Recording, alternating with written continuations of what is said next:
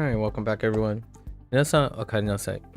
今日は299日目です。It's day 299. Tomorrow is a big day. We're still going to do the lessons and stuff tomorrow, which is a very big day, actually. Unless I start early. Guess we'll find out. A recent update, I think it was yesterday, within the last 2 days, they added a new priority, I guess we'll call it, a priority egg feature on the review and the schedule, the review scheduler thing, which does remove one thing that I do when I guesstimate every single day. So now I don't have to do that. Now I can tell which portion of the apprentice, which is the first one, of the reviews. So naturally, the new widget design is helping the developers acclimate to new ideas, and this removes one of the tasks that I do at the beginning of every session, which is to figure out where the proportions of the apprentice stuff is coming from, right? Very useful, very useful. Now, still waiting on that,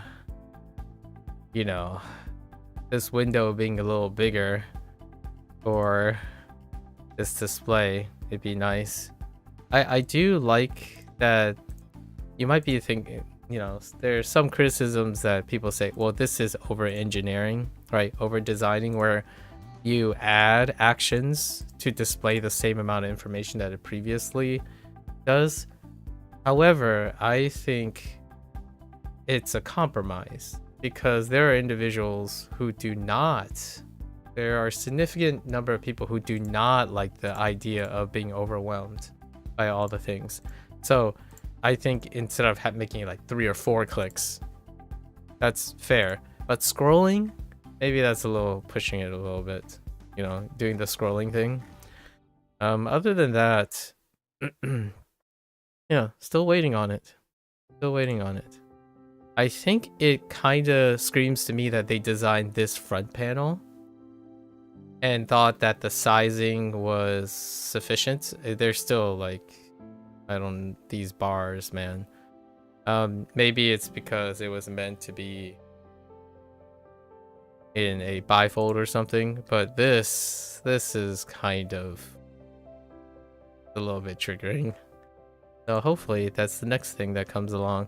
But this thing, yeah, that is a routine that I do quite literally every day. Yeah, nearly every single day. So now we don't. There's no guessing on this one anymore. Looking forward to whatever else comes down the line. So today, as indicated here, most of the reviews are our current ones. So this will go pretty... I think it's pretty smooth yesterday. We'll see. There are a few vocabulary words, phrases that are a bit of a leap. So let's get into it. Today is also the last day of October. Happy Halloween to whoever observes. I haven't gotten to that point where I would have a lot of extra time to partake in Halloween, even for, virtually of any sense. Inktober usually takes up pretty much all of my spare time. So drawing is the closest thing I have. And today is the final day. We are going to complete our final prompt and do a summary, a reflection. The stuff that I started doing not too long ago. Work on our candid conclusions, right? It'll be a little bit of a different flavor, largely because Inktober is specifically a creative process. It's is probably the most self-serving activity that I do in the year. I have not envisioned how that will be used for future projects. It's more like an outlet for all the skills that I've been working on. All right, let's get into our review. I did not see an update to pitch accent thing yet, so I'll leave that on the back burner. Doki. Doki.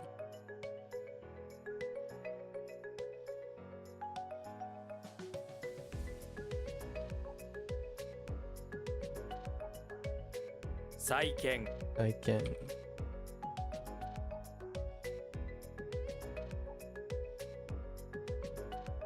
Kimyo. Kimyo.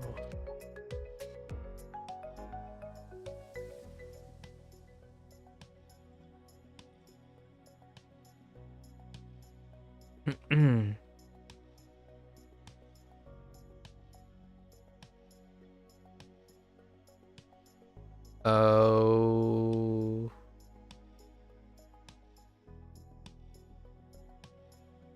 What was the... Right. Inemuri. Inemuri. That one's kind of sketch. Donkatsu. Dongatsu is legacy.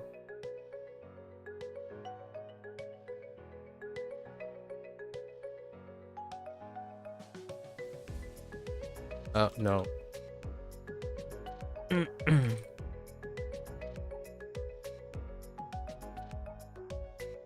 Kōryoku. Kōryoku.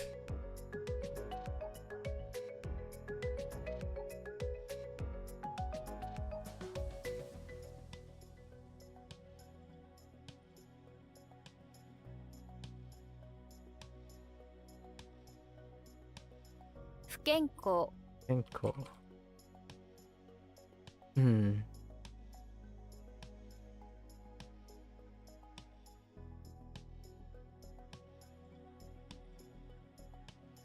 Sorou.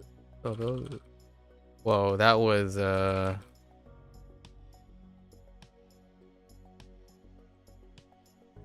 was really quiet. Weird.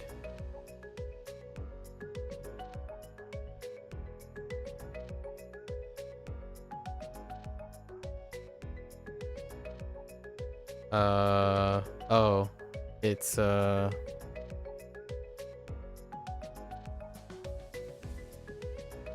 no, I told myself I was okay with this. Shimekiri. Shimekiri. Okay.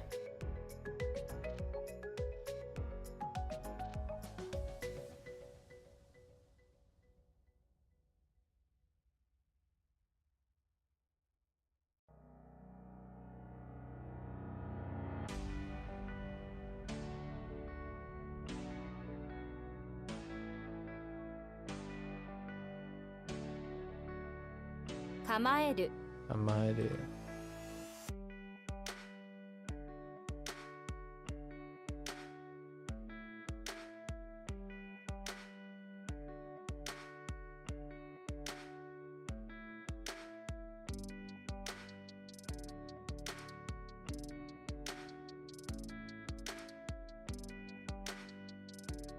Oh. 巨大。巨大。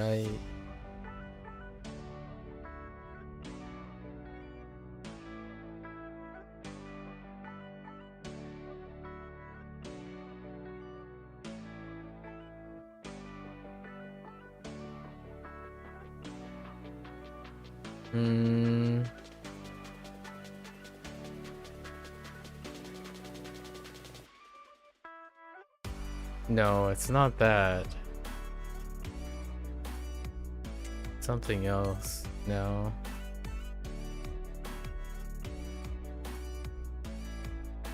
So...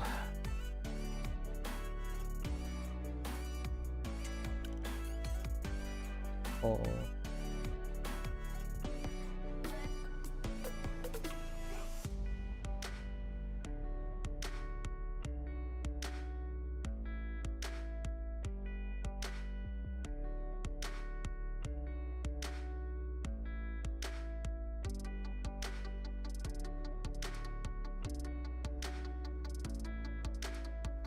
Hmm.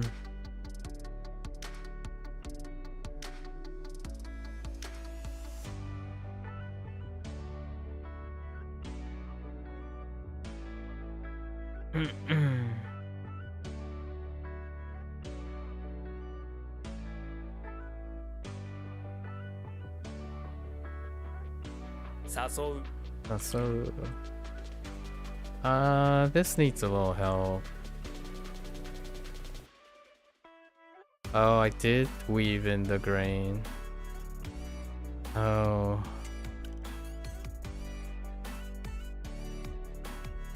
Oh. But I didn't. Oh, no, I did. Oh, I totally forgot about it.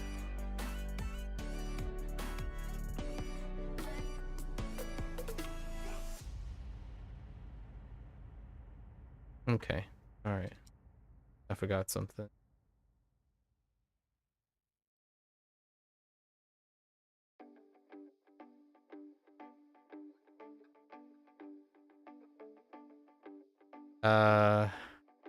Work.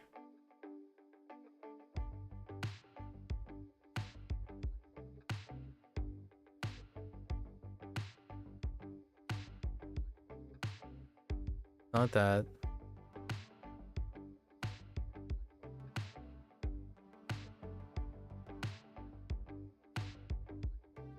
Anger.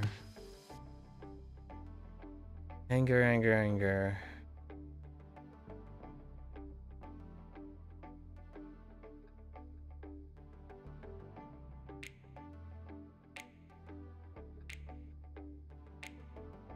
Something about dog.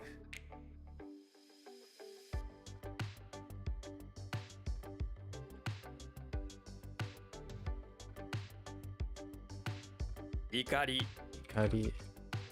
This needs help.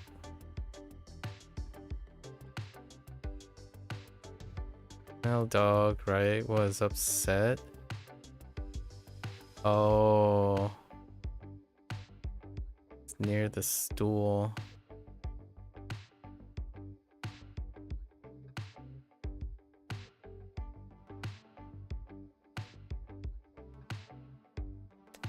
This is not great.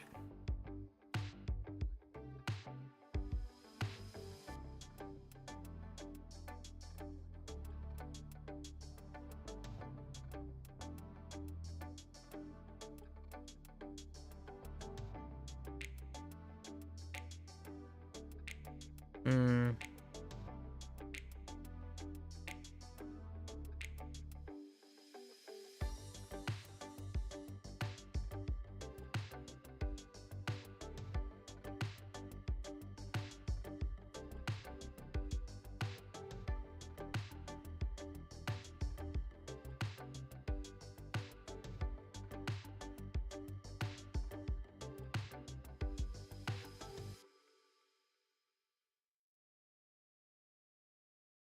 Man, I don't know. I'll have to think about that one. That one's kind of really weak. Okay.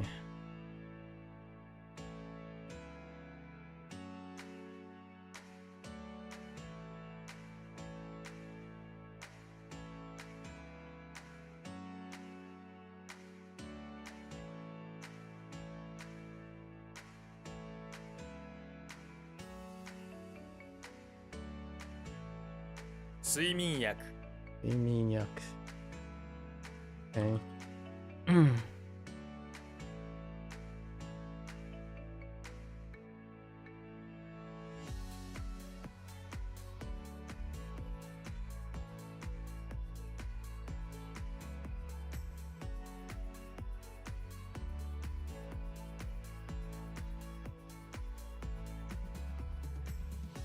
Gyaksetsu. Yakusetsu.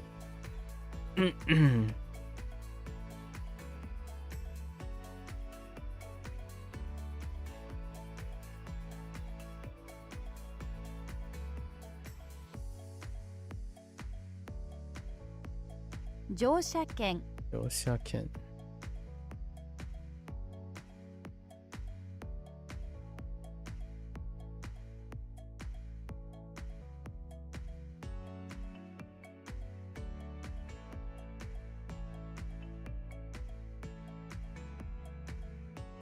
閉まる Imaru.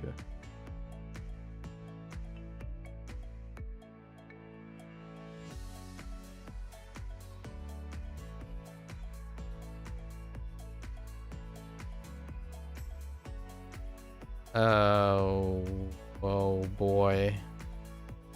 Something about someone used goo.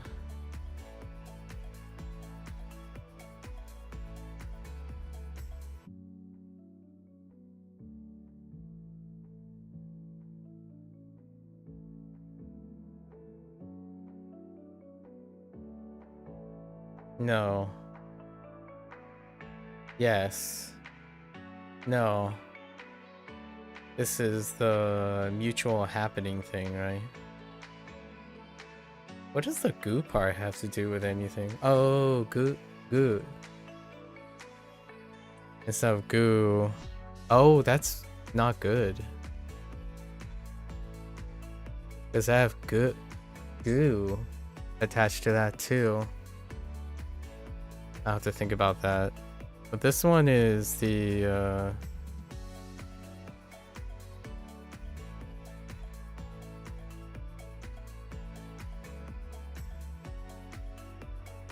something about I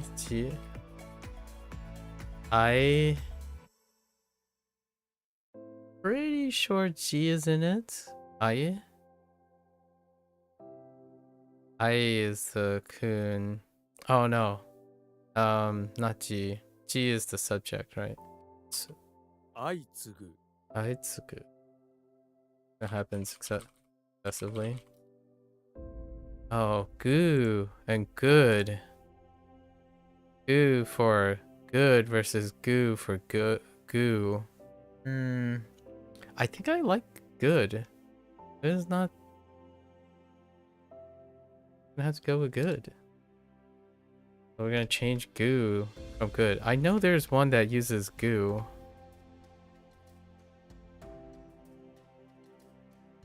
Huh. Oh,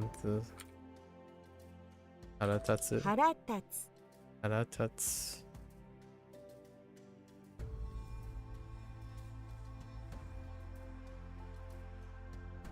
This is a negative thing. Right. Something about, or is it?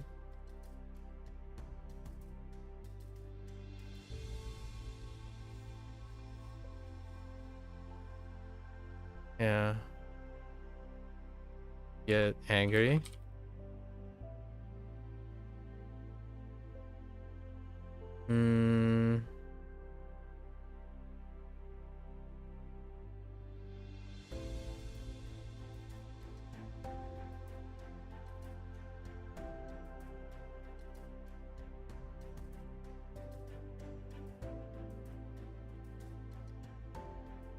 This is different. Something about rare after the toe thing. It has zoo in it. All sorts of jumbled right now.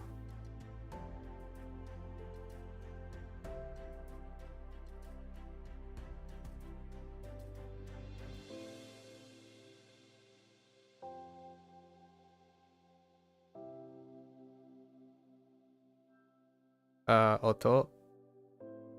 訪れる。訪れる訪れる。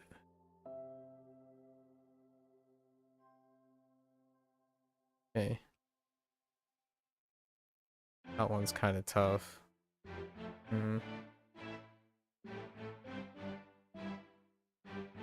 Yeah, that last one was kind of tough.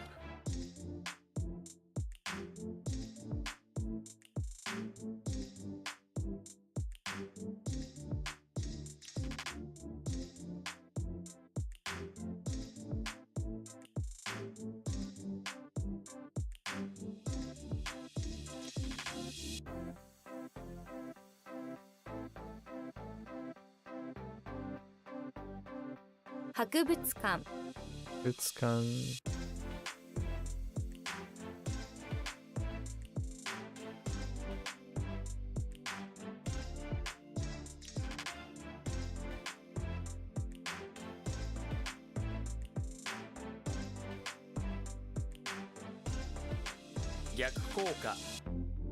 Yakoka. Okay. 登る Noboru.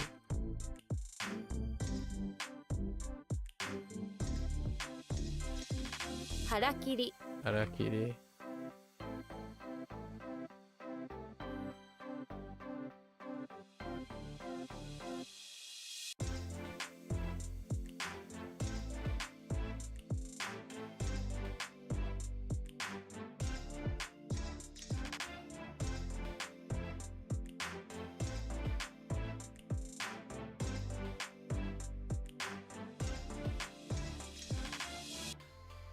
Oh, maybe it's this one. Oh, that's just Gyaku.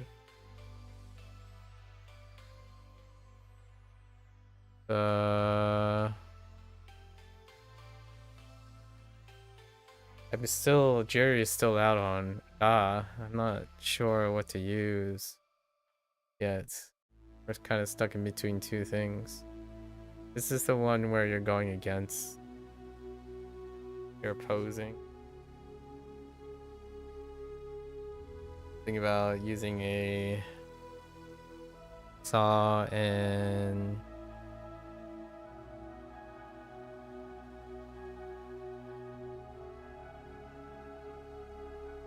Sakarau oh. I think I have something out of order.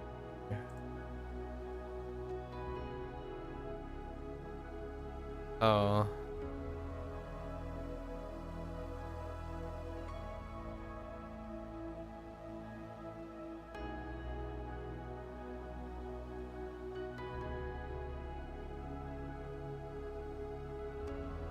Oh, that's how I ordered it. Alright.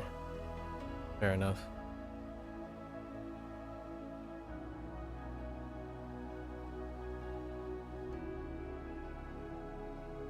Uh-oh. I forgot. 緑茶 Yokuta. Okay.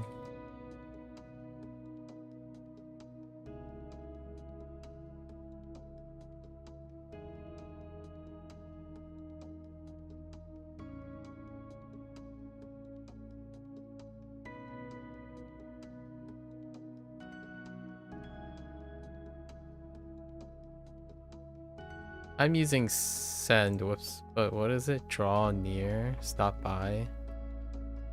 I think it'll become more vivid. I see some vocabulary.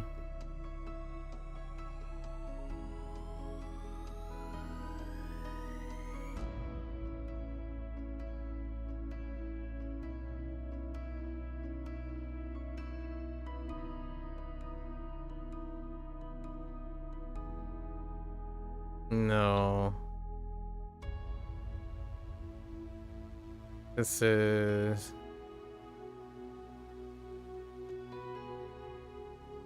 I believe this is special, right?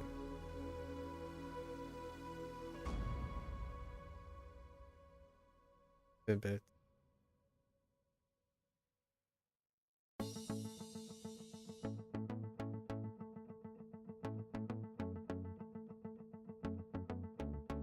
This is the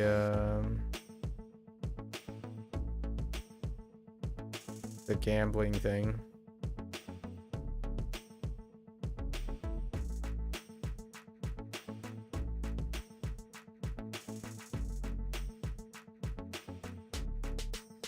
Bakchi.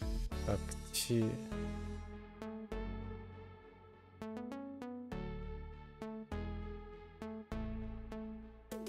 I'm not quite sure what I used for Baku. Just Baku. I kept Baku.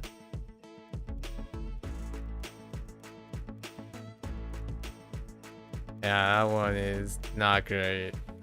This one is pretty bad. Give it a go.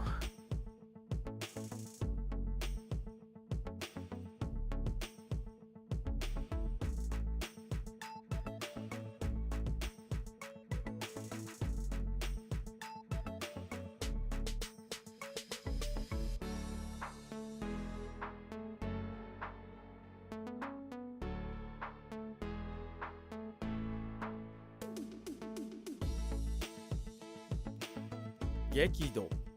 Gekido.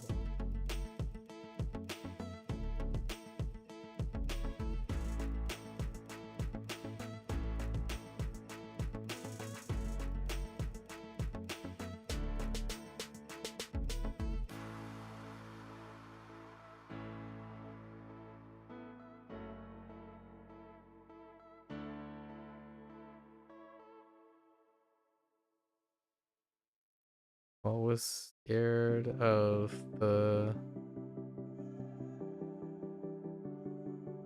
something was it's like a scary owl. A something was.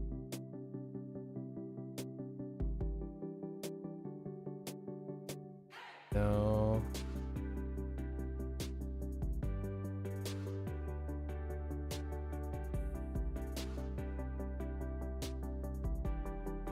What is that character there? Yeah, I'm missing one of the characters. Or one of the radicals. Oh, that's a Norwal. That's right. This one's kind of weak.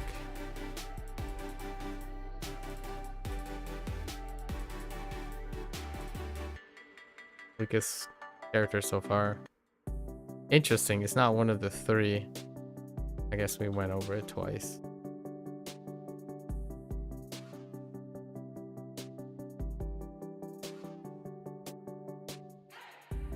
Oh, this is the really super elaborate thing.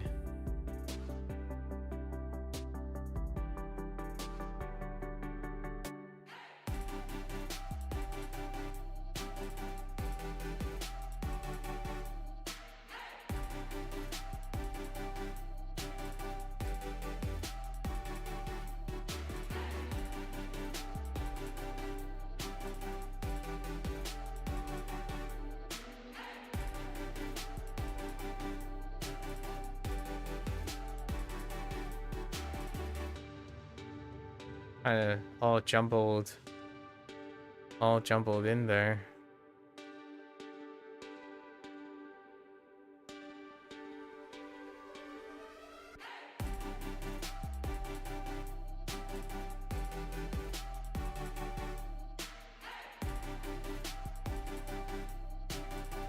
So that's a problem, right? I have two subjects.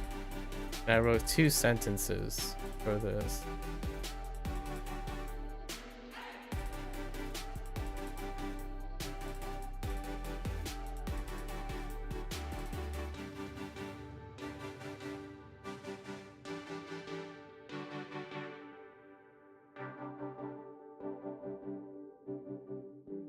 Okoraseru. 怒らせる。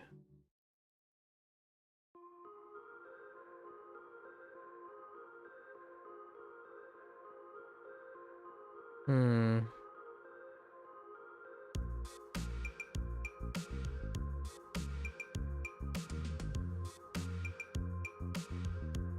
This is the transitive, right? I think this turned out pretty. No, oh, well, because Oko is the read, right?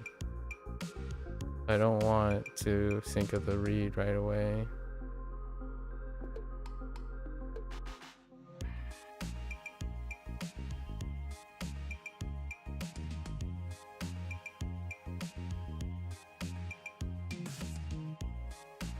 Okay, so flipping. Yeah, flipping the thing is not that good. I'm constantly asking myself what something does, or what someone does, as opposed to what something does. Well, I might want to tailor that a little bit.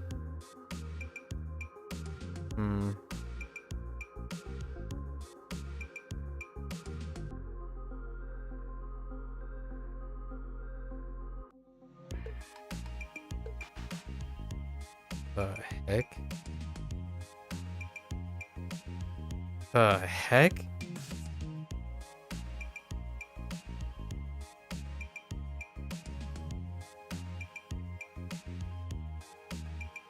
I mean, there's got to be a reason why I don't remember anything about this.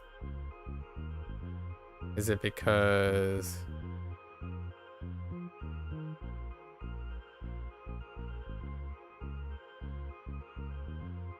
What incarnation? I legitimately, this one's a complete blank. I don't even know what I wrote for it. Did I even write anything? Oh no, because it's just, it just keeps the thing, right? 眠る Okay, that explains why I didn't write anything. Kind of doing the same thing.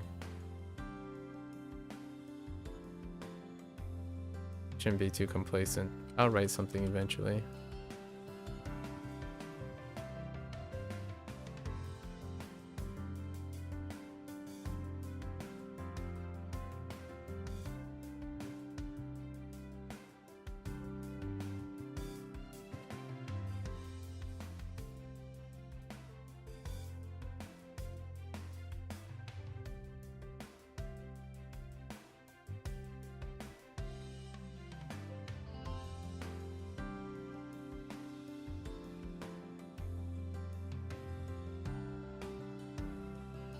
Takes so long.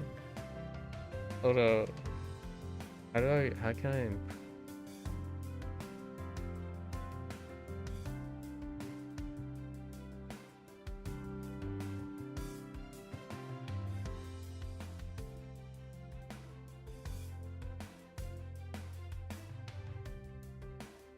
I don't know yet. 迷い Mayoi.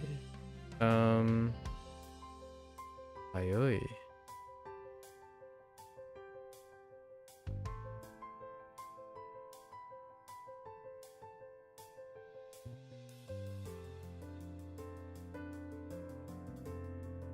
Hesitation.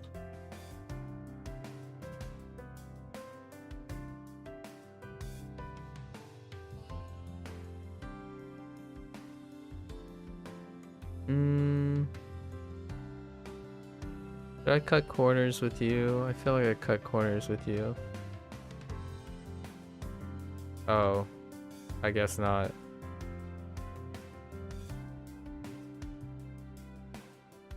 Huh. Oh, yeah, okay, yep.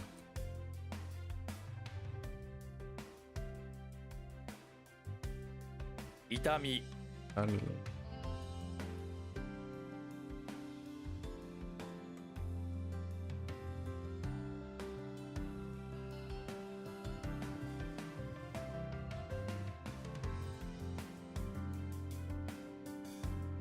The third is leading somewhere. Heck! Oh, it's not that.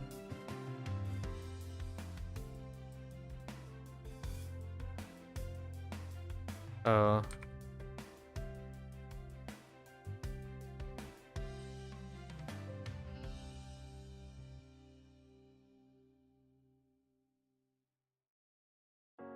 「巨人」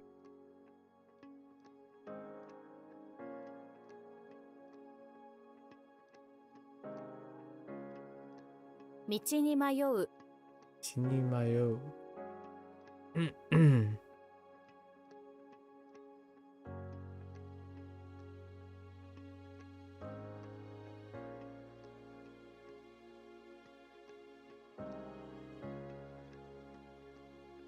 Oh wait.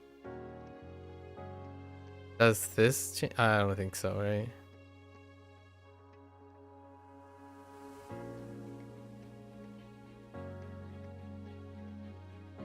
Heck, I only remember the key part. Wait.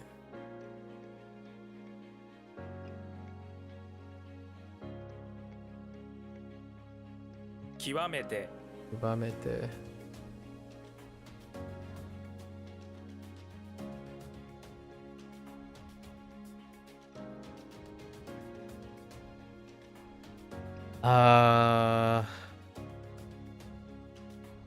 Okay.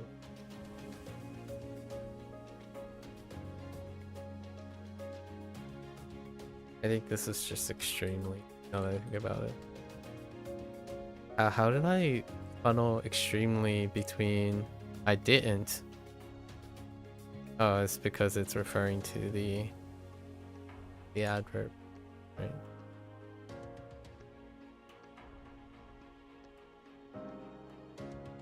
Tochu. Chew. Random one. Random lesson. Move.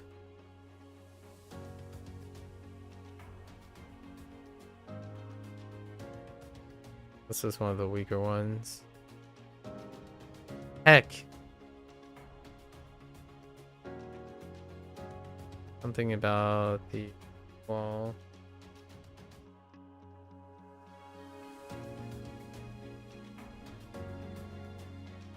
In privately.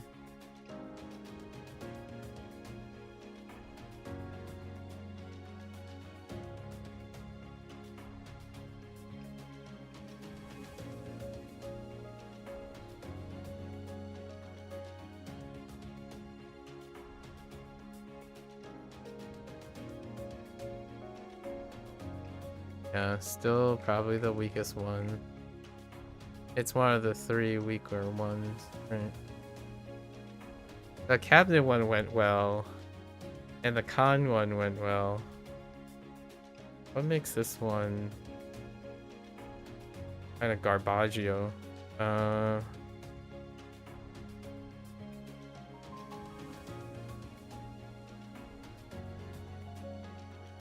Oh, because it's male.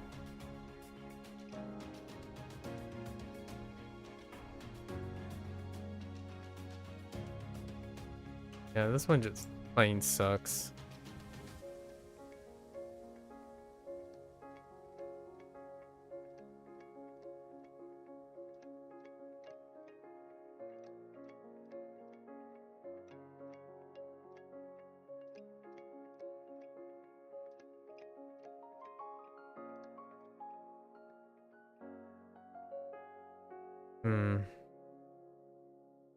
Give it another day. Give it another day.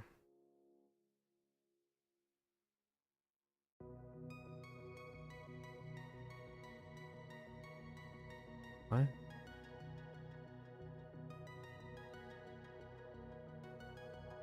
Oh, 任す that's it.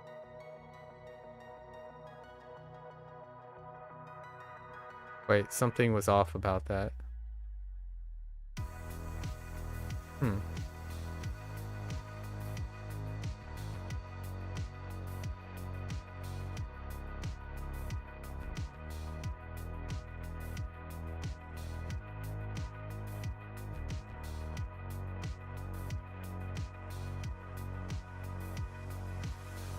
I don't know. Why do I want to type key there?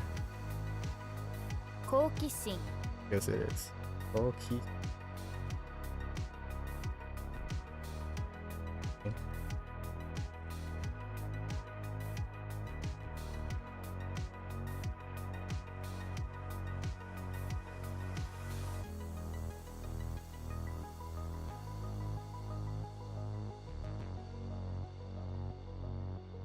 Onaka Okay.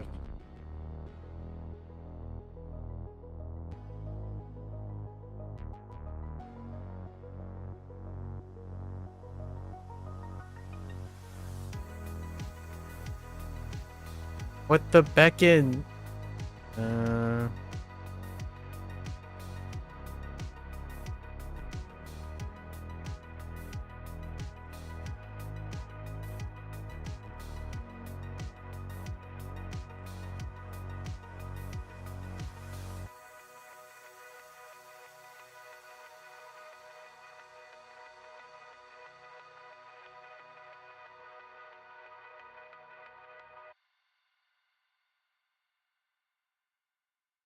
招き猫 Yuki Neko.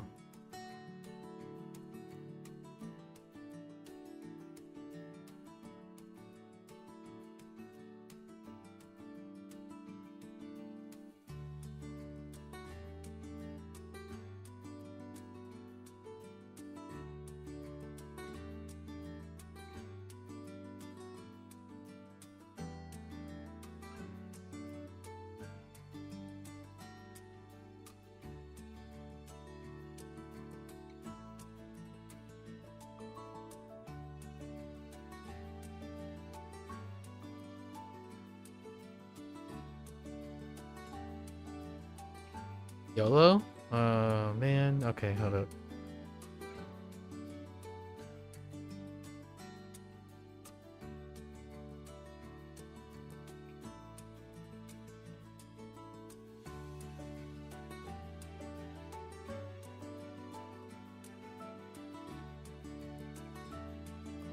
I dropped this too.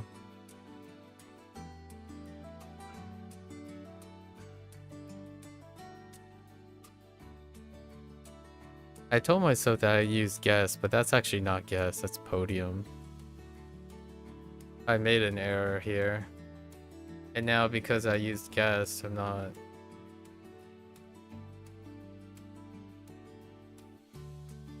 Oh no, wait. Yeah, I used guess, but that's actually podium. I need to change this. It's actually incorrect. Guess has a dollhouse.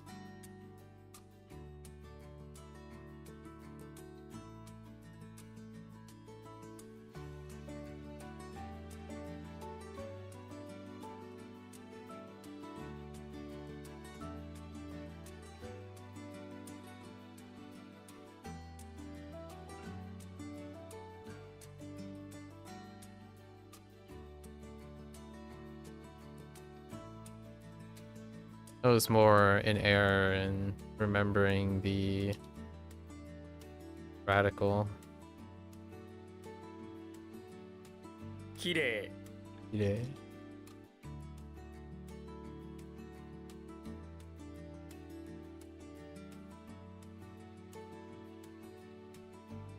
Whoa, wait.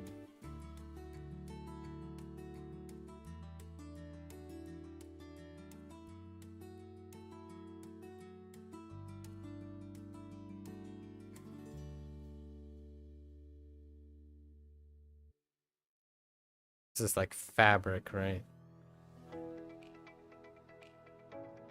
Oh. I don't think this uses... Oh, it does. It uses, I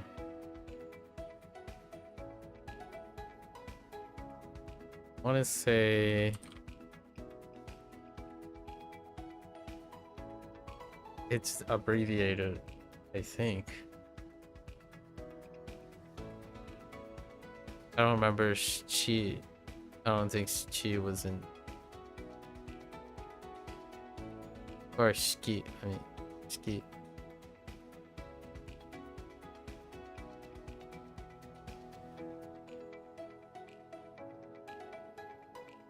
Which one is it? Is it the weaving one? To weave? Probably. 織物 Orimono.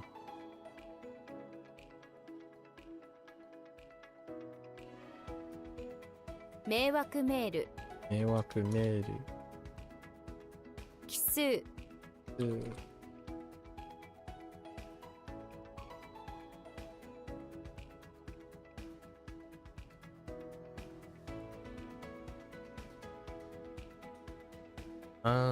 Violent.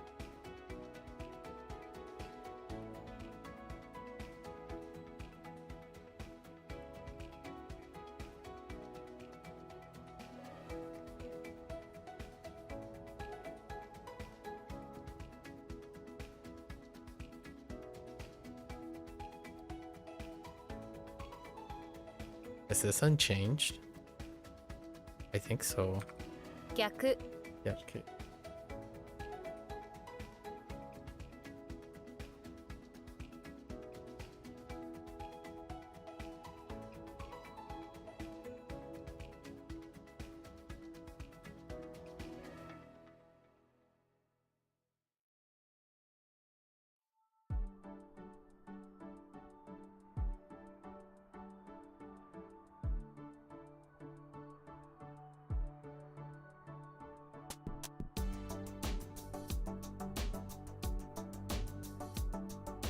橋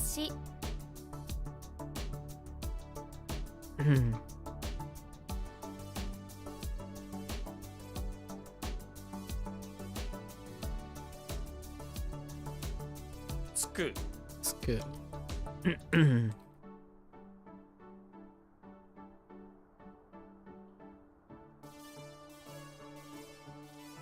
What? Oh, 痛み止め Tamidome.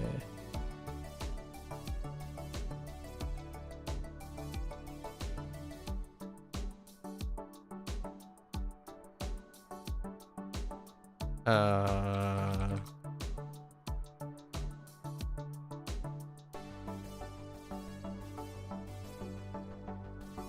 Haraka hetta. 腹が減った Haranga hetta.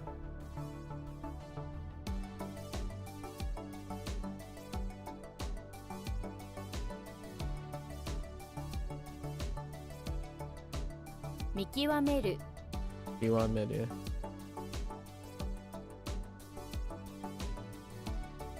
Can't spell.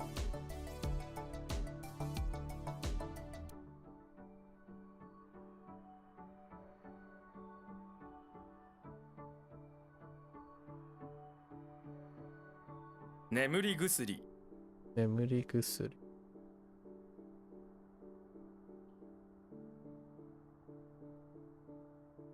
Alright. And then there's the egg, right? Now the egg transfers from here to here. So now we know where 73. Oh, and 9, yeah. It split the hour. And then these are the other Eggos. There are 4 Eggos from the lesson this Wednesday, right? Or 2 days ago. Now we have Eggos. This is a great way to oversee certain things. This will come into play later on too. I think we're gonna start to res terms soon. So when we start resing things, that's when these things will come handy again. Although I kind of like the idea of having 2 icons. But that's fair, only 1 icon so far. It only marks apprentices. Which the idea is that you are less likely to remember the apprentices, but the way I'm doing it is not quite the same, so... Actually, the toughest one is... the second toughest. Actually, the apprentice is not as tough as masters or enlightened. It's one of these periods that are the longest. Before burn is fine. I think it's master. So it would be kind of interesting to have any of the icons be available. You can only like having 1 toggled is fine. So whatever they use to track this, they can copy paste all of these or 1 of these, like for each, and I would toggle them. I'd probably just toggle all of them and then expand this, like make it half and half. And because of that, I would actually get rid of item spread. If item spread would no longer be useful to me. Actually, it is now less useful to me because of the display, how this displays, which is great. It's like streamlining 2 things into 1. Pretty interesting. Alright, I don't have to go over radicals. Go over our... So we had 3 weak ones today. Unexpected weak ones, actually.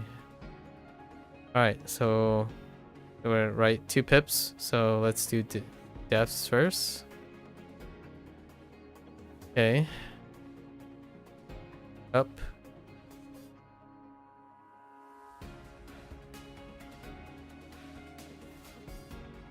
Sponsor.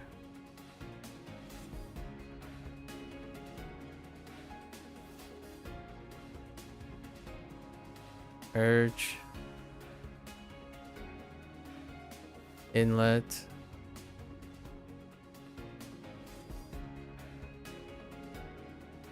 request, mail, Korea, break,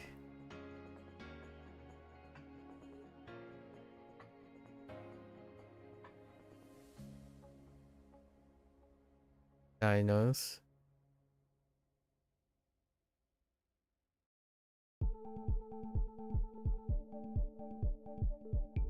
cabinet,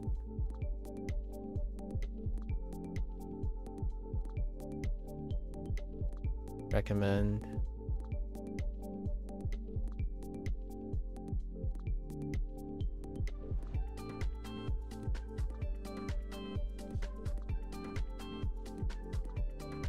react, oh not react, abbreviation,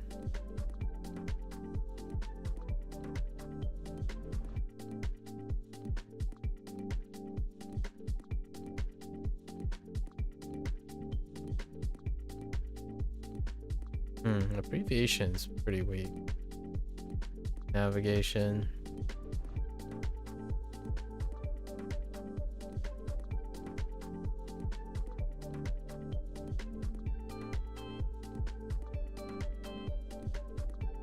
wait, not append, this is nearby or close to or send.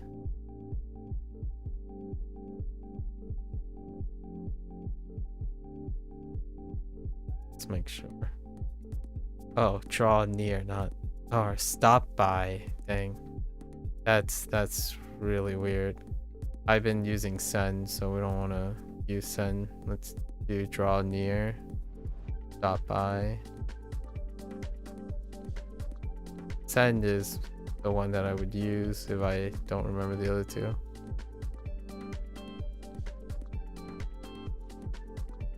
Board, street, religion,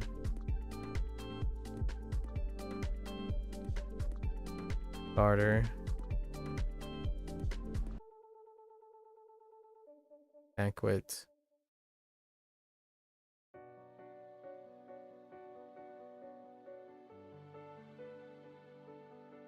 carry, beer,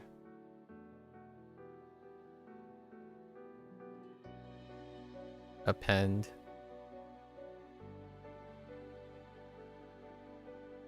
fierce,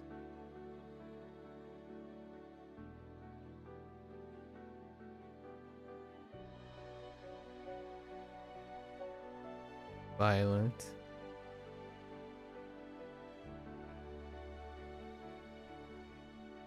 search, stuffed. All right, let's do our harmonics.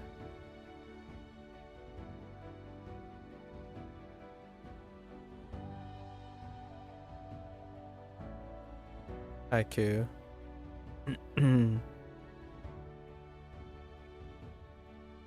Cyborg. Sock.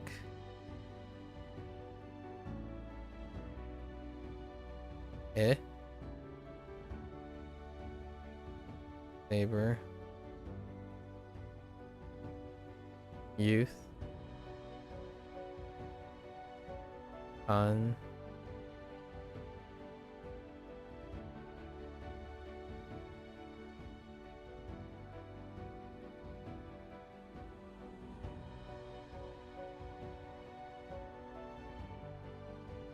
Kayak. A little slow.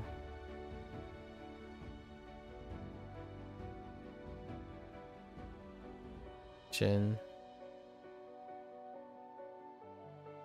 Kaku.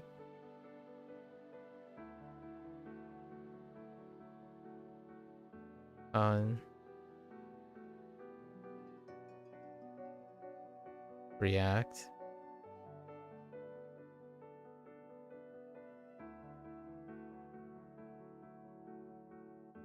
Go.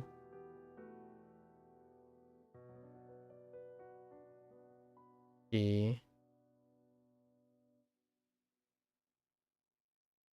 Ban.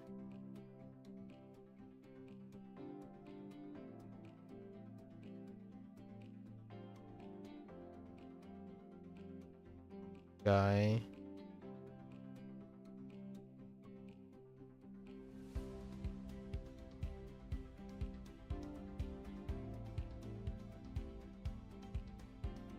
Chill.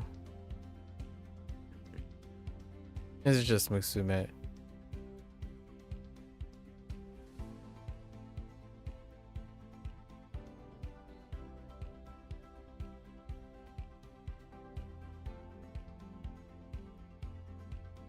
And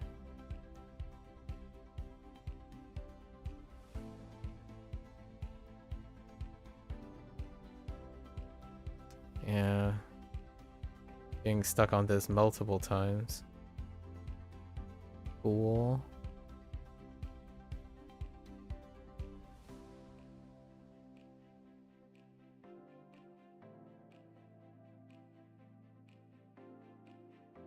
Kyoto.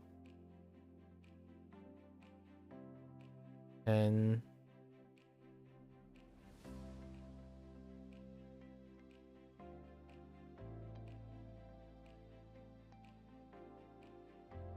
Mo. Mo.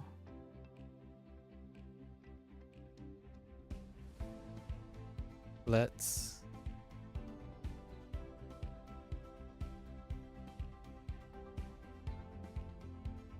sack.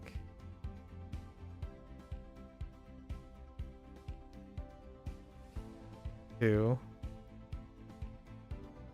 All right, let's do our reads. Okay. Hai. Sai. Toku. E. De. You. An. Kai.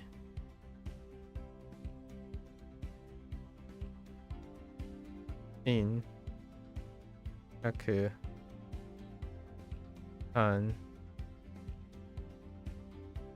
Ryaku.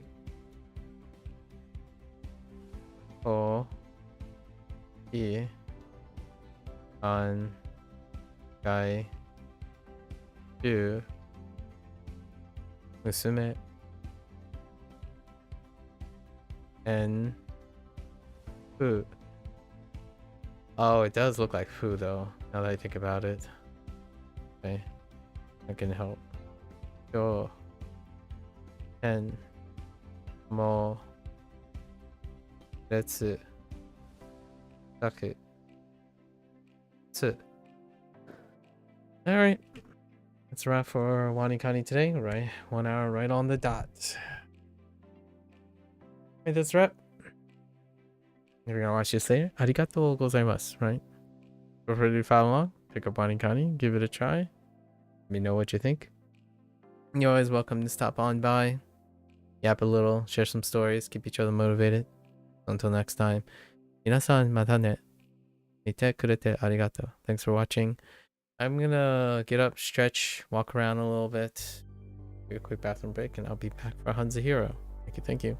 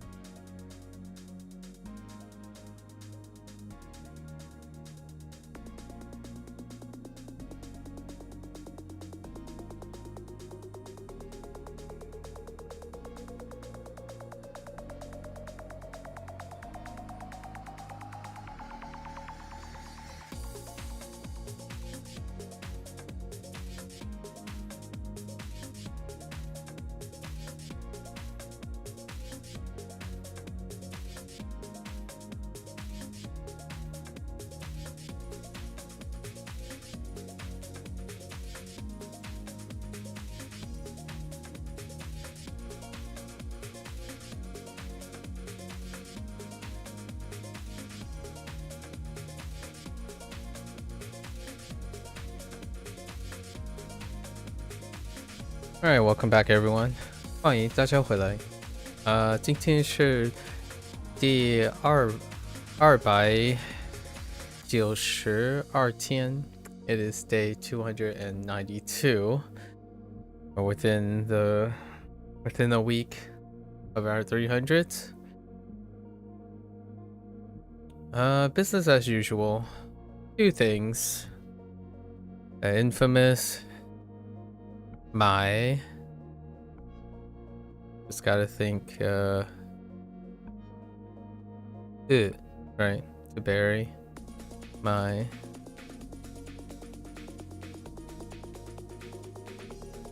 And then new one. Zhao. Law.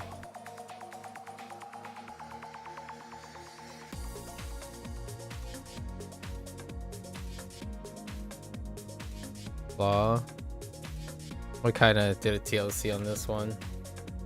High-tech claws all around. Okay, so yesterday was pretty scrappy. It was kind of nice. Let's get into our lessons. 宫廷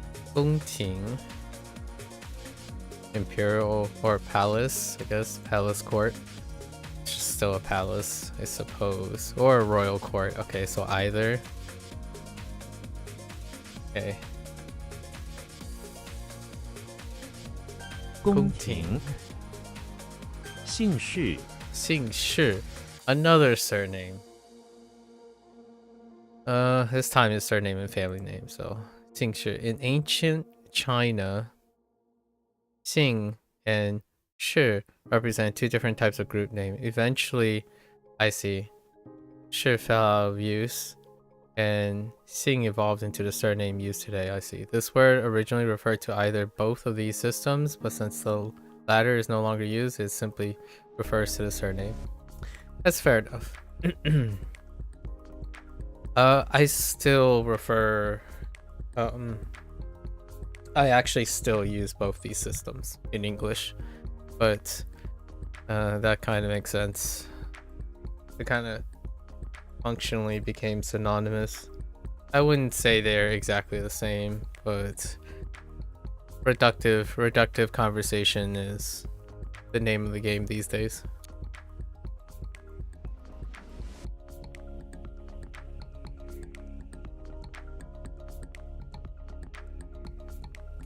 All right.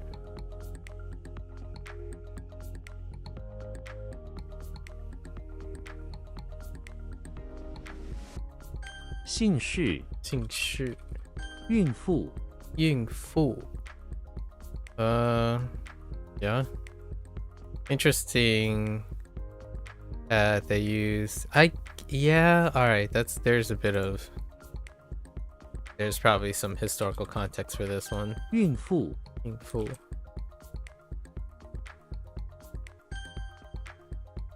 The pregnant woman being a married woman. 霍乱 Cholera. Suddenly chaotic. I guess. I mean, this describes a lot of things, so just gotta know it's cholera. That's a lot of things. Okay, hold on. Our new character is the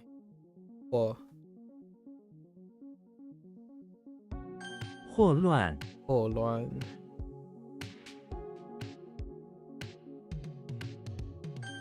联邦 Nation, United Nation. Yeah, this one to unite nation, I get it. Federation, yeah. Federal is pretty good, but Federation is what I thought of.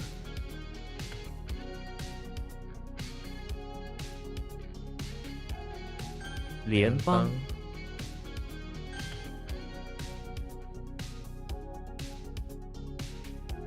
宫廷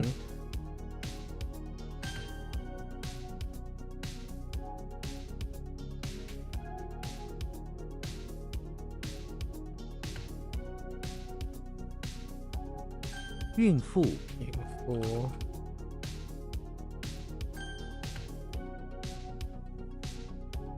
姓氏姓氏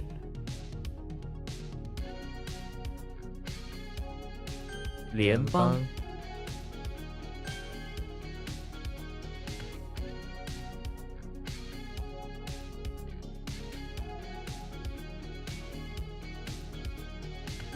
霍乱，霍乱。Alright. 保姆，保姆. Okay. To protect nanny, still a nanny. Kind of reminds me of nurse. How nurse works.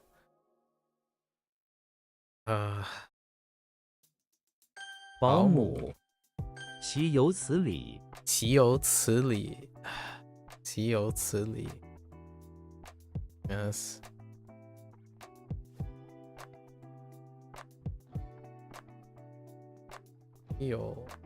岂有此理！岂有此理！ 此理. Alright. Gotta ban another bot. 此理. 斑点，斑点. Fun spot. 斑点. I wonder how this is used. Okay, first spot. Okay. I was thinking if there's any like literal, figurative, or shape use and whatnot. 斑点，斑点. 怀孕，怀孕.怀孕. Cherish. Interesting. Cherish match with pregnant. Huh. Is there more to this? Be pregnant to be. Interesting.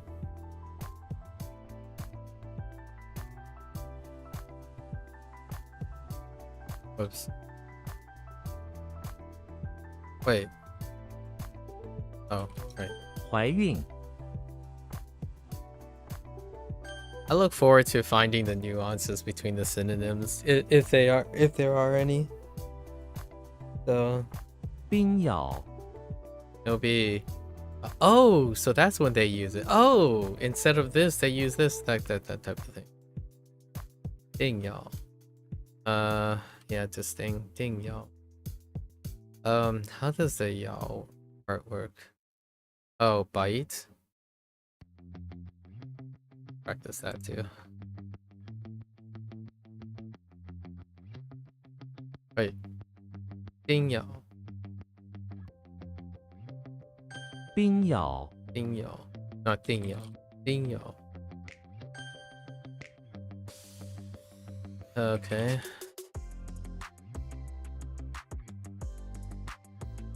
保姆，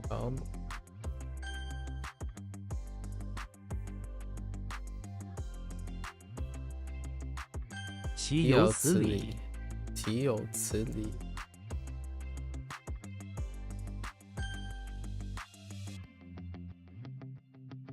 怀孕，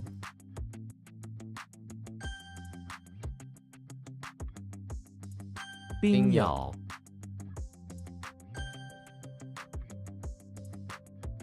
斑点，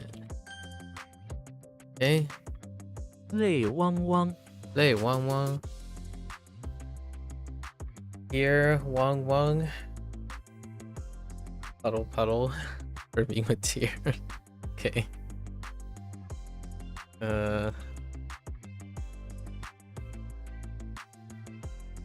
泪汪汪，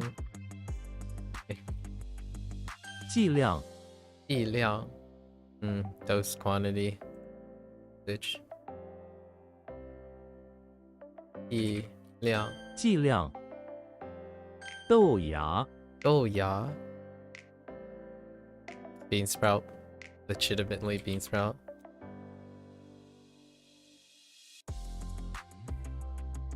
豆芽，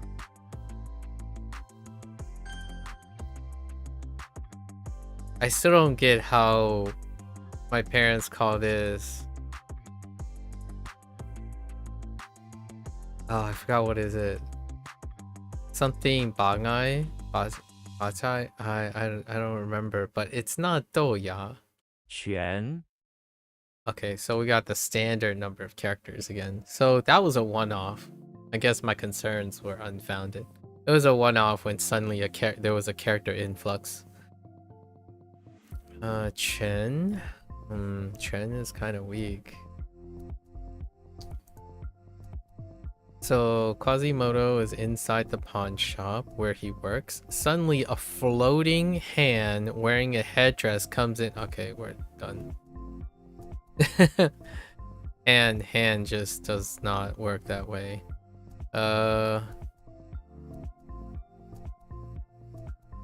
Fist and boxing. Okay. So Quasimodo. Oh, this is gonna start to sound like, I think Pinocchio and Quasimodo kind of overlap now. Their themes kind of lap. So Quasimodo is inside the pawn shop.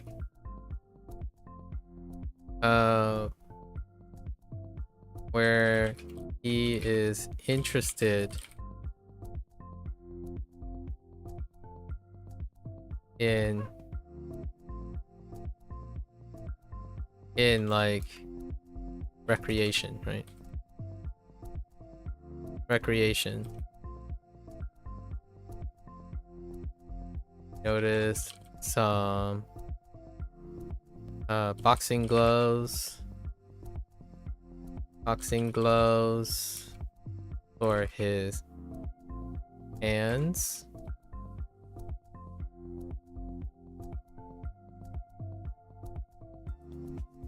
And fist-shaped gloves for his hands. And proper headdress. Wait. Like headgear.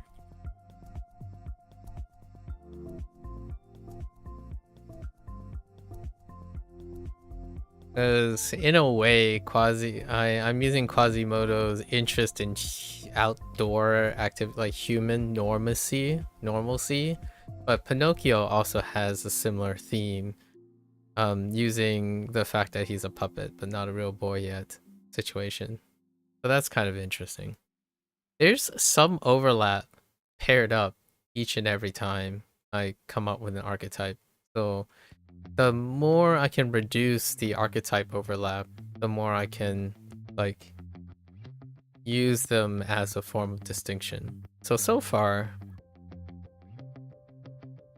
most of them have some sort of distinctive characteristic and an overlapping characteristic with like one or two other people. I don't think it exceeds more than 2 or 3, which is, I'm not sure if that's what Kevin had in mind, but it's actually pretty coincidental that you only have to differentiate between 2 or 3. Despite what may seem like somewhat of a deliberate use of 2 or 3 characters from one franchise. So like you have Disney. I know that's a big franchise, but Disney, there's like, what? We have Quasimodo and Pinocchio, that's why they overlap, because they're both Disney things. And then we have Looney Tunes, right? Bugs Bunny and Goofy. We have SpongeBob and Patrick. Lord of the Rings, Gandalf and Legolas. Zelda and Link. And then there are ones that stick out, like massively stick out, and they kind of actually get a little tough. There's like mythical stuff like Bigfoot. There's also the Shrek and Hulk situation. Not necessarily the same franchise all the time, but sufficiently overlapping. It's interesting. You kind of start to appreciate how Dumbledore is like Gandalf in normal situations. Alright. Anyways. Chen. Oh, fist and... Interesting. What does it... Fist ends up with toe... Okay, that's fair. Boxing. 全集. Huh. Really? Fist beating. Just swing one's fist. I don't have swing yet. Okay.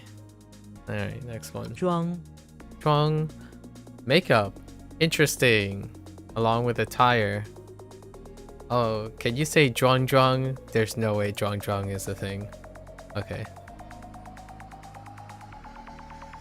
Makeup. Interesting. I didn't realize makeup could be 2 words in 1 word. George Costanza is a wild card. I think George Costanza... Oh, actually not really. George Costanza and Walter White. While Walter White has like the kind of a sinister undertone, George Costanza has the somewhat of a sloppy undertone, which can overlap with Goofy as well. Because they're up to shenanigans. But they're older. They're older characters. George Costanza is in front of the chapel, getting ready to go to church. Fair enough. He sees the waitress, who is indeed a woman, from one of the restaurants he frequents in front of putting on makeup. Putting on makeup.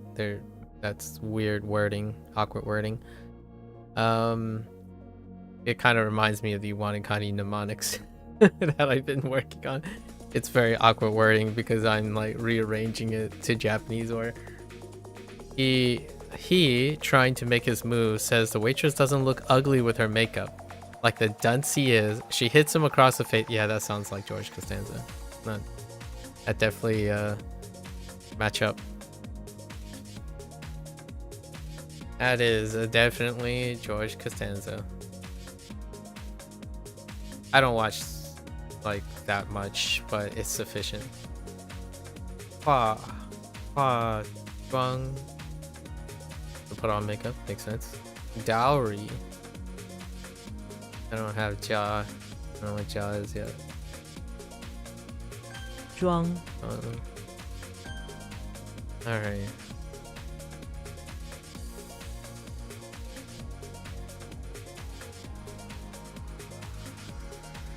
Lei Wang Wang. That reminds me of a image, like a emote image. 豆 Oh, 芽 yeah.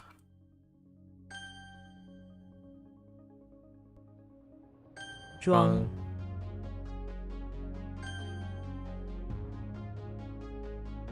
剂量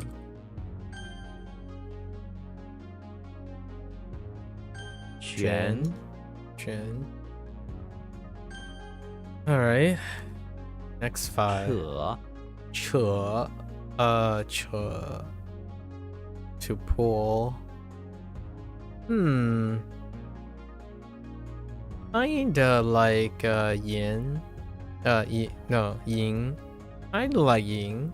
Maybe there's che yin. Che yin or yin che. Maybe. Charlie Brown is it can also be qian, maybe ce qian or qian ce. Or you could have like the new one, sheng, as in domestic, domesticated animal. You could have like che sheng, you know, like a pole animal, as opposed to the draw animal thing.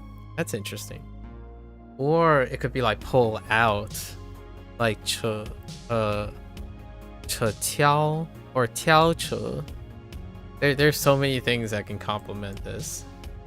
We'll see which one. I'm not sure if I hit on any of them. Oh, and you can do force, like with force, like che li or li che, da li che or da che li. Something like that. I don't know. With great force, you can increase the intensity of the pull because it says yank here. Or Sutton. You can have Sutton. A yank is like a Sutton thing too. So maybe like 让 or it can just be very simple like the just put in the 是的 Charlie Brown is in the basement of the electricity plant where he works. The basement, full of wires, is infested with oh, okay. There's the finger thing again. Yeah, I think one of the weakest in the mnemonic is body parts. Body parts are out of control. I think number one thing for me is body parts got to go. The way body parts are written as floating things, got to go. And next is sun and moon. Definitely sun and moon is probably number 2. Sun and moon. They get expanded. So then we have sun and moon, night and day, shapes, sun shape and moon shape. And we're specifically talking about any shape the sun and moon has, which is from a full circle to a crescent. It's just a shape. It's less useful, I would say. And then day, or instead of sunlight and moonlight, there's also daytime and nighttime, right? That's kind of the way we're flexing on those. They come up a lot, right? And then mouth has a special place too. Mouth also deals with eating and speaking now, because mouth really tough to get this type of thing going. The floating finger things, not cutting it. I don't think it's dynamic enough. If there are floating fingers and mouths and feet everywhere, it can be in any scenario. Like they can be anywhere. So we're trying to reduce the ones that can be anywhere. I think WaniKani has more of that than HanziHero, which makes HanziHero a little bit more consistent. Now, there is a trade-off for all of this. To have restricted and less flexible mnemonics, right? It also means that the other person, the person using it, may find it very constructively useful. As in, oh, it's so flexible, which is what could be said about this. I'm changing fingers, foot, mouth, head, and stuff because it's flexible enough. It's not prescriptional enough that I can't write around it. WaniKani is too really restrictive, largely because it's friendlier up front. You take it or leave it, right? So those are the trade-offs. When you're prescriptional, you take it or leave it. Either the mnemonic works for you or it doesn't. So you go ham on like very specific emotions, very specific descriptions, and if it lands, it works like gangbusters. If you're fully committed to learning it, it works like gangbusters in the beginning. But it has a scalability problem, because when it doesn't work, then those things are going to pile up. And the more inconsistent you become, the more and more it's felt, which is what, in my opinion, the later stage of WaniKani is happening right now that I'm trying to alleviate. So I'm creating a system that is a bit more flexible than WaniKani. On HanziHero's side, it's a bit more prescriptional. So now I'm becoming more flexible with many of the things. And that's kind of the balancing act that you have to do, right? For myself personally, if you have someone who's like, you know that you're only selecting for users who are blank slates, as in they come in and they're like, I have no idea how mnemonics work. I don't create mnemonics and creative things. I'm not creative. Then prescriptional works like gangbusters in the beginning. WaniKani has the low upfront costs because when people go in, they have no frame of reference, right? Or much lower frame of reference. As they mature, they grow out of it faster. Meanwhile, on the other hand, HanziHero, I don't think you necessarily grow out once you commit to it, because there is natural flexibility. However, you will notice that the stuff may not be flexible enough or specific enough, because it's kind of the middle ground. And then you have services that start right from the beginning. You're making your own things. There's a trade-off to that too. When you're only making your own things, sometimes you can stay in the box so far and so long that you wouldn't recognize that you have a scalability problem.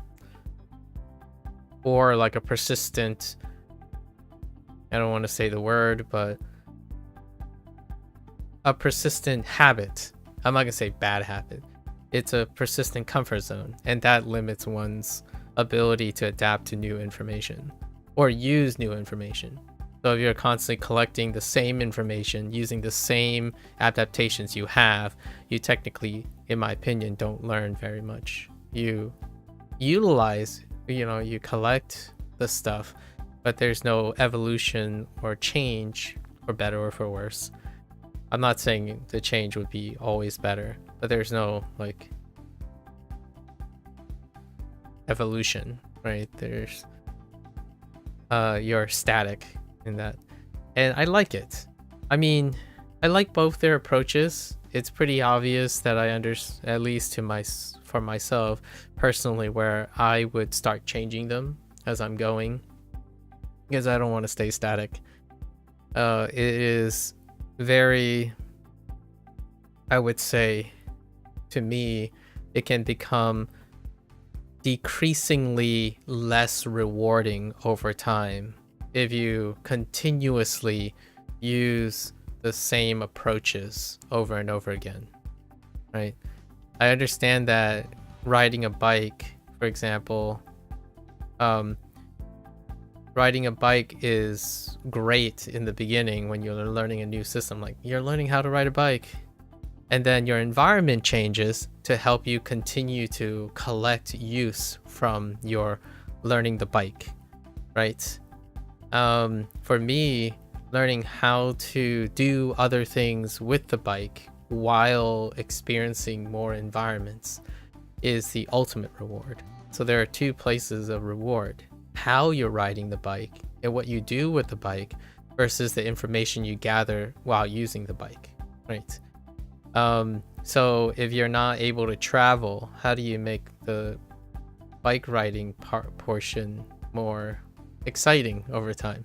How do you encourage yourself to walk despite not having the ability to consume more content, right? It's both. The answer is both, obviously. In an ideal world, you would have both. Although I preferentially like the idea that the thing that I'm doing that's most accessible is the thing that I'm changing more frequently, or encourage myself to do more frequently. So the mnemonics part, right, in both HanziHero and WaniKani and HanziHero, the most time you use on WaniKani and HanziHero is the mnemonics, not this, not characters, because characters repeat, definitions repeat, sounds repeat. They are inherently static, in my opinion, by how you encode them. How you interact with them is the most consistent thing, and these things only occur like this specific character will only take up this very instance of my time, and then the same, like a little bit short portion in the next day, and then 2 days from there and 4 days from there. But this stuff, this activity and task that you're doing will consume nearly 90% of your time. So to me, which one has a higher return on investment, in my opinion, likely higher potential return on investment? It's the thing that you're doing most of the time, not the thing that you're doing rarely. At least in my opinion. The act of collecting the information is something you do a lot. The information itself is great for, your instant gratification, right? The information you collect is instant gratifying because once you collect it, it is there. What you do to collect it is all the time.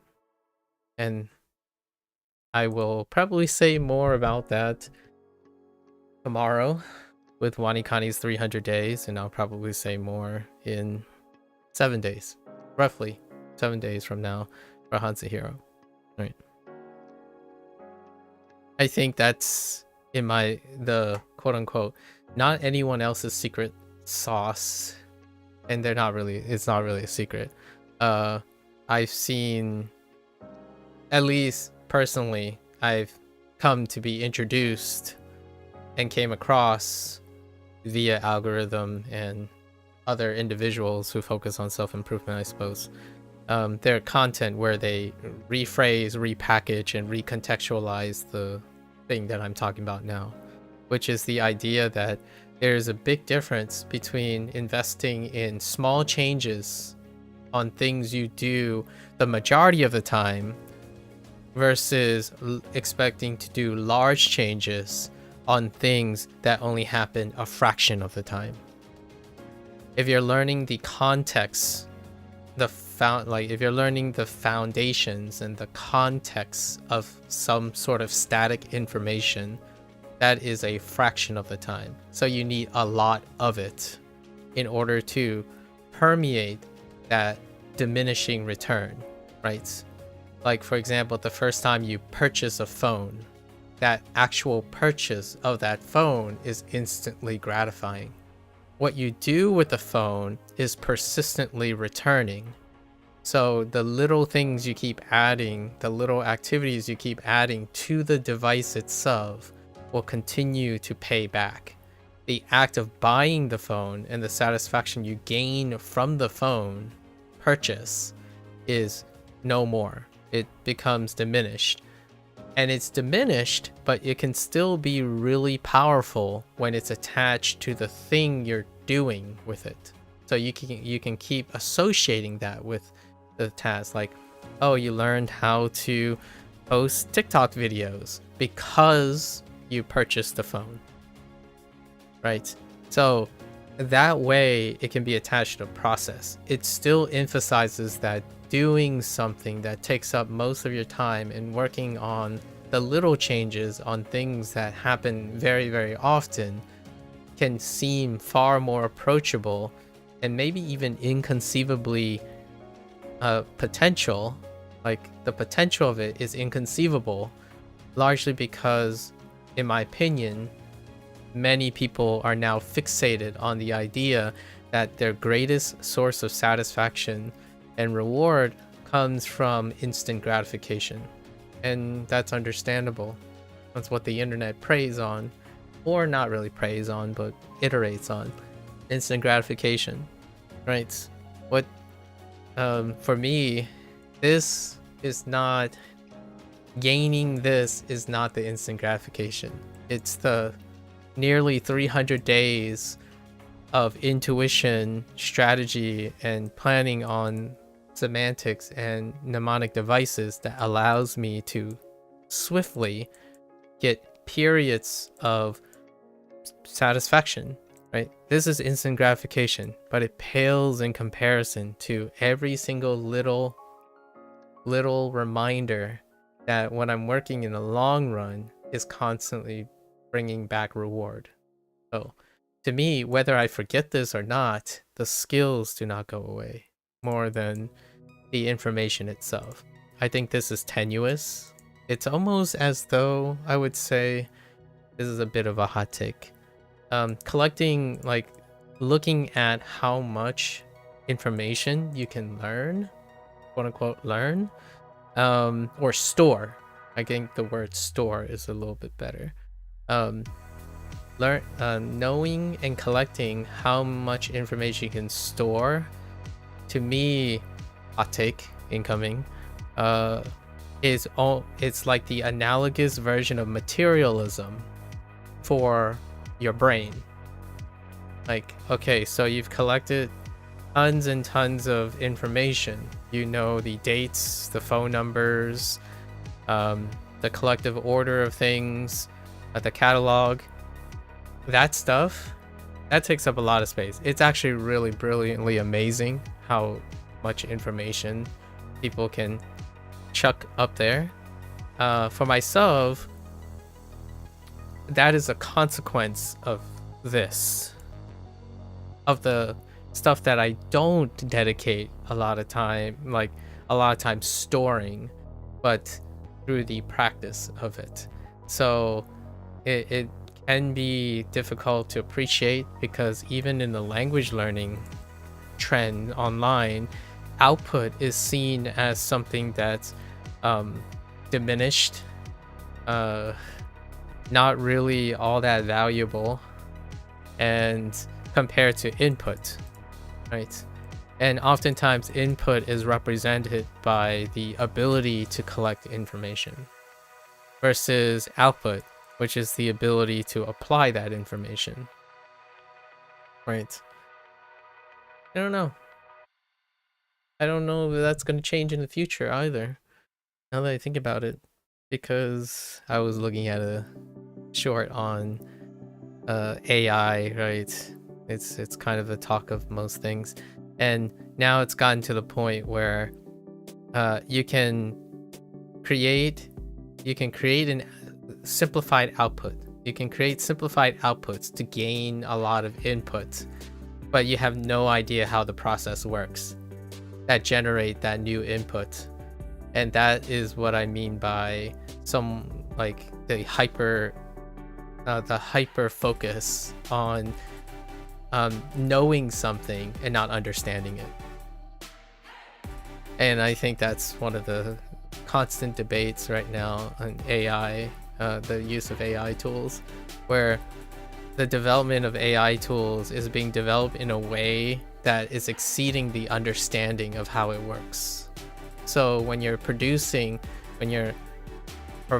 minimal input to get substantial output from a device, like a technological device, you yourself are not creating that output. You are using minimal input, like providing input for the thing. So you're outputting minimally as a form of input to the device, and the device is maximizing your input by doing the output for you, but you have no idea how that output is done, right? And technologically is very similar, where the engineers who are making these devices and technology have unpredictable outputs, right?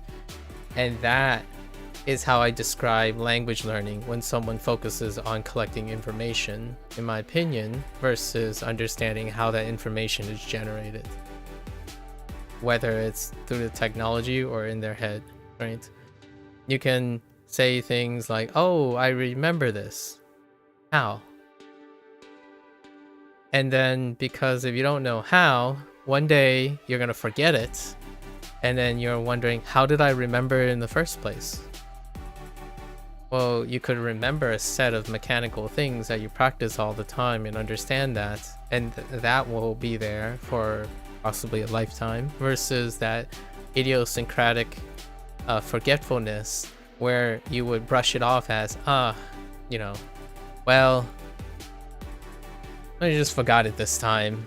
Maybe I'll get it next time.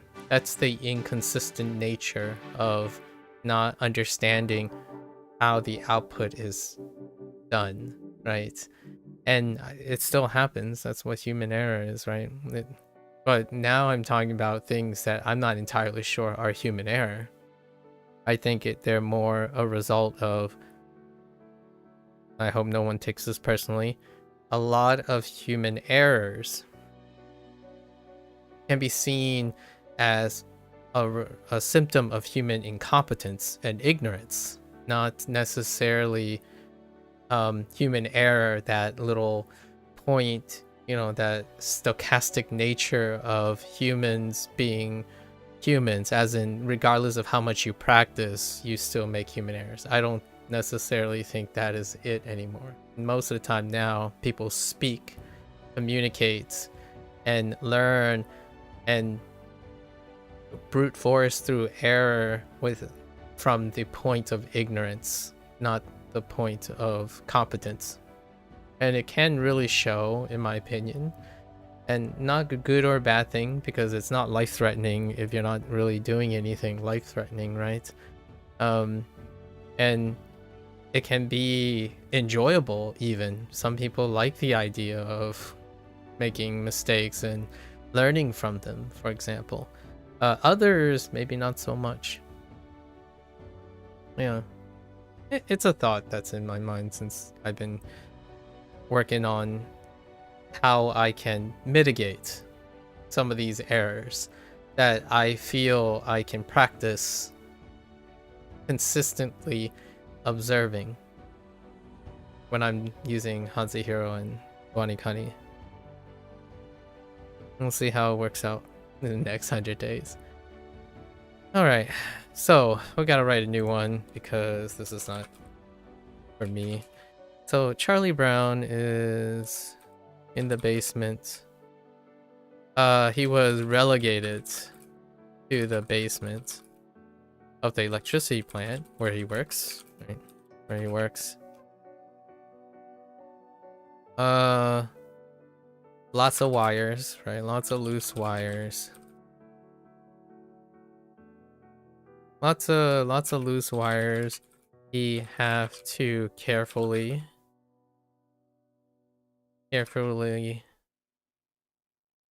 pull and sort. Unfortunately, he eventually got wrapped up, got tangled, got his fingers and feet tangled. Not electrocuted, but I feel like Kevin would say he got electrocuted. But yeah, he eventually to involve. This is like the 5th involve or something like that. Qian. Okay. Oh, hey, Qian, there it is. Qian, Qianzhe, Qianche. That's not how I thought it would be interpreted though.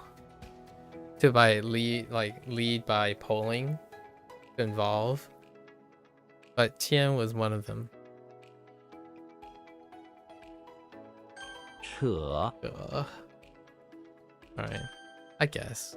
雅 You're trying to get the person involving by taking like pulling them along.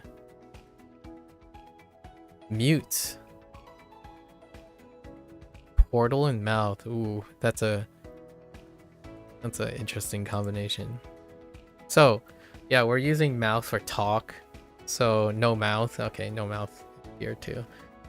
Yoshi is in the basement of the auditorium, walking amongst the store stage props. He finds a portal and wanders through it, transporting to another world. On the other side, he finds that this is the second time Yoshi's been transported. He finds that his mouth is sealed shut, alright, rendering him entirely mute. Everyone else he sees is the same. No mouth, totally mute. I'm actually okay with that. Although, it's kind of hard to know it's Yoshi. This could end up being Shrek. The way I'm using it. Or even Mickey. You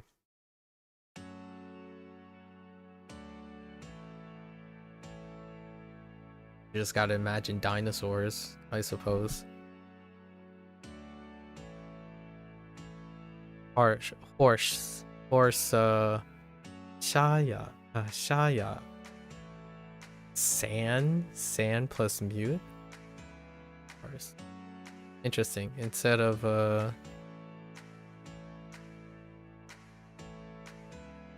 what is it?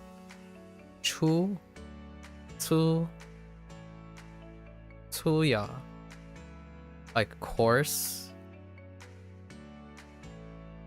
A mute. Yaba.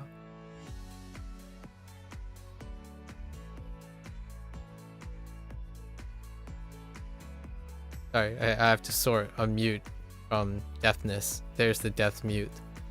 I don't have long yet, so sing. 雅 Ji To shun. For a moment there, I all I thought about was Shun. And Shun is a character that someone's name. Shun. Alright.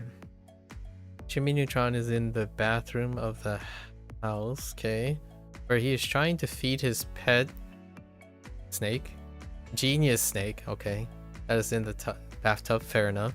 He gives it a live heart, but the snake shuns the raw food. Being a genius snake, it will only eat sophisticated food like caviar. Honestly, that's good. Taboo. Jing Ji. Experience. Shun experience? No. Prohibit. Prohibit and shun. Taboo. Okay. Avoid certain foods. Eco. Yeah, this is why I'm using mouth as a form of eating. Because I think mouth often can be involved in eating and saying. 地会 taboo. Hui. That's no hui I'm familiar with at the moment. 记 Yeah. 没 May. Small object. Oh, mai. That's the same as mai, right? Yeah, thin, small. Mario is, oh no, Mario is inside the beach house by the bay where there's a large tree with a bunch of small objects of a nautical theme hanging from it. Mario shakes the tree so the small objects fall down, only for the foreman to come in and start attacking him for messing with the small objects that he hung up.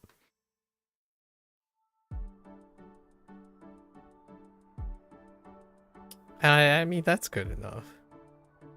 Maybe the foreman shows disapproval.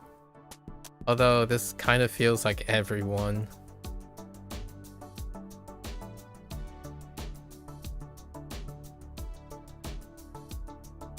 Yeah, this kind of feels like everyone.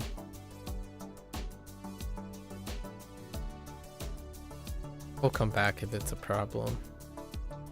To enumerate. There's no number in there. Wait, I don't actually... Hold up.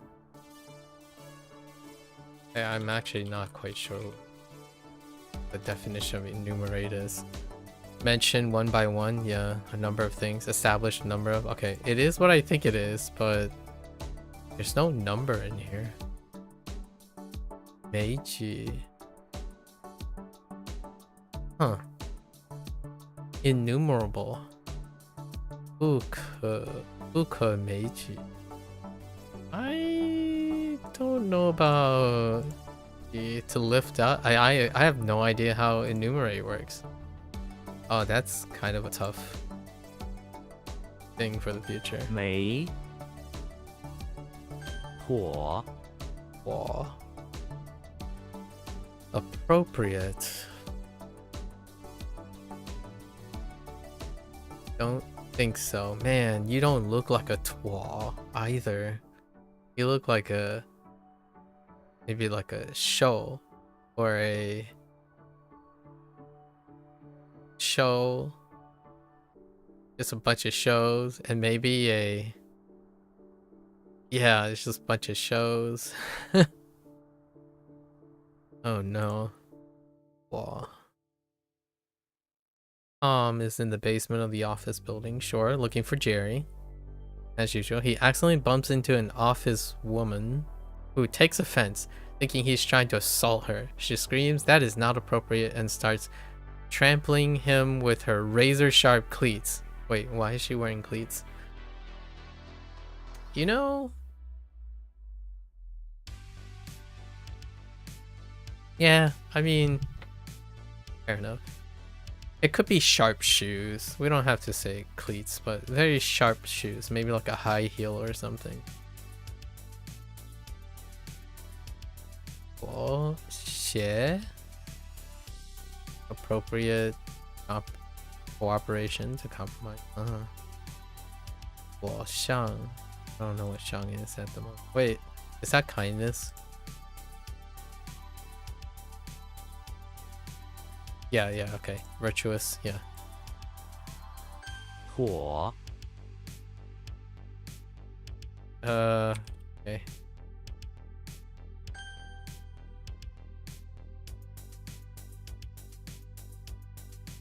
扯，车，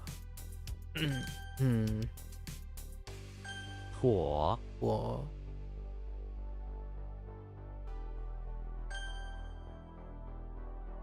没， okay.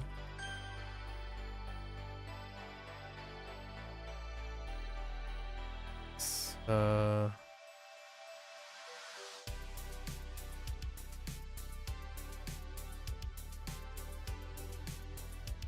right.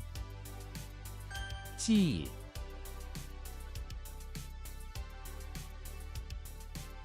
Heck. I lost the... I know the genius sake is refusing the heart, but... What was the... What was the meaning? Oh, shun. I don't know. Shun might be a problem. 雅，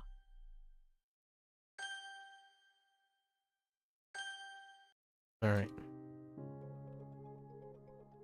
Let's get to it. Alright. 165. That's probably increased because of the character stack, maybe. 165, that's kind of slowly creeping.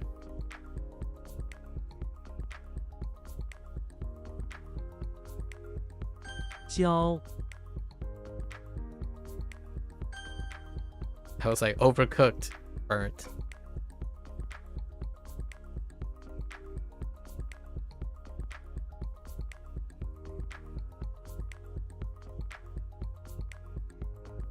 Uh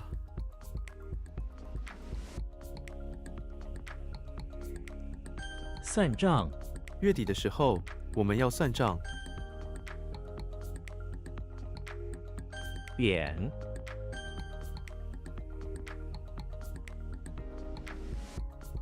剑， oh.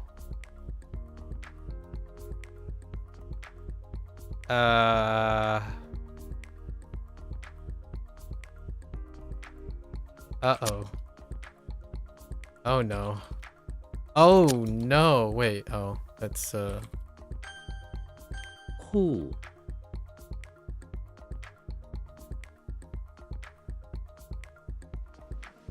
heck. 袜，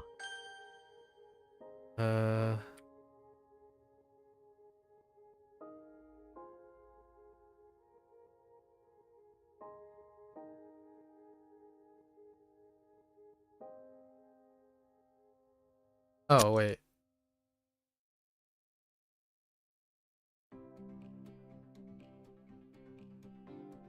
Okay. Oh no.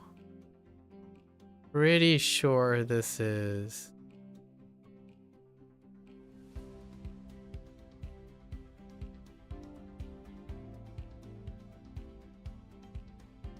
Heck! Isn't this...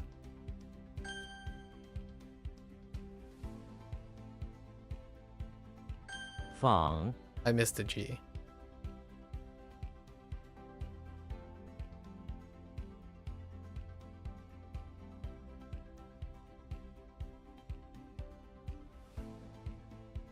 What?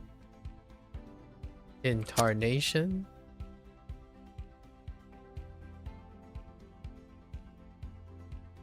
What? Oh, there's no drop on that. Whoops. Missed it by one stroke.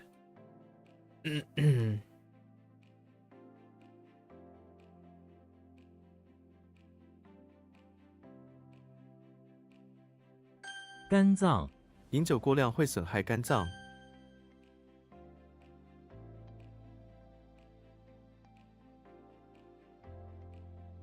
女人，那个女人在笑。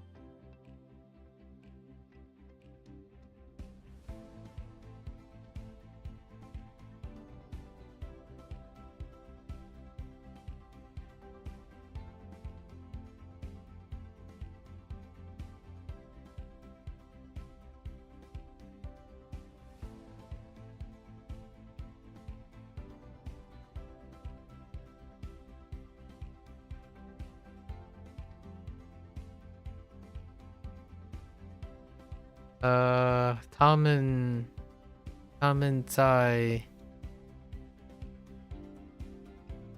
计划一个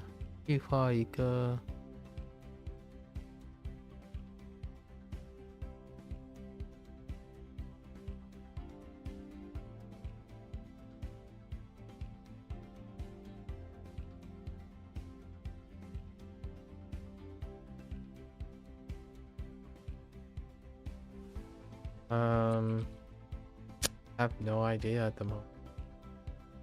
Huh.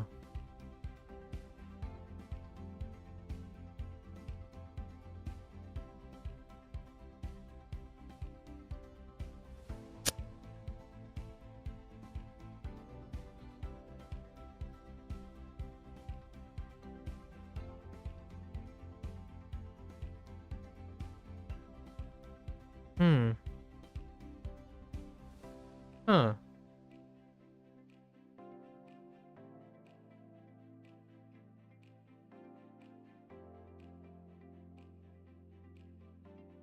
Hmm.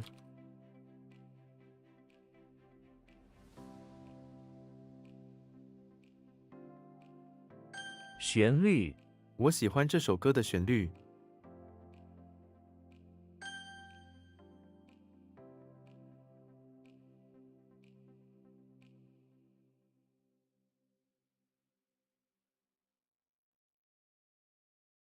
Oh, that's the wrong tone.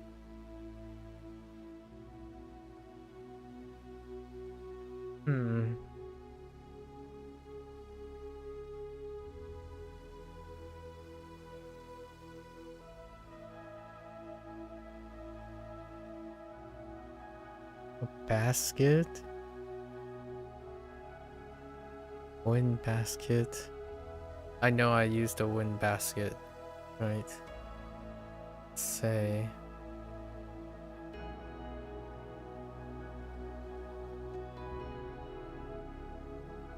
I think that's negative.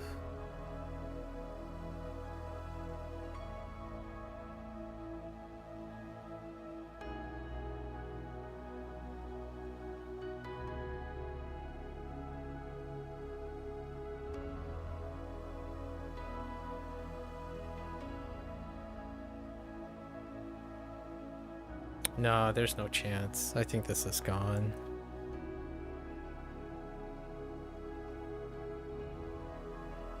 Well, it is what I thought it was, but I don't remember it being scheme. Dang it, I lost scheme.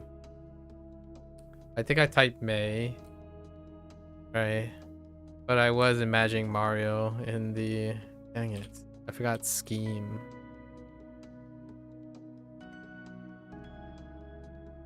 That's disappointing. 折磨，我受不了这种折磨。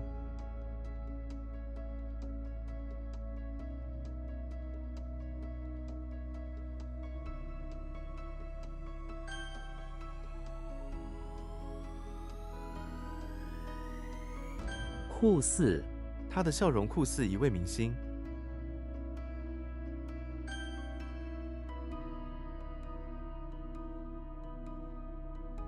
可嘉，你的诚实是非常可嘉的。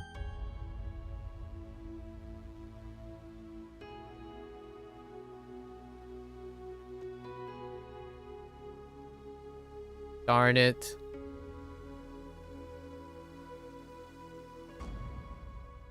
I don't think it's yeah, there's another radical there.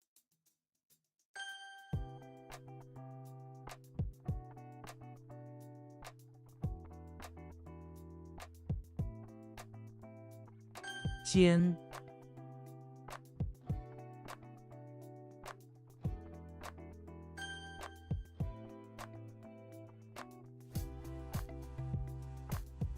What? I thought this was mole as well.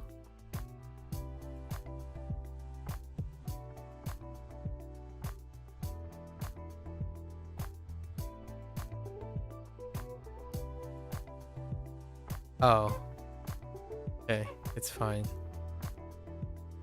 Oh, that's raw. Raw. Raw. Raw. Raw. Oh, it's like raw. Right? Raw. Yes. 住，扰， Raw. Grass.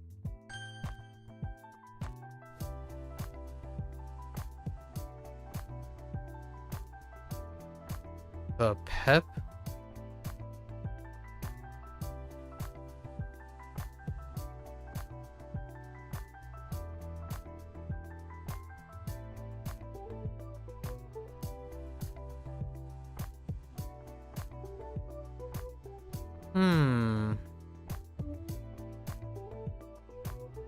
This is new. Oh no, it's not. Oh, thread. Or is that supposed to be a scepter? That looks like a spool of thread to me. Maybe it's... Heck. I think that's a lost cause. "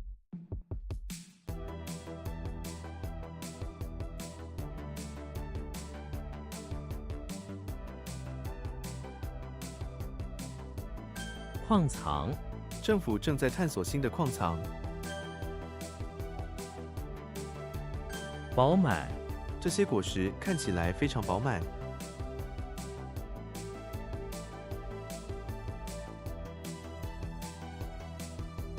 傍晚，我喜欢在傍晚散步。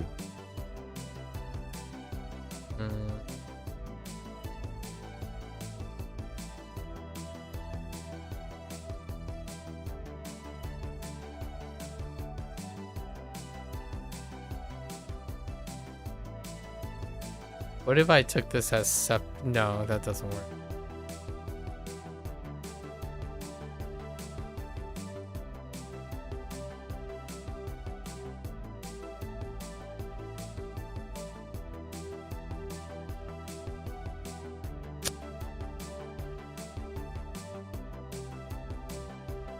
I have no new revelations with that yet. "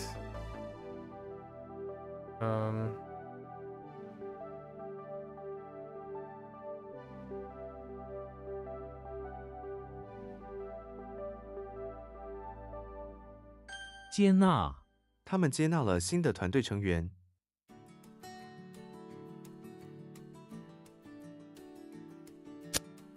Admit.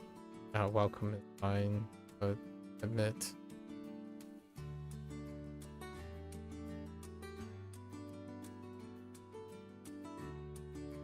Dang it! I don't know. 阴谋，他们在计划一个阴谋。 Ingmo is conspiracy, right? Okay.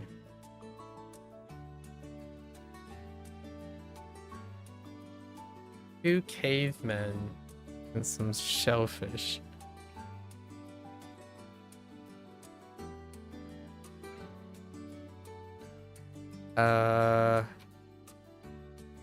What?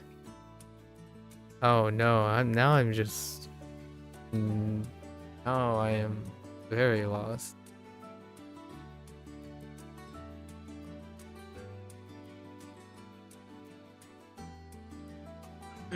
横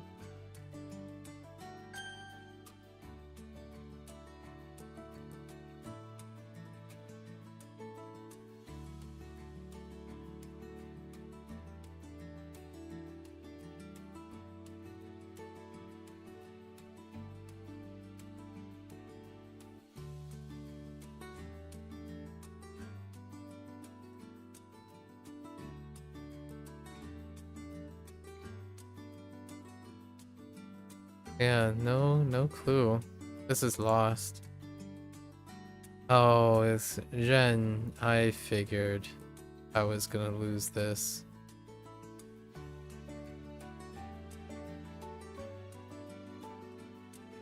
Heckin' Ren. A point. I think we can do. We can change this. Ren can be changed, for sure. Didn't know what to do with working with Robin Hood back then. That's a really weak one. This continues to be pretty weak. Although I already knew the definition. It had something to do. It's assigning, or it's Nin as well. Assign something to entrust the point. But Jen, man.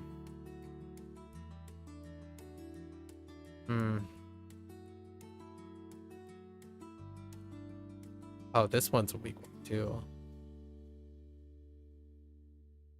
What?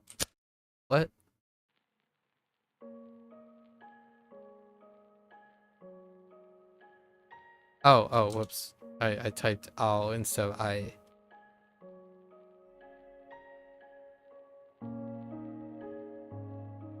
收藏，他喜欢收藏古董。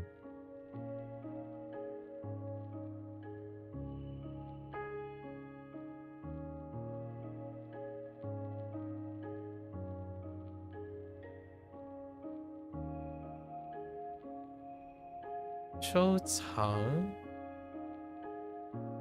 Oh. Or like stockpile, I guess. Or...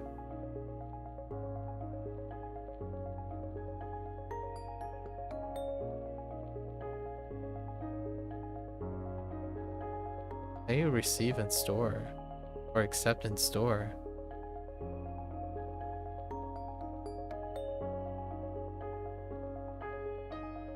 Huh.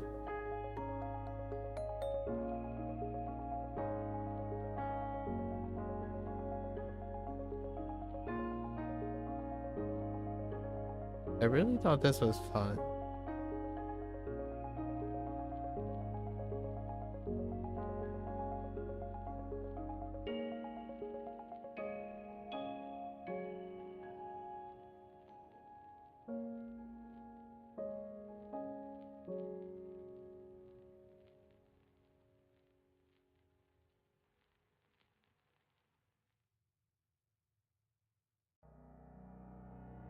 I wrote the same thing twice.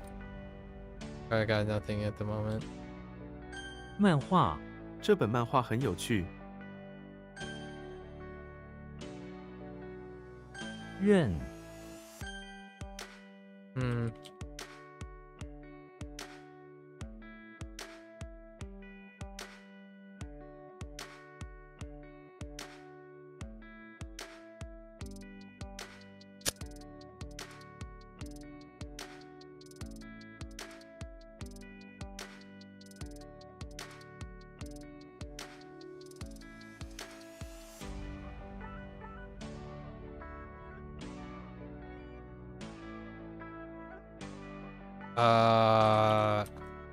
Heck! Oh no. I wasn't expecting to get that. What?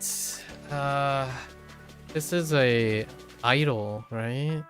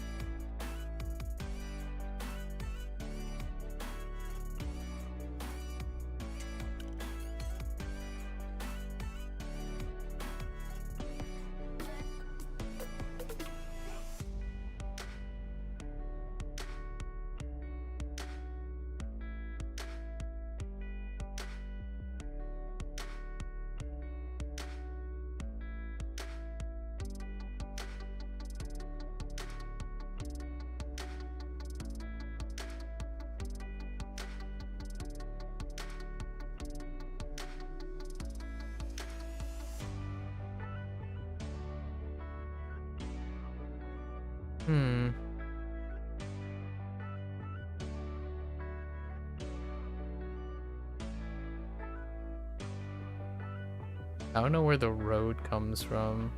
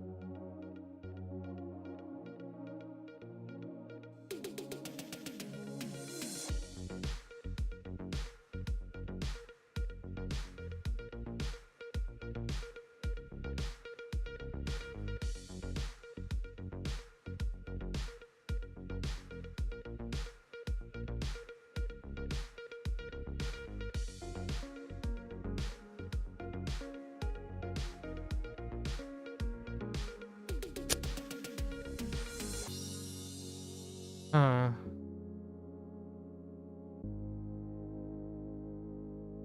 Hui.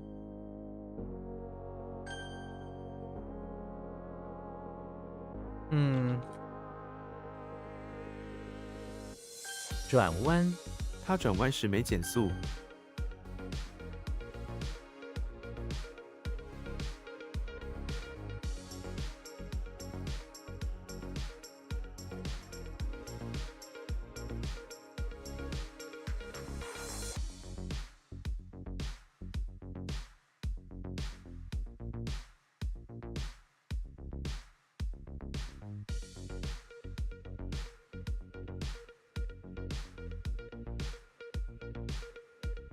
I really thought this was like replace.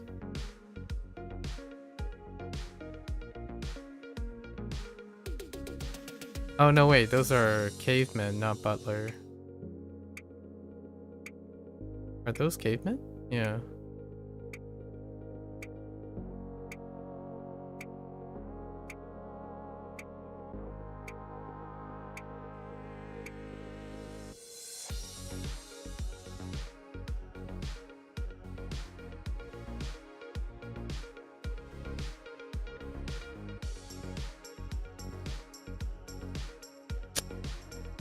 Hmm.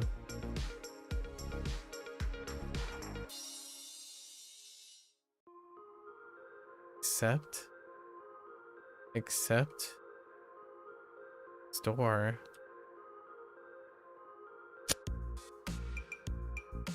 Oh, collect. It's still part of it. To store up stuff.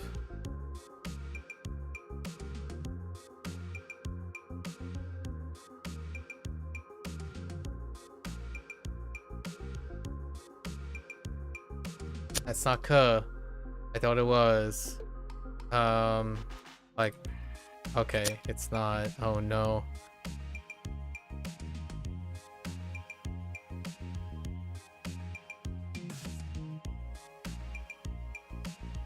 Do I not know caveman shelf it? Double caveman is so specific.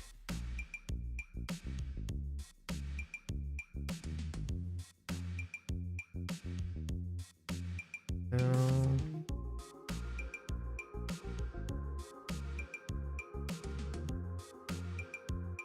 No.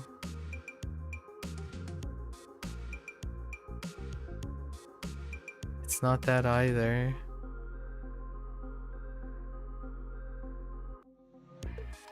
I don't think there's a chance.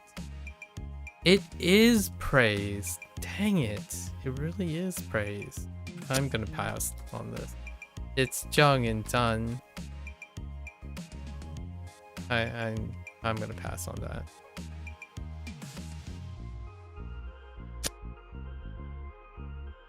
What?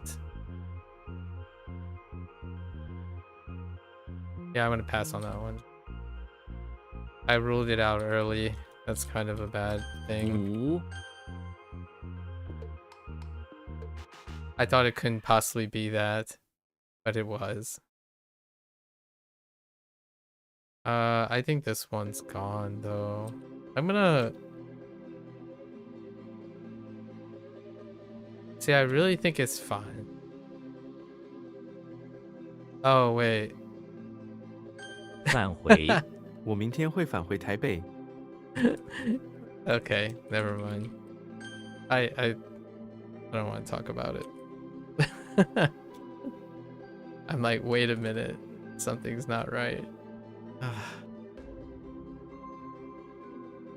Yeah. Okay.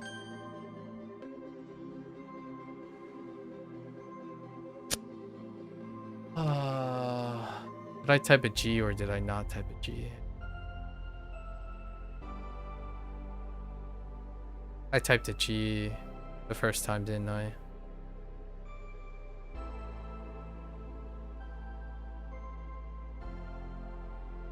Huh.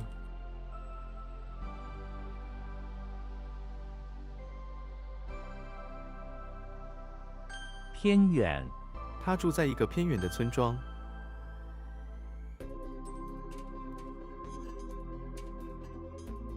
河 Okay, that's a weak one.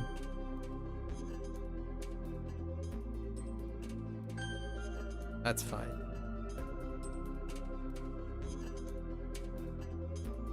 手枪，手枪是一种武器，树根，他被树根绊了一下。 I did write a G the first time. I don't. Oh. I.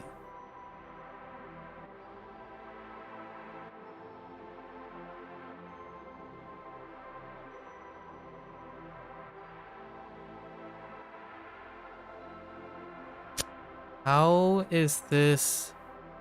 Oh, dang it. That's how you type owl. Oh, that's how you get the bakery. You remove the A. Oh, yeah, that's right. Okay. Yeah, it's fine.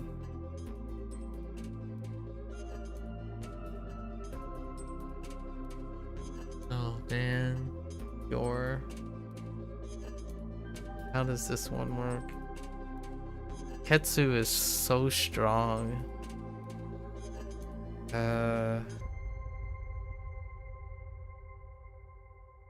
结 And then what happened here?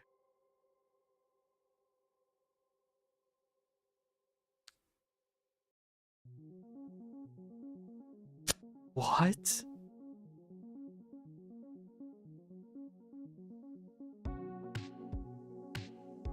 Huh.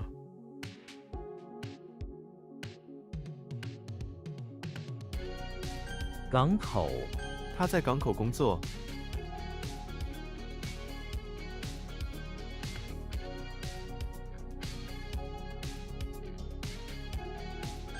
疼爱，他非常疼爱他的孩子。How do you really love?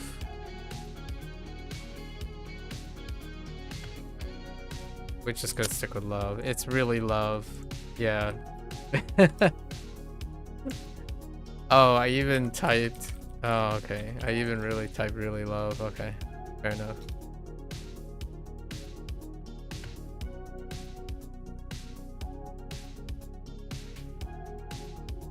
实习，他打算在这里实习整个夏天。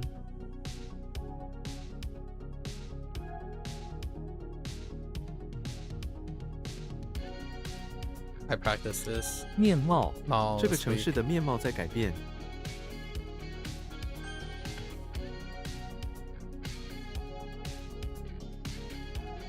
That's disappointing. 偶像， I kept 这 saying 位歌手 oh, 是 but I 许多 don't 人的 know. 偶像。 I didn't know how to write it. Dang it. That's a first pinyin issue in a long while.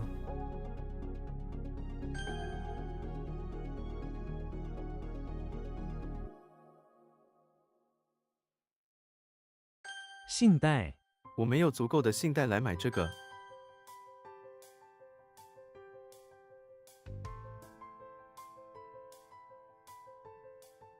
What?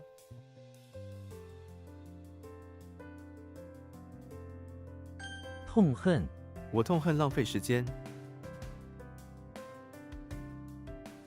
I mean, like hate. I guess hate is fine.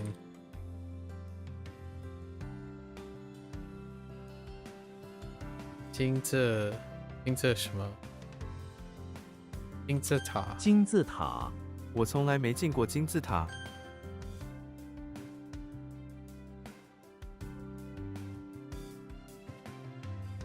列，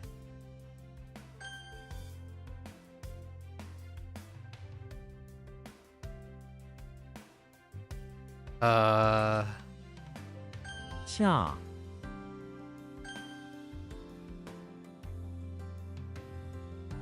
Oh wait, how do I how to really love, dearly love? What? Oh no, wait. That's the wrong term. I was thinking of something else. Oh, cool. Yikes. False alarm.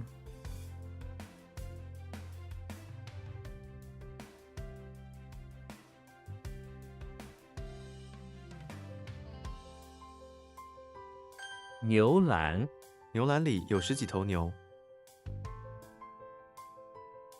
天， What? Oh, I've got the en part. Oops. 恰恰，这个时间恰恰适合去散步。 Okay, so what's going on here?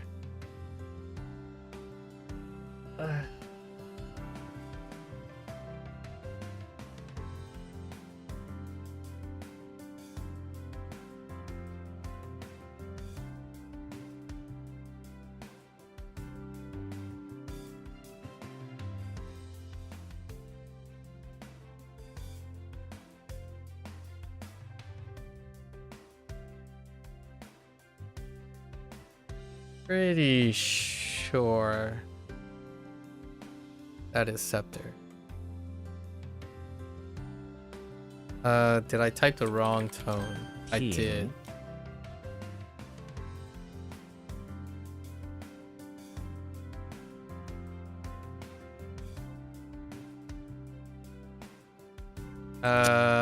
Oh no, this is to stand up, to erect.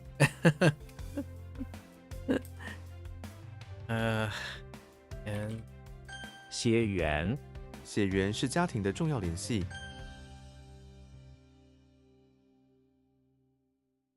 what in the world?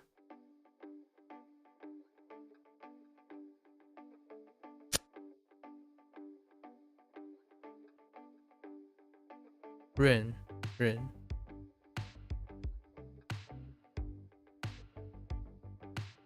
剑，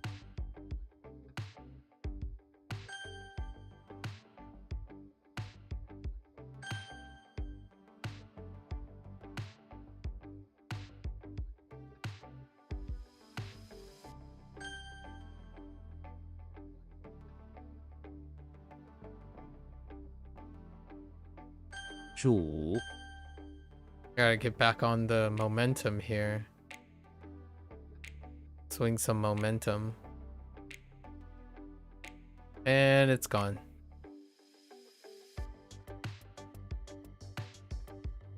YOLO? 剑，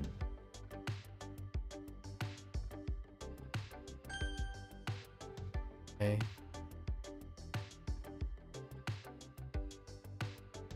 香港，我想去香港旅游。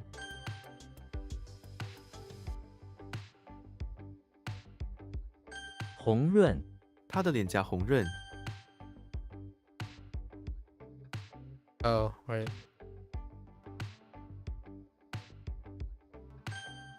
Bitterly hate is fine.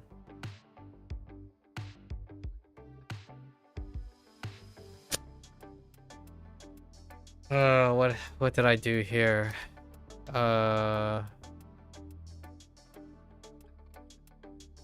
Outside generation or outside work? Like off season? Not work.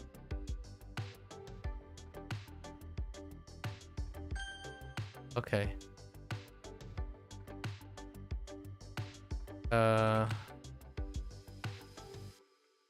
外界，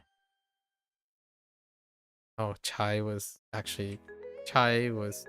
part of the thing. Oh no.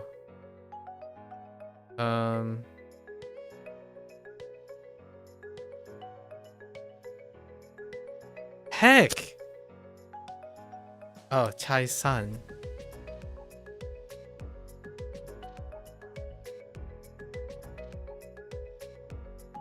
Could still break up, take apart. 拆散， What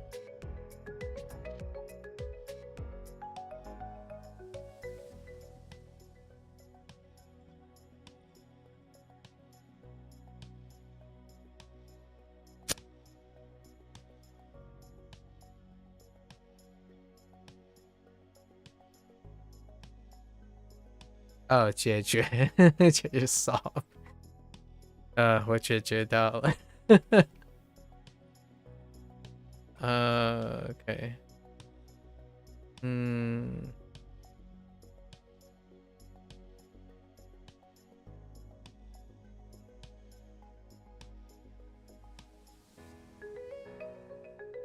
喷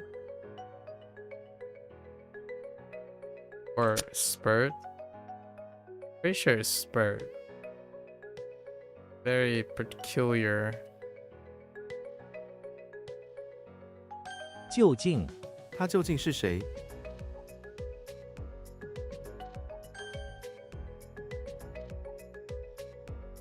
Okay.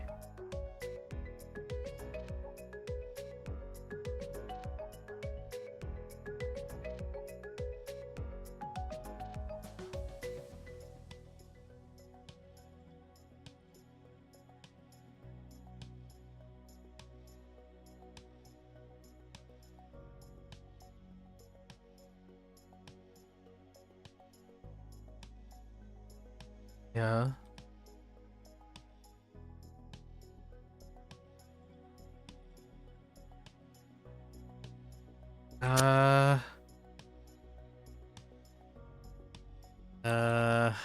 Hold.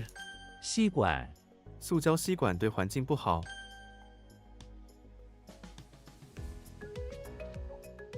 嘉宾主持人向嘉宾提问了几个问题。 Or honored guest. I forgot to write the guest part.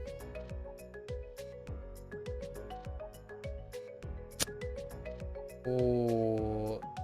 Oh, wait.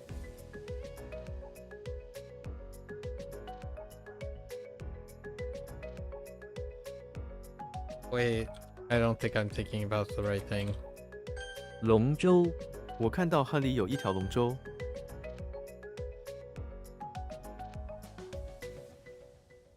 解决这个问题我已经解决了。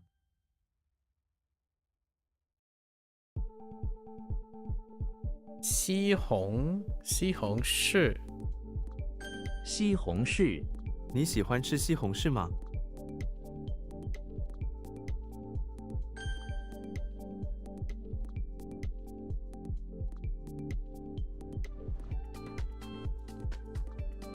赞 Yeah, we're skipping the.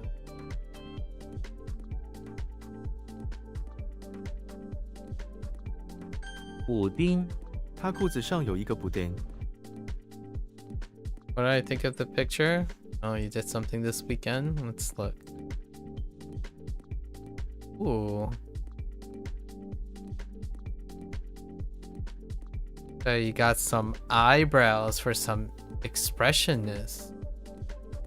Nice. The little like, oh, not the little lip thing. And then you got some eyelids going. Nice. You got some, a little ear loop. Very nice. I like it. I see the darker tone in the nose. Yeah, it gives you more room to be expressive, like especially the eyelid thing.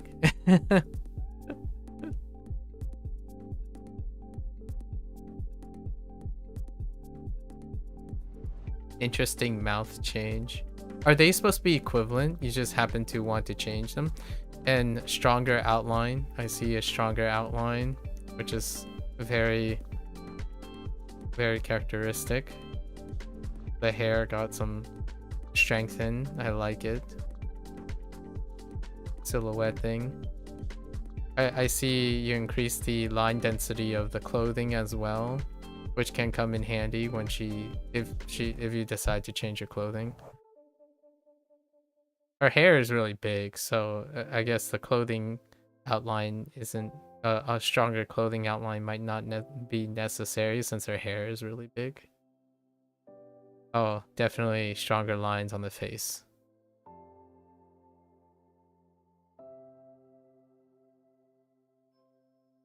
Yeah, so you have stronger lines overall, darker lines overall. Yeah,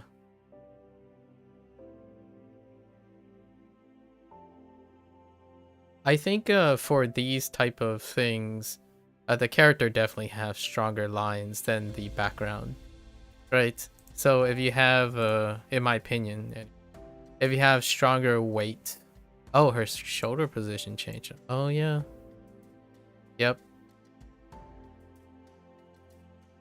Her shoulder position changed because the collar is usually above. Yeah. Yeah. The collar is not part of the shoulder, so that's good. It kind of creates a dynamic. The right hand is still fine for most cases, but it would make the collar look very, very flat. So it makes her like she has no shoulders.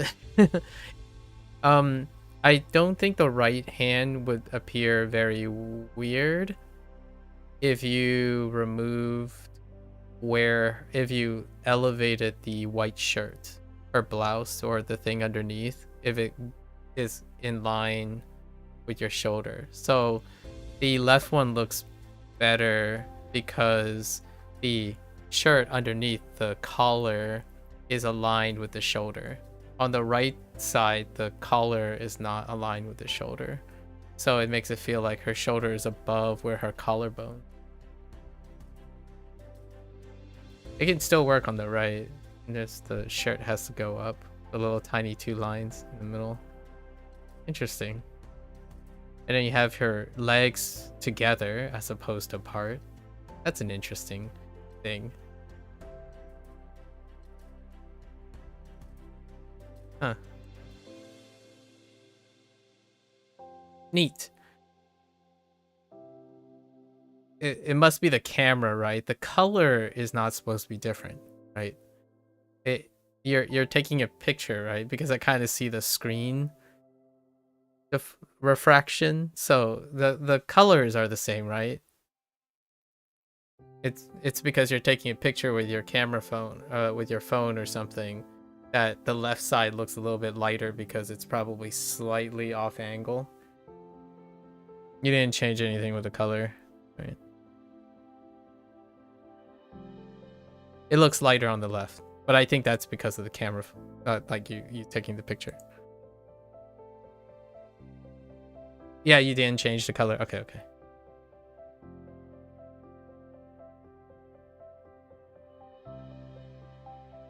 Neat.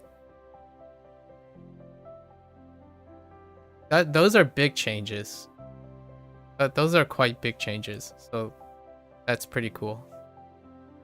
Those are quite big deal. Yeah, big deal changes. You gotta keep moving. Keep on working.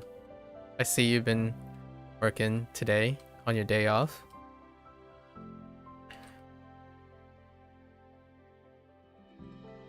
You gotta change the whole layout. I see.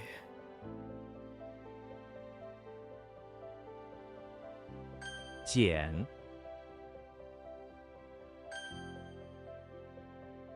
Oh, I see.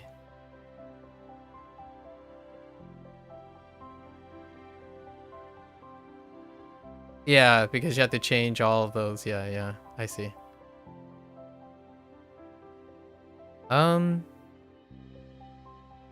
Yeah. It is one of those things. Obviously, at this point, you gotta take into account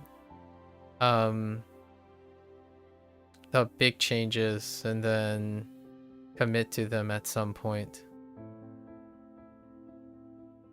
Otherwise, you might end up getting stuck iterating.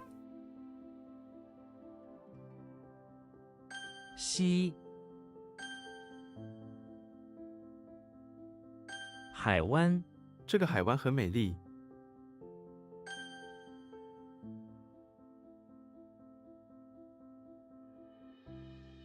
液晶我买了一台液晶显示器。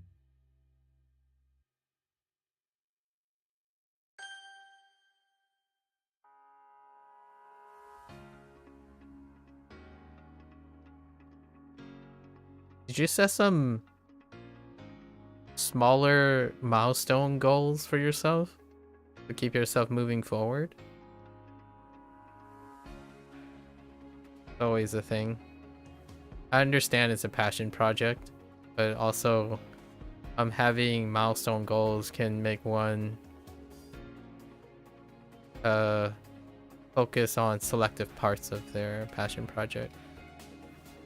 Like, it can help one explore and continue to make things as opposed to iterating on them right away.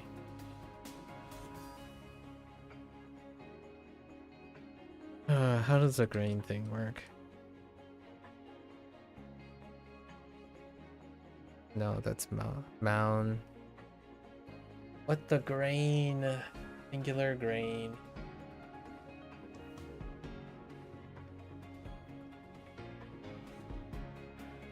Man, this is gonna be so... Oh, what? Oh, it's not that. Oh, it's her. Character designing is your favorite part? I can imagine. Well, you can see other parts as an extension of character design, right? Clothing is part of character design. You can draw different clothing for her different settings, like when she's at home versus when she's out, and then when she's at school.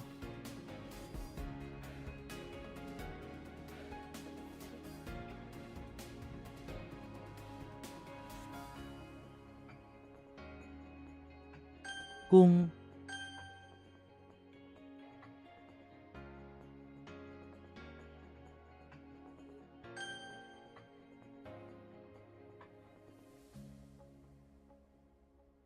智能 这个智能手机很方便。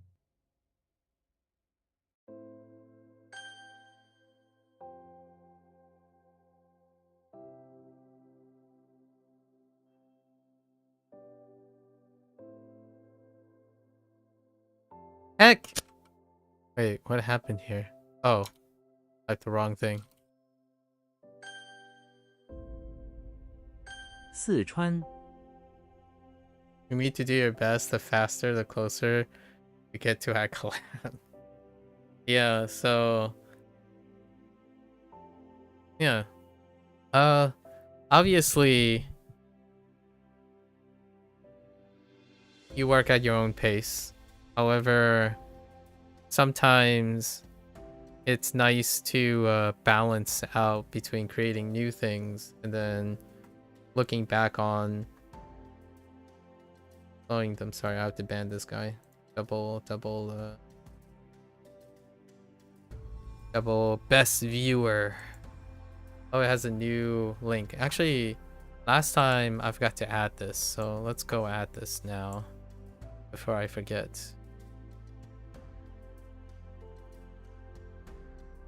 Where's moderation? Moderation, it's buried in here. Mod management. Where is the keyword? Here it is. Permitted terms, block terms. It's a slightly different URL.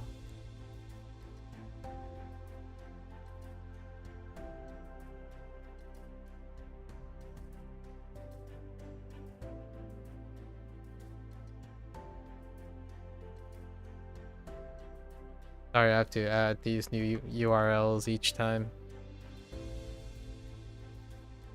Automated scumbags, right?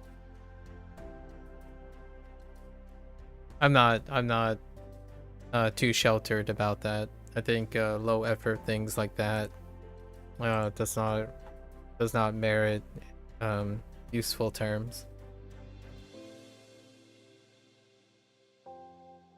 Pretty sure you can't see that. Are you able to see that? When someone I'm not sure if you're able to see that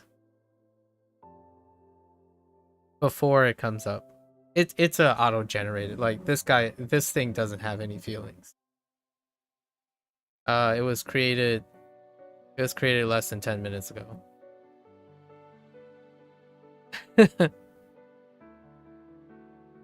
It's auto-generated bootstrapping stuff. See what? Okay, you don't have to worry about it. I'm making sure that the chat is not filled with the regular like each and every day there's at least 3 or 4 auto-generated bots on Twitch accounts that allows like they can spam a link, and what they do when they spam a link is that there's a chance even through moderation you can accidentally click on the link, and they're viewer bots sites, which Twitch hasn't really addressed directly. Yeah, all you see is your chat, no one else. Okay. Yeah, I've been filtering them out for some time now. It happens on a daily basis, and technically it's a gray area. Most of these things are gray areas. So due to automation now, that you can have those servers automate each time, and they use like it's evolved in years. Like after years it's evolved. Like the W is a special W from a different language, so it looks like a W but it has a accent mark on the bottom in order to evade the word viewer, right? And then E has like 2 dots on the bottom, and then their URL changes on maybe like a half bi-yearly basis, so you have to add a new URL ban, and then they use @ with a random number generator, or a random number generator, but it's a sequence generator to make it look like the automated response is unique, so it bypasses most manual types of things. It's incredibly low effort, and it's easily one of the lowest forms of service advertisement. And technically not illegal, and also very difficult to circumvent. Yeah. Which the ironic thing here is, in order to combat those things, is to use the very same tools that allow them to do that. So, welcome to the world of humanity and opportunistic gain. The very tools that they use to do that are the very tools used to combat them. Unfortunately, on my end, that's more of a Twitch thing than a user thing. The tools that Twitch provides is not as sufficient, largely because this is asymmetrical. I'm the one that has something to lose. They're not the ones that have something to lose, which is why I feel it's disingenuous, amoral, and a very low form of value to humanity in general, because it preys on people to slip up, and they have the full anonymity of whatever the internet or their double-tiered pyramid scheme, Ponzi scheme organization to prevent them from being persecuted, or like, I don't know, predatorial practices against ignorant people, I suppose, or innocent bystanders. I think you might become familiar with a lot of them in the future, depending on how much influence or what type of platforms you end up using. Maybe one day. It happens every single day. The good news is I'm the only one that has to see them.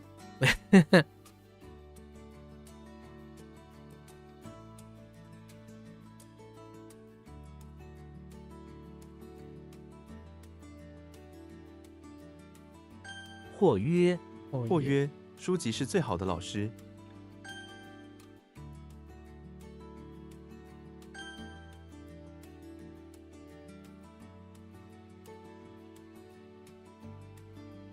恐龙，恐龙的化石依存。What the 恐龙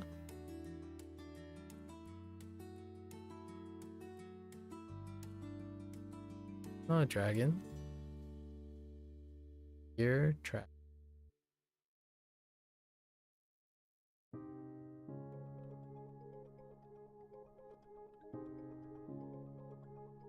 Oh, right. Dinosaur. Yes. Yes. I typed dragon, not dinosaur.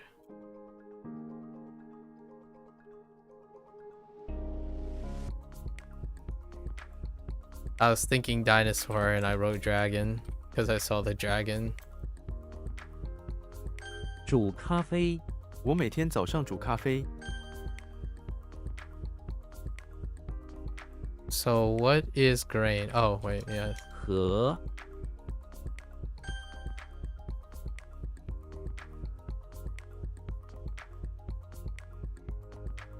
乃至它的影响遍及全国，乃至世界。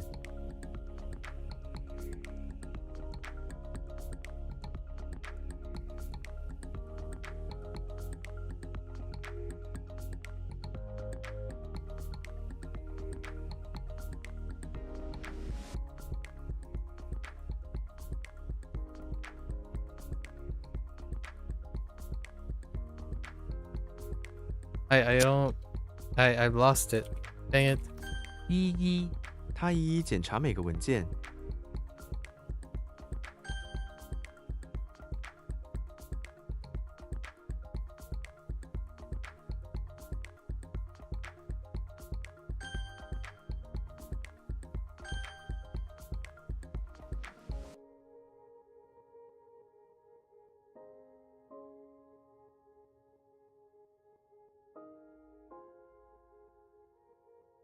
它的影商店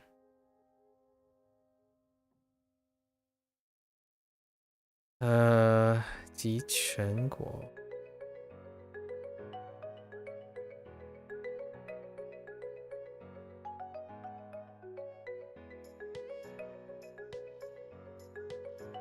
乃至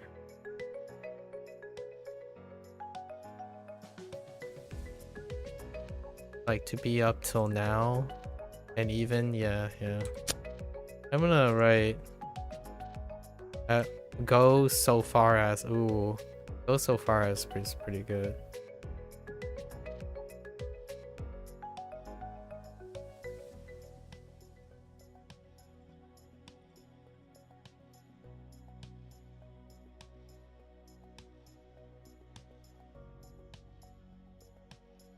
I'm gonna go with up until from now on, probably. 呢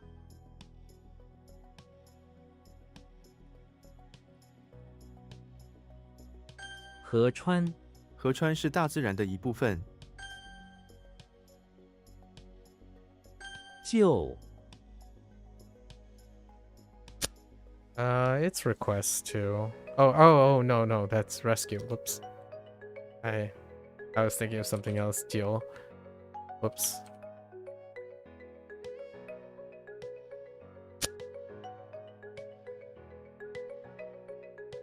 It's nei, not nai. Nai is Japanese. 大臣大臣向国王提交了报告。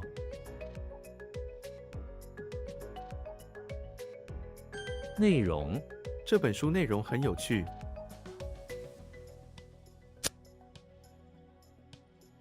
Oh, content? Not contain content.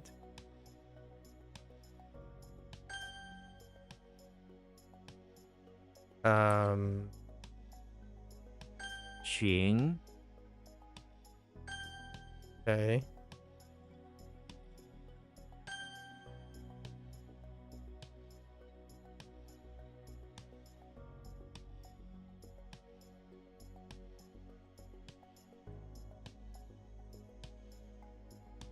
而且 我爸爸不但会开车，而且会修车。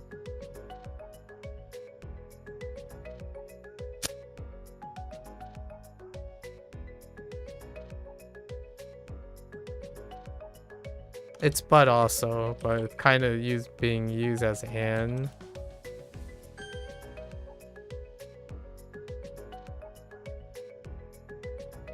Oh boy. I'm gonna go with heck. Alright. I gotta think about it. 人群，我不喜欢人群。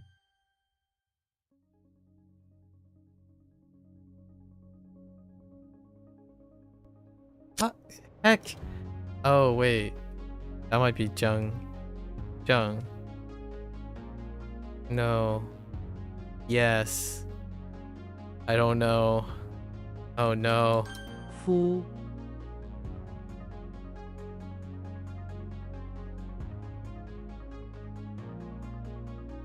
What the?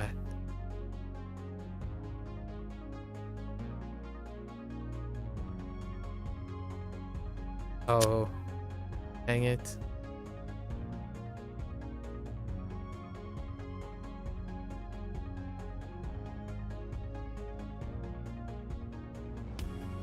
That's tennis racket, I think.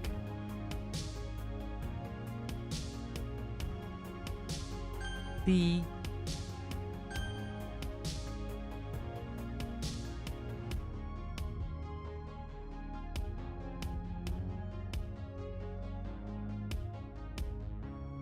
Heck.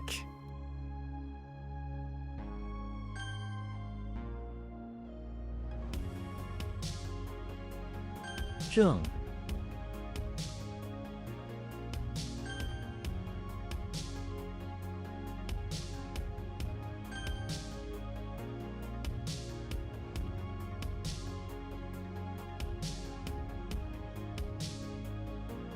首先，首先，我问你这个，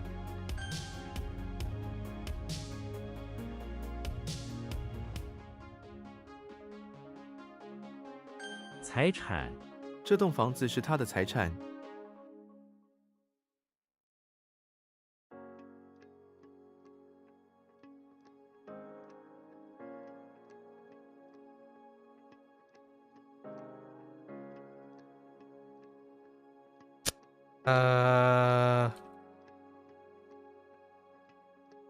Nice shot.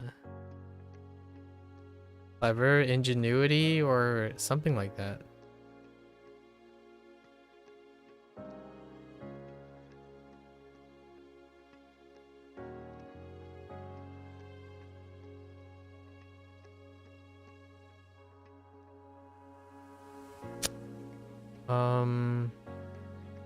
Something's not. Something's not linking up here. Ah.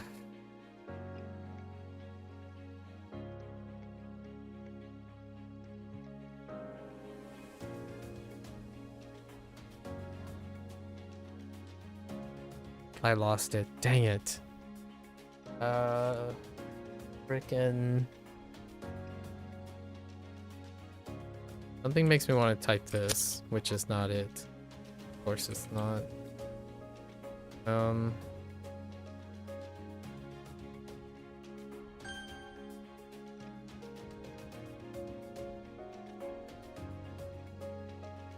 Dai.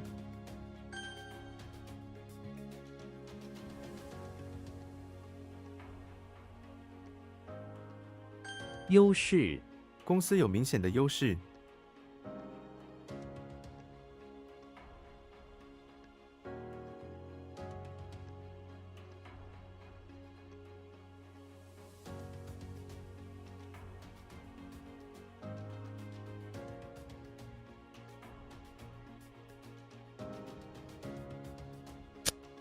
Excellent power or force? Influence? Prestige? Reputation?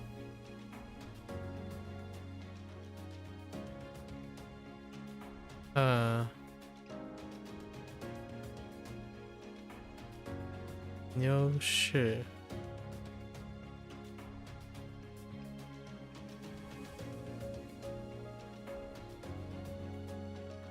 What the root? What the silver? What in the world?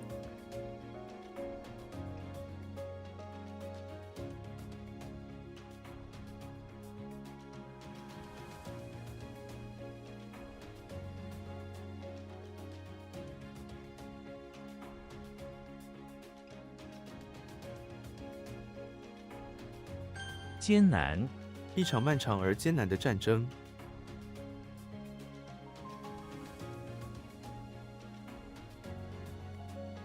Wait. Yeah, that is what I think it is. Okay.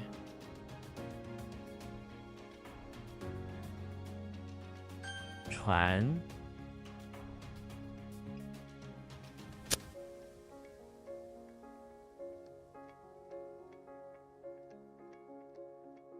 Huh.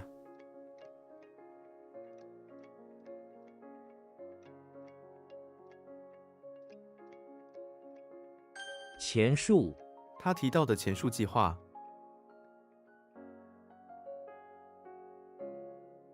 Oh boy. Oh, all previous. No sure.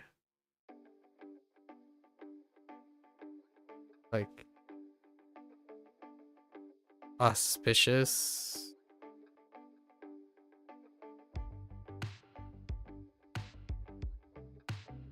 Like prestigious, advantage. Okay. I'm gonna write some of these, like have good things is what I'm thinking of. Or advantage is good. Good things is good enough, honestly. Or auspicious things. Advantageous things.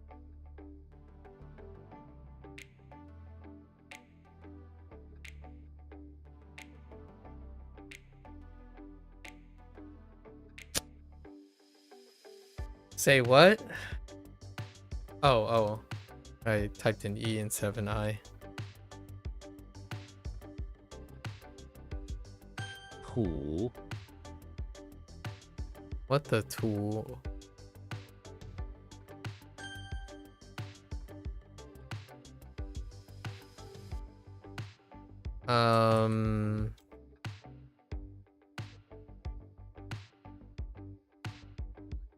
What is the component name of this?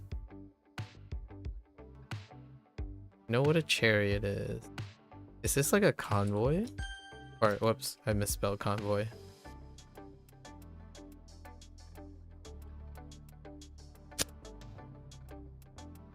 But oh, aforementioned. That's a better way of saying it. Aforementioned.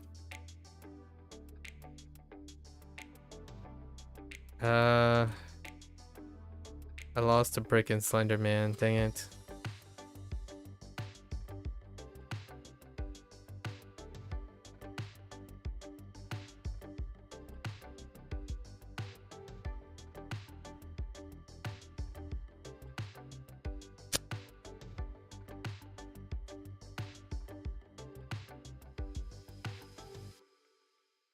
Man. 闲，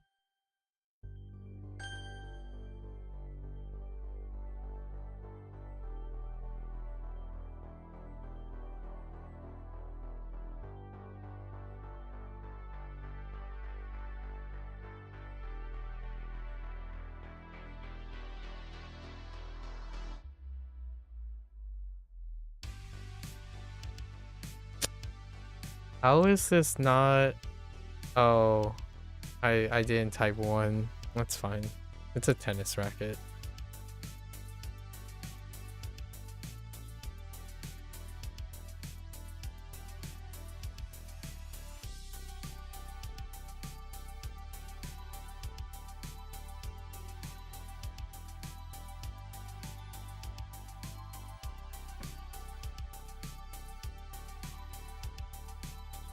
Freaking Slender Man. Why don't I know what you are anymore? What happened to you?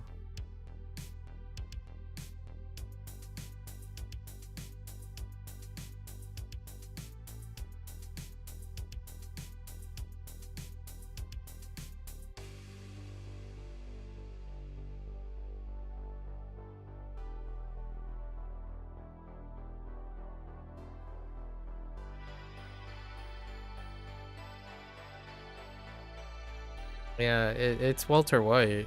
Oh no, it's not Walter White. Oh. superb. Yeah, I don't remember. This is the Slender Man is the mechanic thing. That's disappointing. That's really disappointing. I don't. There's nothing I want to move on. It's a slip of the mind. Oh, pass on instead of pass through. That's so disappointing. Just so disappointing right now. I'm so triggered by that. I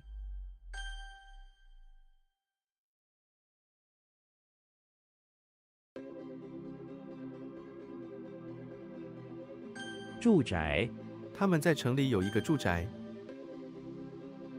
This one's kind of triggering. 网球拍 他打破了他的网球拍。 We're not going over that.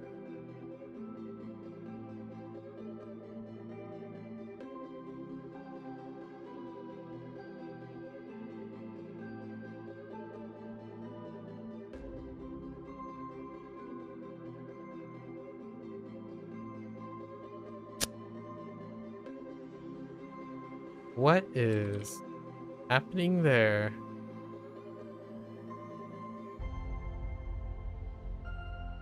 隐患 隐患可能会造成问题。 家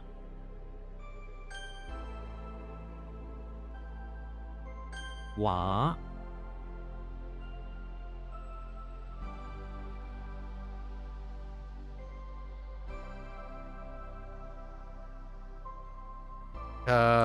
It's something else. It's kind of like pregnant. Newborn is what.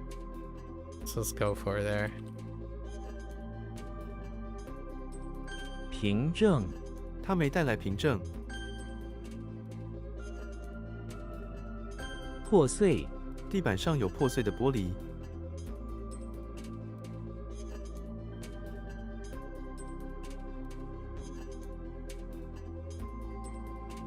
Good thing, so superiority.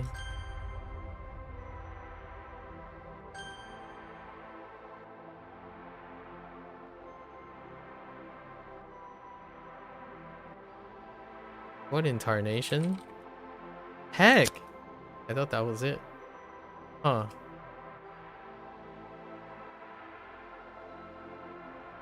What the...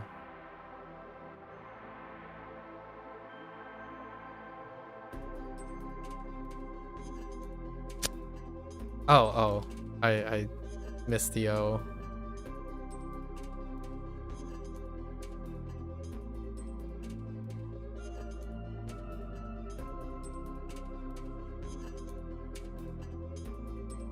监视 他们使用监视设备保护安全。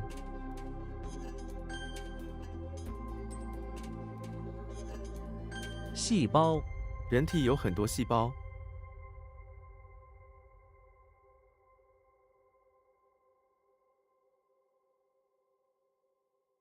What the moon? 膜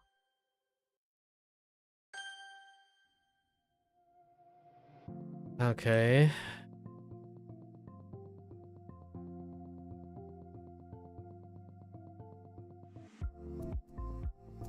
美猴王 我听说《美猴王》这部电影不太好看。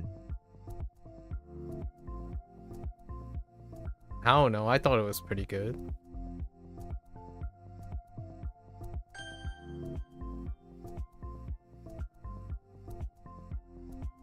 I have a soft spot for Monkey King though. "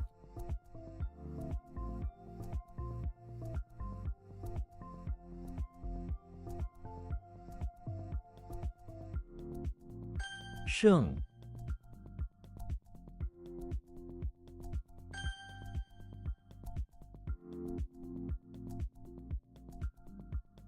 长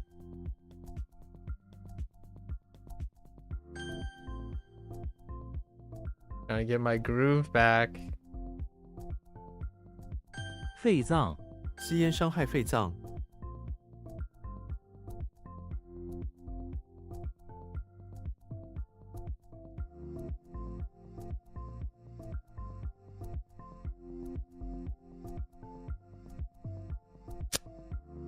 Uh.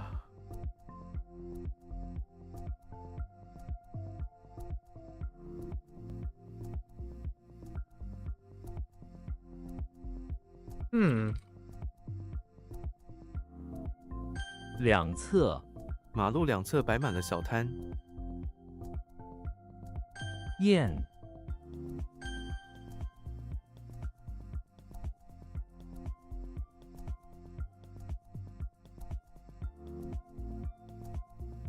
I really thought it was done.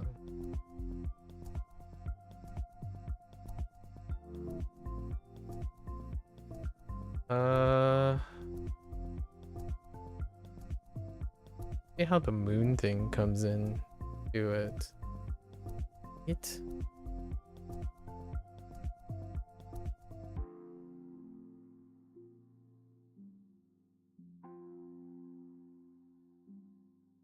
I don't know. Disappointing. What?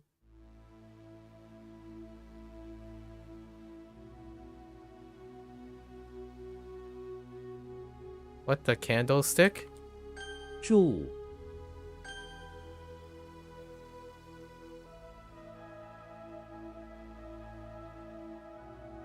盛行 现在健身很盛行， It's going well. Yeah. Popular. Sure.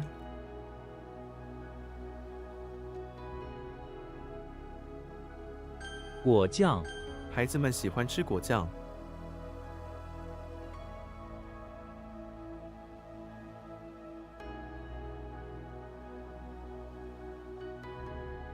遗憾我很遗憾没有参加。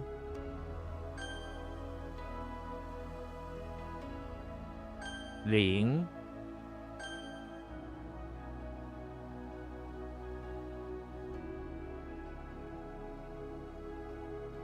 悬殊成绩悬殊很明显，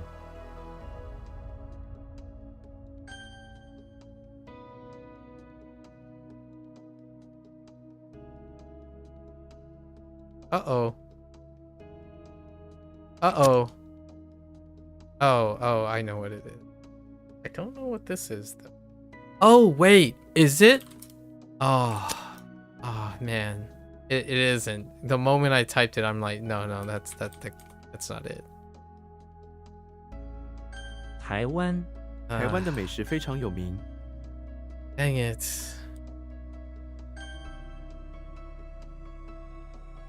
That'd be so disappointing.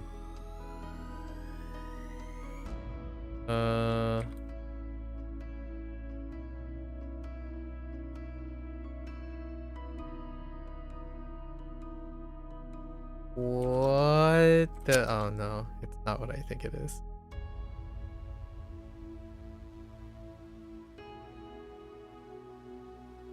Wu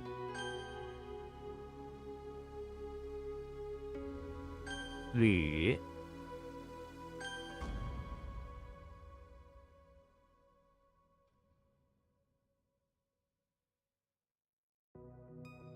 徒弟他是我的徒弟，轰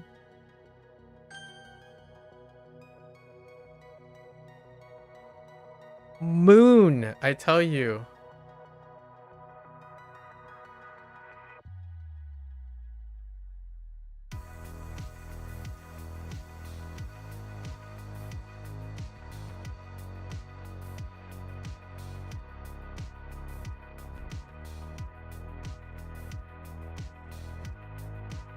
Not dong, so what is it?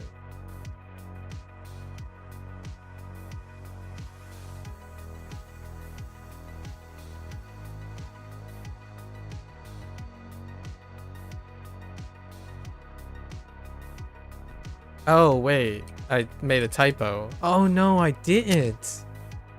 What? Oh, I thought... Oh, man. Hmm.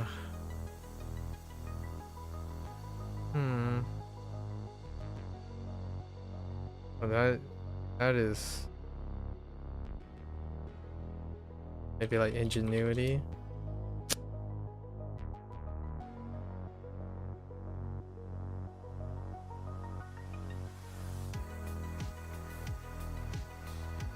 What?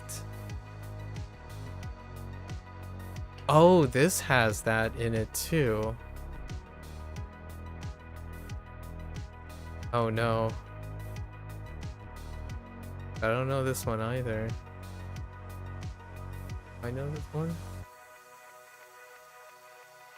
Oh no, this one's fine. 钻研他专注于钻研新技术。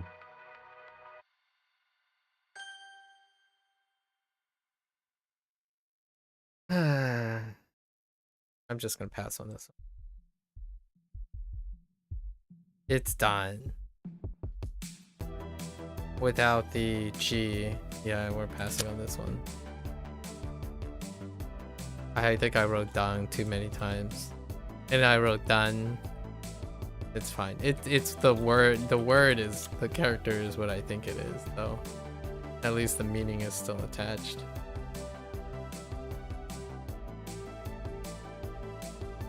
傲慢他的傲慢让他失去了很多机会。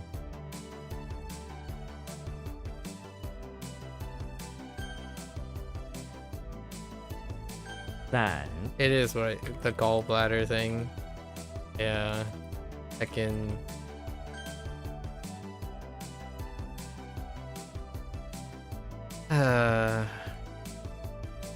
Oops, 2. 龟 How is this not? That's supposed to be like a clever thing, right?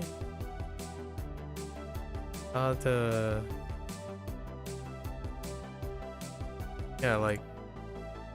Oh, wait, that's riches. And we're skipping that. Forgot about riches. Yeah, we're skipping that.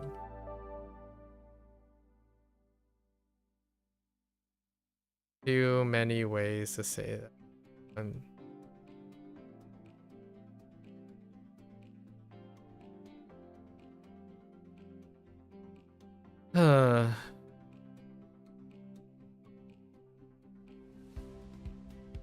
Something makes me want to type 风 because it is, and oops, I typed energy instead of edge. I don't know what. 红 Oh, this is part of the other thing that got skipped.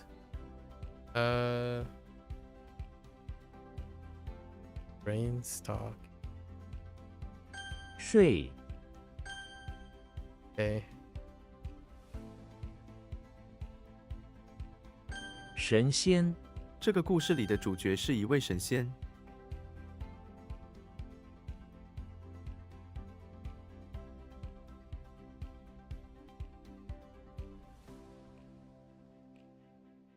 What the turkeying?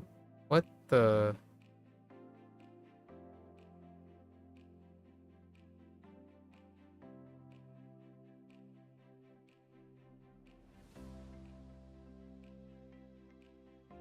幼稚"他的言语听起来很幼稚。 Yeah, this is unfortunate. That's fine. 关税政府提高了关税， That helped actually. Having Guan is having Shui is sit there alone. To think about it. 心 Oh no. "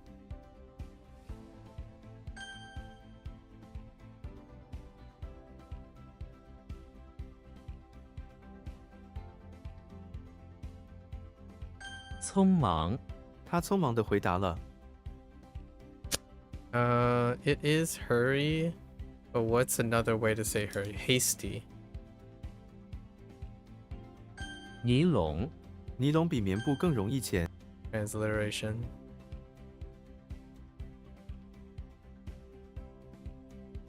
耕地这个村子有许多耕地，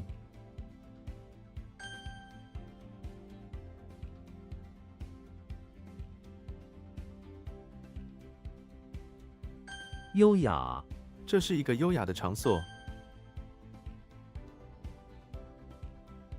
文雅，他的舞蹈动作非常文雅。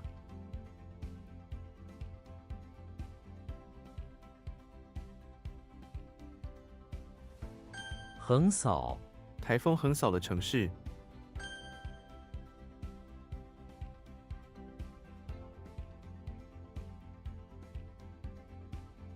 陈旧，他们换掉了陈旧的家具。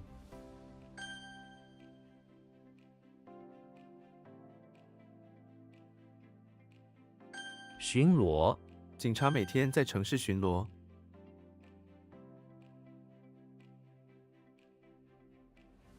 秦朝，秦朝只存在了15年。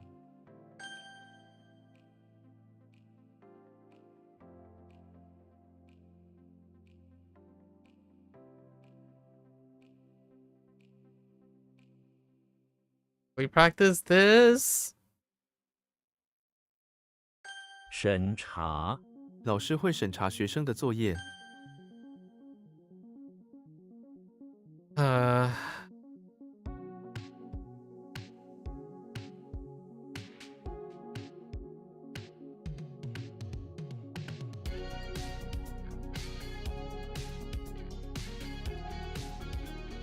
Why is that not?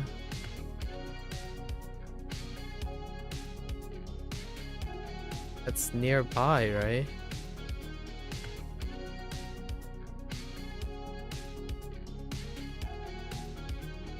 What? 发， Whoops, that's fragrant plant. Huh.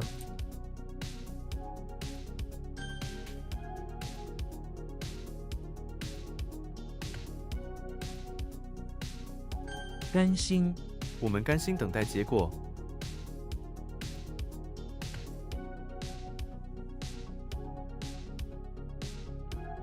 How do you say kind-hearted? I don't remember. What was the word? To be willing? Yeah. Willing.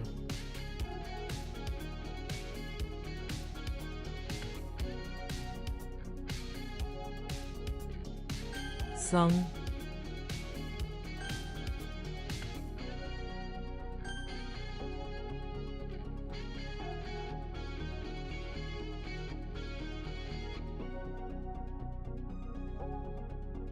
酱，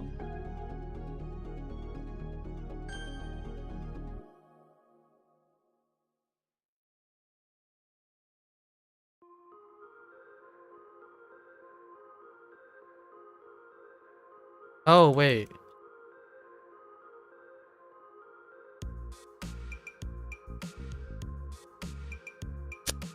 What? Is it?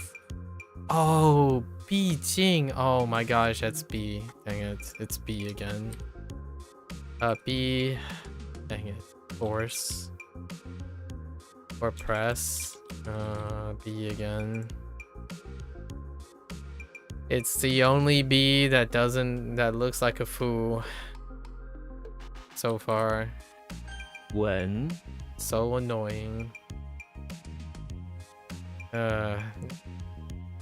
It's a B disguised as a foo.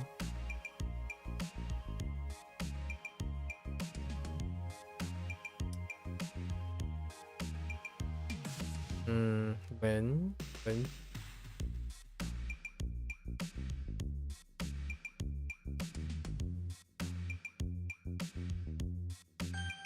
That one's gonna be tough in the future. 逼近，台风正在逼近我们的城市。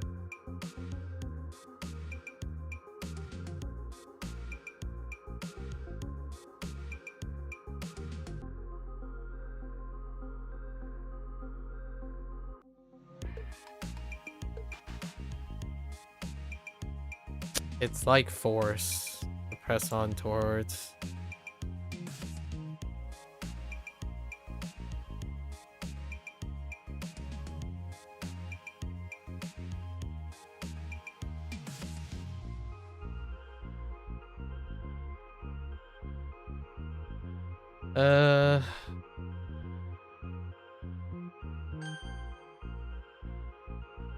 Man, B is disappointing too. Not as triggering as Ja.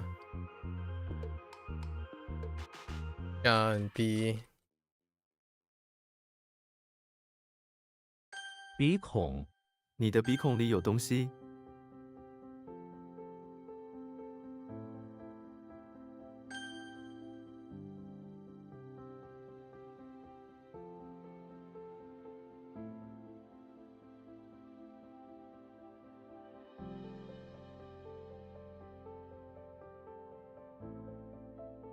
What was our meaning loss? Oh, typo.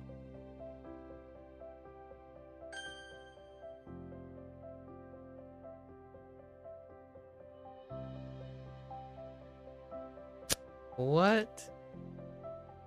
Why did I feel like typing that one? Huh. 津津有味。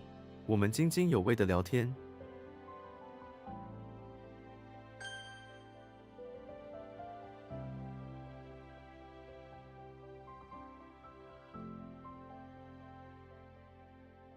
无铅、无铅汽油对环境比较好。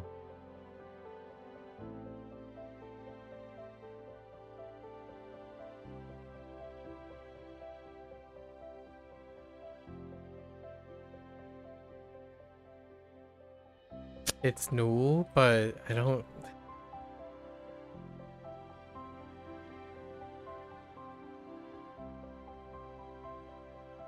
Oh, so yes.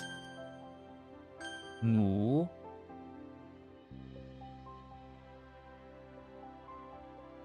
是、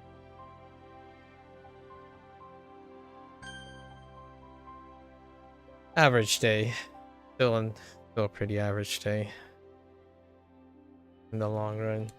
I was more concerned with time. Alright. Fix it, check it. Actually the wrong color on the hair, not the light. Oh.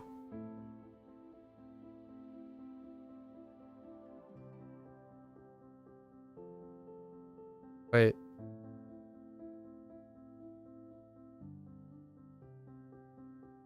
Wait, what do you mean by which one did you fix?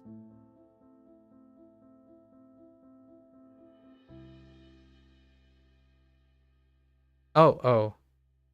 Oh, it was actually the wrong color. Okay, okay.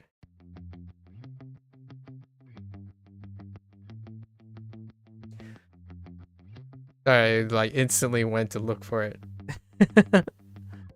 Okay. Okay, good. I thought my eyes were playing tricks on me. Or I was trying to explain why it was a different hair color. Let's say, so cleats and woman.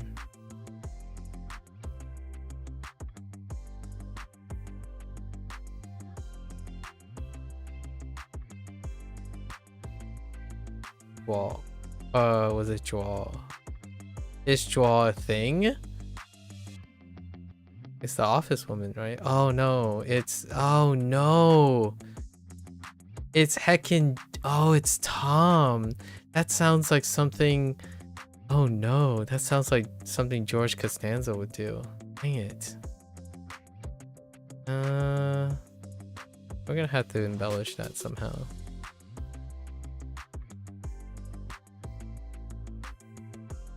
I don't like this one either, May.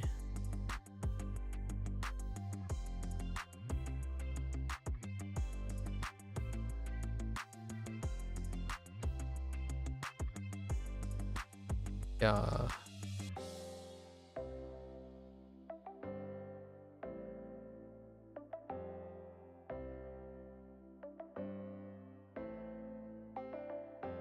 E.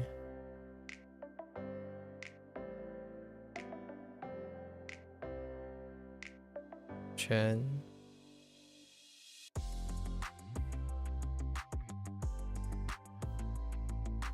Hoang.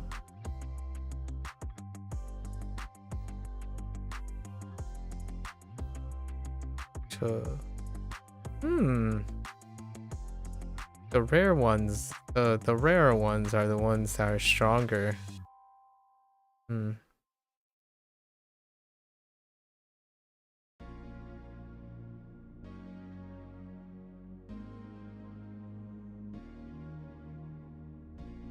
宫廷。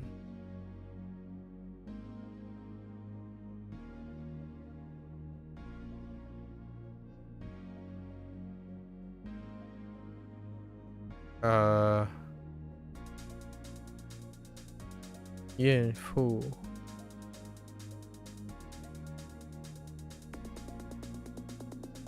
姓氏。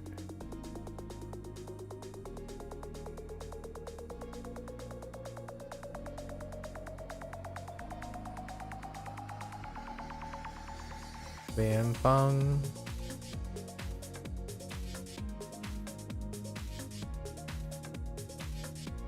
霍乱。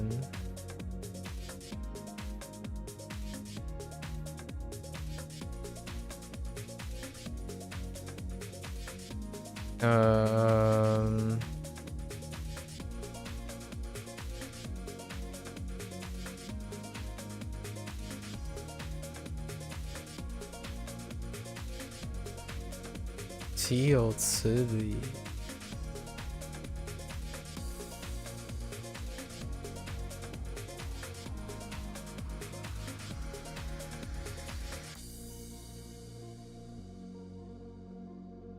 丁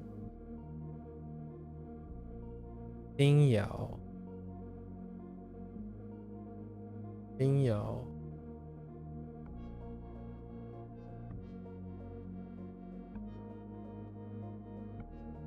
安点。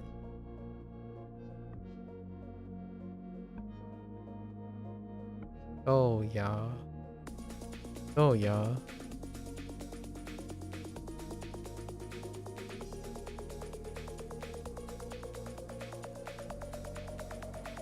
剂量。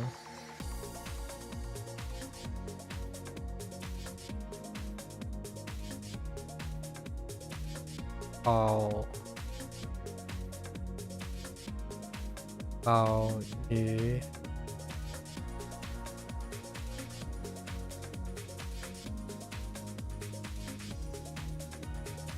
No, yeah. Wait, not 鲍鱼。保姆。Right.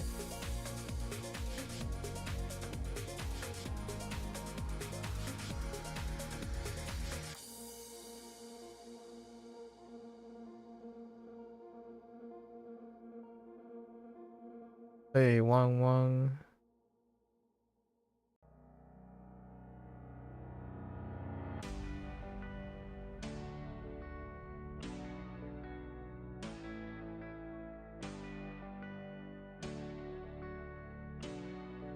Can't see. Oh.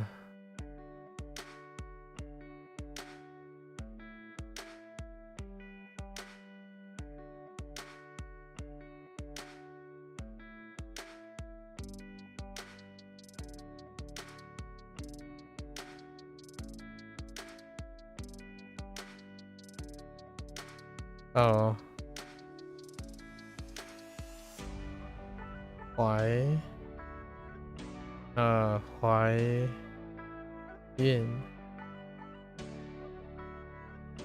Alright. So Tom, basement of the office building, while chasing Jerry, accidentally bumped into a woman. And she retaliated by stepping on him with her sharp shoes. Oh, he's not paying attention, right? Mario enters the beach house and noticed a beach tree decoration. Decorated with a bunch of things. So he decided to look at it while a foreman eyes him suspiciously for any shenanigans, right? That's not the greatest. It overlaps with a lot of things, a lot of peeps. Instead of shaking it makes it even more confusing. Mario is a bit more behaved than that, in my opinion. Yoshi is went to the basement of the auditorium and discovered a portal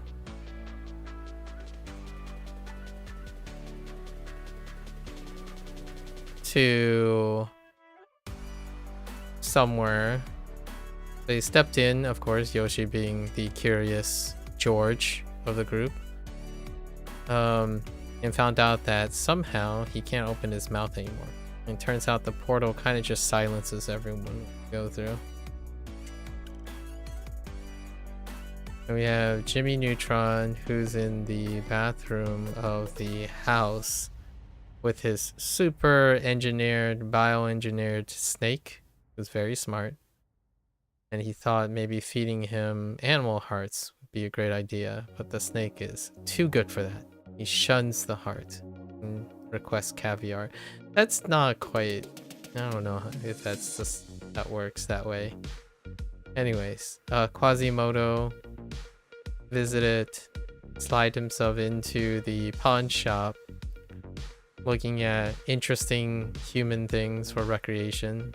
He stumbles upon some boxing equipment with some headdress, right? Some headdress, so headgear, and some gloves for his hands in the shape of a fist. We have George Costanza, who's in front, getting ready to go to the chapel, who's in front of the chapel getting ready for church service. Encounters a waitress he recognizes, who's indeed a woman, a female waitress. He tries to hit on her and he gets slapped right across the face. He hits on her because of her good makeup, I suppose. Let's see, we have Charlie Brown, who's been relegated to the basement of the electricity plant to try to pull apart and reorganize the loose wires, but in the process unfortunately got his hands and feet all tangled up. Alright, let's go over the most disappointing ones. Ja would be one of the most disappointing ones. I got nothing more other than it's fine. And then B is unfortunate too, largely because Fu is so much stronger with this character.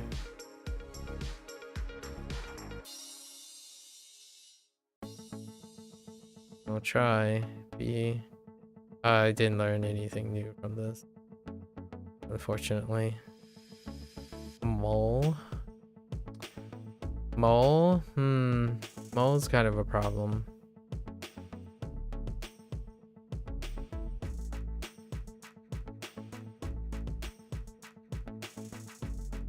It looks like Mole though. I guess I can link it with Mole. Pretty sure. I'll check. Pretty sure Mole also has the right character. Certain? Yeah. So it does have Mole in it. We'll use that as our shortcuts. And Ren or Ren. Yeah, Ren kind of stuff. It's sort of been a while. Hi, hello there, Mika. It has been a while. How have things been going? Ren.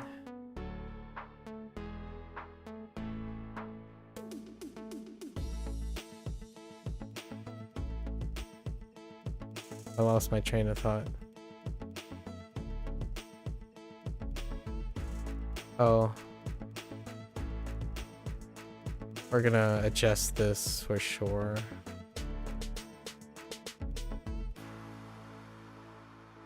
a point. Let's go to and adjust it. One of the early days. So Robin Hood flipped, right? Snuck into the bathroom of the infirmary. He's not injured. Where appoints.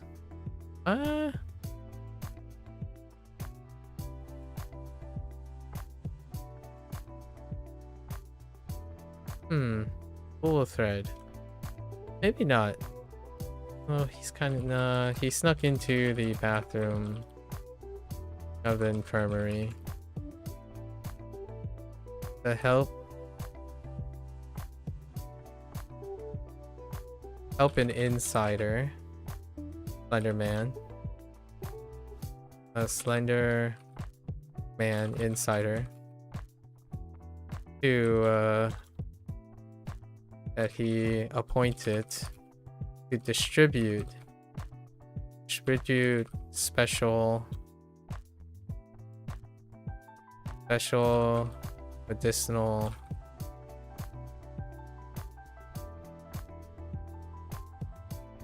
full of thread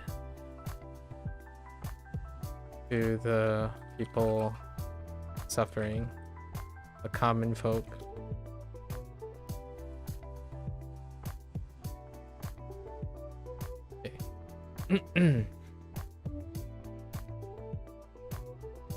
Let's not make Robin Hood any more injured. It's just crafty. You've had this week off. You'll try to summarize. Academically, half good, half need much more work. Socially, it's just sort of accepted being a non-special person, sending more messages. I'm on talking terms with a few people, made improvements to friendship with 2 of the girls from the house. Lately been working with a friend on Discord bot development. That's been going well. I see. That sounds like quite a lot of things in... I don't know how long it's been. A month? I think it's been a month.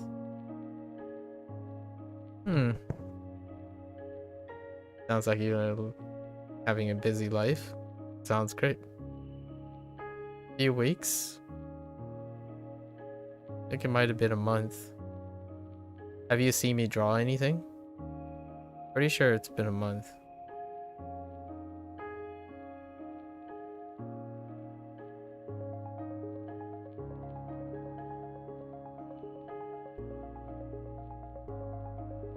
Alright, that's a wrap for our HanziHero session today. If you're gonna watch this later, 谢谢. As always, feel free to follow along. Pick up HanziHero around 3. So you're drawing on... I was here around... Okay. So, yeah. 3 or 4 days shy of a month.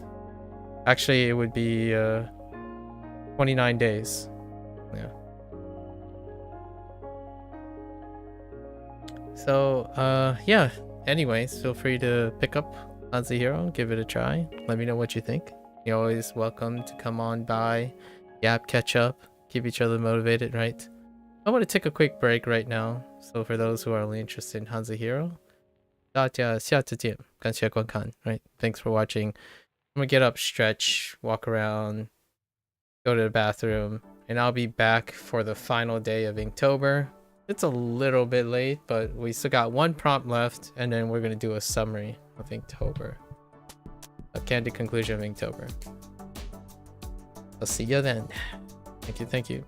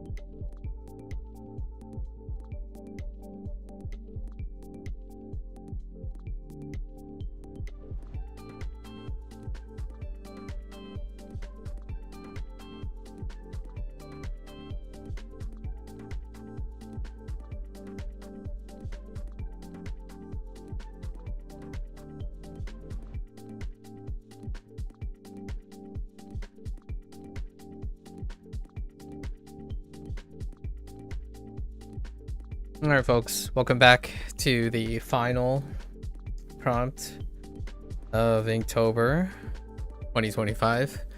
We're here again, right on time as planned. Well, give or take an hour or two.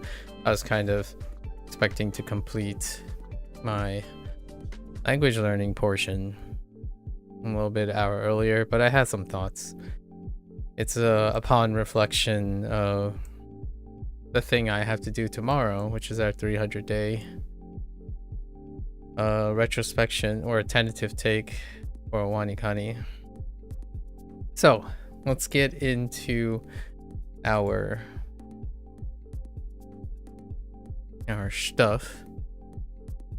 We're gonna complete this, and then I'm gonna end with some housekeeping, right? I'll record it for posterity. Maybe I'll reflect upon it going into the next year, 2026 Inktober, in case I forget some of this stuff. So today's prompt is award, and I feel that is a very great way to end Inktober, in award. I'm gonna try to maybe invest a little bit more time into this one. It'll be about 4 hours long. So that'll take us to, we want to complete this before 3 a.m. 3 a.m. local time. Right now it's almost 11 o'clock. Right. That will give us approximately 4 hours. And then I want to spend an hour or two going to the late morning, summarizing things. I have a bunch of objective things to mention, largely for posterity or recording for my own use. Right, most of this stuff is for posterity after all. Let's see, let's go in and do our sketch. So this sketch is going to be a little bit different, I suppose.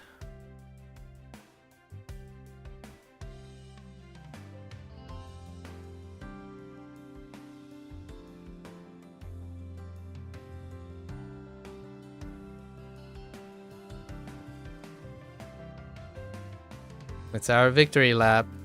We're doing our victory lap. Okay.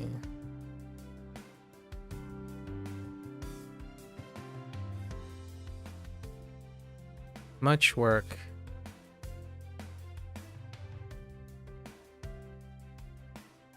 Huh.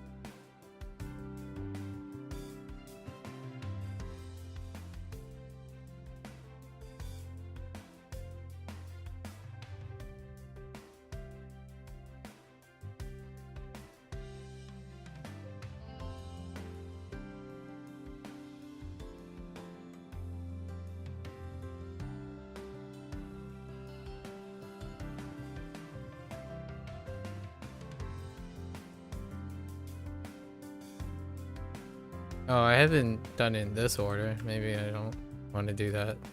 Gotta put in the middle part first.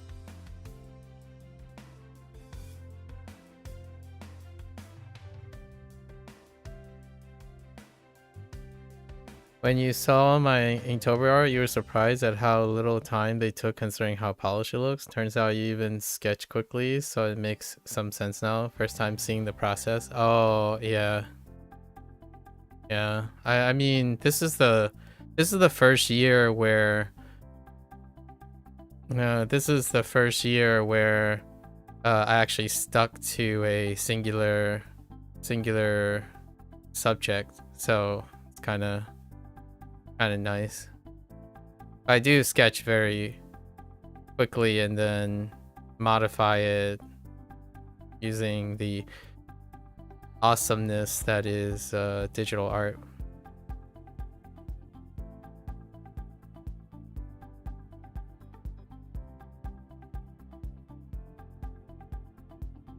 I use those tools, you know.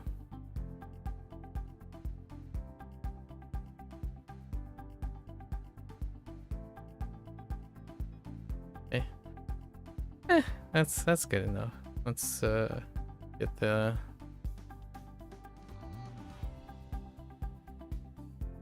in terms of sketching, I think I've employed quite a lot of different techniques experimented with quite a lot of like different people's perspective on how to sketch, and over time whatever works. It's kind of like a combination of scratching, using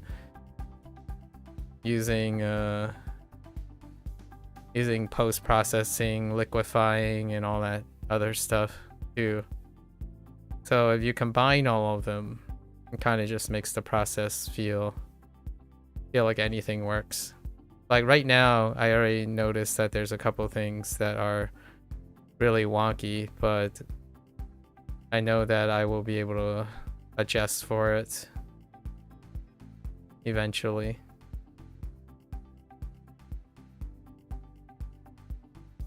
So for now, we just keep going. Got no time to pause. That's kind of the idea of Inktober. I enjoy that part because getting stuck and being dissatisfied can be a big drain on time.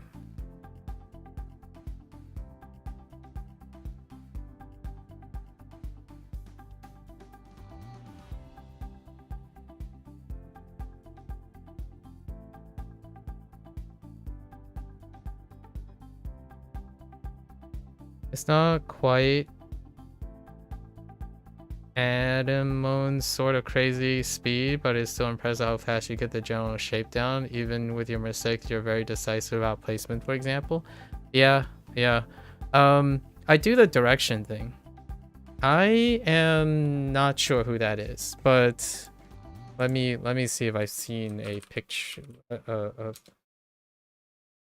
Oh yeah, I have seen. Yeah, people refer to this guy. Yeah, using like negative using the noise. Yeah, I don't do that because or I didn't get a chance to do a lot of that, largely due to time limit and how. But yeah, you move towards a direction. So constantly move towards a direction and then know that you can adjust the proportions as you go. So that's usually what I do. And then the liquefy thing is like someone else's approach, like other peeps' approach. So like I just need to adjust this. So it'd be like something like this. And we're gonna shrink it up a little. And then we flip, right? That's the classic flip, just to see where the eyes are. Maybe we make the head a little bit bigger, body a little bit smaller.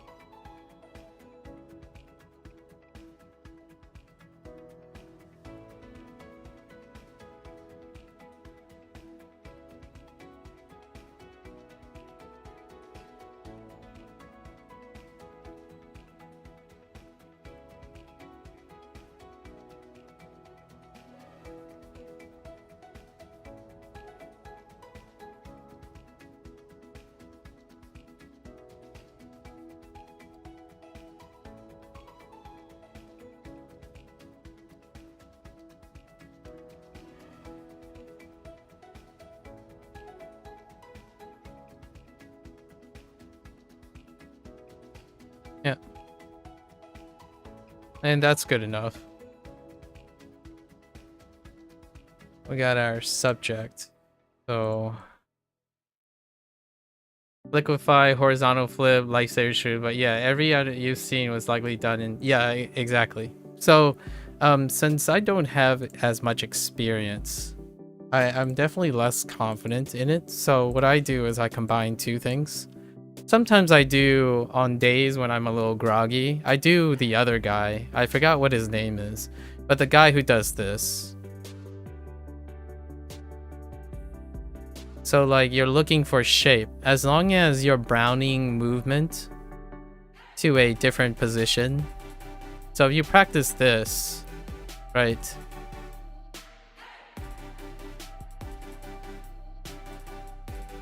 Like this. And then you look over your stuff. You kind of know where the shapes are. And then what you do, like afterwards, you just take it down and then you find your lines from it. If you ever want to clean it up. But alternatively, you can take this whole thing to finish. Like you can convert this into this without needing to erase any of this stuff. So that's the other thing that I've done over time for some time now. And the combination of the two is what you see here, where the placement is deliberate, but it's also very noisy. And you know the range of noisiness you can handle. Wait, what am I drawing on? I'm drawing on a pen tablet. You mean this? Yeah, that's what I'm drawing on. I'm looking at the screen. Right. So that's kind of the idea. It's the combination of the two techniques over the years to save some time. And then composition is the other thing, which is not my forte. Composition is not great. So let's see. We're gonna put this in a different layer.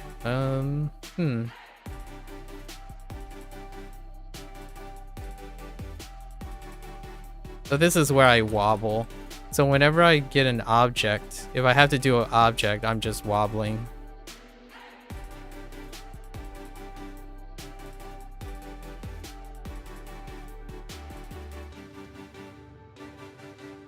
So single stroke wobble.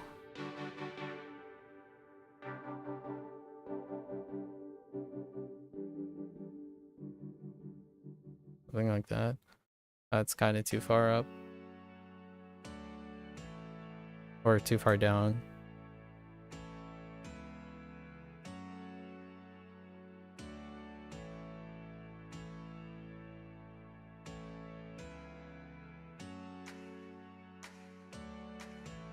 Okay, that's good enough. Okay. That should be good enough. And then we need... And then line tool. Like my hands aren't that steady, so we're using line tool. Oh no, perspective. Okay. Something like this. Probably across here. It goes to the back.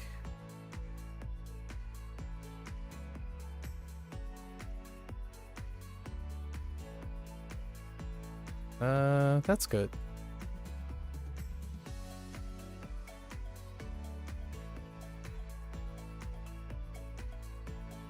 Maybe this part will be visible, so we'll do like this. And one more line. Just to give it 3 dimensions, I suppose. This will probably cut across with the same line like this. Okay. Roughly. And probably dark side. So this is the light side. And then probably cross here, light side. And we want to match that angle. Probably something like this. Now we have light side. Then dark side. Doesn't have to be perfect. Okay. Then we have overlap hinges. Something like that.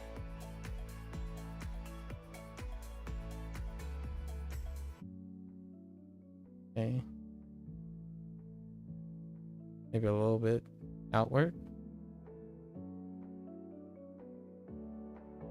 And then in, probably want to match that.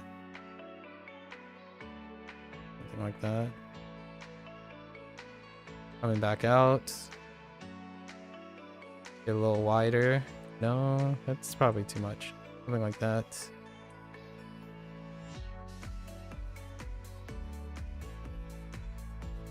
Here. There's an inside piece, probably. Something like this. And go over here. Thinner. Right. The prompt is a award, so we're making an award in a display case. That's good enough. It's mediocre at best. Let's. I'm too lazy. Let's go here. We need a light side. This would be the light side. You can probably not see the dark side, but let's just there. Okay. Proportions are kind of out. The pillar proportions are not the greatest. That's okay. We want a barrier for the glass.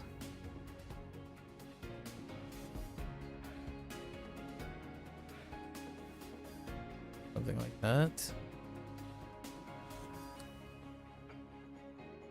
Okay.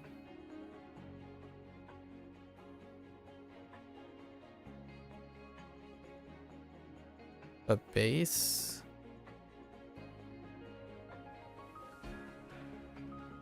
A plaque that's loosely aligned with the thing.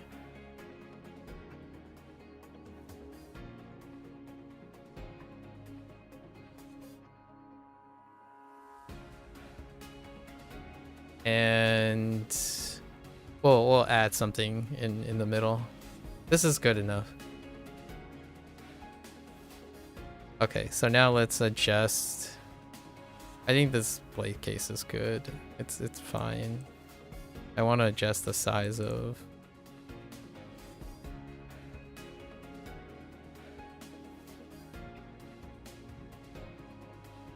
Oops. Wait. Oh. Oh, that's awkward. I guess we'll be fine.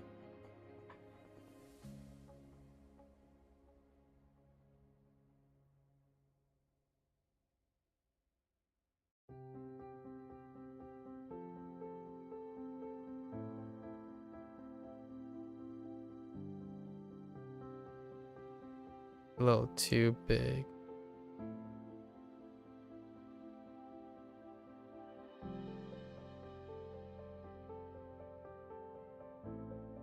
Okay. All right. That's our prompt. Sketch done. So, do we want to add a table and just random background? Yeah. Just add a table. Let's clean this up.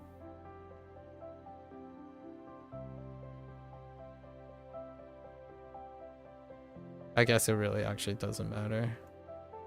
They'll end up being layered like that.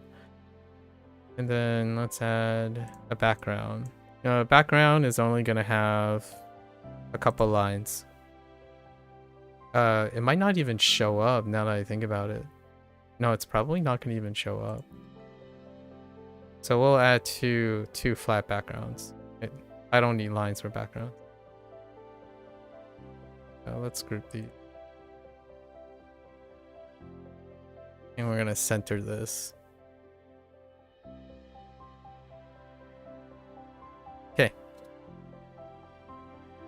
right. This time... Yeah, let's do our background first. There's one line that I want to draw for the background. It's probably going to be right about here. Oops.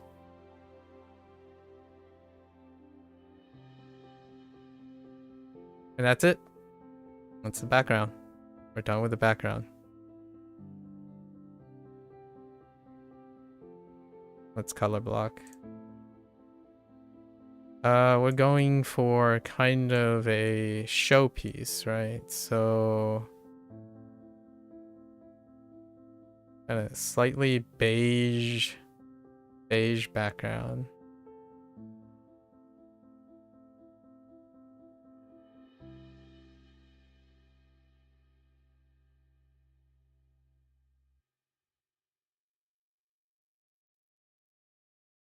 Okay.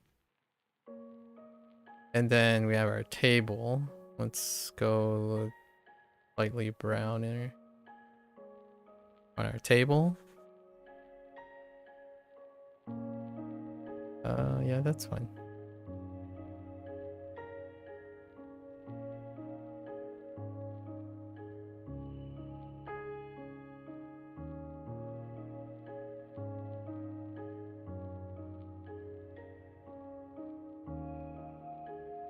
Don't have to be that exact.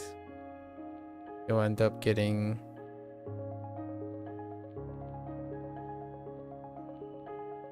alright. So we're done with that.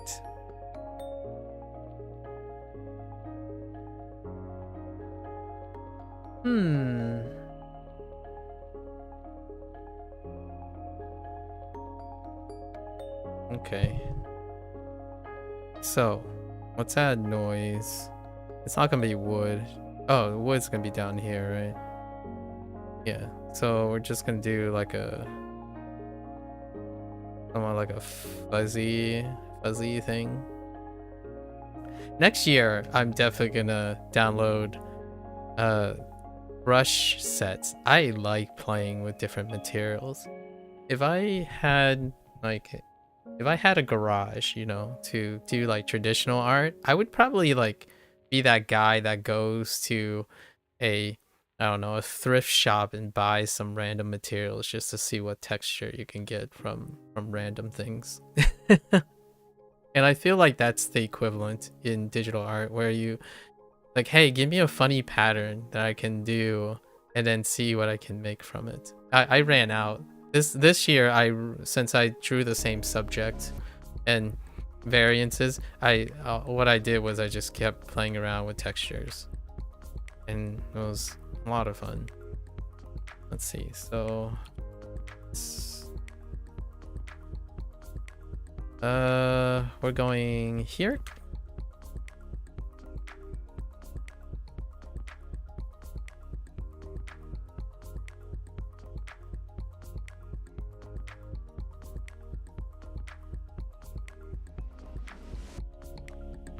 Right, and then it'll make sense in a bit.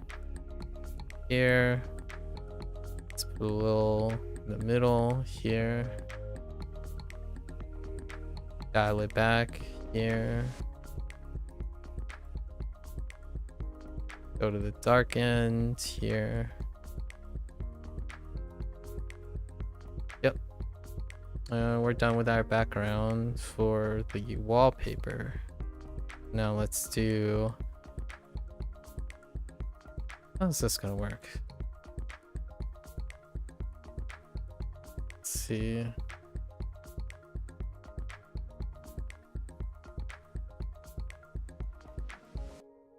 How deep are we going? We're probably going like here.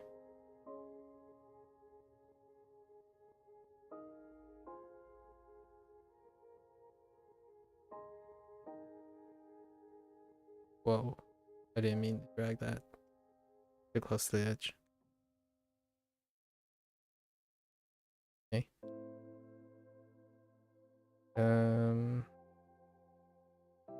It's probably gonna do a little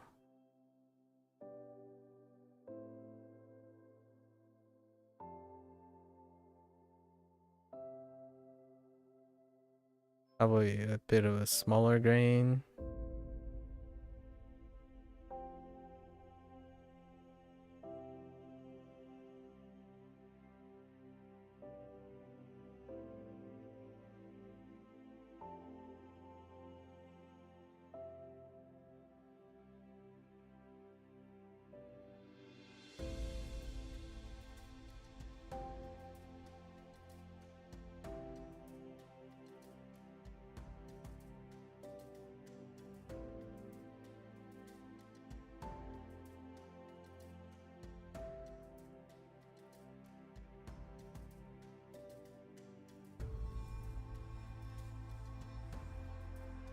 We probably won't see most of this, so that's good enough for the lighting situation.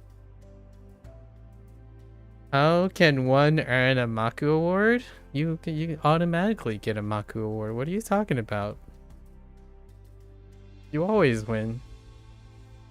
I could convert this into maybe like a something. I don't know how I would, but that is what we're going for. Don't worry.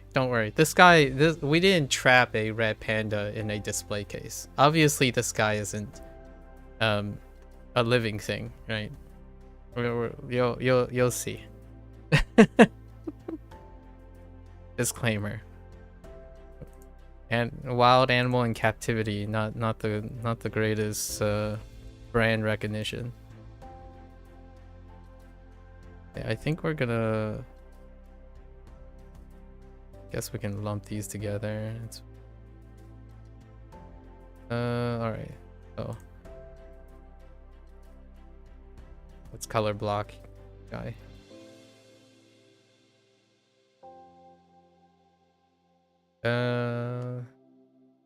Let's do grays because this is not a regular color thing.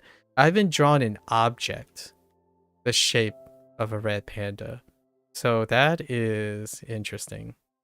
And usually objects, whenever you're doing objects, the only thing I can it gives me the opportunity to work on like texture or trying to capture a different object. So I would say later I'm going to summarize most of the stuff, but 80% of my work this year, or this month anyways, during this year, was working on fur, or looking at the waves and the shape of the hair. Like I was working on fur and hair shapes and flow, but I haven't been working on other textures because I use the same subject most of the time. On occasion, I would draw an object, and the objects I kind of was out of practice, so I had to experiment with different things. Sometimes I had to make my own textures, but most of the time we just finagle whatever brush we have available. I like taking whatever works and try to capture it. So this one is not made of fur, so now we're gonna see how well that translates. It's probably not going to translate very well. The one that I really enjoyed messing around with a texture brush and trying to capture was the stained glass one. The stained glass one was a lot of fun. I'm like, what kind of looks like stained glass? It's like the only way for you to free the red panda is to win. Yes. But we're always winning, so I don't have to worry about it. You know? Always winning.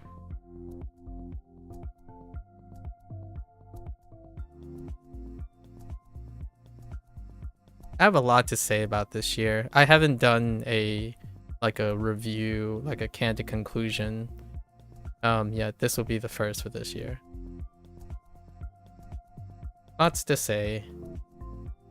I mean, I don't tend to do things without having a lot to say. So I like to make sure to remind myself that I still care about what I do, the things that I do, and the time I use to do them. Right.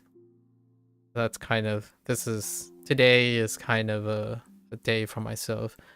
Whenever I do like an opening opinion, like the start of a project, and I spend like that 3 or 4 hours explaining why I made the decision, all my motivations, the things I'll be looking forward to and talking about by the end of the project. And then at the end of the project, it gives me the opportunity to explain everything and whatnot. It's the reward, and then all the work is in the middle, of course. So today is the victory lap, right? It's our final prompt. It's a very poetic one, actually, having an award. All right, so let's color this guy. And I'm gonna color it, which most people actually don't know that this is my favorite color. Largely because the other types of colors are what I use more often.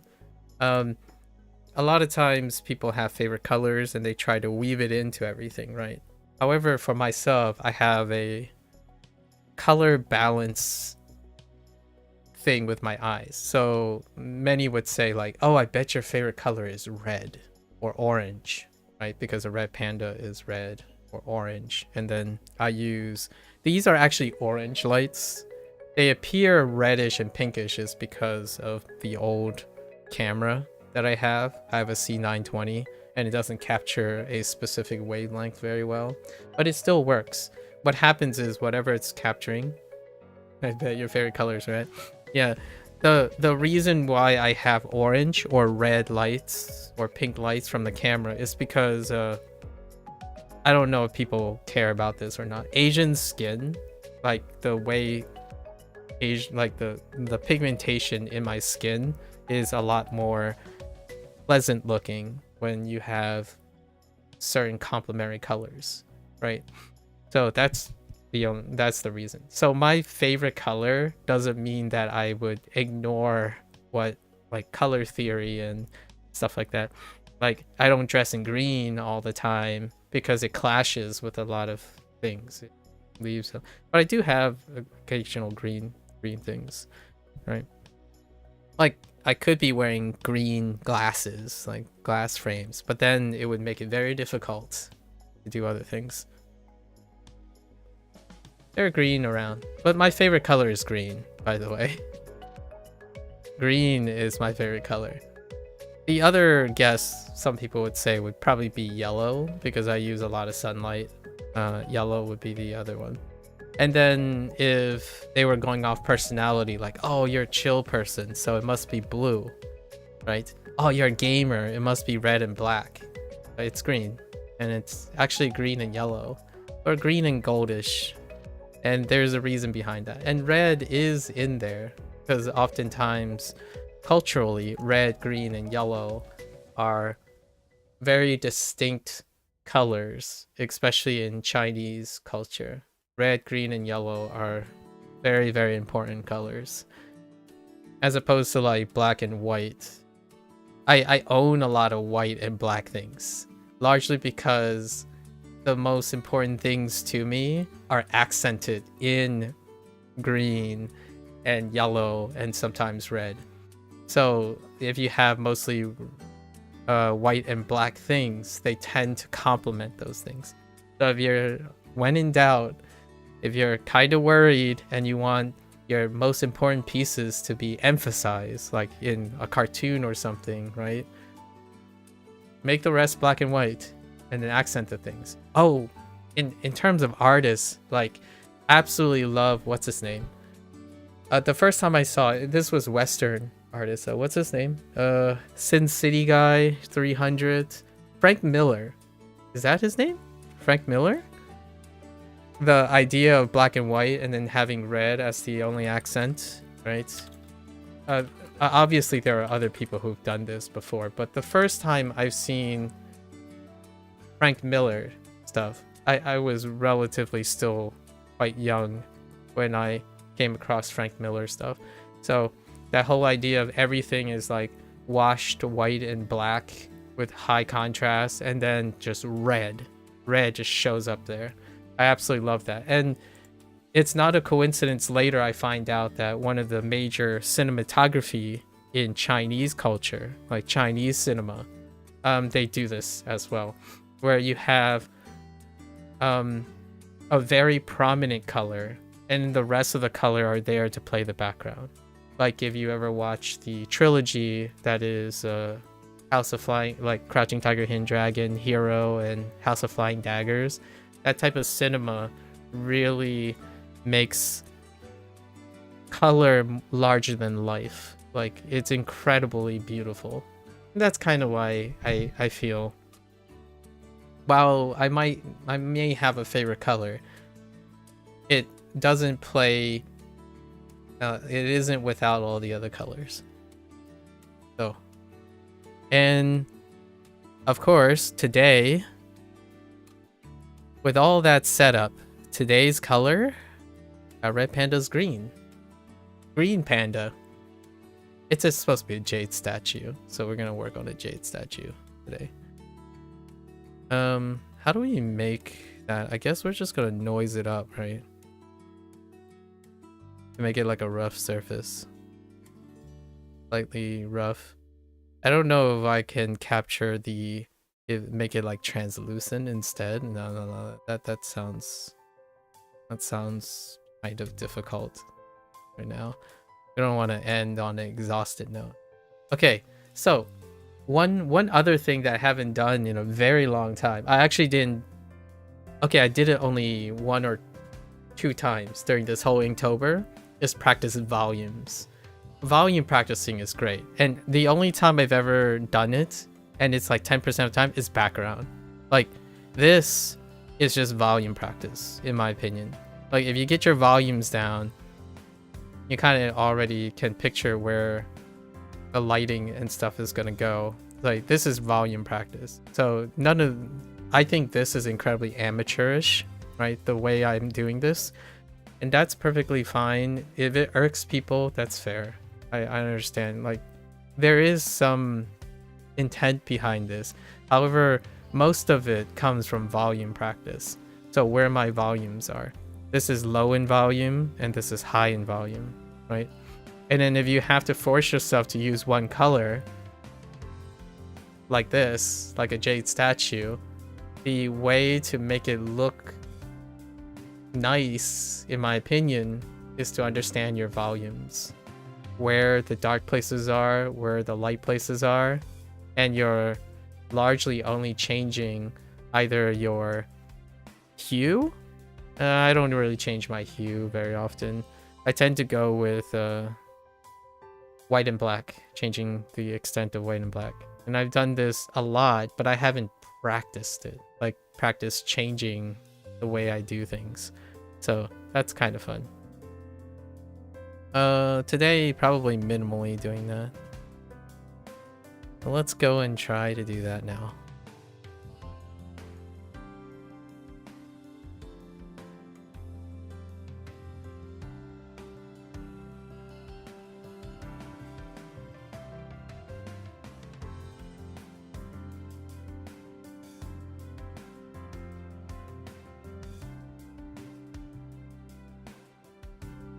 So this is where, like, a lot of people say, like, oh, but how do you know what colors you need to choose, right? And my thought was, if you have command of volume, it can be any color. It can be a single color. And this is what I'm doing now. So I'm trying to think where my lighting situation is.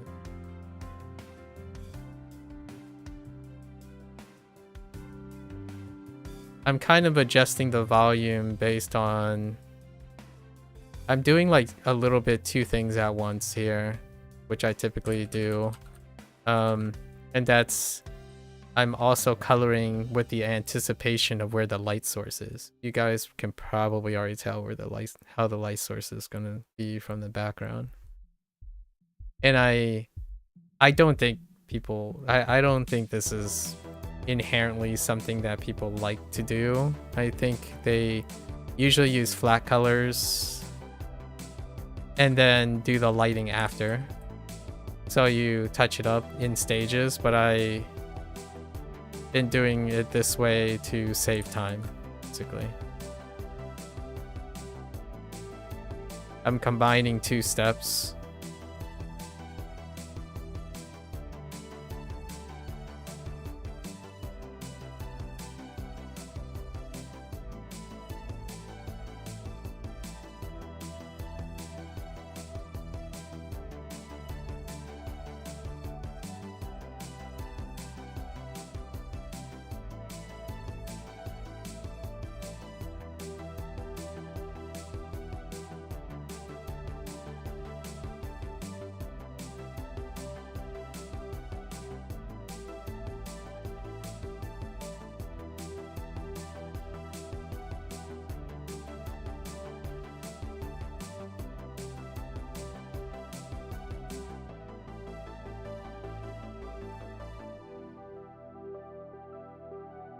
And you're always trying to, like, one of the things that I kind of forced in a way, forced myself to do, yeah,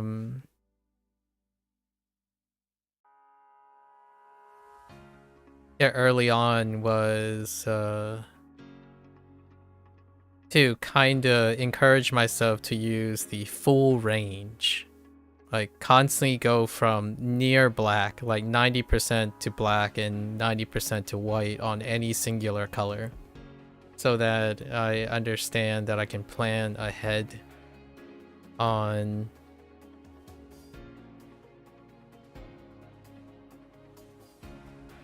how to get a good dynamic range.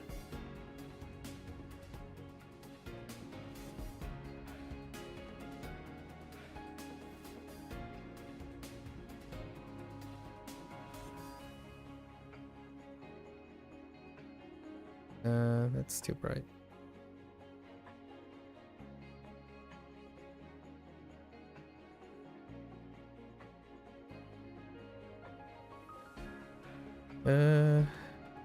These are gonna be darker.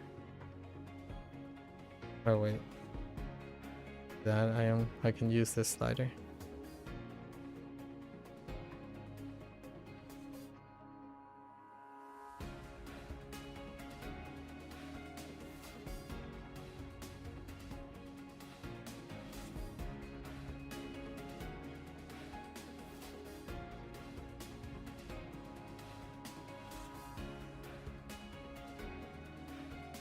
I'll get that later.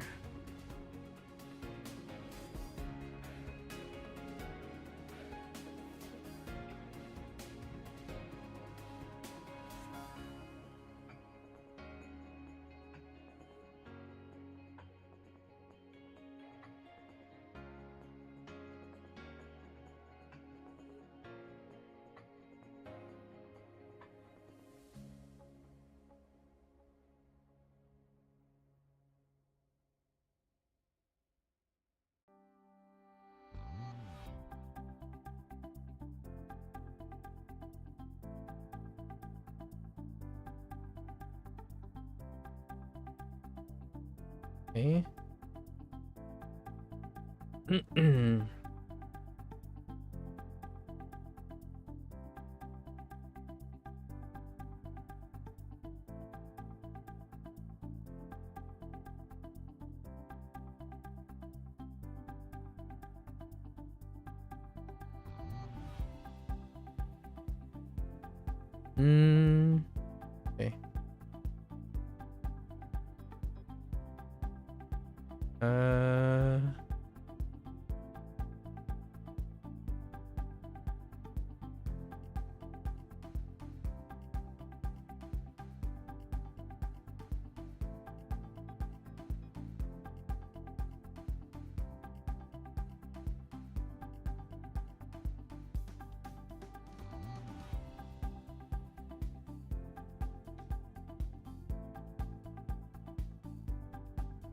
I remember someone. Oh yeah, Jiao said it earlier, in the day, talking about like undoing, right? The whole idea of undoing, and yeah, in the moment to moment, like there are times when I undo, right? But I think 95% of the time, I don't actually undo. Instead, I always find myself constantly trying to challenge myself to say, instead of undo, work with is the thing I tell myself most of the time. Like, oh well, you never know. You never know. Just work with it. And you might get something unexpected, but work with it.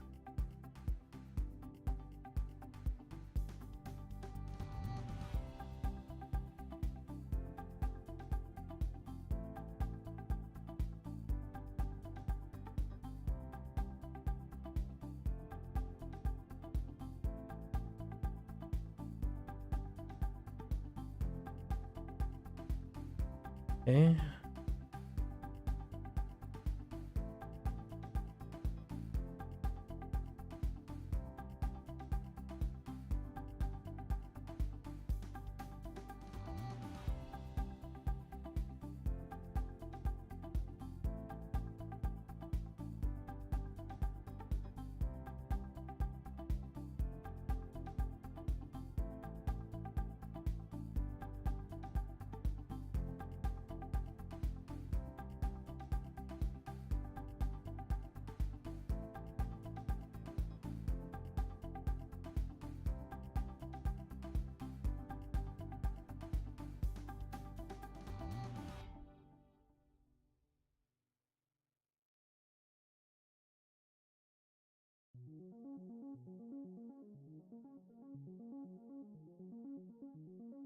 Okay.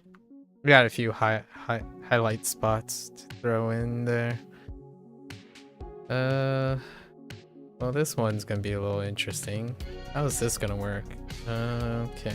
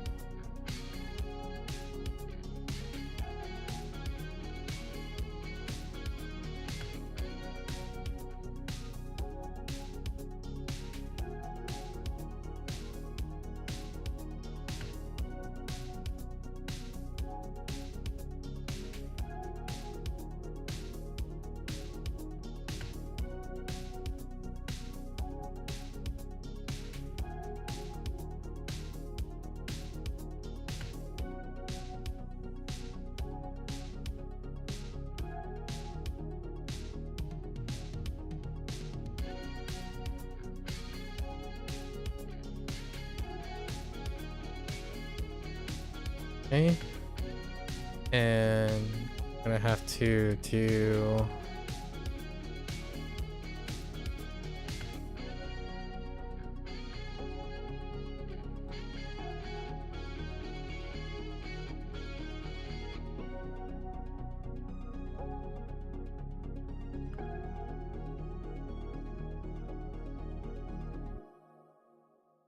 too much.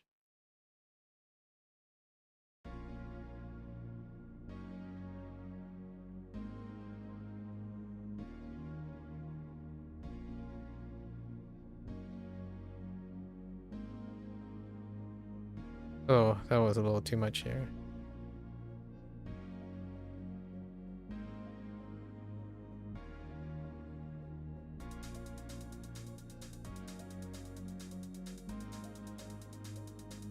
Right. How does this part work? Let's go with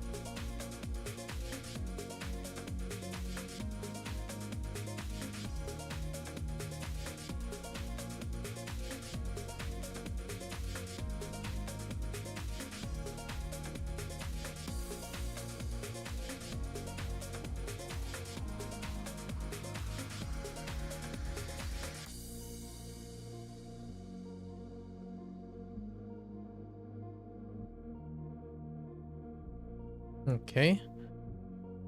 All right. Let's get into the finer things.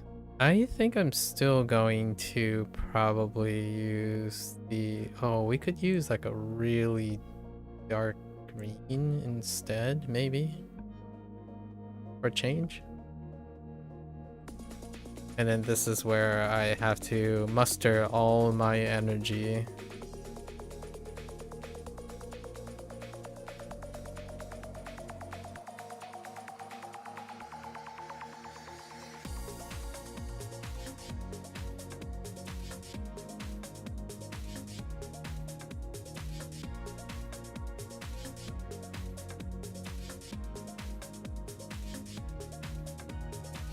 Oh, you know what? I could make it bumpy.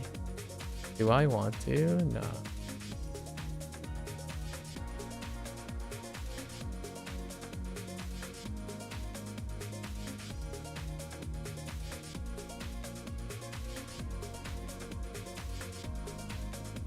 Oh no, I don't want sharp edges.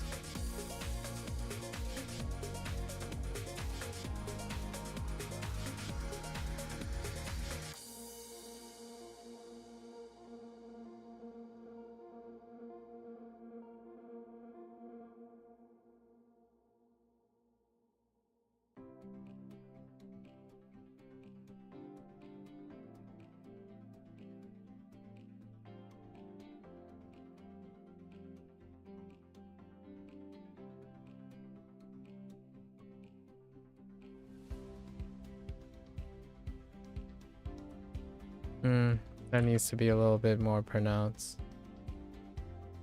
But still maintain like the curving. We're basically doing the opposite of what I typically do. We're basically trying to curve everything so it's soft.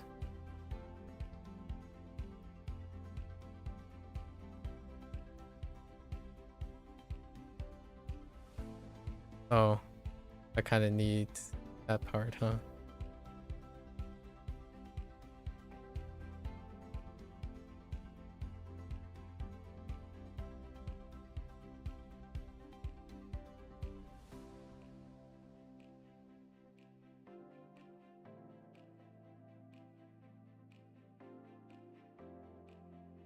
Wait. I'm sticking to 3. Oops.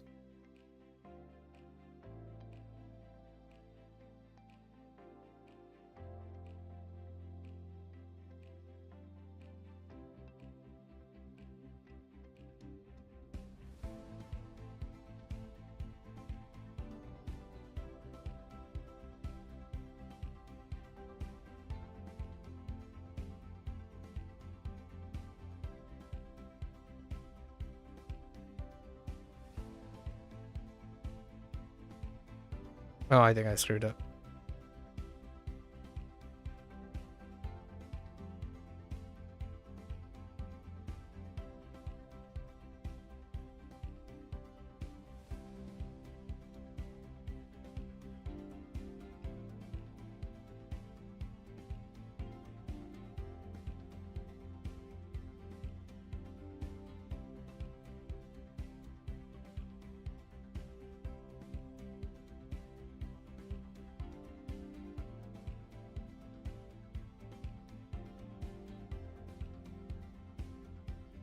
I totally missed.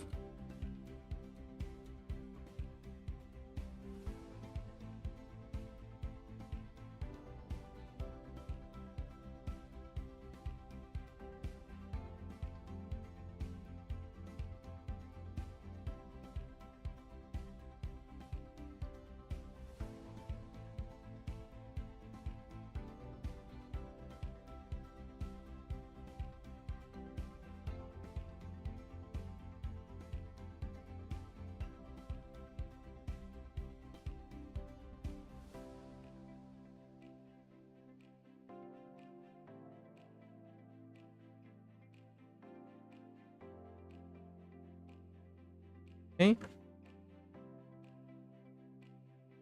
Oh, those are not Great.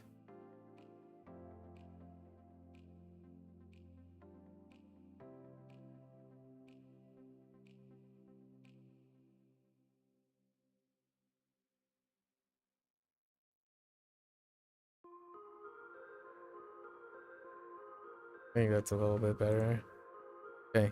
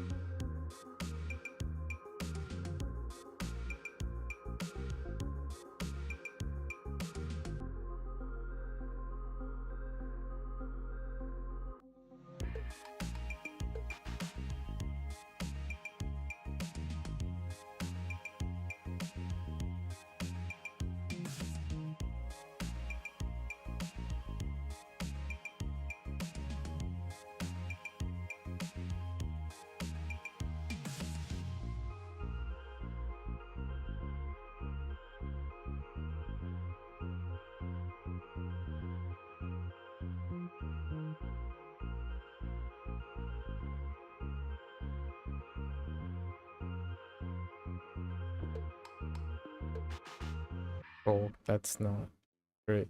Gold.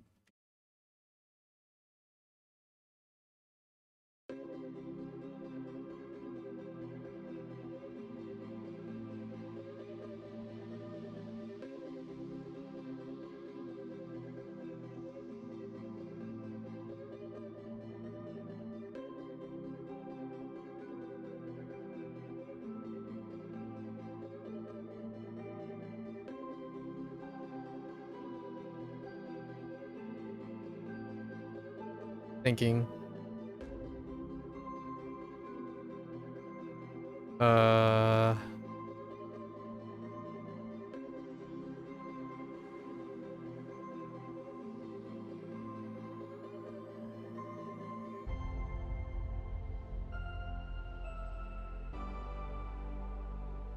Okay.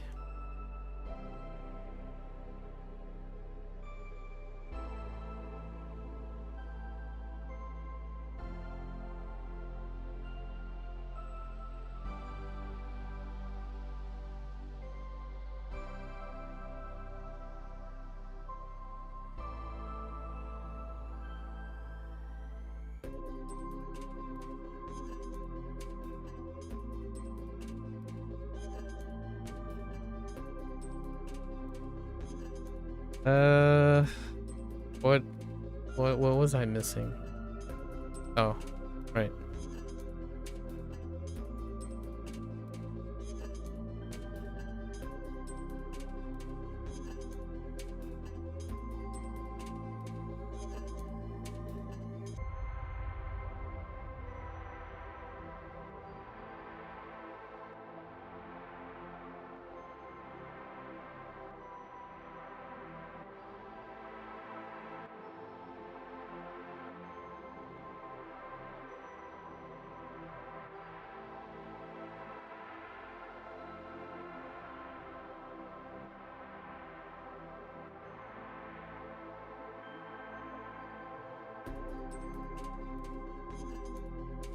Okay, that'll make yeah, that's a good, it's good enough.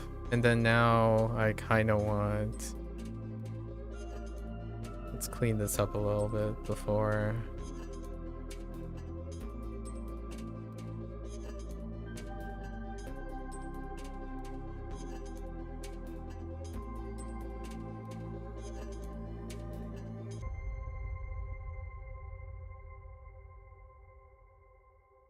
Oh, wait. That helps that out a lot.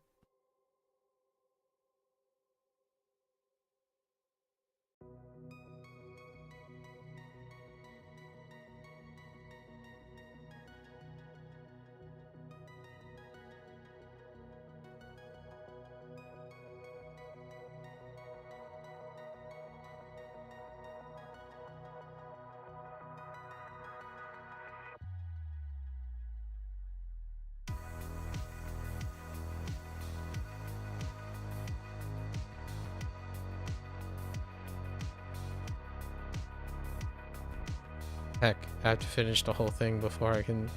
Okay. It's fine. We'll come back to it. We gotta finish the case. Alright.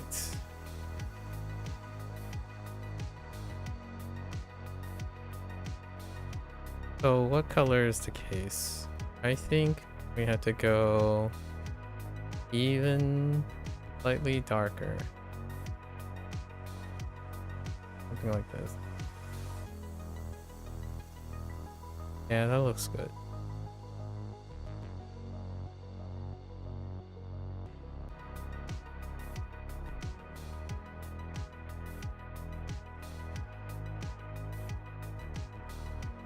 There's still quite a lot of things to do. Like the glass. The glass.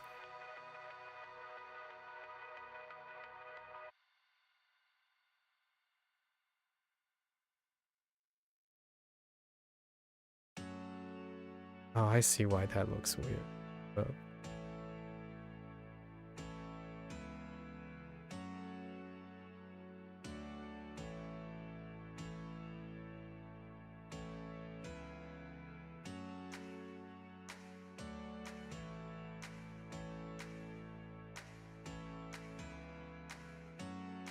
Okay. Alright. Get back to this. It'll come together. At least I keep telling myself that. That's the goal, right? Just keep telling yourself, we can work with it.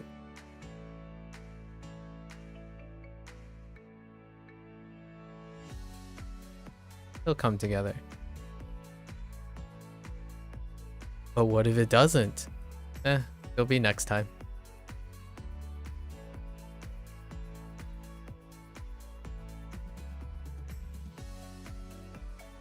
Next time as in next year.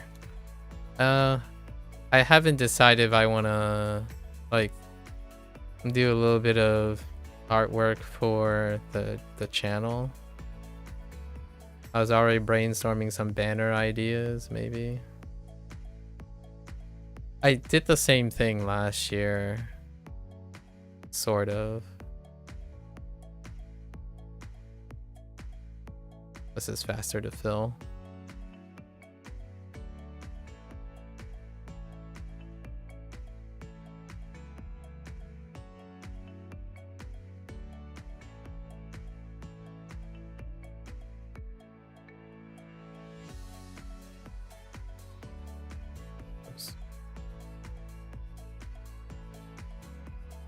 Not to be too fancy.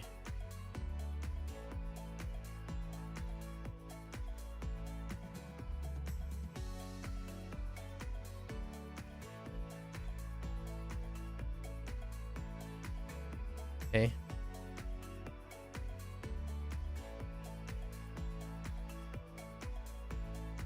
If I ever have to do this like I did the other time. Yeah, I've been definitely been embracing some of the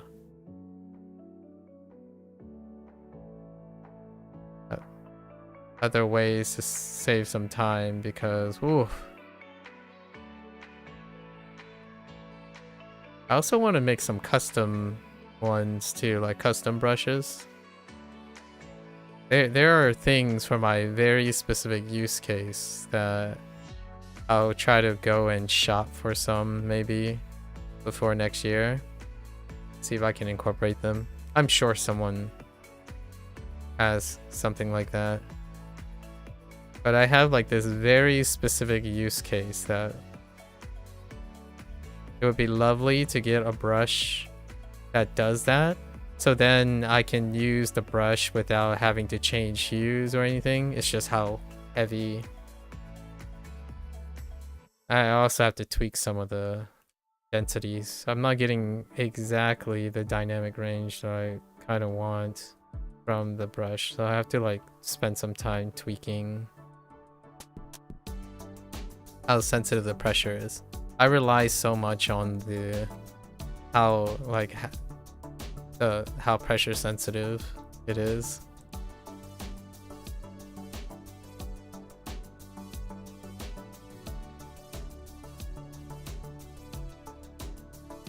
Saves quite a lot of time. Whoops.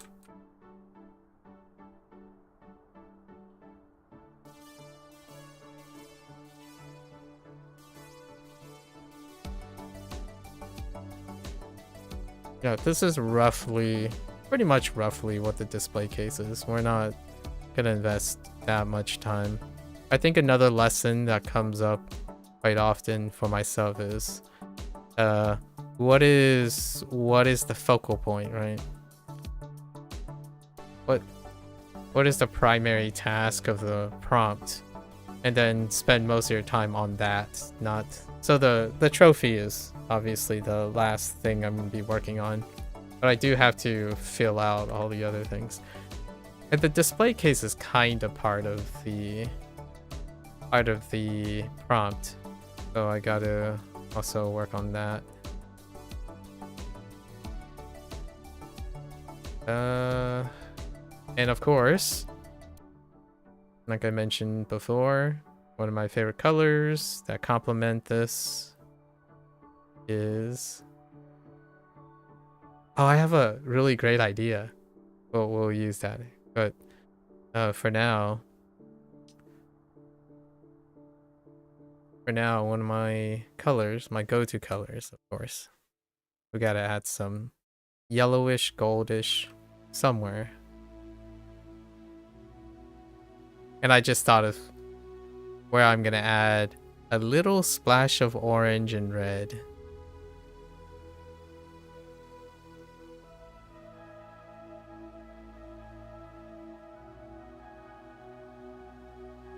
It's like my comfort zone color palette. Outside of orange-esque, this is like my wheelhouse color palette. You have your browns, your gold, and your greens. I think this needs to be curved down so it's... Also, there is this one other thing that I don't know how often people do. I like doing things, but also coming back out and looking at it again. So if you're iterating on something, right? If you're constantly iterating on something, there is a high chance that you're gonna be very preoccupied with very specific aspects of the piece. The thing is, though, a lot of people may say like, oh, but if you move on, you're gonna regret it. You know, there's gonna be regret coming backwards. It's like, oh, now you're gonna have to change everything. But there is also the other way around, where if you don't do anything, right? Like if you're not moving on and you're constantly stuck on one thing, inevitably, how do you know if that's like going to happen anyways, right? And what I mean by happen anyways is, how do you know isn't going to happen if you didn't move on? Like what I mean is, if you decide to move on anyways. So that type of thing can be a problem when, if you're, I understand lots of great artists can see the whole thing while they're doing it, so they're going out to it. For myself, I have to keep doing things and see if things come up, right? And one of those things is what I just said. I have a really good idea of something, and it wouldn't have come up, and I wouldn't have seen these things if I wasn't doing something at the moment.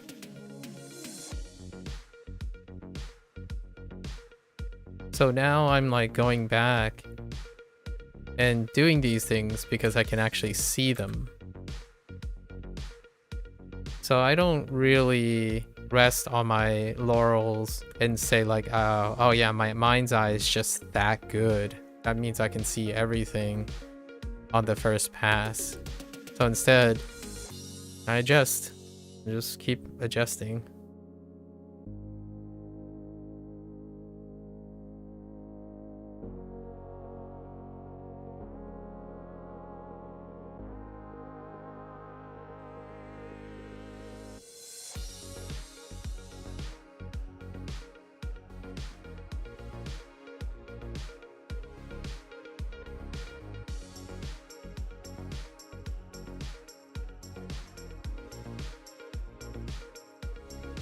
Yeah, so I pull it out, and whenever I do something, I pull it back out and I look at it, right? I know this part is a little awkward, but we're just gonna have to accept that it's awkward. This part is kind of too far out.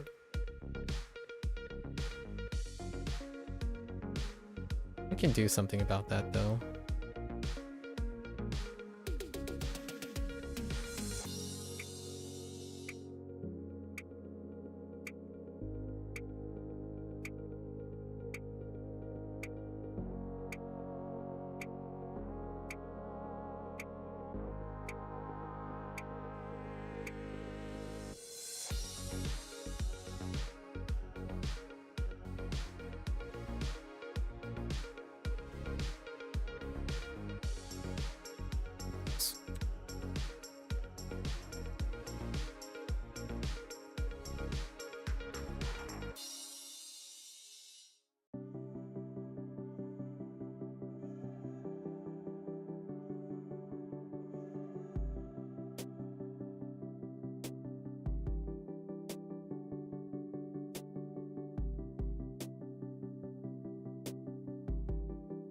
Okay.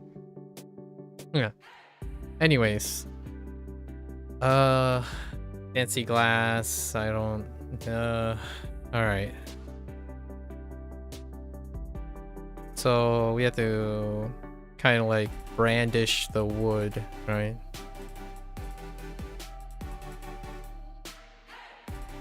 We'll probably use... Let's use this again. Only this time...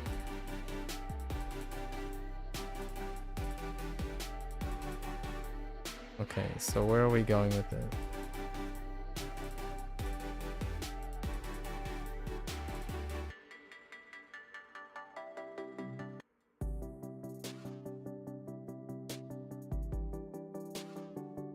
Oops. That is not the right layer. I still mess up.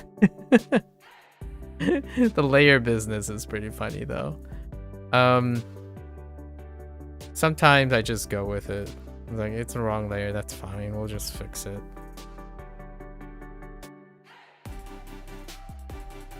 It's not the end of the world. Actually, this could probably make this a little bit easier. Okay. Not the end of the world. Okay. Yeah, I think this is the grain. Yeah. This is about the size I want.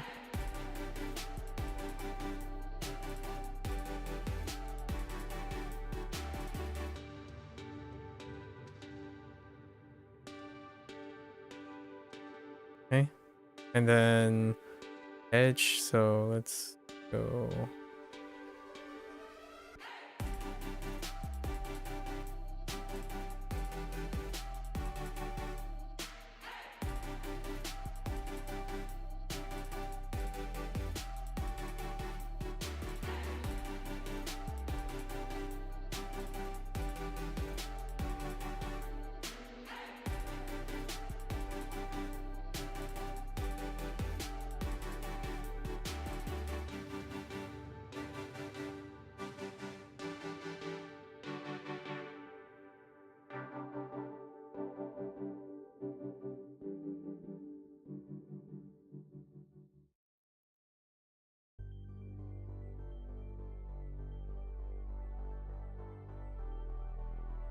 Okay. Yeah, I know. Perspective. This is not... We'll just pretend like the thing is angled. I don't know. That's what happens when you don't have good perspective.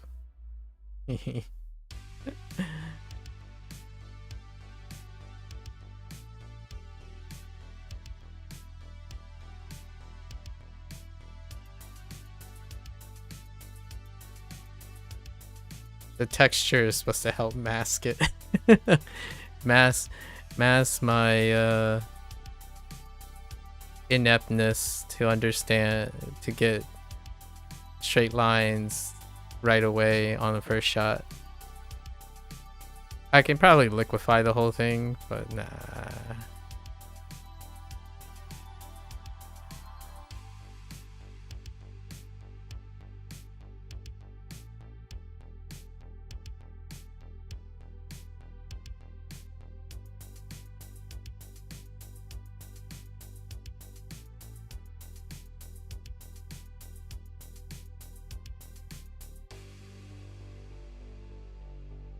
Okay. All right. So, all right.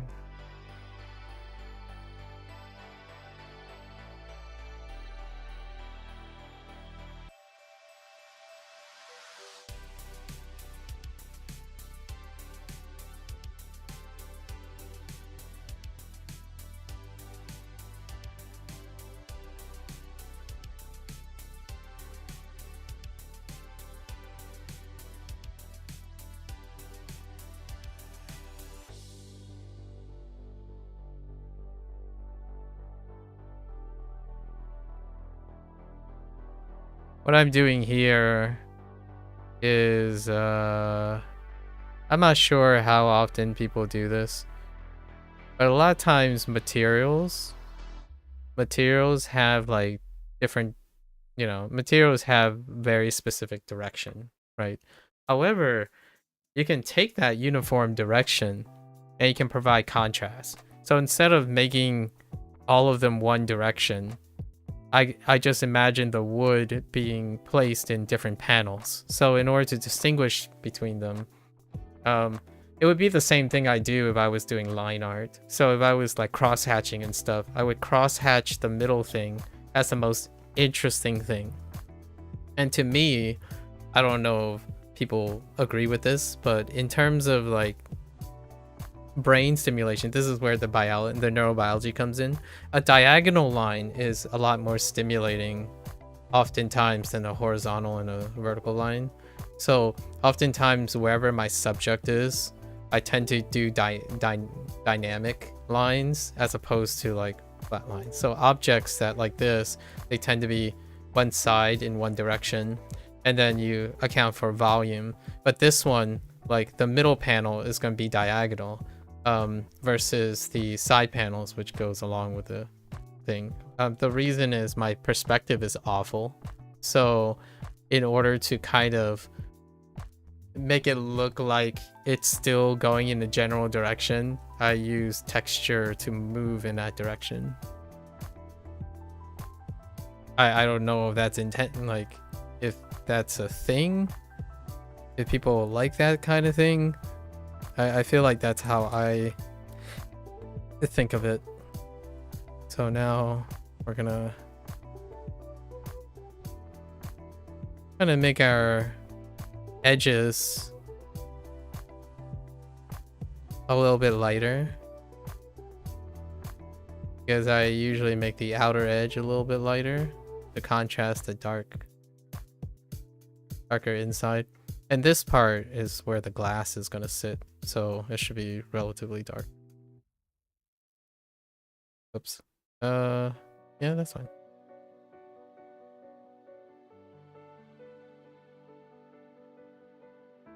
And of course, I still haven't done my line art for it yet. My favorite step is the end, where I get to touch up all the line art. I try not to rely on doing that too early stage. So this year it has become the last step.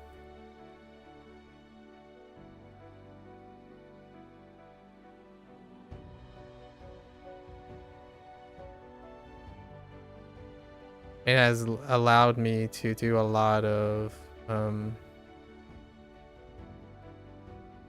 exploring with the line art. So I do make the contact shadows the opposite grain of the thing just to produce some contrast. And we also need a darker this.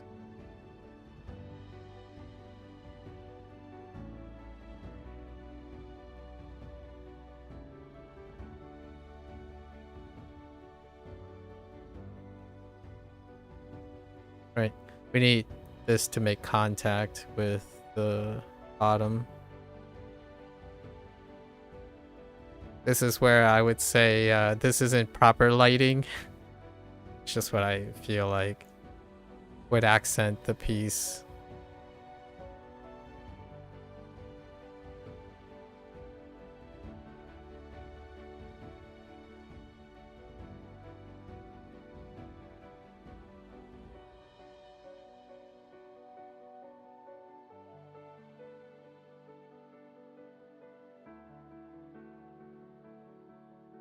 And we'll have more of that in a bit.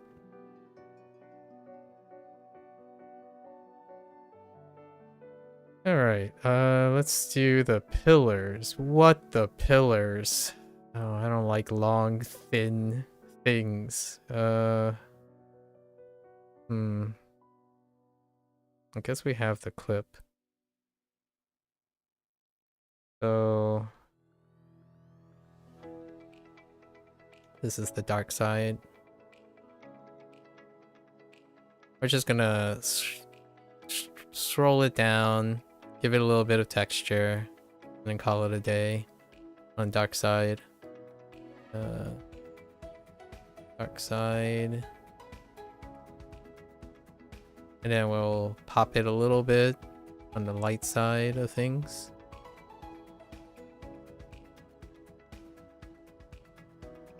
And then go down a little dark here. So it looks like the top is a little darker. I mean, the bottom is a little darker.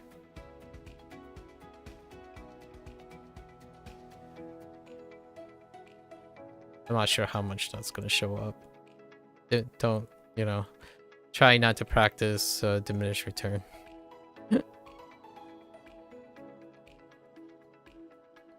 I want to get rid of this. Okay.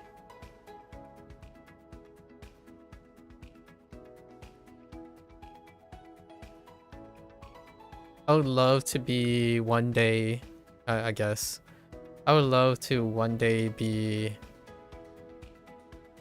maybe. Oh, no, wait. Does that even make sense?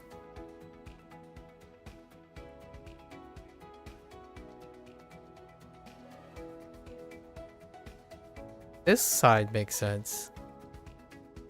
Actually, no. No, I take it all back. I think we're gonna do it this way. Hold up. Oh, and this is what I mean by doing things and then figuring out if you get inspired. So I keep myself thinking as I'm going and looking at the prompt. So then we have our change of mind. So I think we're gonna do it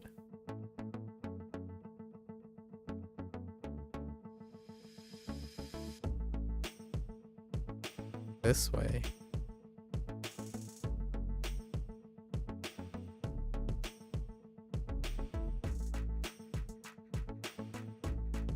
Lightly. And then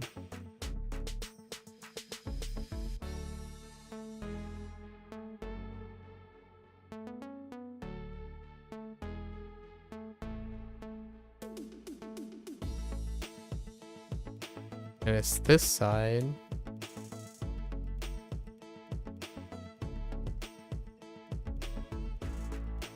We're gonna highlight the edge a little bit here.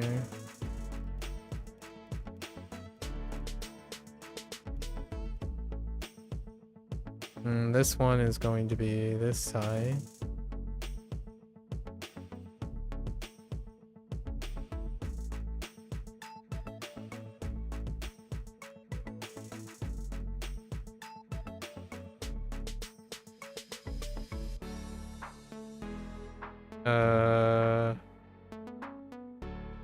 This is gonna be the middle, actually.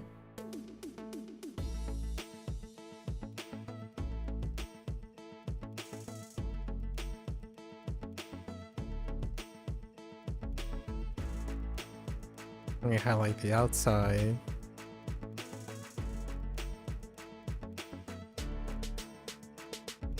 Of both directions. I went a little too ham there. Okay, and then yes, this side. This really doesn't matter that much.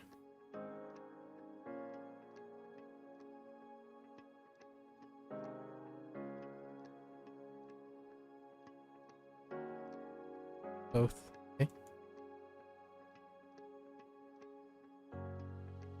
Okay. Then we do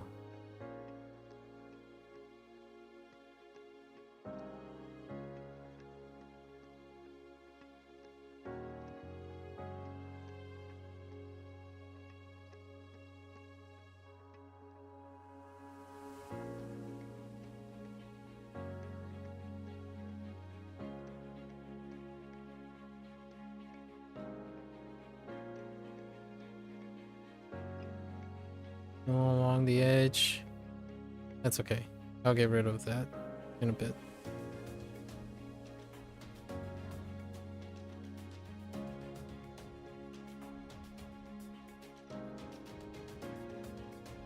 Okay.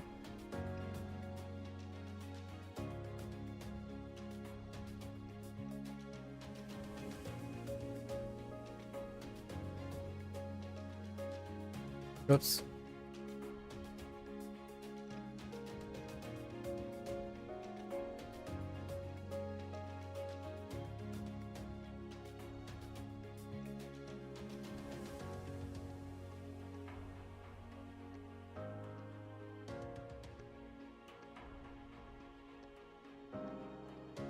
All right. So got this thing. How is this one? How is this gonna work? Guess we're just gonna noise it.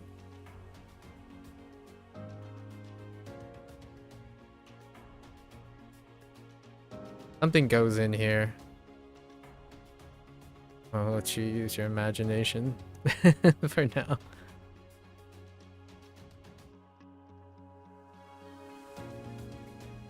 Oh, I guess you kind of want it 3D, huh?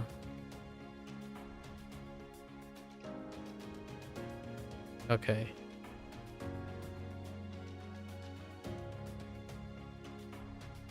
Yeah, we'll include it in a bit. So, how do I mark something for that?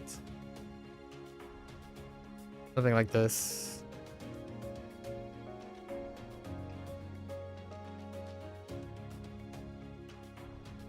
Whoops.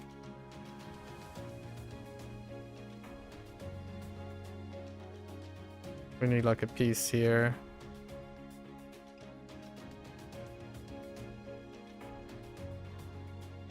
It'll make sense in a bit.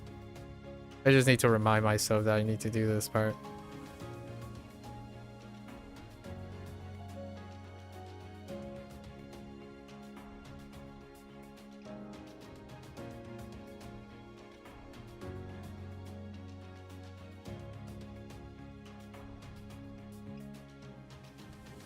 The plate needs a third dimension.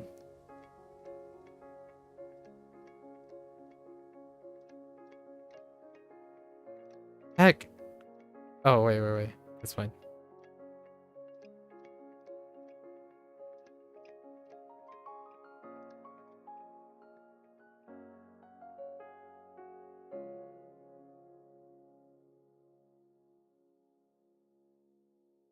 That thing was feeling a little bit flat.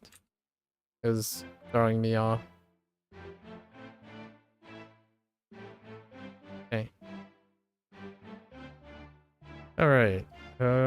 What do we do with this? We make it extra shiny. So.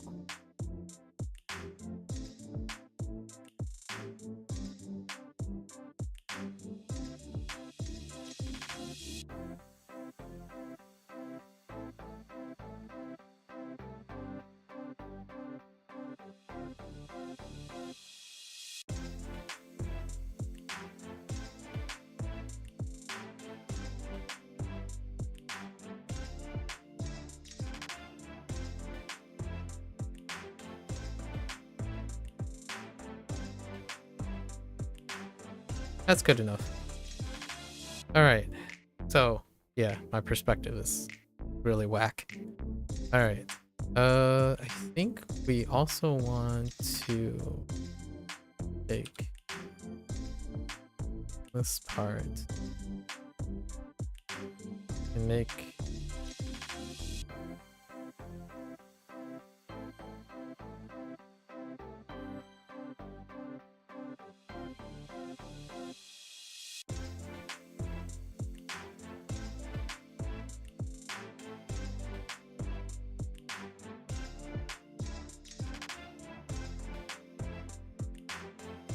the outside a little bit darker.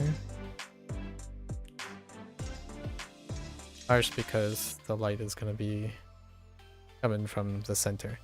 Okay. Can I get rid of you now? Oh. Oh no. Wait. Okay, so alternative. We're gonna pretend like these lines don't exist. Oh wait, that's not how that works. Oh no. Okay.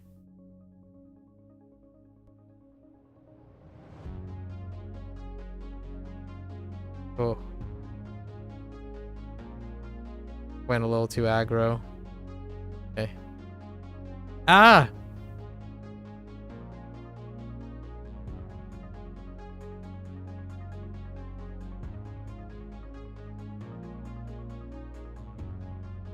Okay.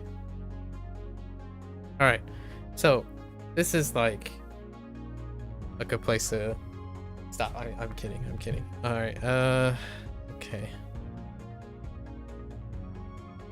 Now we can see some stuff. Okay.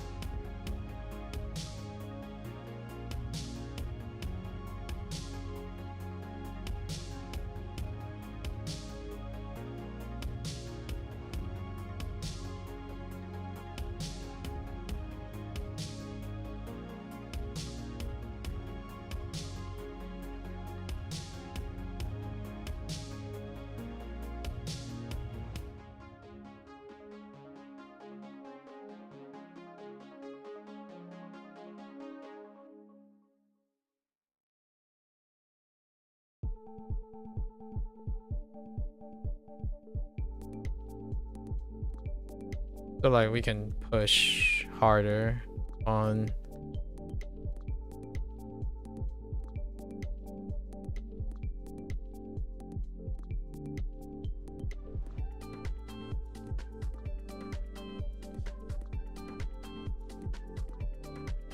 this one is a little bit tricky. So it's supposed to be alternating dark and light patterns as well. So it's kind of very difficult for me to like get that consistent. We're trying.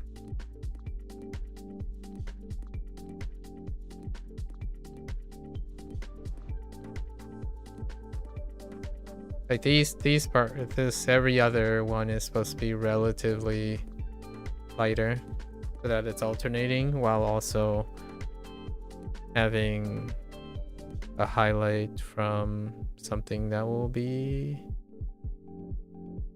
make sense in a bit. Okay.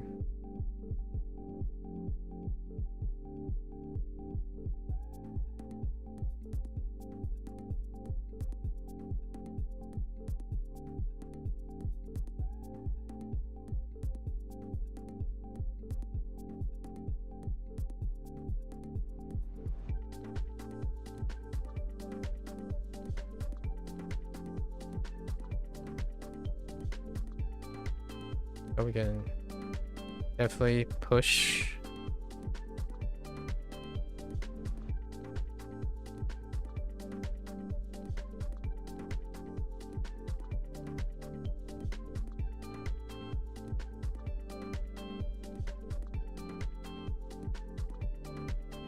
Oh, wait. Yeah, we're not doing the push a little bit more.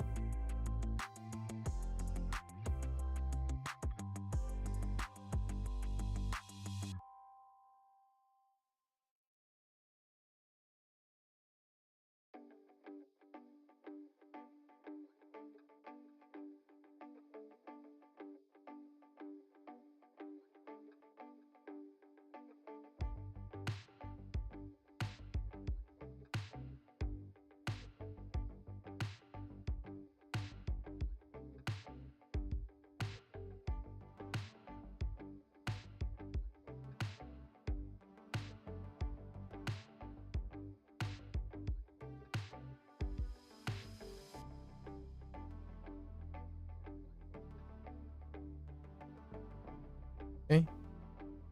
Ugh.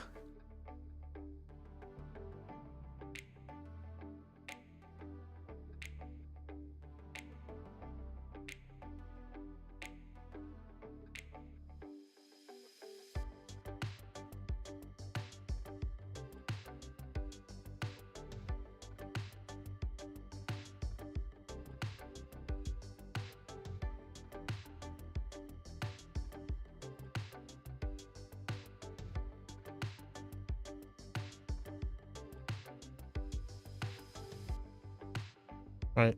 So we're spending most of our time now on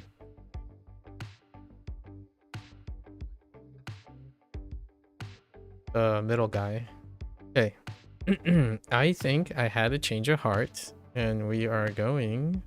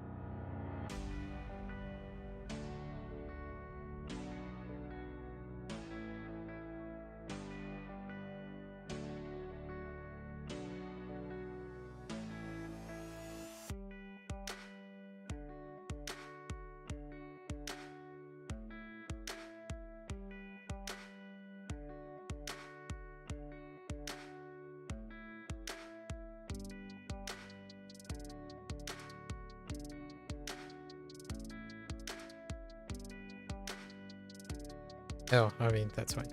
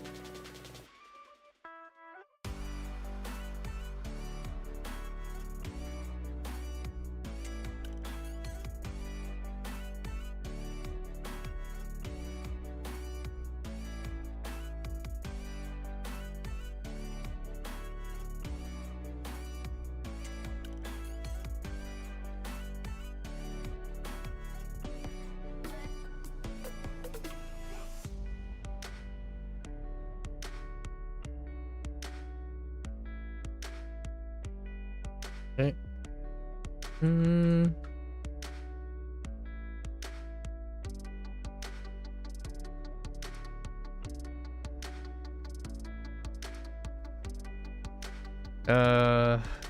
Now I kind of have a change of heart on certain things. What time is it? Okay. All right.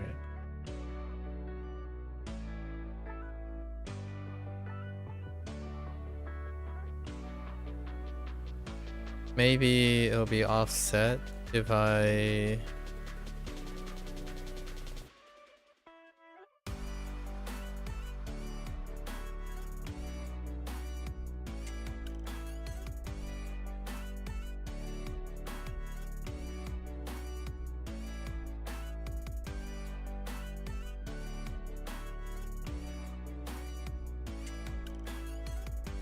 Probably. So...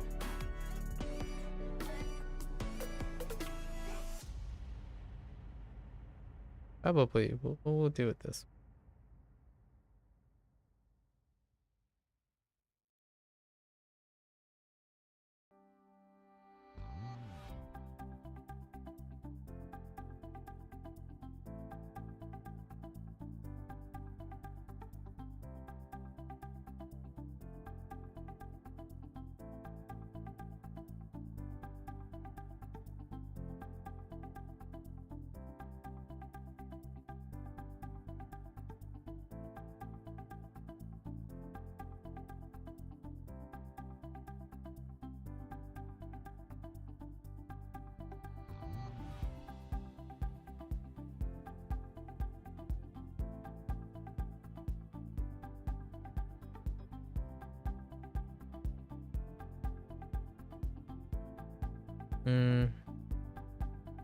I think we're just gonna rely on...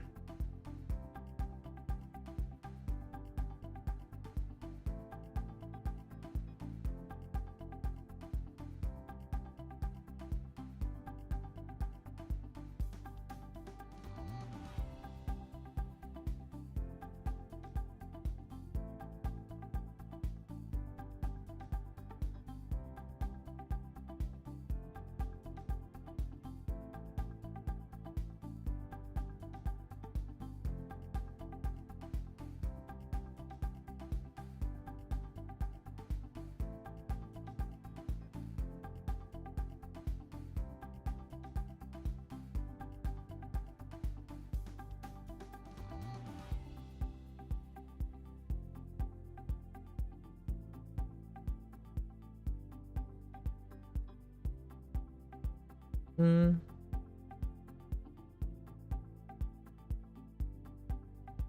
It's so hard for me to get it. Yeah, that's fine. In this direction.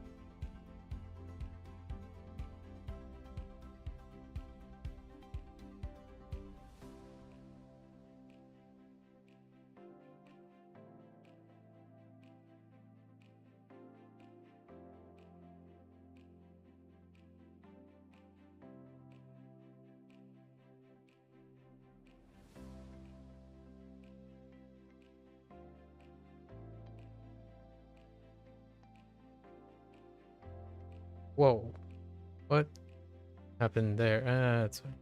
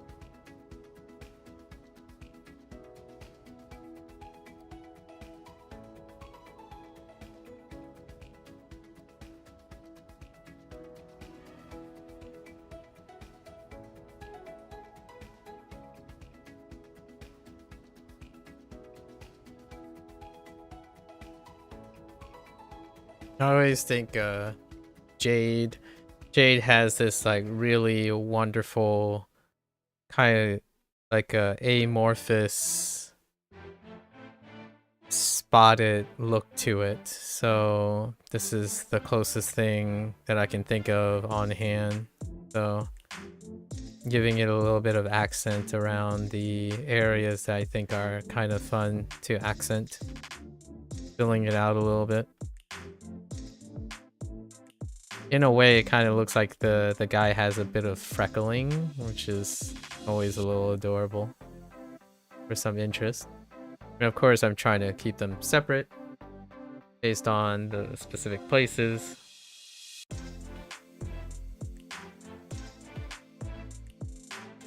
It's kind of similar to like iron, I suppose, how I do iron. And then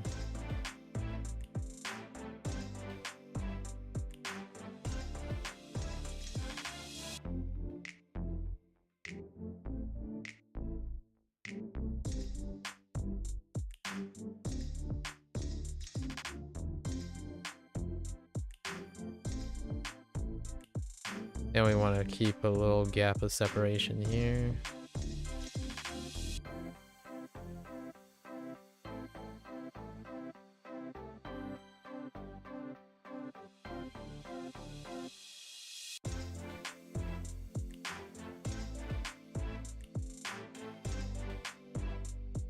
Right.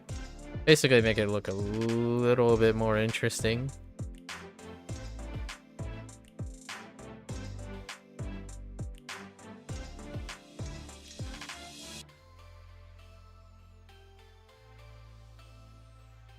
Now the eyes are sparkling. All right. And then I think I'm gonna probably go over it one time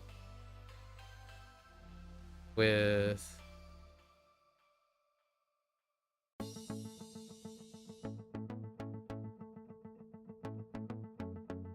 the dark thing, but let's do the pedestal. I totally forgot about this thing down here, which is definitely wonky.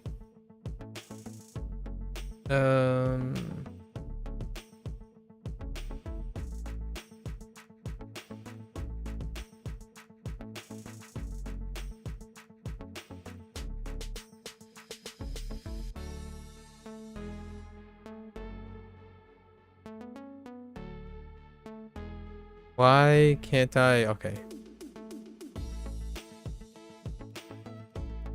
I think contour lines are easily one of my crutches.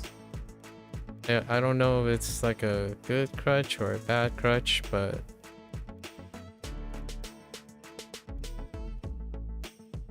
knowing the flow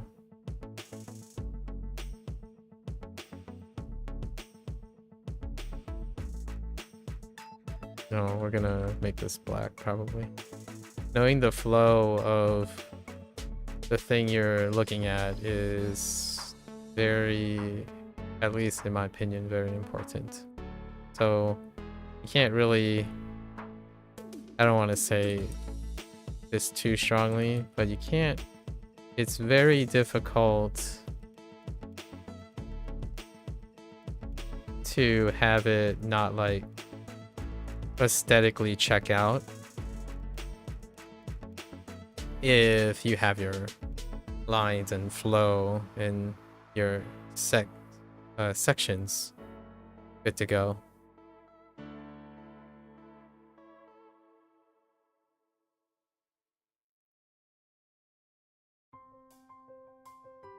Your eyes just kind of gravitate towards it anyways. And then we need... Okay.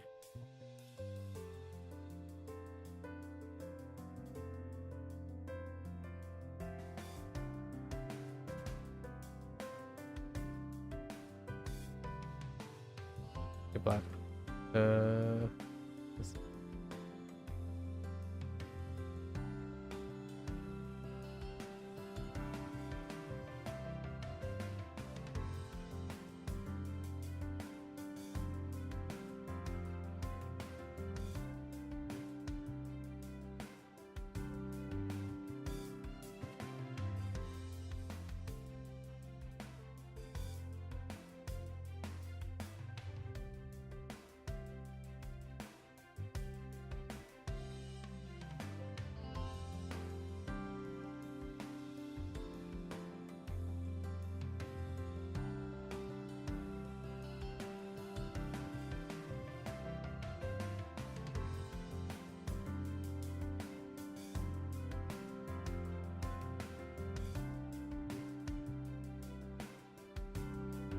I don't think I'm gonna do too much with it. Okay.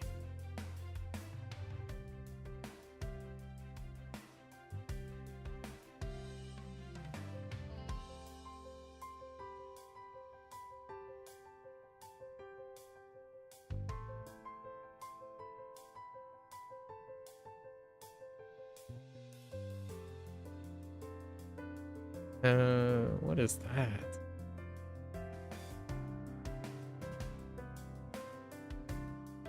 Okay.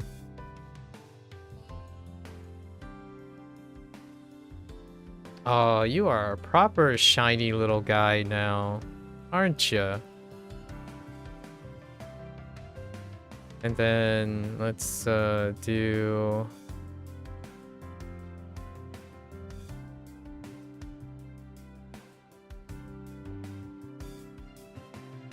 Oops.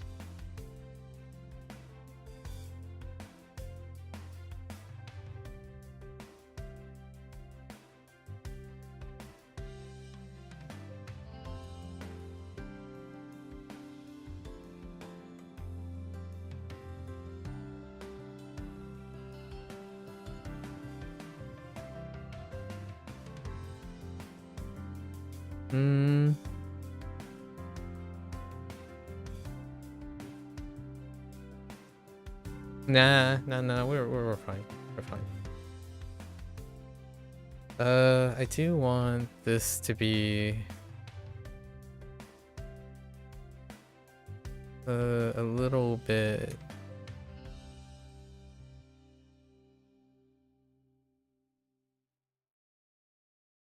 more defined.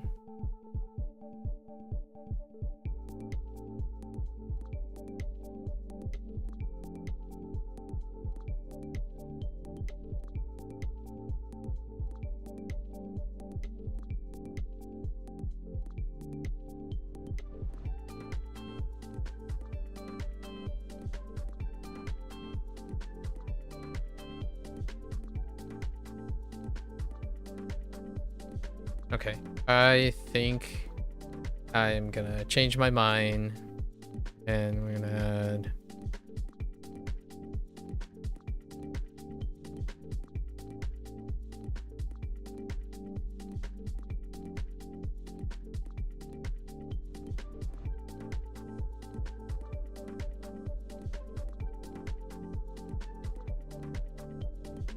hold up, let me look. No, we're just gonna make it all black.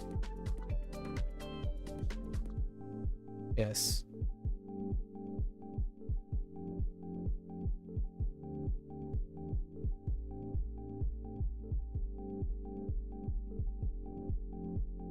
We'll see how it looks.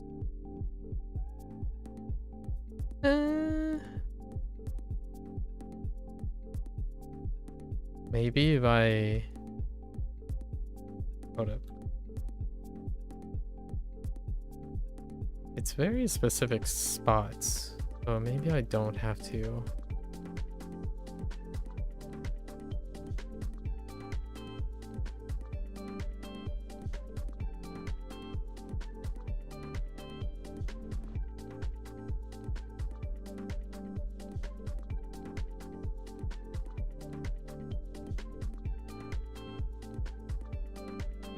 No, I think I'm gonna... We'll see. Let's try it anyways. What time is it? Okay.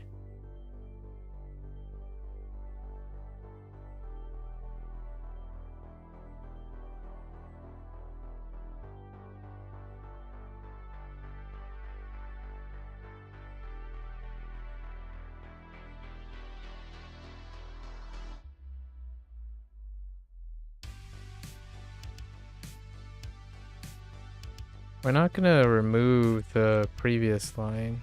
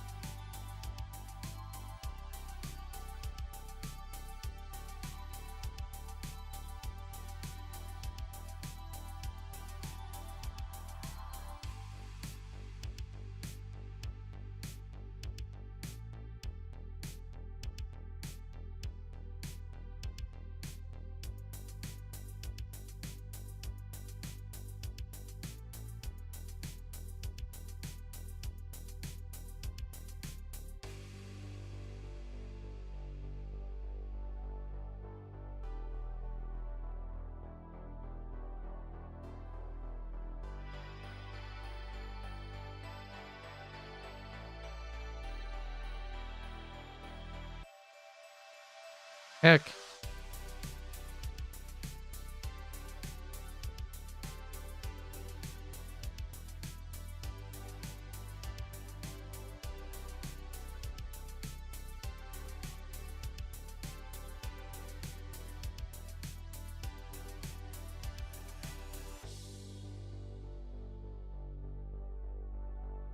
Yeah, it's just too soft.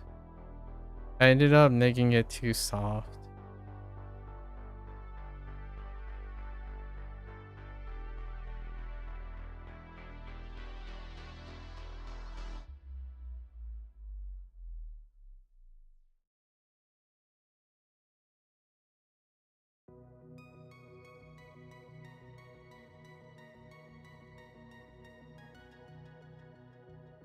That's okay.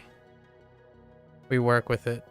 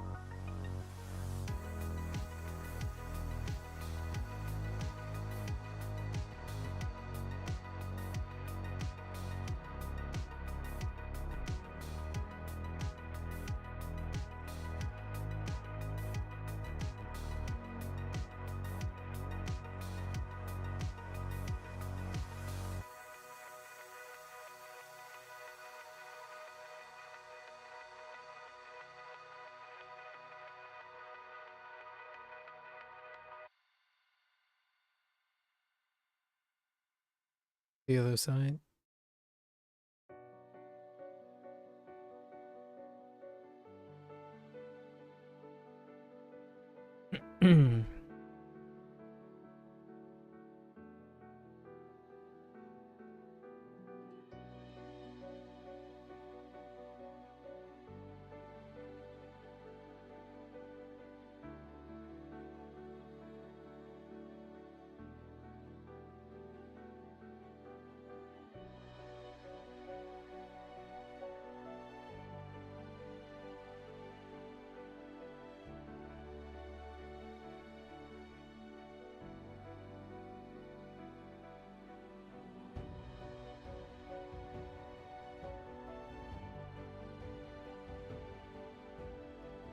Oh no.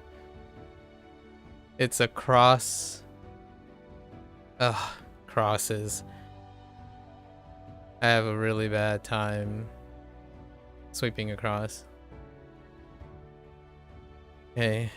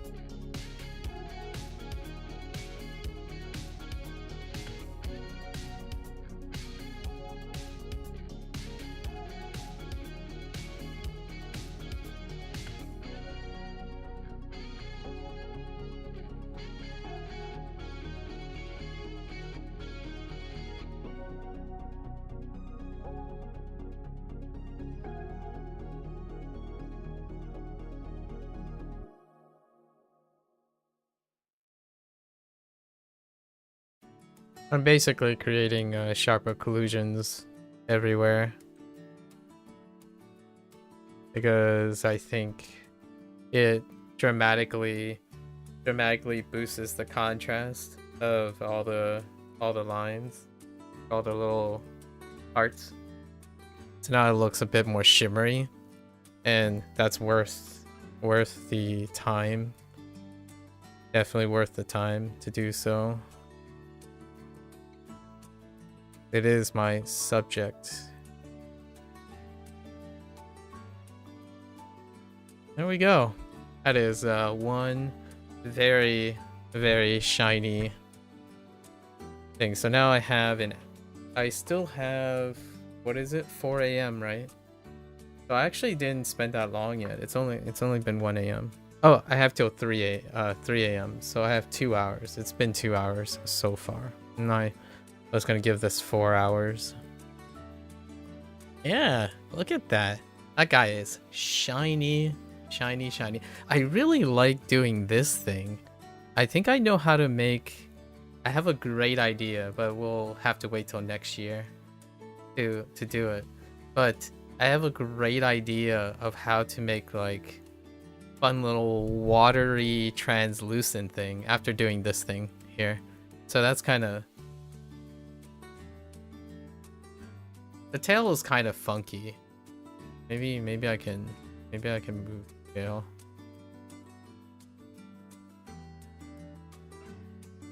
The marvels of...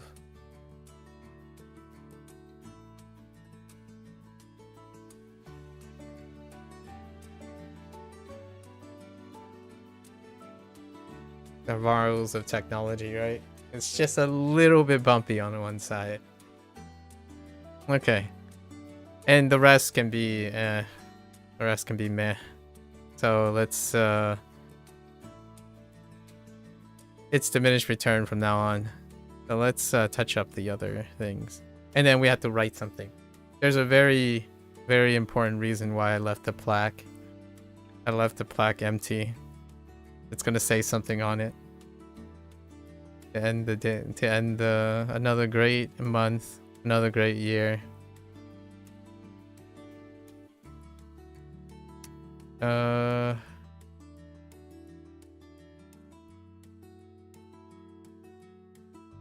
Guess we want to do some...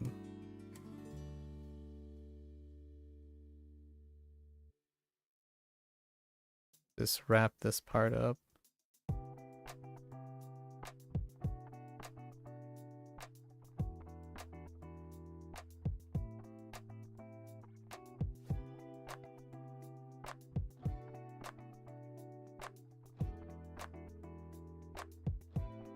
The display case is actually part of the prompt, so don't want to neglect it too hard here.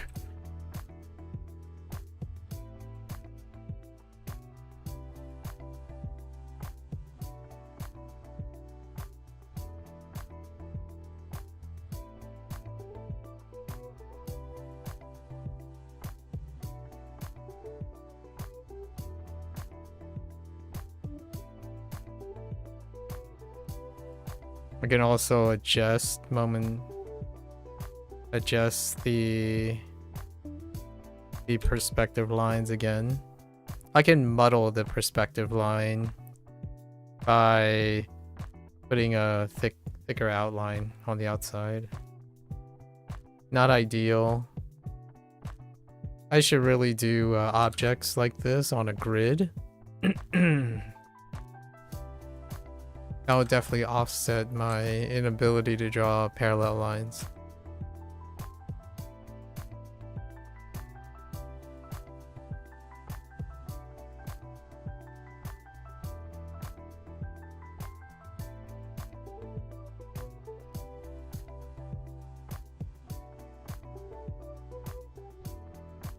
Case in point, it's technically not a parallel line, but I'm trying to offset like the initial wobbly one.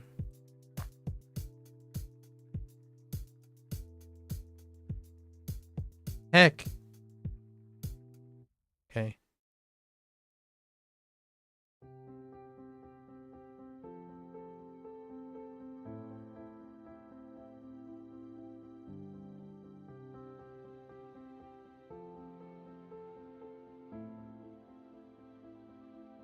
Okay, then we draw some inner lines.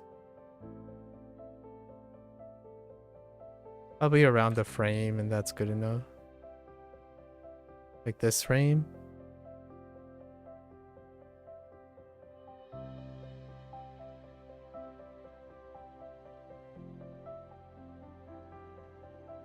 This one. No, not the light side one, but just a few looser inner.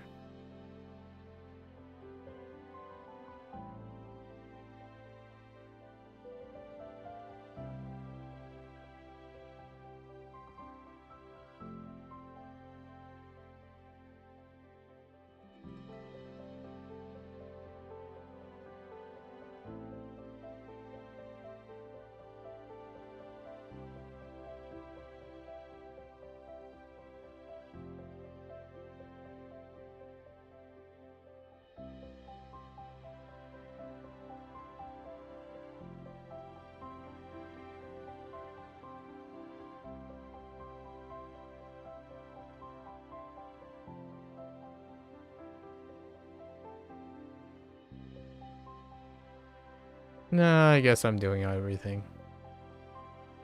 I'm like, does that look okay? I'm cutting too many corners. Heck. Why are you doing weird things? Stop doing weird things, please.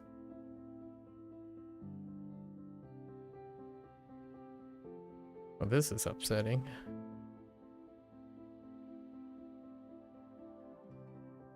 Wait. Where are you from? Oh, right. Okay.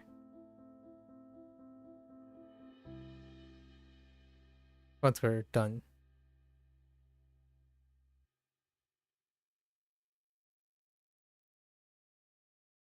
What just happened?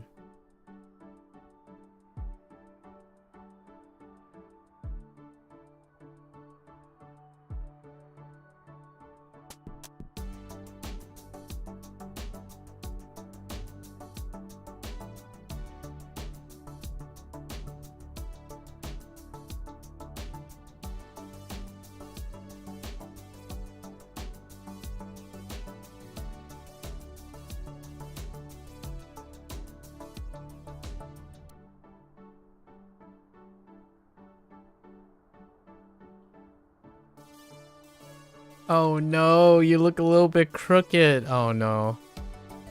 Hang on, nightmare scenario. Alright.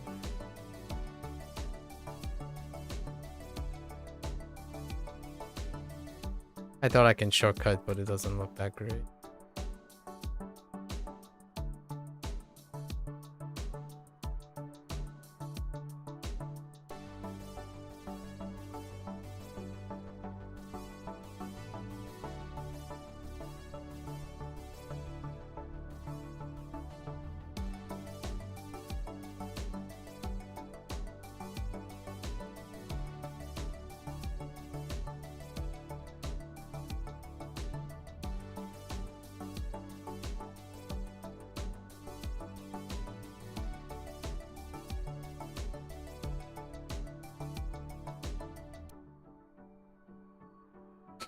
Okay.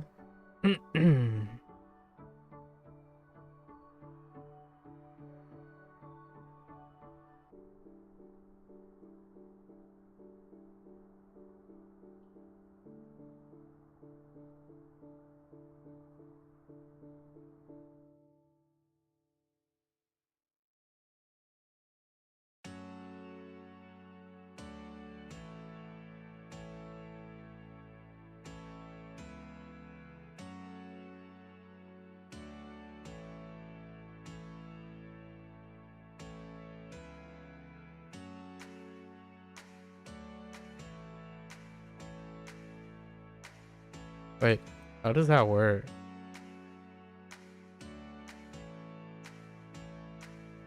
Oh, does it work like that? Okay. I think. It doesn't matter. No one will ever know.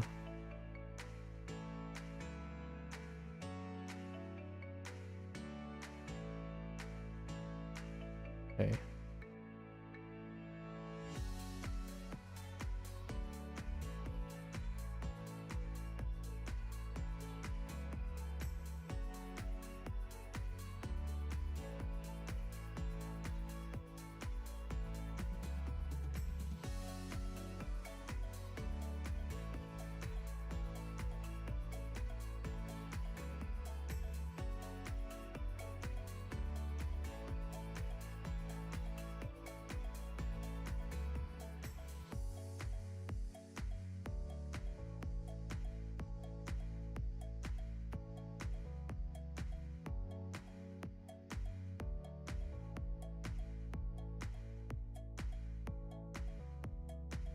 No.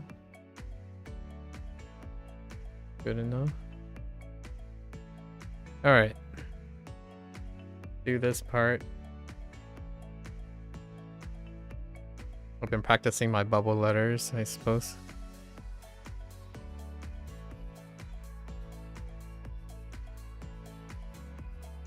Oh, that is... That was way too thick. Okay.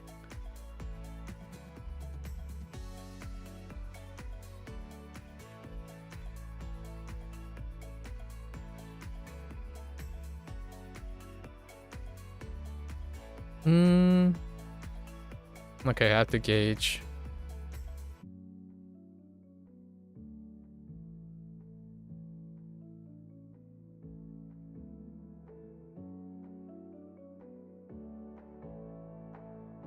Ah!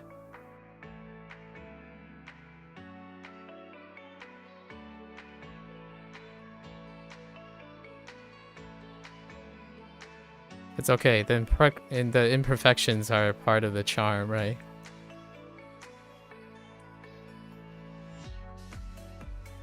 As long as it's in one direction.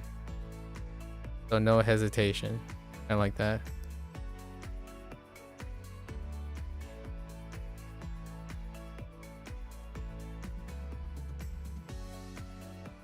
Oops.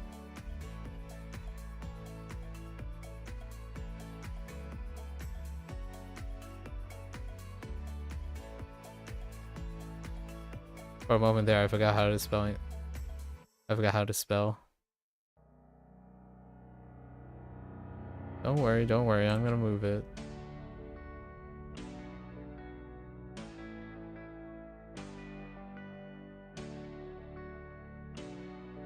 I was trying to make it a little bit like smaller going the other direction, but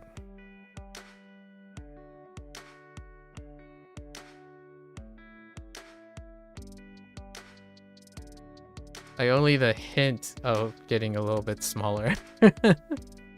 Just a hint. Okay.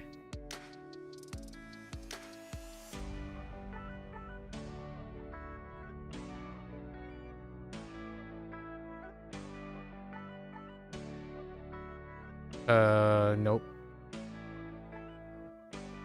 Nope.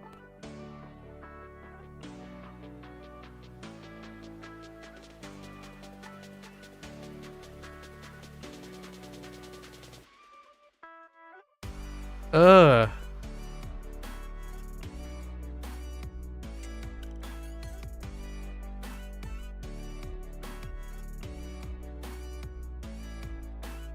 How the... Hold up.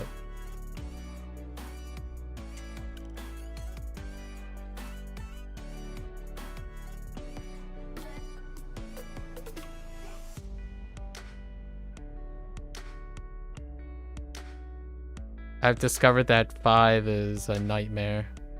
What the heck?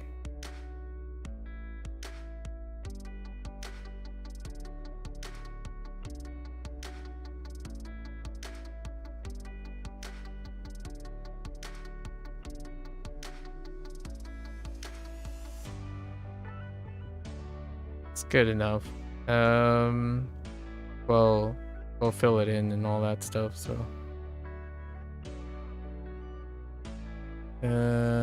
I do need to move this. It's a little...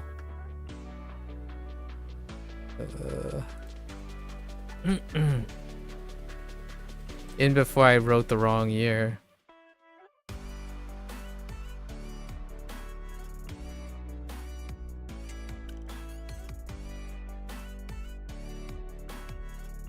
I wanted to write it also slightly smaller. Just slightly smaller. Okay.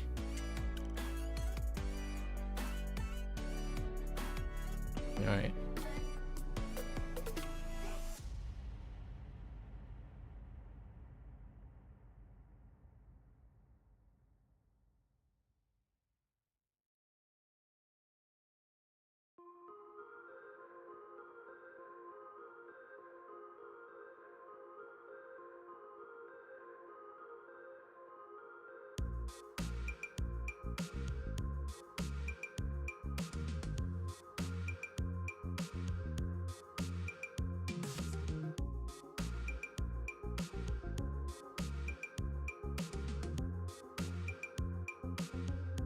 There are a few kinks, but it's okay. I wanted to make it look like kinda off-putting. Kind of like a bit jank, intentionally a bit jank. Add a little bit of charm.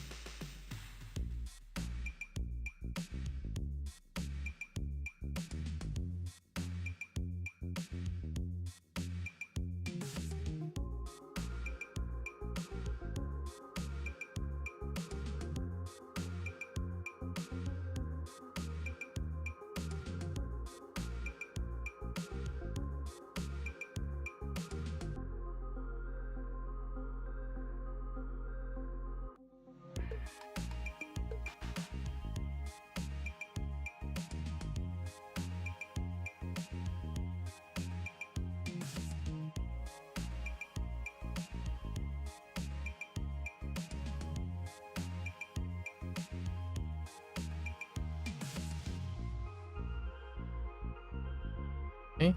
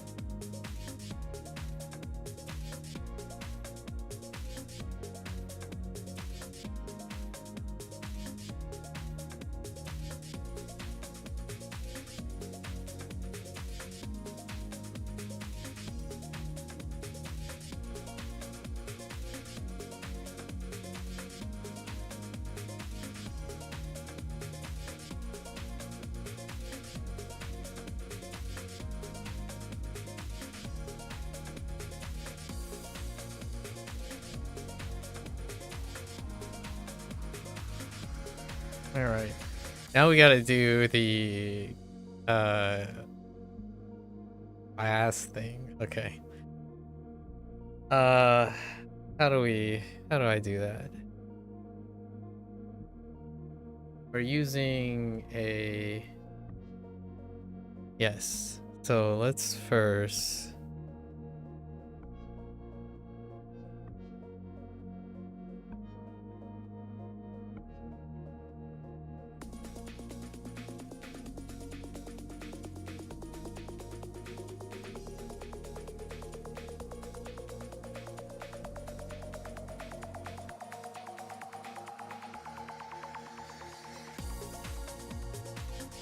let's see how this looks first.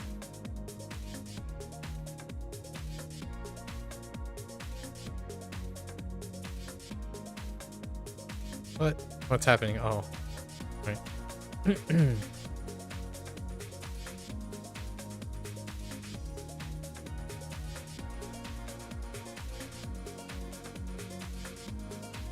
We might ditch the whole thing. Don't know yet.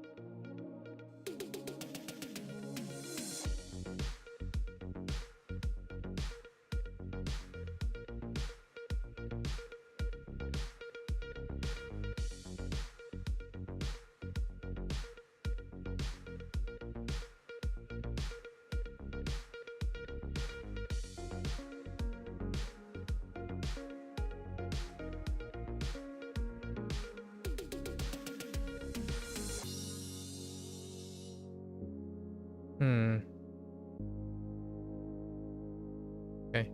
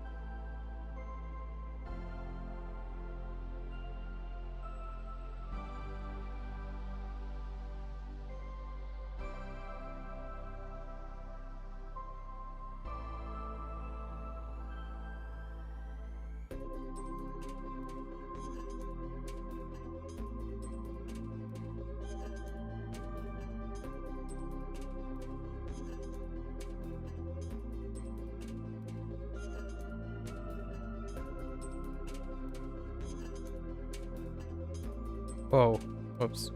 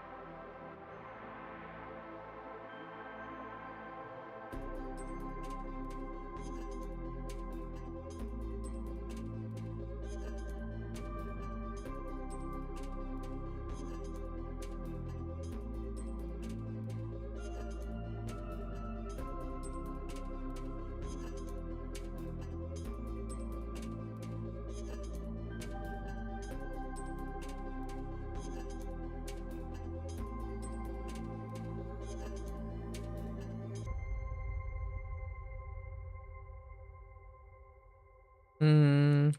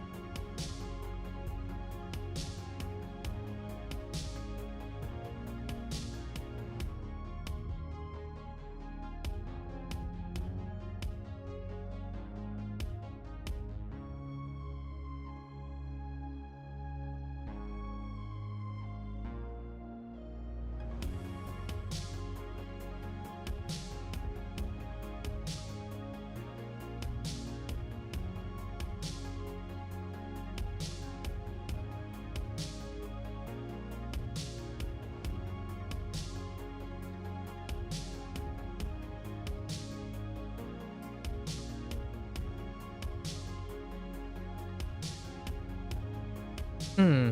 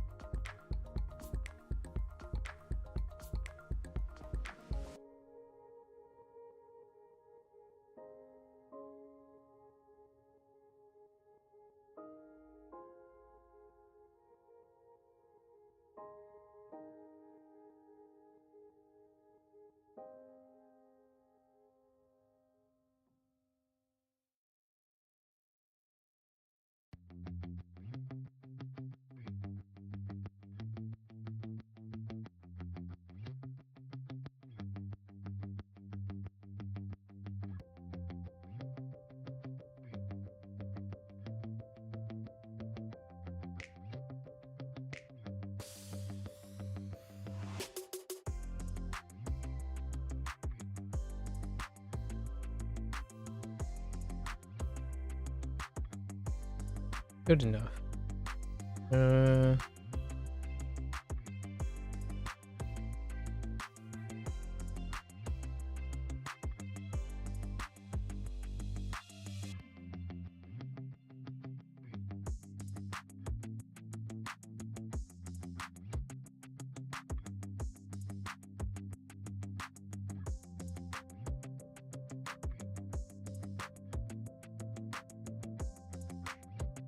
What?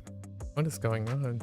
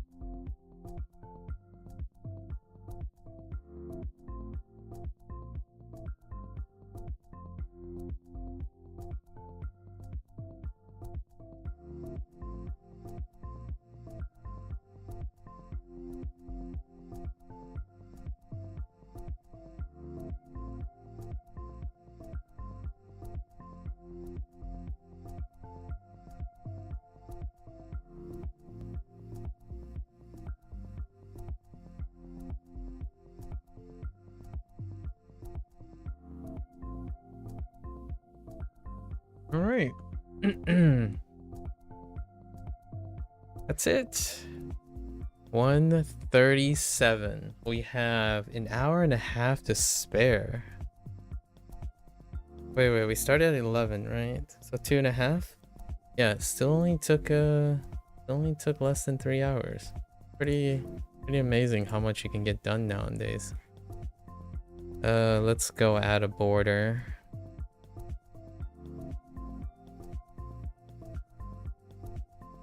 Turned out really well. We incorporated pretty much all the colors for 90% of our prompts. I'm definitely getting a lot quicker at this stuff. The glass was okay. Like, I was trying to make it, I was trying to add a little bit of hue to it, like blue hue, and it's kind of okay. It was okay.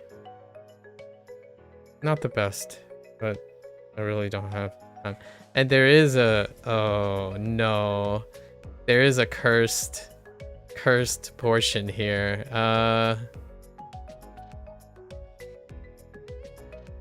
Man, you really can't unsee that, huh? Hold up. Hold up. Okay. You can't really unsee that, so we're gonna have to do something about that. Yeah.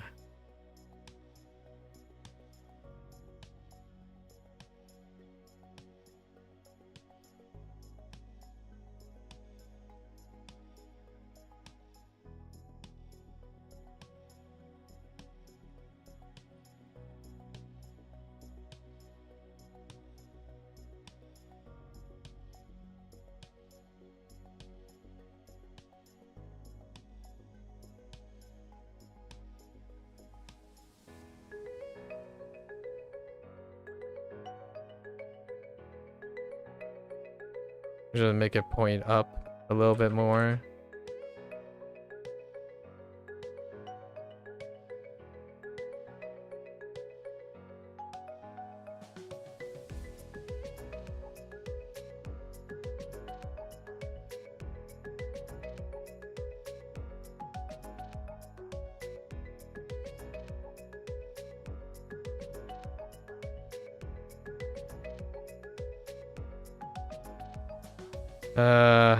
Perspective. Hold up. We can turn this further in a little.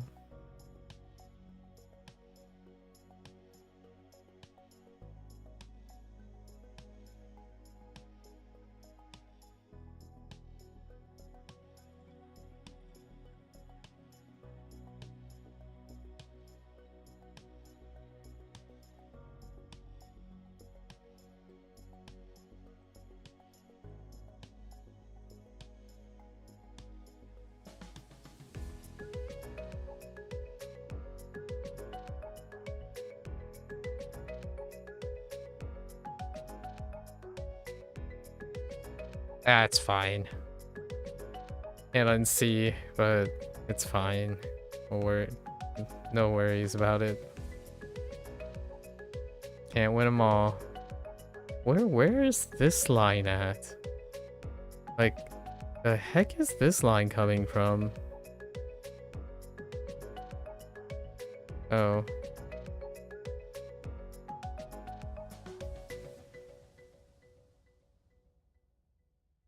It's fine.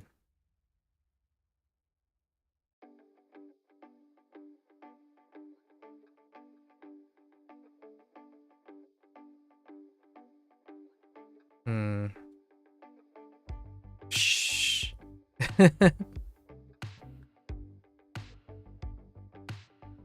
uh.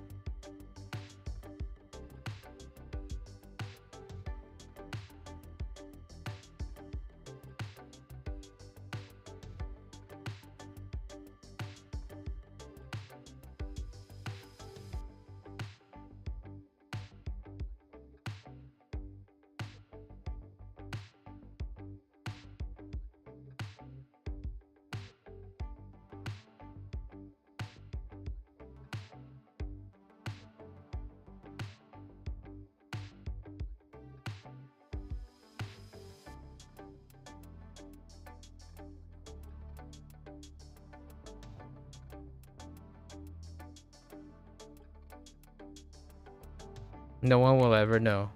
No one will ever know. You can never tell. Can't tell the difference.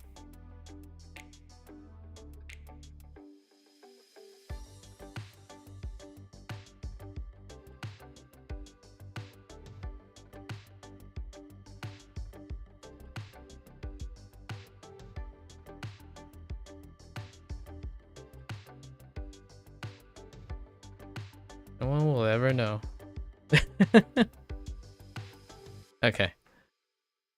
What was I gonna do? Oh yeah, we're doing the frame. Customary frame. An award. Did we do Xiang? Is that award or is that reward? Yeah, Xiang. Well, we'll probably do Xiang. Don't like this little weird thing that's happening here, so let's do that. We gotta even this out. Yeah, it's a little better.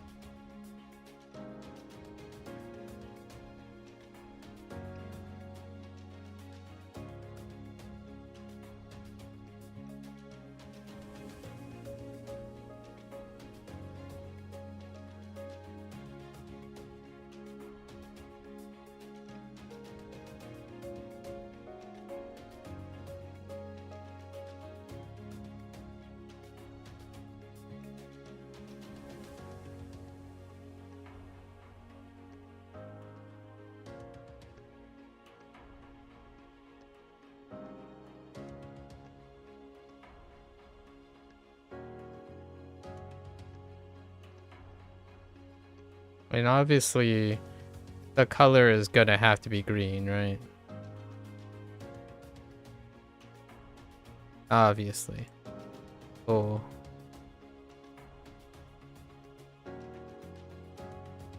Oh, you can't even tell that the light is... that's fine. I made the thing too big.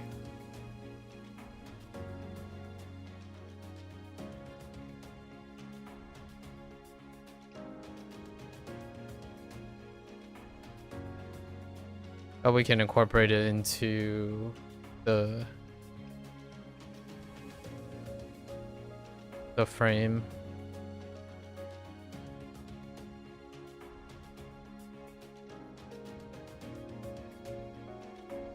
Oops.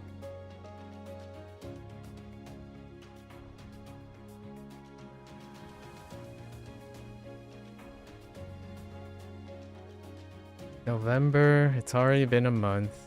Crazy. November is here.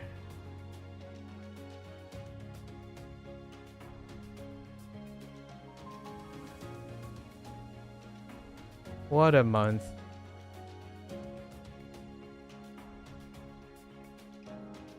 Wait, what's happening? How come I can't? Oh my gosh.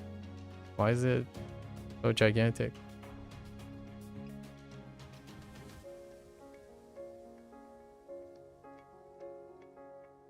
What? Oh no, no, no, no. That's bad news bears. Hold up, hold up. I don't know what's going on. Okay.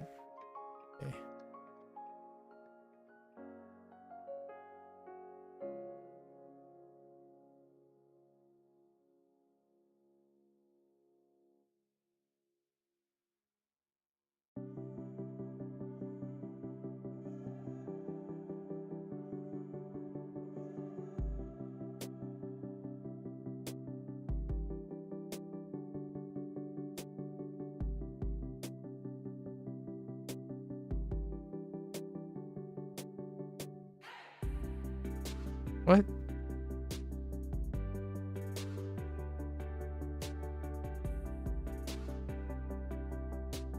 Oh, that explains a lot.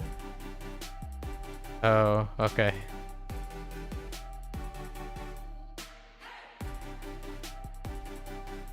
Somehow I've done this like more than 100 times, and today just happens to be the day I do not follow the standard movement, standard procedure. Okay. All right. So obviously, we have to go with a green, mid-tone green. Because that's the whole point of the award. What's going on? Okay. Ah, yeah. Now that is some balance. Okay. And we know exactly what to do with this very quickly.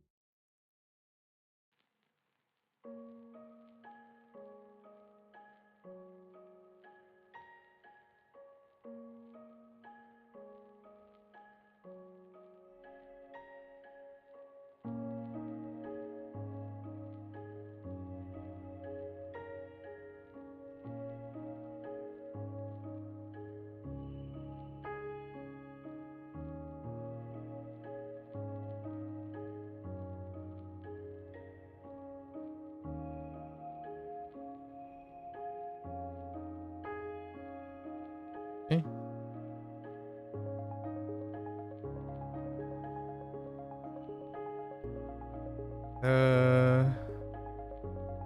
Probably white with black.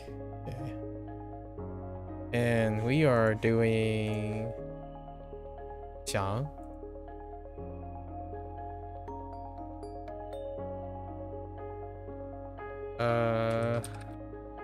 Right? Yeah, Xiang. Shou. Shou and Xiang. Let's write this.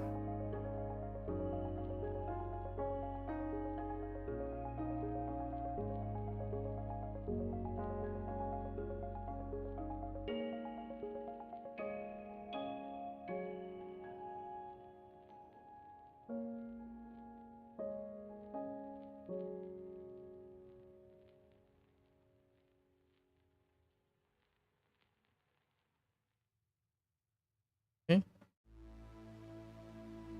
Little like box thing is a little big. Like this guy is a little big, but I'll take it. Good enough. My hand is so steady after... It's nice to...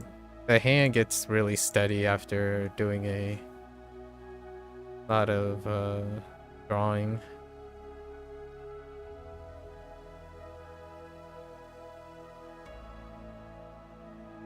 Wait, why? Oh, that's not good.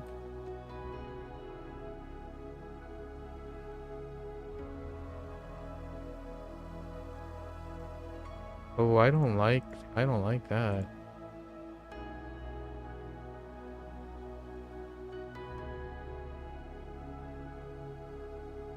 It's good enough though. Fine.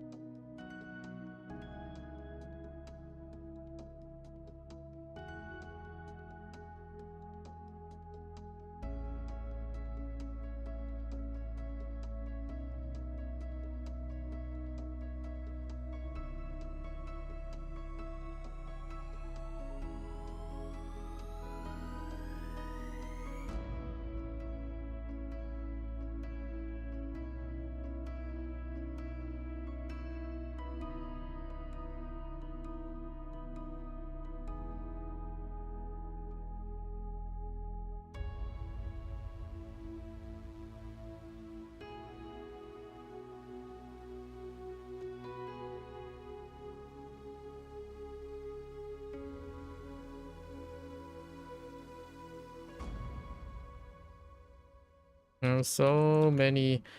I will try in the future for sure to be a little bit more vigilant with my layering. Like I rely more on grouping than on naming the layers. All the groups are already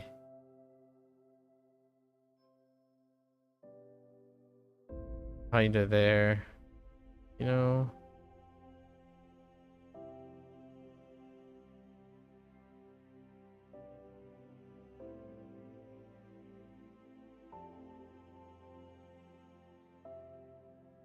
I want to try this again.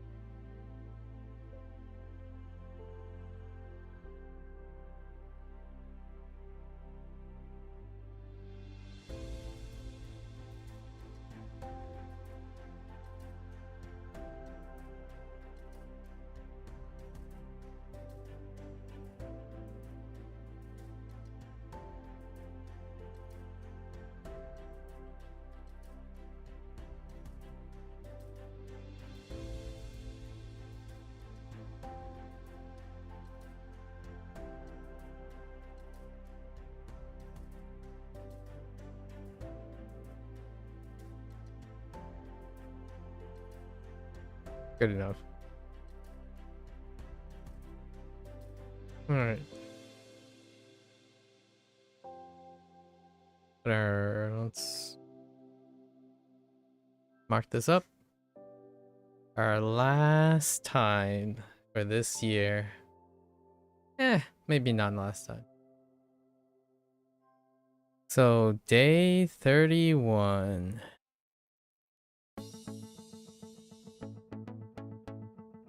What was this award?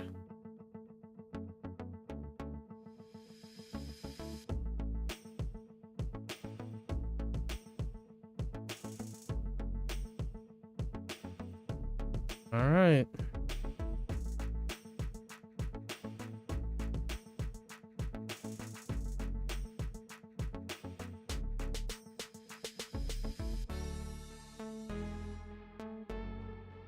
Hey, I think I might have accidentally... No, I think we're okay. Oh yeah, because it's underneath.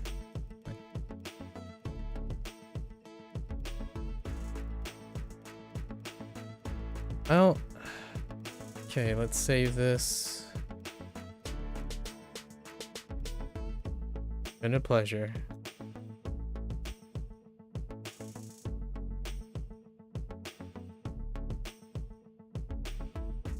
Okay, saved.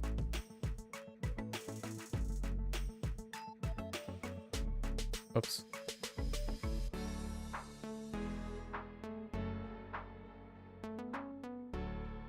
Okay, so we have one more segment left. I'm left with at least 3 hours.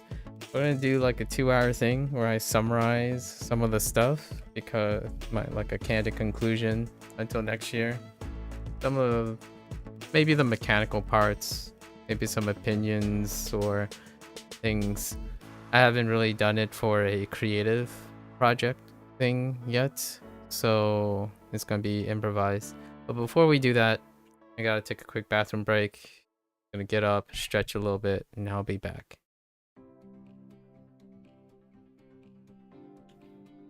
Thank you, thank you. There you have it. I'll be right back.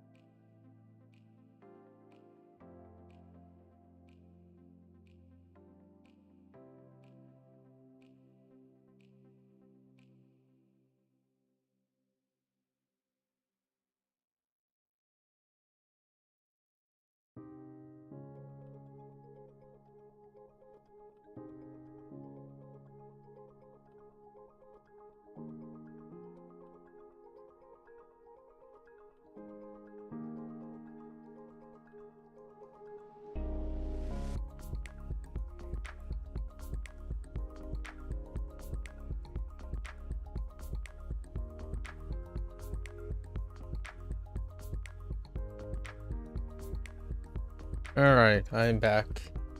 Let's conclude Inktober, shall we? I did prep a backdrop for this. And then we're gonna add our new guy.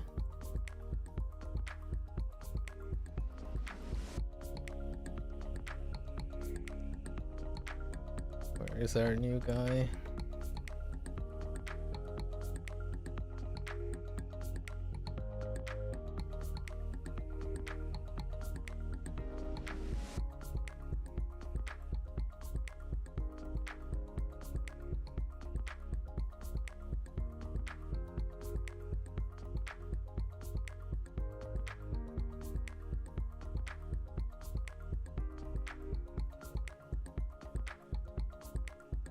Wait, why are you? Oh boy. Old.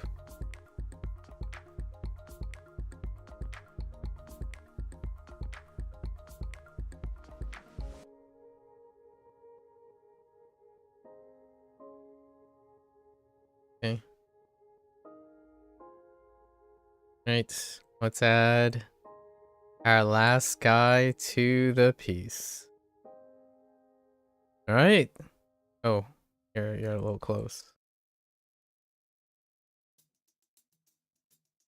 Right, there we go.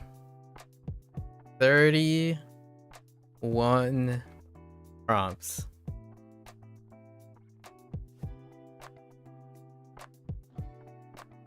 What a month it has been.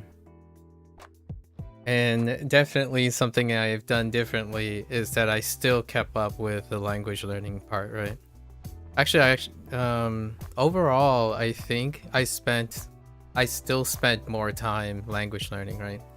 This was doing it, all the stuff that I did this year, all these prompts, which I'll go over in a bit, but in a quick TLDR, all these prompts were done in a fraction of the time that I spent in the last couple of years, because I spent 2/3 of the time actually continuing language learning. I think it was quite varied. You can definitely tell that there's a lot of green. Like there are obviously 3 dominant colors here, but I think all the prompts largely vary quite a bit. I can see 1 or 2 that are fairly similar in it, but I did take some time, try to incorporate other aspects, other things, and it was rough in the beginning. Holy moly, the beginning was selling back into doing artwork every single day is pretty tough, but if I think right around here, around the 8th prompt is when everything started settling into a groove, I suppose. Oh, but there were some missteps on the fireworks thing. Did not turn out. I struggled pretty hard with the fireworks thing, the blast one.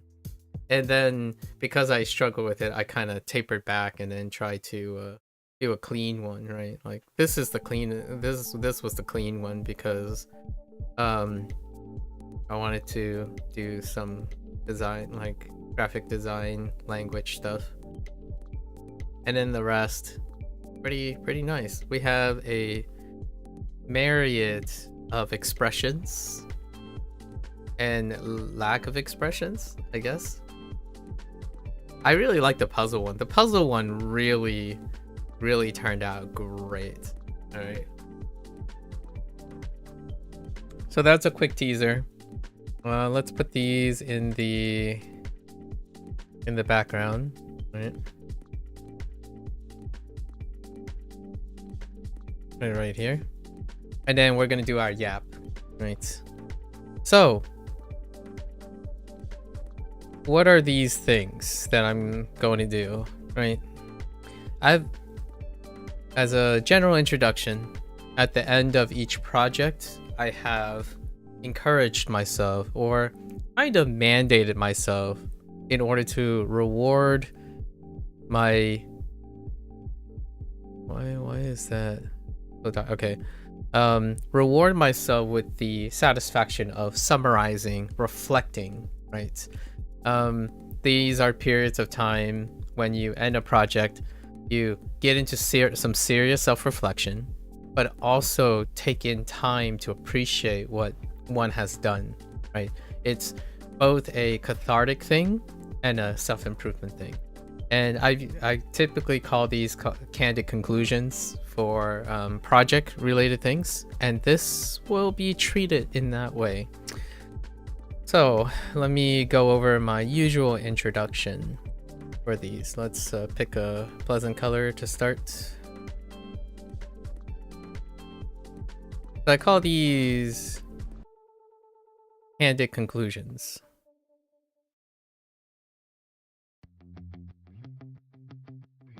And I do these at the end of a project. So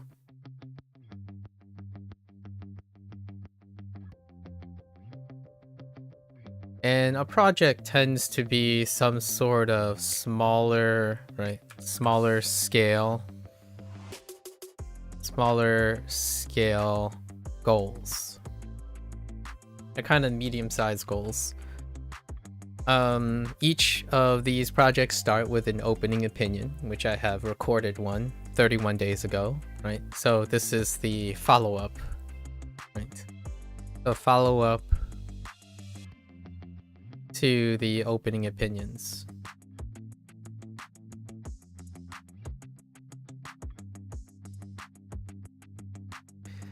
And I often try to say something that is numbers. So we break them up into tiers for all of these conversations. We start with the first section, which I still refer to as the by the numbers.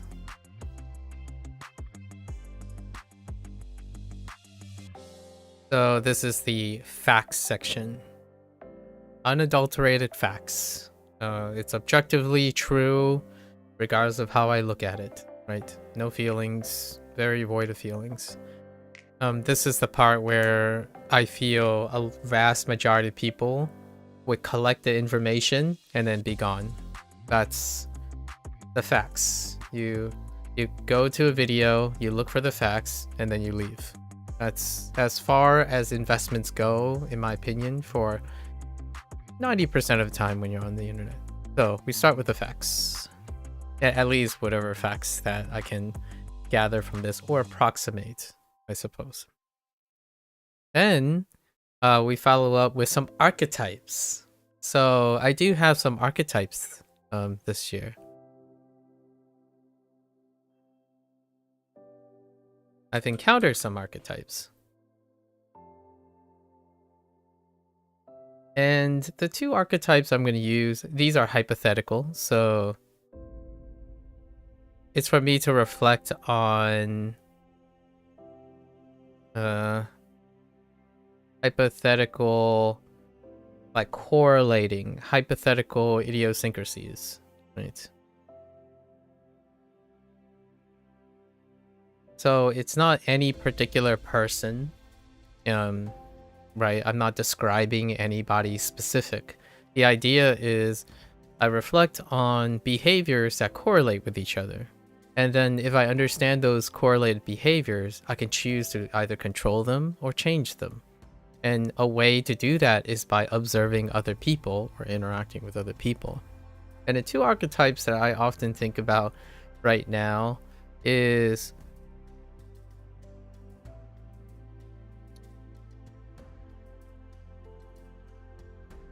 the specialists, right? Versus, actually, maybe not so much that. I think what I want to talk about is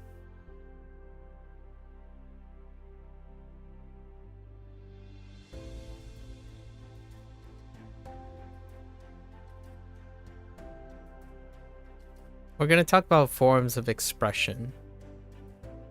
And one is going to be from a narcissistic perspective versus the empathetic perspective. I think that's what came up during my Inktober. So hypothetical, right? These are hypothetical things that coincide. Obviously, a human being is both have the capacity to be empathetic and narcissistic at the same time, tangentially, sequentially, consecutively, inconsistently, and sporadically, right? That kind of thing. So that's the one that I wanted to throw in. And then I end with a personal one. So this is a bit subjective, right? Our archetypes is a bit subjective, but there is statistical and anecdotal correlation between these. So slightly half subjective, half objective. And then, as you may have guessed, the last section are my personal takes. Right, personal takes, just personal stuff. Maybe things that today we're gonna go with highlights or things that have left a lasting impression on me. Right, that's how we're gonna do it today.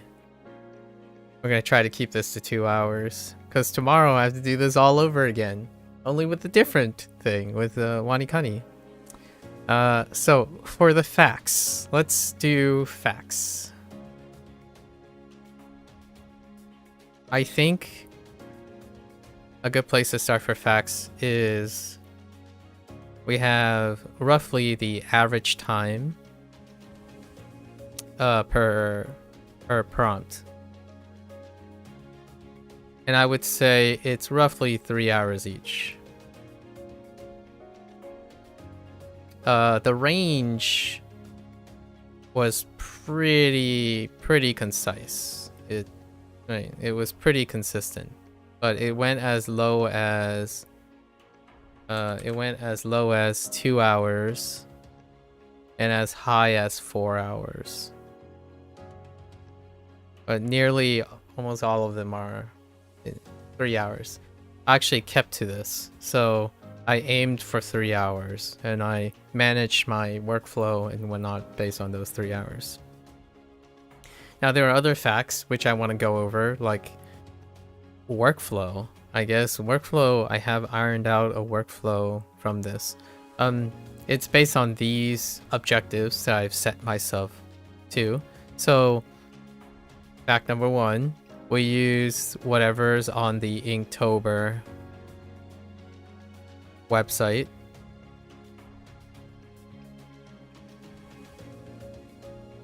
Right. That's number 1. It's whatever was posted on the Inktober website 2025. We had to keep on schedule in order to make the deadline of October.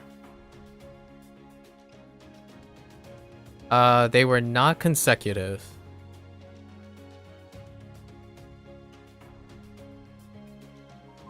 Because of my language learning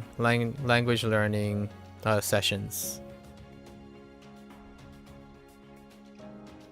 Roughly, like it was almost 1-to-1. So at around 50% of the time, I would have 6-hour days, 6-hour drawing sessions. And then the other 50%, I would either have a 1 3-hour session or none, because I had a few updates. There were approximately 4 times this has happened. Right. So technically I didn't do one every single day. That's very important. And then there were days that I did twice as much. So it ranged from doing 0 pieces to 1 piece to to 2 pieces in a single day. And that was planned. So all of that was scheduled around my so you don't really have to. I stress this, right? Time management is incredibly important. Being able to intentionally set this time. This was not playing by ear per se. The days that I did have 0 days. And what are those 0 days? There were additional 0 days where I had fun yapping, right? I yap a lot. Yapping with strangers and acquaintances.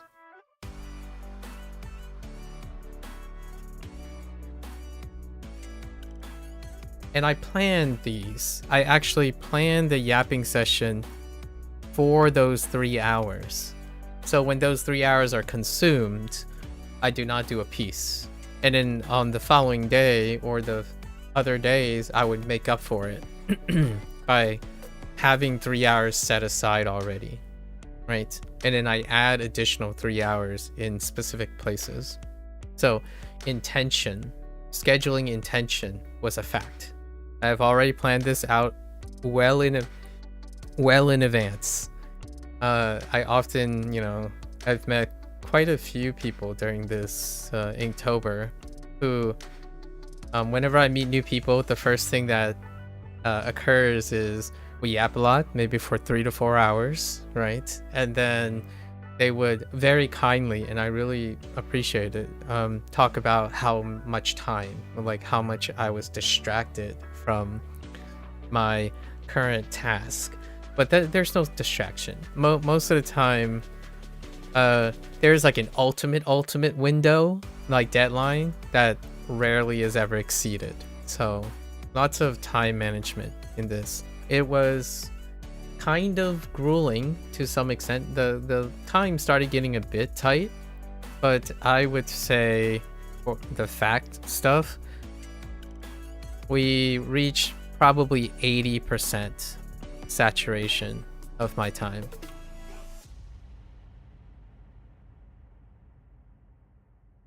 So that means if I hit harder, I might have run out of time, and it is at that point that I would decide I'm going to add additional time and move it into November, right?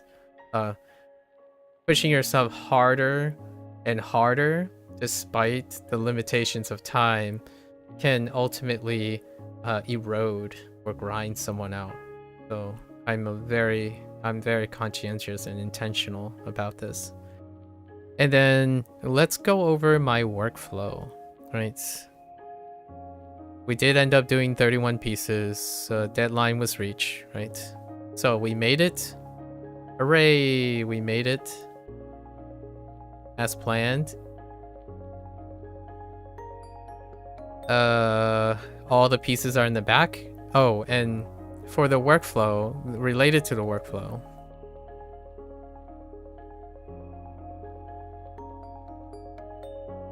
so the workflow, this is for my future self because I earnestly have not done something consistently in the past 4 years.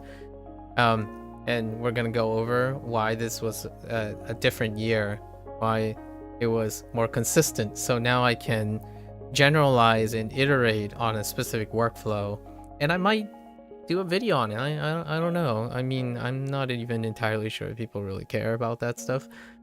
Generally, this is for my own benefit, so this is the closest thing I can get to quote-unquote a tutorial. Not that there aren't hundreds, thousands, if not tens of thousands of tutorials out there. So pick your poison. I can the workflow that I would do, like tutorials I would do, it would be more like me explaining why I do this, not because of how I do it. Like most tutorials tell you what to do, right? I would probably spend far more time explaining the story behind why I do it now, not the other way around. so I don't typically do tutorial videos. This would be the closest. It's gonna be the same for WaniKani and like all the language learning things. Perhaps if I were to publish something, it would come to that. So workflow. What makes this year different, right? I set out with a couple objectives. The one objective is that the red panda is my subject. In every single panel. Whatever it is, I must achieve the red panda. So because of that, we kind of incorporate a lot of things, which I'll talk about in a bit. So the red panda is a subject of every single one. It can feature a different character, a different material, but it has to feature the red panda. I've done this before, only it was really early days and I had no idea how to go about keeping that consistent, even remotely consistent. I don't even have a conceptual understanding of having enough ways to express the subject. After 4 years of experimenting, plenty. In fact, I don't think I've covered, the fact is, I've only covered 50% of like the stylizations, so to speak. Stylization that I enjoy, or I have accrued, right, acquired over the 4 years. I've only used like 50% of them in these pieces. I was trying to encourage myself to continue experimenting with those. It was a compromise. So red panda is our subject, and then we needed to convert it into a card, right? So the card comes from flashcards. And these flashcards deal with my language learning. So it's a representation of the language learning. And you'll notice that the cards will have some sort of complementary border, right? Border, and it is accompanied by a character. Typically in both Chinese and Japanese, mutually, that represents the essence of the prompt, right?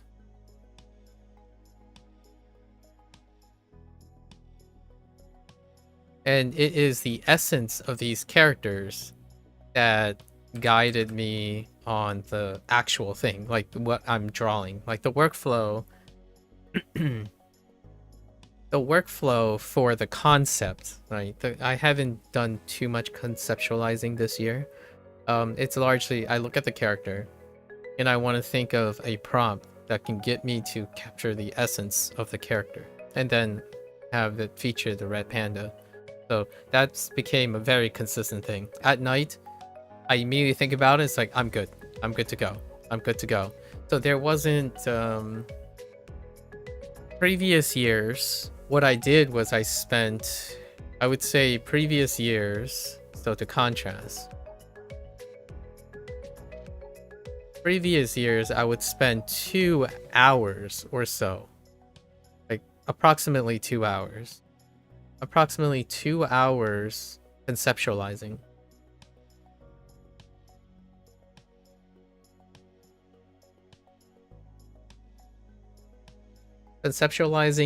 And gathering references. This year, not so much. The workflow did give me time to test out image generators, so I'll talk about that in a bit. It helps me form like the ideas or like how to present the thing, and if anything else comes up, right? So for that, these are the consistent things. The reason why I like the card structure and the border is dealing with form and lines, which I'll go into in a bit. I think this is the only restrictions, right? Other than Inktober. the Inktober 2025 list. That's a constant. We do not deviate away from it. There's no deviation. Actually, that is set in stone. That's been the truth. That's been true for all the years.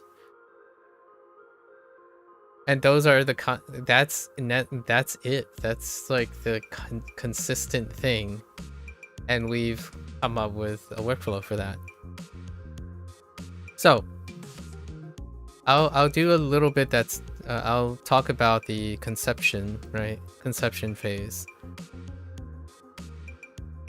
a little bit, which is not viewed on stream. So we start with step 1 is obviously concept. Where does the concept come from? Well, first we look at the prompt, and then we look at the prompt, and then I like consider what can I capture with the red panda, right? So it's got to be something that is not like I'm unable to, which doesn't really happen. Like, so I think about the prompt and have the red panda typically interacting with the prompt directly, right? Like the red panda has to be the centerpiece. What I then do is I actually use image generator. So this is the new thing, right? I haven't done anything since image generators existed. I use the image generator, and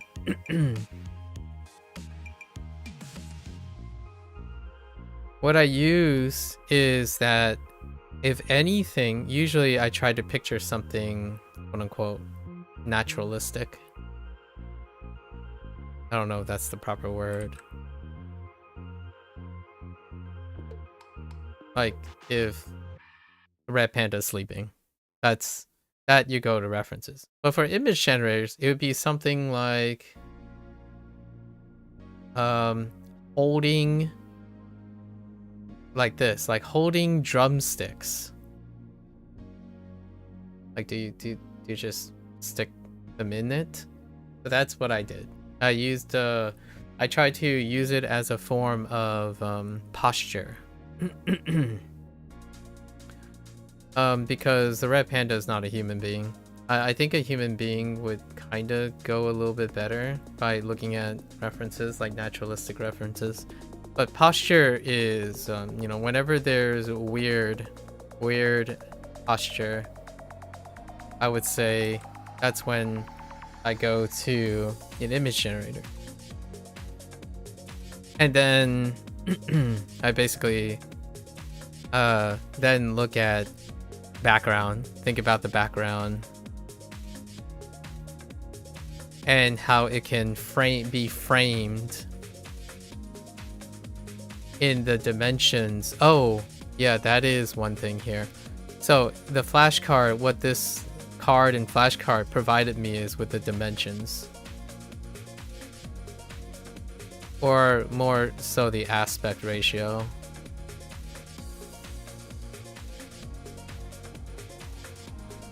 Which was a restricting factor actually, because oftentimes I think of landscape things. So all of these compositions have to be in a way that it looks balanced. So I think of the background and then how to frame the subject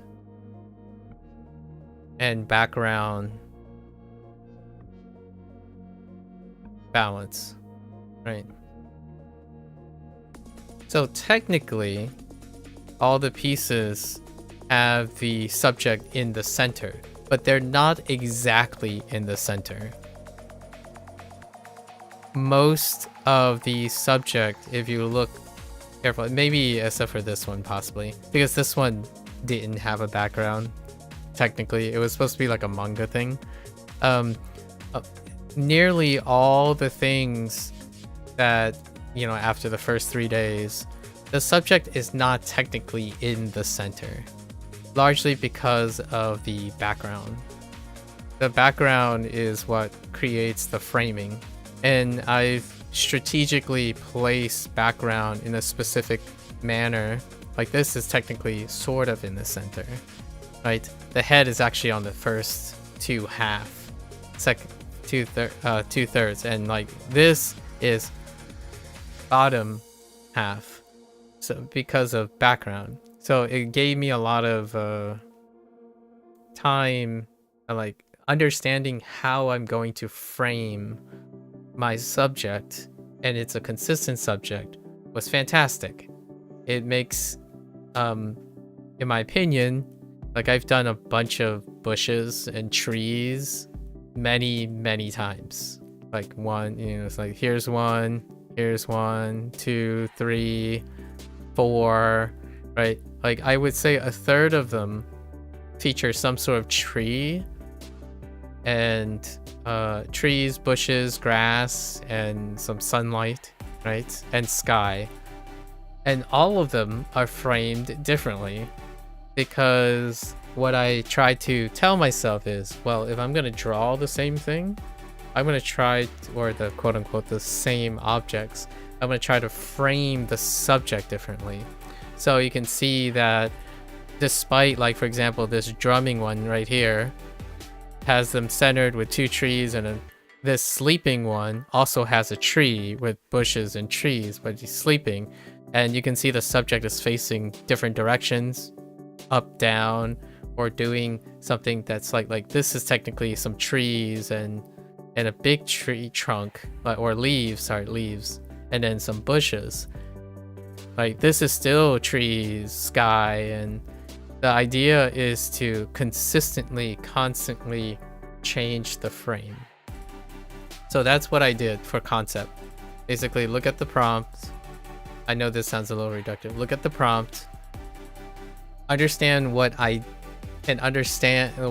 think I can draw a red panda doing.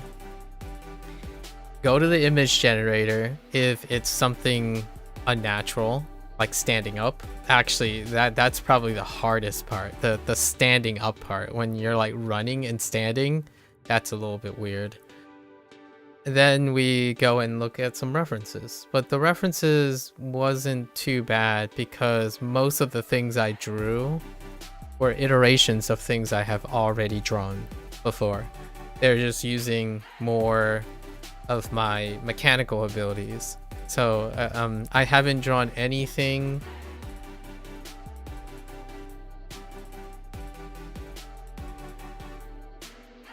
it's probably this, which it was incomplete, like drawing a chair, like a throne.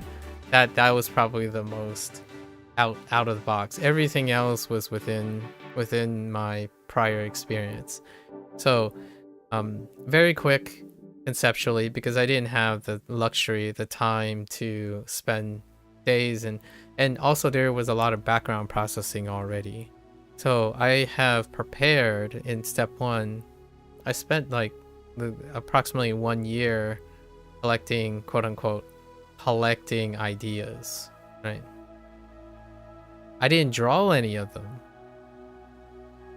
Collecting ideas, which was a very good point to myself. This is what I mean, and I still stand by this. When you're collecting ideas and collecting information, it does not create value out of those ideas until you actually use them. So I understand that there's a lot of satisfaction watching other people do artwork. Maybe like I love watching time lapse of amazing artists doing things, like this guy with the ink blot, the guy who never lifts his pen, the guy who turns negative space and noise strokes into beautiful works by converting them constantly. We were just talking about one of the artists that I've seen before. And yeah, I spent the whole year collecting ideas, thinking about it, and I don't stop thinking about what I can create.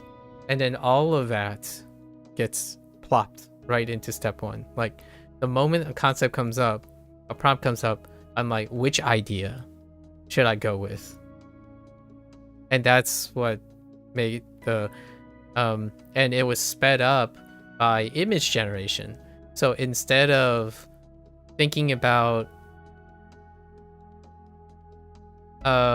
what would that look like if I did it, I use an image generator, I type those things in, I'm like, that's an interesting way. That's not what I pictured in my head, but I could use that as a starting point. Like, okay, that kind of looks close. And then what happens is you can modify it. It's like, but I really want to include a cap. Like, what? So I haven't drawn any hats yet this year, but sure as heck next year I feel like I'm gonna draw a hat for on whatever I'm gonna draw. Everything has a hat or something. There's only two pieces that have any point of clothing. It's largely because I'm drawing a red panda and I typically don't. Oh, 3 pieces of clothing. It's the bee costume, this little apron thing, and then this Grim Reaper, like this trench coat thing. Everything else, I don't draw clothing on wild animals. Right. Oh, and technically crown and a top hat twice. Right, because the snowman thing. So not too much, right? Not too much. And that was step 1. I just wanted to embellish a little bit because that's something that doesn't happen on screen. I would love to show that, but that would be incredibly boring. It's already, and when I mean by incredibly boring, I don't think it's incredibly boring. I think it's the source of most of my consistencies. All the things I'm saying right now is because I practice every single day talking about it and reviewing all my steps, my thoughts, my background process, the writing. When I go to speak and answer people's questions, or at least vigorously or aggressively, I've practiced it day in and day out. Rarely do I write something and speak from it anymore. I typically run with it, right? When someone says something, most of the stuff is already prepped. We're already ready to address these things. And it brings us to the next topic after we finish our workflow, which is archetypes. You study archetypes, hypothetical things, so you can lead conversations or have conversations led by you or led by other people. Unfortunately, because of the asymmetry of streaming, being led is often incredibly contentious. In a role reversal way, I wouldn't expect a streamer to stop and have me lead the conversation in chat either. So that is something that we're kind of working around here. Discord is probably where some people can lead the conversation. However, it rarely even happens then. Right. So that part, I know pretty well statistically it's probably very, very boring. Like, I've been language learning every single day, nearly every single day for over 2 years now, and I can assure you that if you ever decide to express or show the process of acquiring a skill, it is very rarely ever going to compete or draw the interest of any other person who prefer to see a truncated 5-minute brief on years of experience, right? They don't want to see the experience, in my opinion, when it comes to skill acquisition. They want to see the results. And that to them is collecting ideas. So you collect ideas, but rarely do you understand the process in which that idea spawned from, right? It is up to you to decide when to take that step towards your journey to executing on the ideas and information you have collected, right? And I want to emphasize that because I'm kind of telling myself that I do collect a lot of information, and a lot of them are executed now in the form of communication. So when someone asks me a question, it is then that I finally can have an opportunity to execute and bring value to that information. So when someone says they're having a really bad day, they don't know what to do, or asking me, like soliciting me for my opinion, it is then and only then have I prepared years, day in and day out, every single day, to present an information where I scribble on the screen, drawing a graph and stuff. Those are the times when it can finally grow or have the potential to acquire value. So whenever I hear someone who says they know a lot of things, they collect a lot of information, and that's their primary source of value, my first thought is, it's interesting, but I'm not quite sure if I would say that is the highest value you can achieve, but it can be sufficient for that person to be happy. For me, it's talking, expressing, communicating, exchanging ideas, even having conflicts of interest, having a debate, right? A gentlemanly, like, intellectual exchange with conflicts of interest, right? Differing opinions and whatnot. That, to me, is when the information you are gathering, the information you are collecting, begins to accrue potential value. It can also depreciate in value as well, because one can choose to abandon a concept when exchanging with someone. However, during that exchange, you would then find a substitute for that value. So say originally you had a concept that was misconstrued. Thanks to the exchange, technically that information is being replaced, but it is being replaced because you attempt to make value out of it, right? So when someone says something like, oh, I know this, maybe one day I'll use it, that's what I mean. Like, yes, I am a fan of constantly working on myself, improving myself. However, that is not the same as collecting information and hoping that one day you'll improve yourself using that information.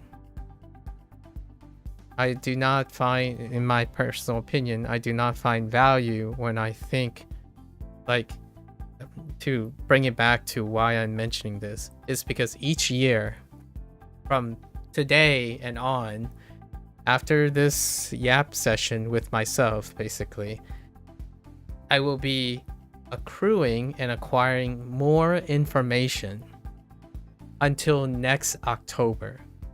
This is one of the longest things in which I background process and collect information before I do it. So the chance of me not doing all 31 days of Inktober is so slim. That's like kind of practicing and training for so long, and you deciding to skip out on the day you need to execute your plan, right? That's like saying, oh man, I have all these great investment strategies and I've used none of them. They're great on paper, but I've tested none of them. So they have no value, in my opinion, in my like very brutally direct opinion. They have the potential for value, but the value has not been recognized, right? You could, you would, coulda, woulda, shoulda, right?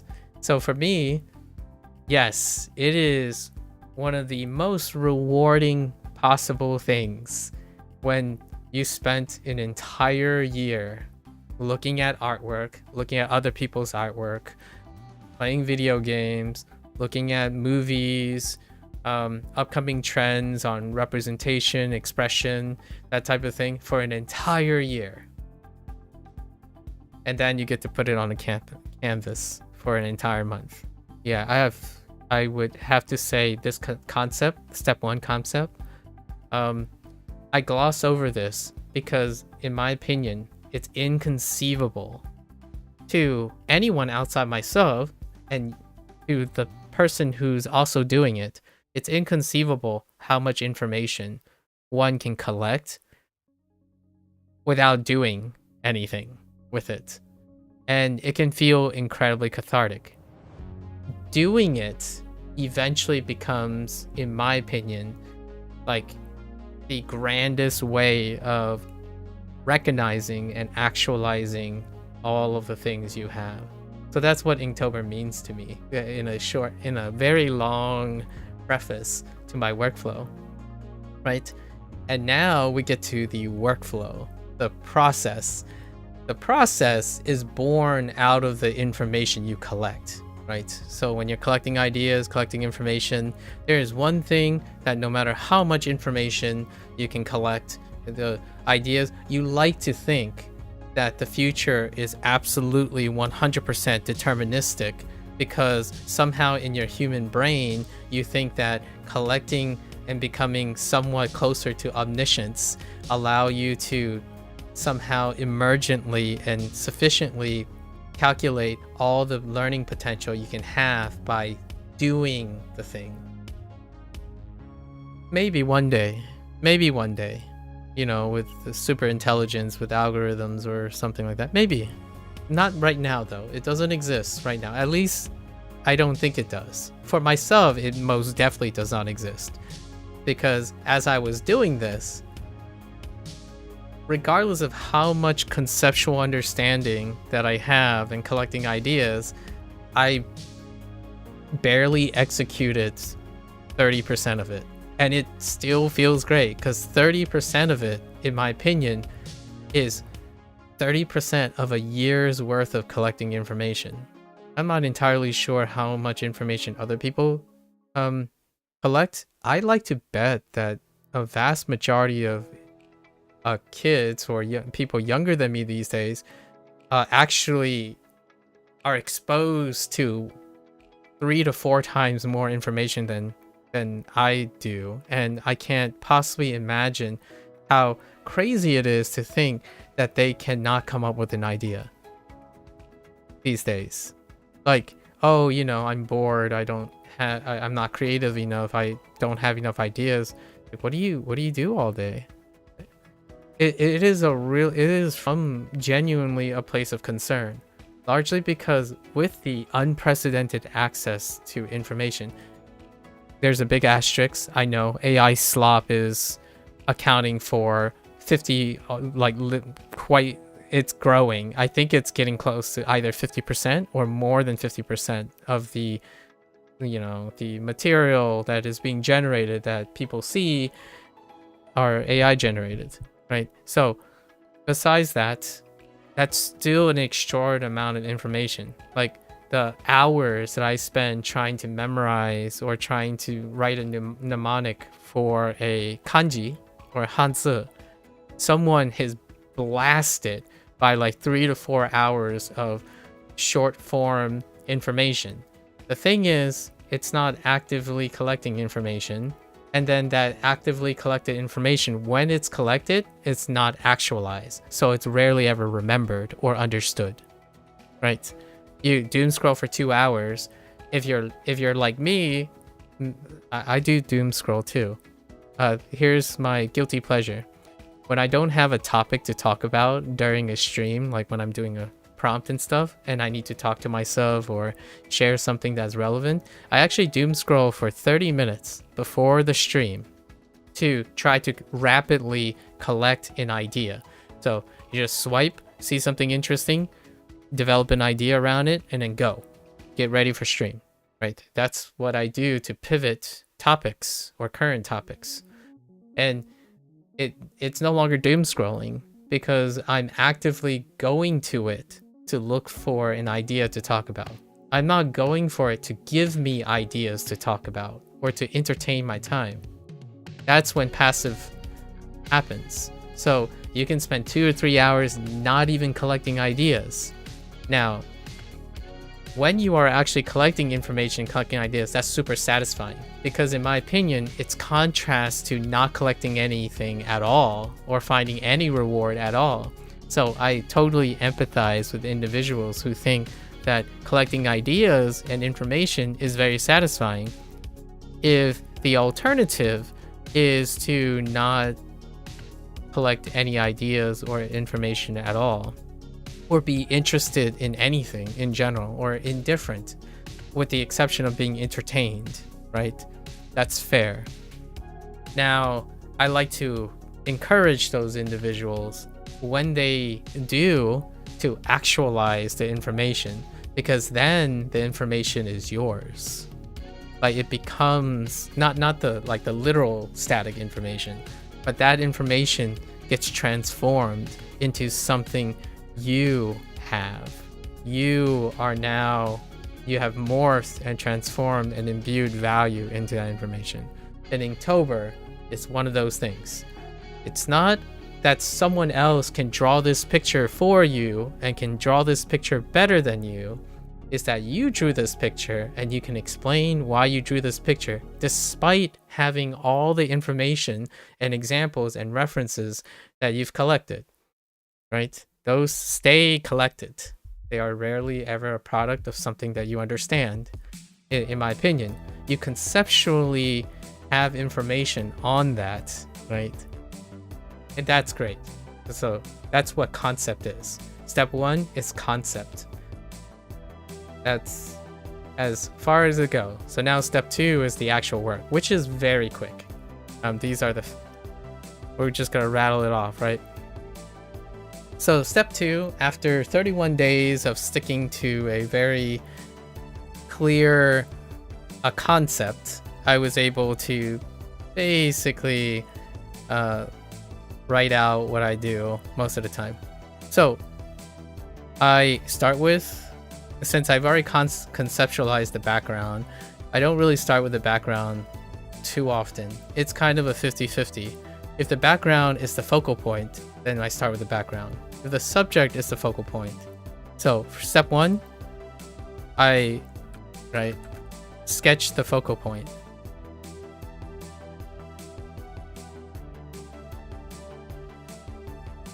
And most of the time it's sketching the red panda in whatever position or pose or, you know, its location, basically. And I already talked about this, but I do a combination of things. I do wiggling directionally.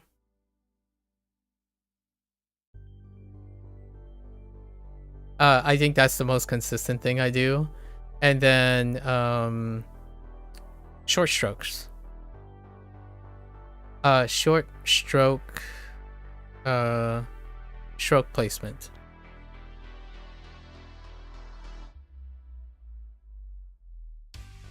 And most of these are preserved. I would say approximately 90% of the wiggling directionally short stroke placement, 90% of it's preserved. Generally, it would have to be either my hand isn't cooperating with, like I can't seem to get my hand to make a motion. Sometimes my hand does not cooperate. Like the left-right motion is very tough. So that's when I undo things, when I have a mechanical failure in my hand. Other than that, it's wiggling directionally and then short stroke placement. So basically, if I need to get from point A to point B and I imagine something in between, I would wiggle my way to it. Right? And then if it's a really long distance, sometimes I would short stroke placement towards it. And this is, in my opinion, something that lots of people say, don't do this, do that, your line art will never improve. That's fair enough. I'm not here to give a tutorial on how to become a better artist or something like that. I'm telling you what I do. So it's either you wiggle or you do that, right? And then after that we liquefy. So liquefying to me works only after you have connected. You liquefy, you liquefy the basic form. So for example, if I had a circle, right? That means you would have to get from this point and then get back to this point. So you can wiggle your way, right? Then you form the circle, right? And this is a basic form. So basic form has to be enclosed, like an enclosed space. So during my sketch, I must complete a form, and then I liquefy the form. However I get to it. Either I use short stroke placement like this, or I wiggle from point A to point B. That's all I'm thinking. In my head, I'm like, okay, right, this is a shoulder, this is a shoulder. I gotta get to that shoulder. But there's a lot of things in between these shoulders. This is kind of an extreme case. Let's say this is one ear, this is the other ear. So I have to wiggle my way to at least getting the two ears. And then I need to complete this form. I can't liquefy yet. I need to liquefy when I completed a form, right? So I need to finish the rest of the head. So I need to get to the other ear, but in between the other ear, there's some whiskers, a chin, and a whisker, and then now I have a form. So that looks like a form. Then I liquefy and plus flip. So I liquefy and flip, and just to see, and I rely on my senses then.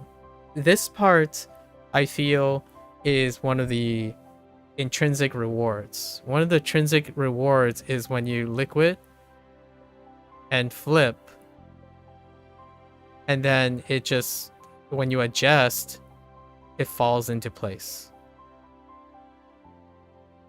I think to me, one of the so this is where I would interject a personal opinion, which is in blue. This is one of the top rewarding steps. When you scribble, wiggle your way, or short stroke your way to a form, and then you liquefy and you flip and liquefy and flip, however to your heart's content.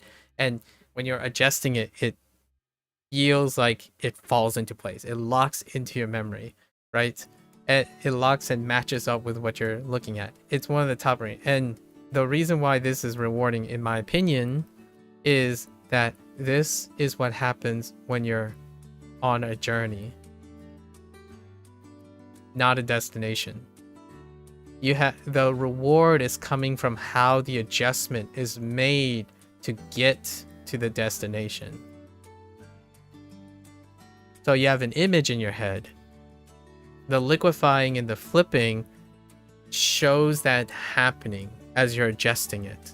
So things are slowly coming into focus. And I would say this also helps a lot, quite a bit, intentionally from me, by using this type of wiggle and short strokes. You know, I'm not saying others will find this, but for me, this creates noise and flexibility in a constrained way. Constraint and directional way. So what happens is it's no longer random. It's not random squiggling. It's not random short stroking. It's all the areas. So this, like this amplitude, right here, and then these distances here, that's the amount of tolerance for you to find a line, find in agreement. So when you're liquefying, in my opinion, if you have one line, right? I understand a lot of people, they liquefy after they do their prompts, like all the stuff. I can liquefy my lines because there's a lot of it. There's a lot of noise. There's a lot of range in it. Oftentimes, liquefy is a lot more appreciable when you fill in. Like after you render most of your piece, like a good amount of your piece, like maybe add the base color. when you add the base color and then you liquefy, you can kind of see the solid form.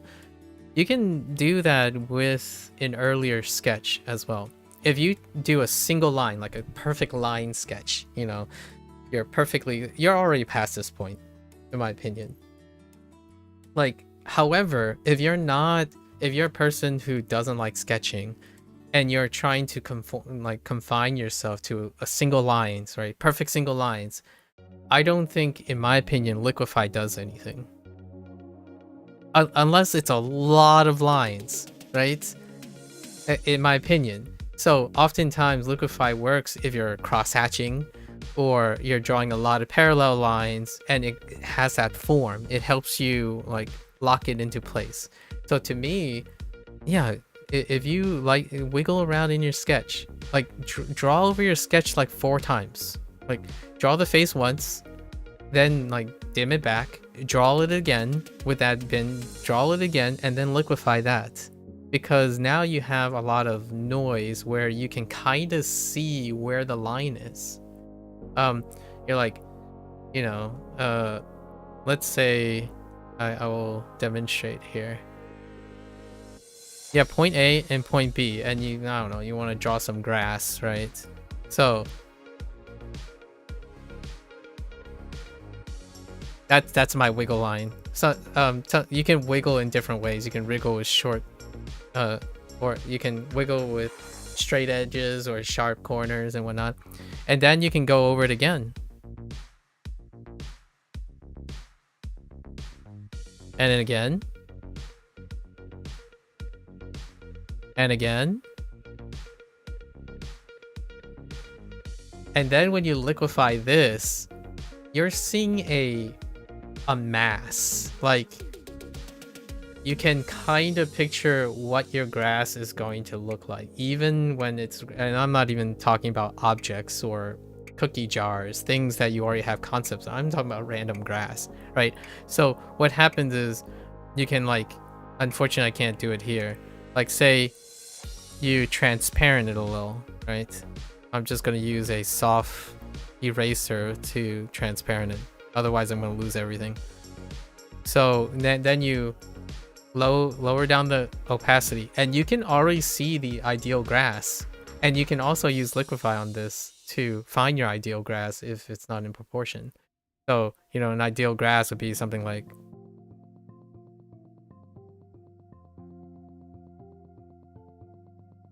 right? And then you just take it. It looks fine. Like, that's good enough. We're moving along. And that's what I've done in the beginning. This actually speeds. This used to be like one of the ones where it takes hours. Like you're just sketching and like, oh, you're adjusting this. I used to the coloring, the rendering part, right? Like with the colors and adding details and stuff.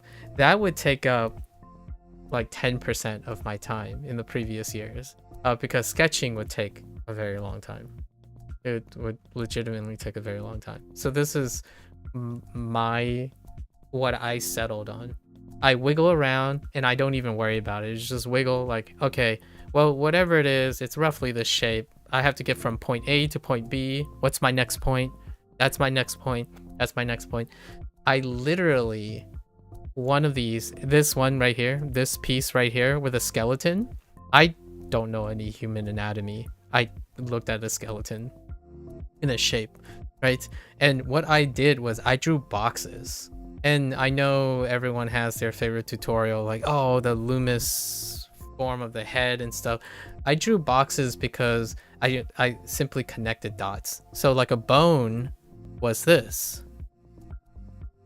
That's it. So that's my bone. So the most concise way I can draw a bone is this box. And then to create more noise, I'm like, okay, so it's kind of like this. All right, I'm gonna wiggle here a little bit. Okay, this is kind of straight. I'm gonna wiggle here and I'm gonna wiggle here a little bit. All right, so now I have somewhat of a bone. And then I continue to do that and I liquefy that. That's how I get bones. So that skeleton in the back was the process of doing that in a bit more refined way. So this would be the sketch, right? Step 1, the focal point, starting with the the focal point and the sketch.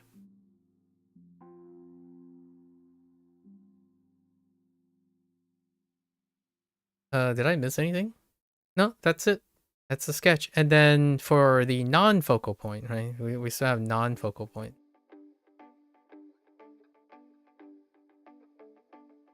The non-focal point is often the background. What I would typically do is I would split the sketch. I'll split it into foreground. This is pretty much because the background is the thing. So I would do a foreground element. And then I would do the same position, the mid, wherever the person's sitting in, and I would do a background. And typically my background would have at least 2 elements. So that would be something like, we have our box. Foreground.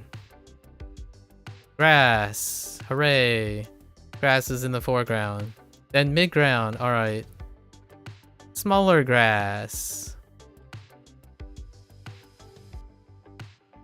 That's midground where the subject is, right? We've already done our focal point. And then background.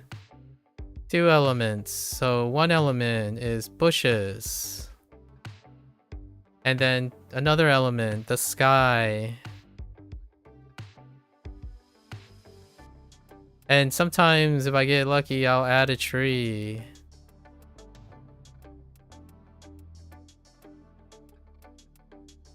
Right? So those are the 4 elements. And I deconstruct indoors and stuff into that for the time being. So what happens then is it looks fine. This looks fine. We can start and render this, right? That's good enough for non-focal things. And other objects are very similar, like a cookie jar, or like the stand. There was like this bamboo stand right here. This bamboo stand. Whatever I did with it, it was gonna be fine as long as the center person is good to go, right? So if you scrutinize all the bamboo sticks and stuff, it's a fraction of the effort in the center. So that's how you do non-focal point, or that's how I do non-focal point.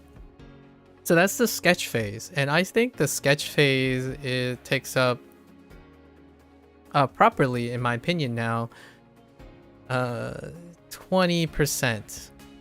20%. I'm gonna say 30%. It's about in thirds. So 30% of the time is just sketching. So 1 hour, right? And this would equate to roughly 1 hour. And then now we have to move on to step 2. So let's go and bring in another canvas there. I love going over this stuff. It helps me internalize what I've done, right? So now we go on to step 2. Again, this is very reductive. I find that most type of self-reflection, summaries, conclusions are inherently reductive because you're trying to generalize and truncate all the time you have. If you really want a non-reductive explainer of what I've done, you have to watch all of that, right? Because that's literally what I have done. So I'm obviously, even for my own sanity, I wouldn't go and rewatch everything again. So step 2 is when we start rendering, right? And I think this art is very adherent to a vast majority of people. Step 2 is a color block. For the most part, I color block. So large to small. Usually.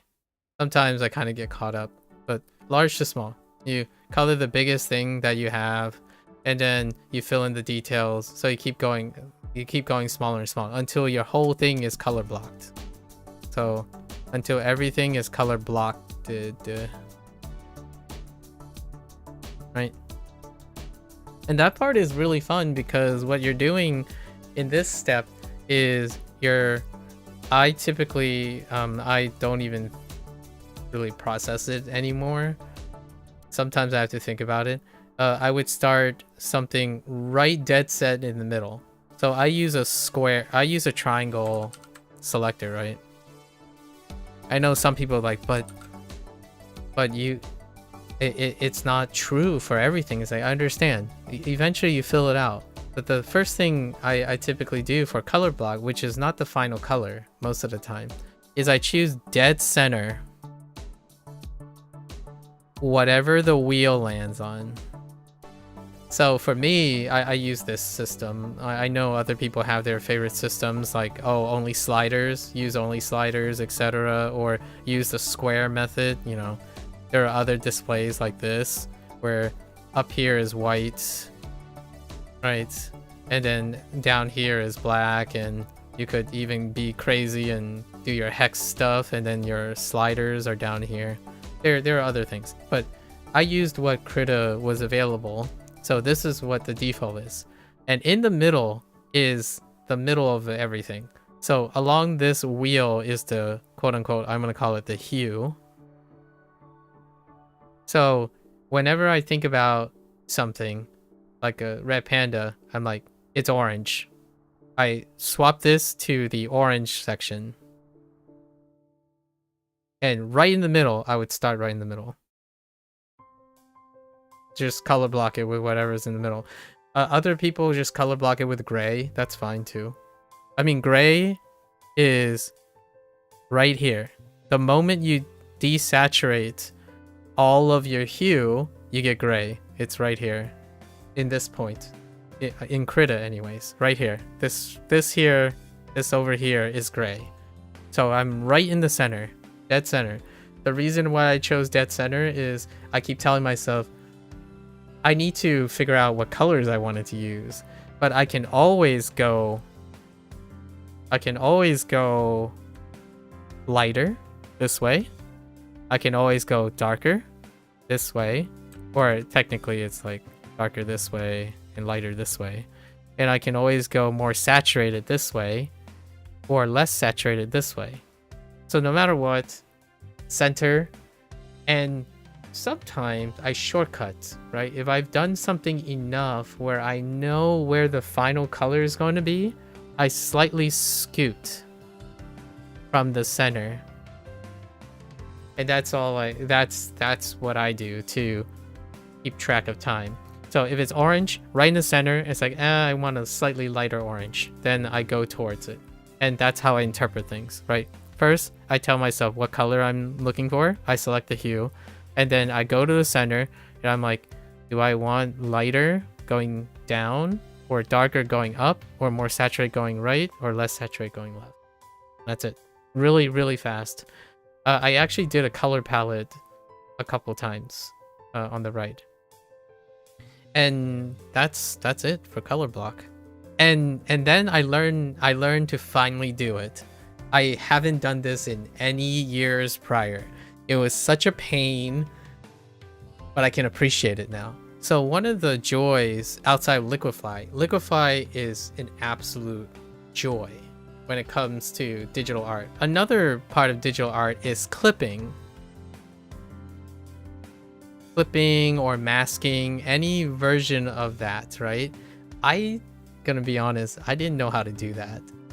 Like alpha locking, right? Like clipping, masking. So I did that this year.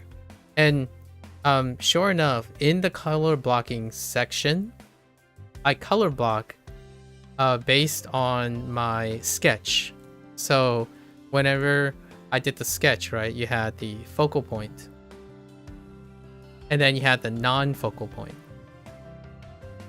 And oftentimes there can be up to 2 focal points, subjects.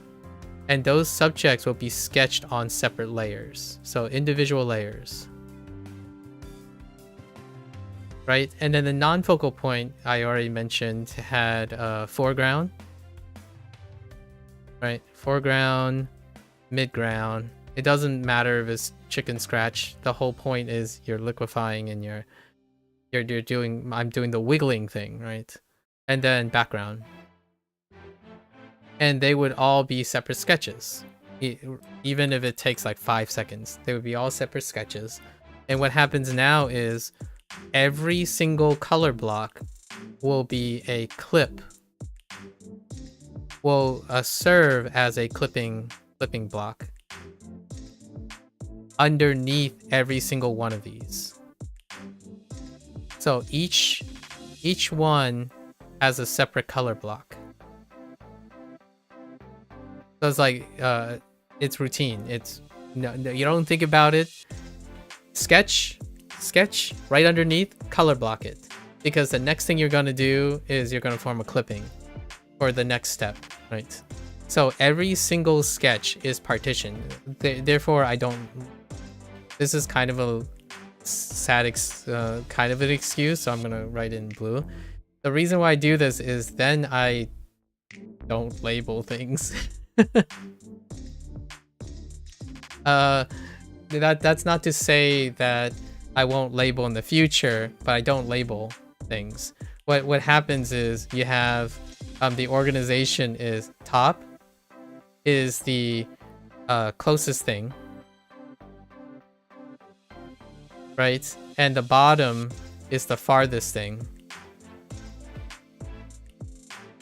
And then everything separates from that. So when we have top, I click on the top thing, and right below it is the block. So I always work from top to bottom in priority, right? Top to bottom. Sorry, the arrow is missing. Top to bottom, and I insert each step. So the top layer, foreground, will have a color block underneath. Then right below it, if I'm only at the color block, then there are pairs, right? There will be pairs. At this stage, there will be pairs.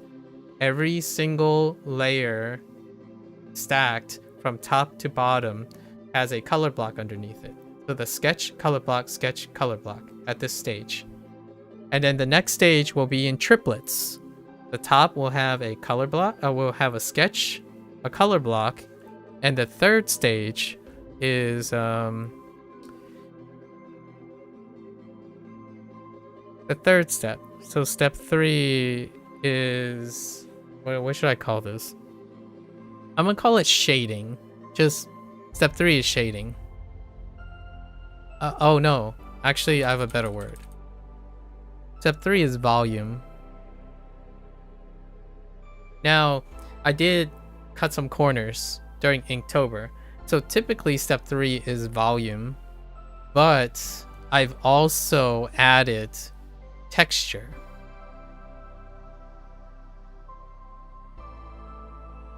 Usually I keep them separate. I do volume then texture, but because of brushes, so this is another, in my opinion, let's add this, another digital arts wonder. Digital art, I feel practical art does the same thing, like traditional art, digital art, but texture, brushes. The brushes is why I can do volume and texture at the same time. And then, you know, clipping is another, we gotta highlight all the marvels, the digital art, right? Arts. Now, you might be thinking, well, isn't that a crutch? Well, traditional art, you can use tape. Like, when I think of how I did the border and stuff, I would plan ahead and use tape. And like, I can cut out shapes and put them down, and so and brushes are very similar. I can crumple up paper or take a cotton swab and rub it around. Those are the things I would do. And because I think I would do that, I also treat the digital art very similarly. So now I do volume and texture on the same step. Usually I go back over it with texture and figure out the texture. So because I've used enough brushes, I know which brushes, which like, I guess you can call all these brushes, which brushes I would use to get the texture that I kind of want. And I look forward to experimenting with new things.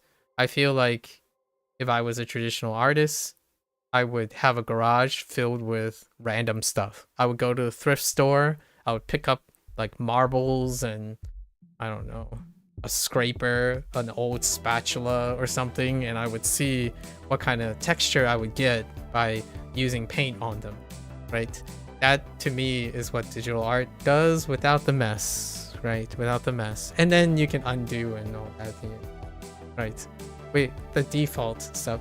So volume and texture. And this is where it's kind of a mixed bag. What I would typically do then is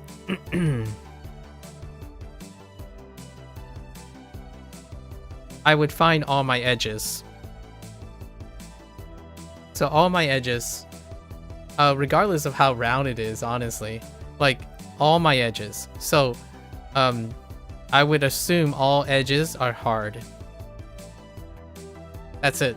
I take wherever I take the wherever edge I think, and I would make all of them hard edges immediately. So the hard edges, what would they have? They would have they would be light on one side and dark on the other.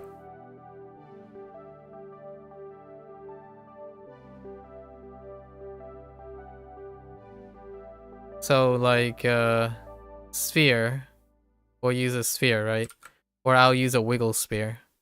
So we wiggle the sphere. A wiggled circle looks, in my opinion, personally, to my mind's eye, a wiggled circle looks better than attempting to do this. Like, I'm gonna try to draw the same circle. To me, I mean that's a pretty good circle, I suppose. But I'm warmed up. I can't tell you how terrible my circles are when I didn't already spend 4 or 5 hours in the day drawing, right? So it would look very. Maybe I can give you an impression of it. Maybe something like this. This would be my circle, right? The chances, the odds of me when I start sketching, which is the first thing I do, right? A lot of people start with sketching. Some people actually start with background, where what I mean is they would like splash something or get warmed up, right? And I feel a vast majority of people would start sketching first. So to me, this is far more reliable. So I ditched the, oh no, I can't hold my hand steady. I mean, you can still draw pretty deep, but this is me embracing the wiggle. You can see that the circle is still there. The thing is, it might not be pleasing to you, in my opinion. If you're constantly looking at perfect circles, this is not pleasing. Right? If your image is a perfect circle, like, I don't know, if your image in your brain is this, then yes, no matter what you're going to draw, in my opinion, no matter what you're going to draw the first time when you're sketching, it's not going to look like that. Not yet, anyways. To me, this is more aesthetically pleasing, and this is perfectly suitable. These are more aesthetically pleasing than this circle. Like, I genuinely do not... It doesn't end up looking like the circle. It ends up looking less like the circle. I actually use the circle tool, like, to do this, and then it becomes something else. It legitimately doesn't stay like this. So that's kind of a side thing for the opinion stuff, right? So when you get this, like, it's a sphere, so you need to create volume, right? Volume, the step 3 for volume is to create like dimension. Right? We're basically adding dimension to this stuff. Not necessarily giving it a 3D look, like a hyper realistic look. It's more like giving it dimension in the sense that it gives it weight and form. It's adding to form. I do not do these things to make it so that it's realistic. Honestly, I don't add volume and texture because it's realistic. I add it because it's aesthetically pleasing. Right.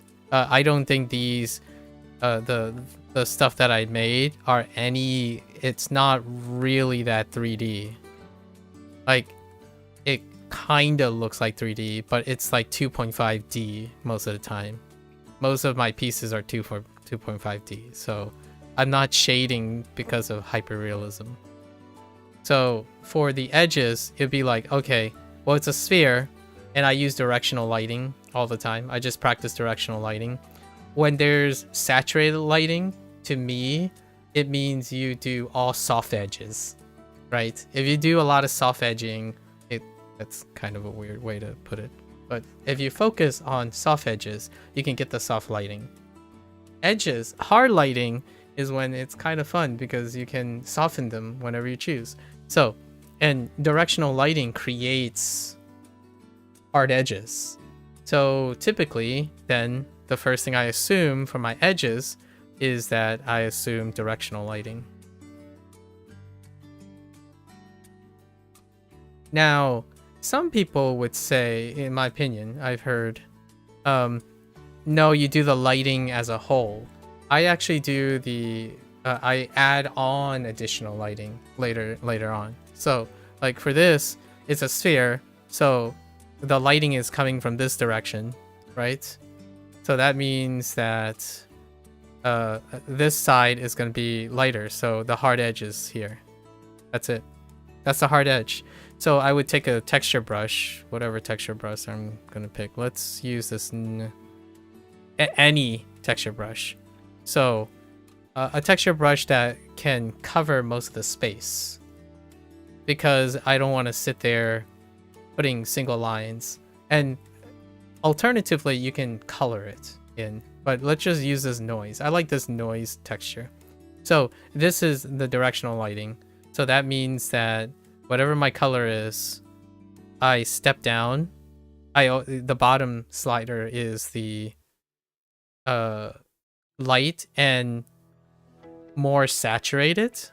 So here, this slider, I know this is going to be a weird thing, but oftentimes when I go darker, I tend to go towards the saturation, as opposed to going lighter and then going grayer, like darker, adding more grays. So I typically go between, for this stuff, I would slide,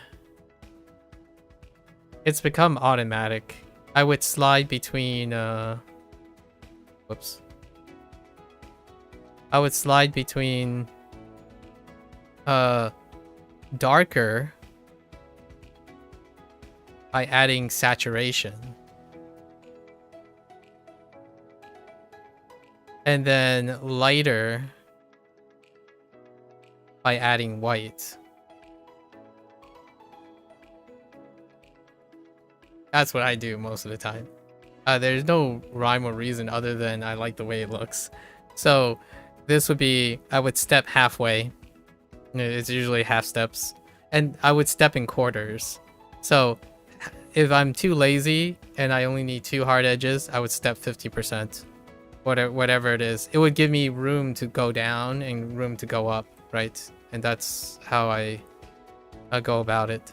So this side's the light side, so I would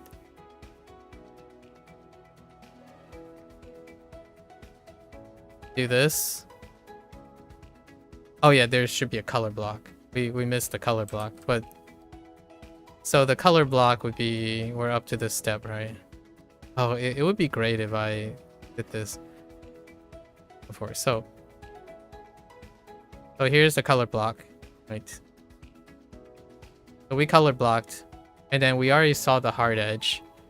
So then I would take, we already know where the hard edge is.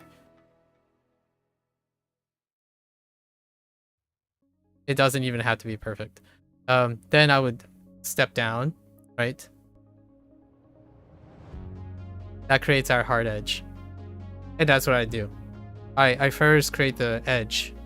It's a little bit more now where I want to skip a step. So what I do is I imagine a middle edge, like a middle ground. So that's it. The hard edge is the plain part that doesn't have any texture yet. Right? And what you do is you fill it in with the half steps in between.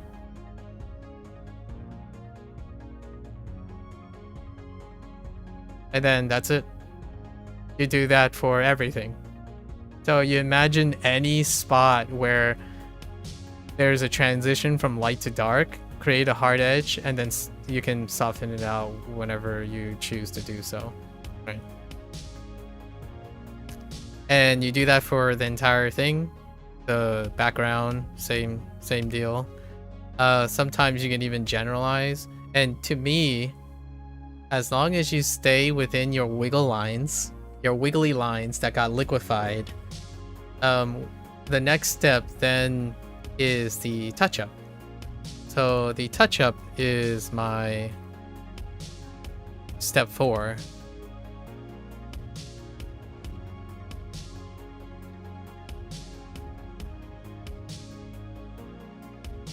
So this is where I do line art. This is what I call the line art stage. Like, sketching is not the line art stage. Step 4, oh, is it step 4? Yeah, step 4 is the line art stage. So, the first thing I do is outline the focal point, which is your subject. And usually I use black, just straight black, 100%. During any other stage, I do not use 100% black. So every other stage,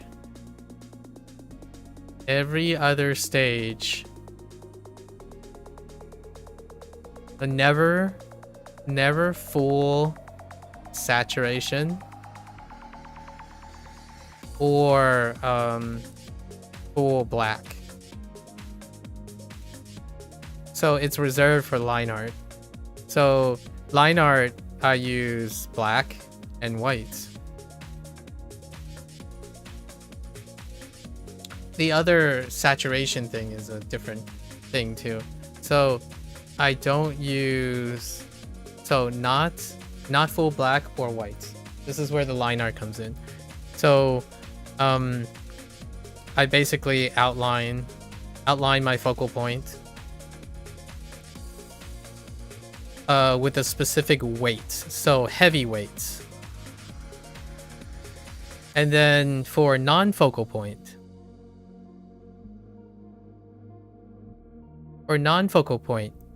mid weight.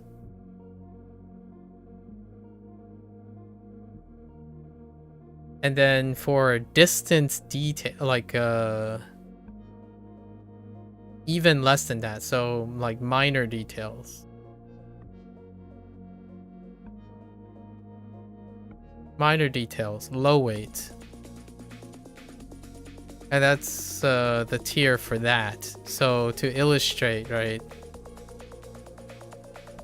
we're gonna keep using this circle thing, and I can do it over and over again to demonstrate the routine. So, right, we do our circle.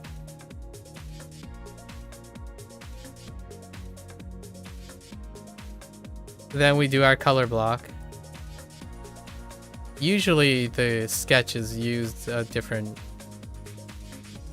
thing. Our color block. Right. Then we use our edge.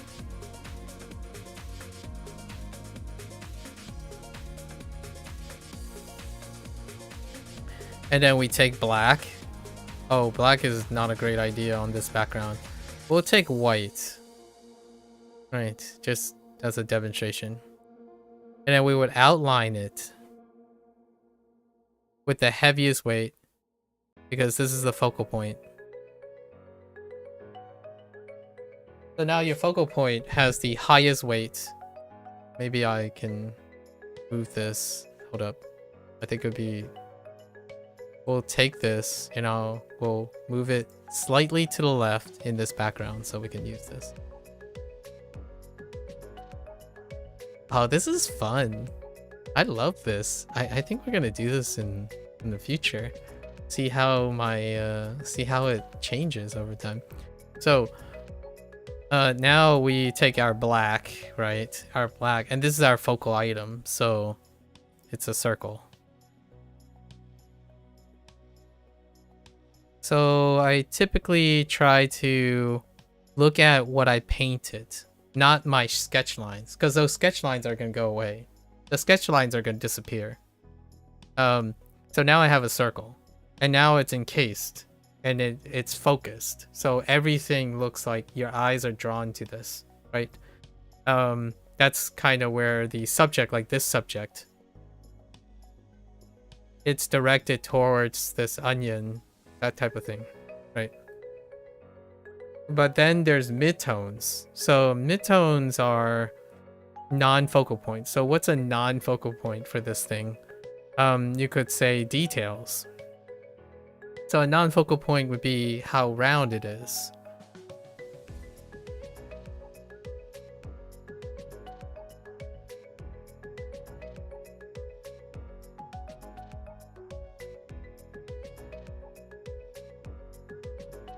So these are mid, or actually, yeah, these are mid weights. This is showing you that, or maybe we can do it a little bit better and do it like this way.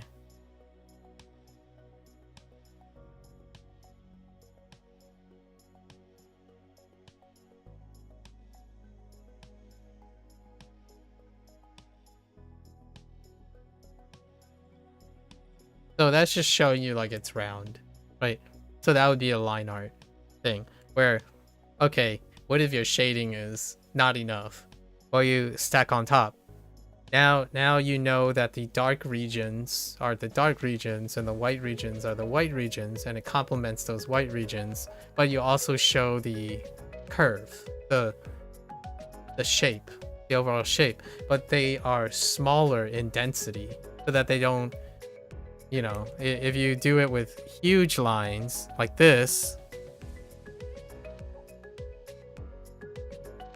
now it's a distraction. now it looks like there's no stacking of emphasis. So typically this. And then really fine details would be even less so than that. Like you could do something like, right?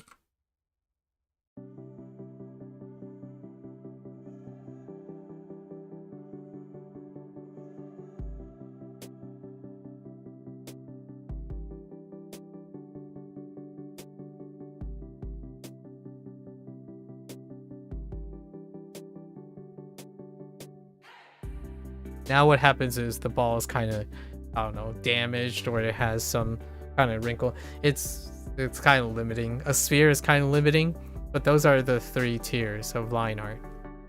And that's what I use throughout. Like, it's so automatic. It's really fast. It's brisk. There's a little bit more to line art. There's also, it's about the curvature. It's this curvature. So say like, right,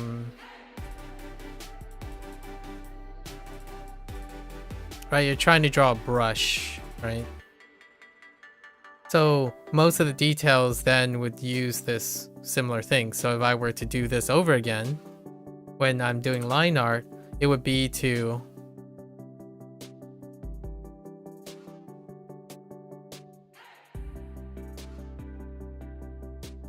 right? This captures the essence of smaller objects within the object. So this to me is what I refer to as like line texture. So I would do both at the same time. I would do line art, but in the same way that volume is being done, I would do texture. So it's a second layer of texture. This is the manual texture. Any form of manual texture. So like for the guy, it would be, you know, there's you kind of have a sketch line like this, right? I do sketch lines. I wiggle in different ways, so you can like wiggle in this way. You can wiggle in this way, right? You can even wiggle hard, wiggle soft. So all of these things give me an idea of what I'm looking for. So this, if it's wiggled in medium, then I could do this, right?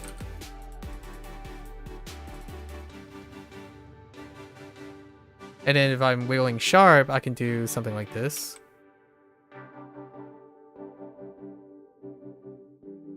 Which is what I do for the fur, the outline of the fur.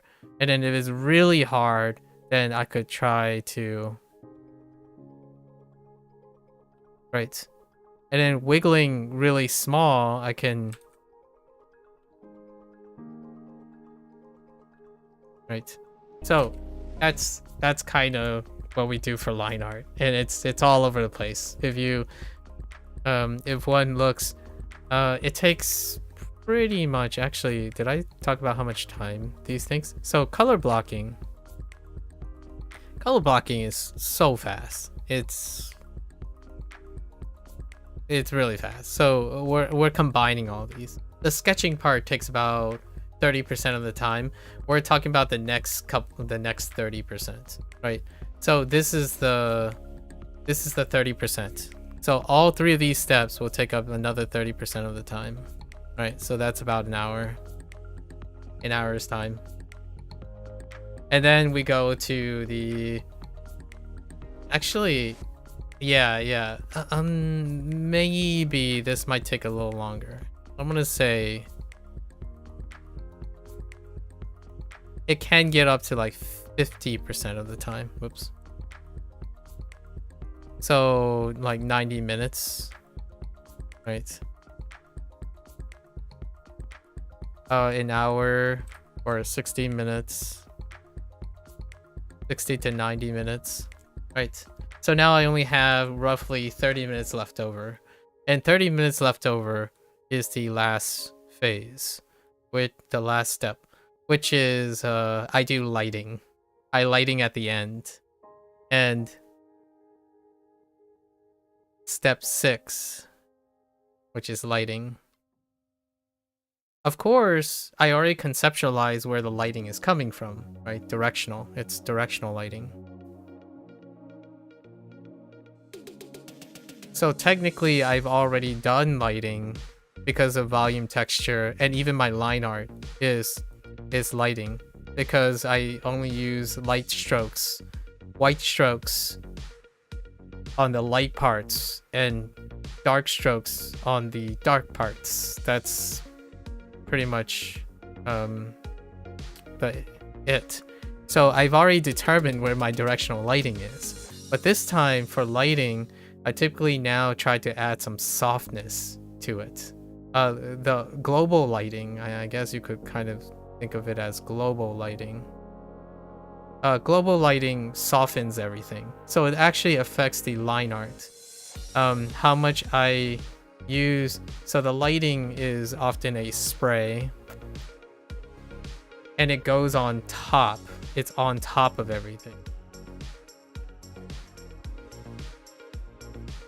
So what then it does is it softens where the light covers an object. So I don't preserve the line art.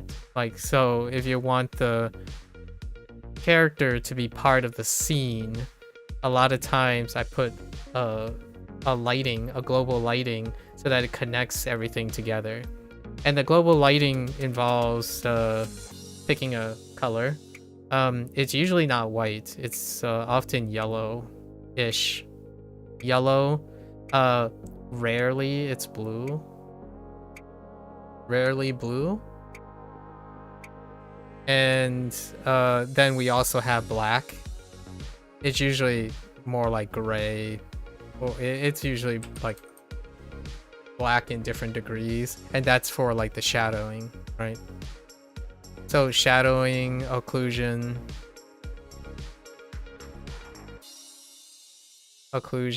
so most of the lighting is to bring the people together, bring all the objects together.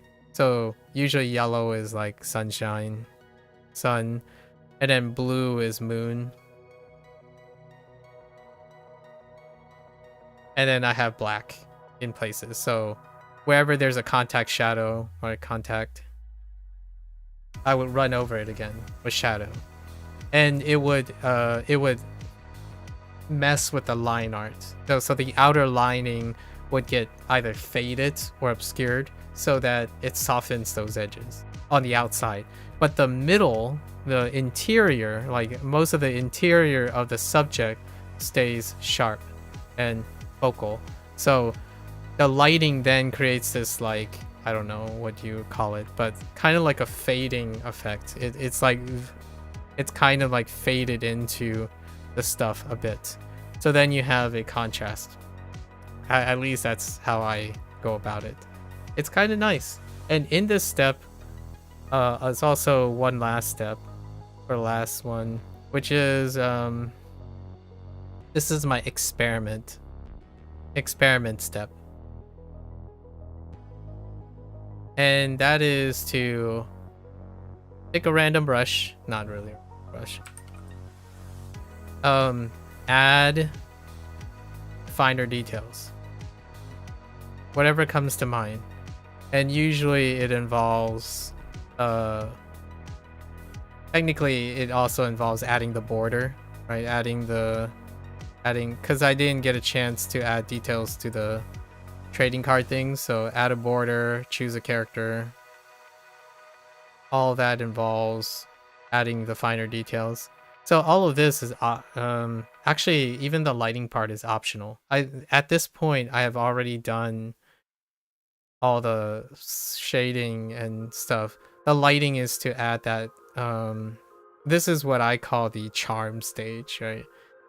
This here, to me, is where you feel, right? This is your feelings section. So you add all the charm. Make it dramatic if you want. That's what global illumination does. Make it really poppy by adding, like, I don't know, screen tones or something. Dabble some screen tones. Add a brush somewhere, you know, texture more. Stencil something. The reason why I feel like the feeling charm thing is, it to me, when all of this is like, if I'm already at this stage, the rest is charm, because this captures pretty much, this allows you, in my opinion, or allows me to experiment. Anything I do in this stage is like, well, it's gonna make it charming, but it's not good. It didn't do most of the work. Most of the work is already in this, and that's the workflow. It's pretty quick, actually. All of this is within 3 hours, right? So this would be the last, I'm gonna say, hour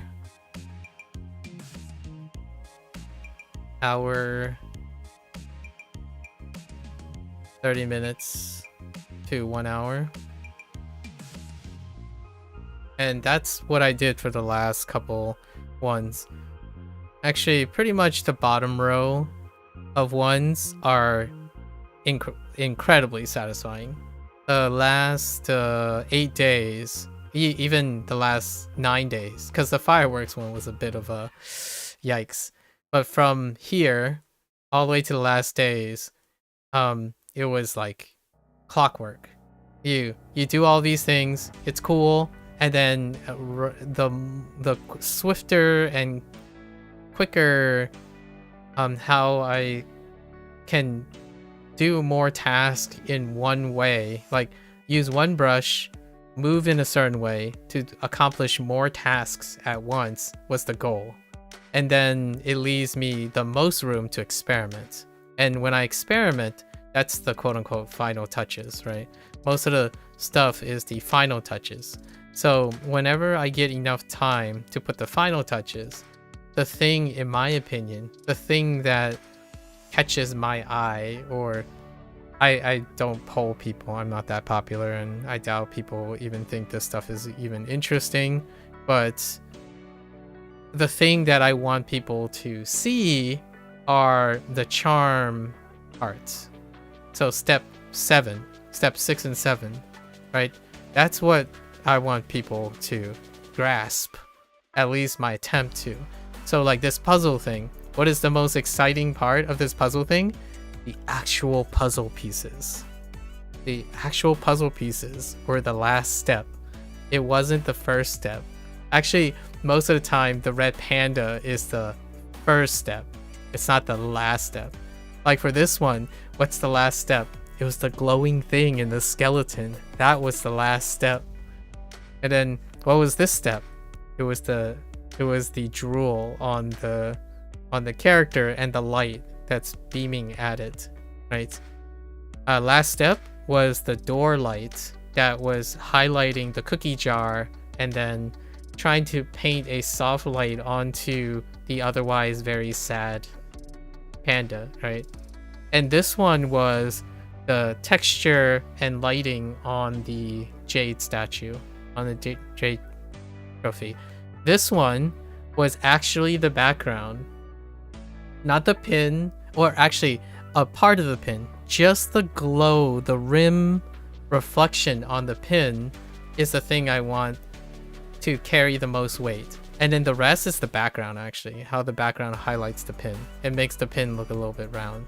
That's those are the things that I hope, in my opinion, to carry the point. Not necessarily drawing the same character all the time or that type of thing. Like what was like this? One of the last steps is drawing those. Actually, the very, very last step was drawing those lines in the middle of his forehead for fear. That's it. Those are my favorite parts. This one, this snow one, the snow is the last part. Just putting it took like 5 seconds.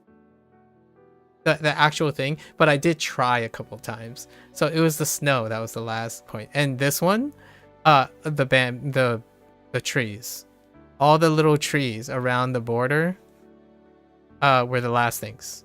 They were very satisfying. Like they were supposed to be like bonsai, a little bit like bonsai, right? Such a great way to summarize how satisfying it is. It's gleeful, very, very gleeful. These last ones, most definitely, I can tell you which ones they are, right? This was the jade texture, which I basically used a particle brush. This is the cookie jar lighting, the drool, the glowing, the onion. I kind of messed up a little here. I was gonna draw even deeper, like funk, random curly lines to show that it's like very stinky, right? And I didn't quite nail it because I kind of jostled some stuff, and that would have taken like 15 seconds, and that would be like the highlight part.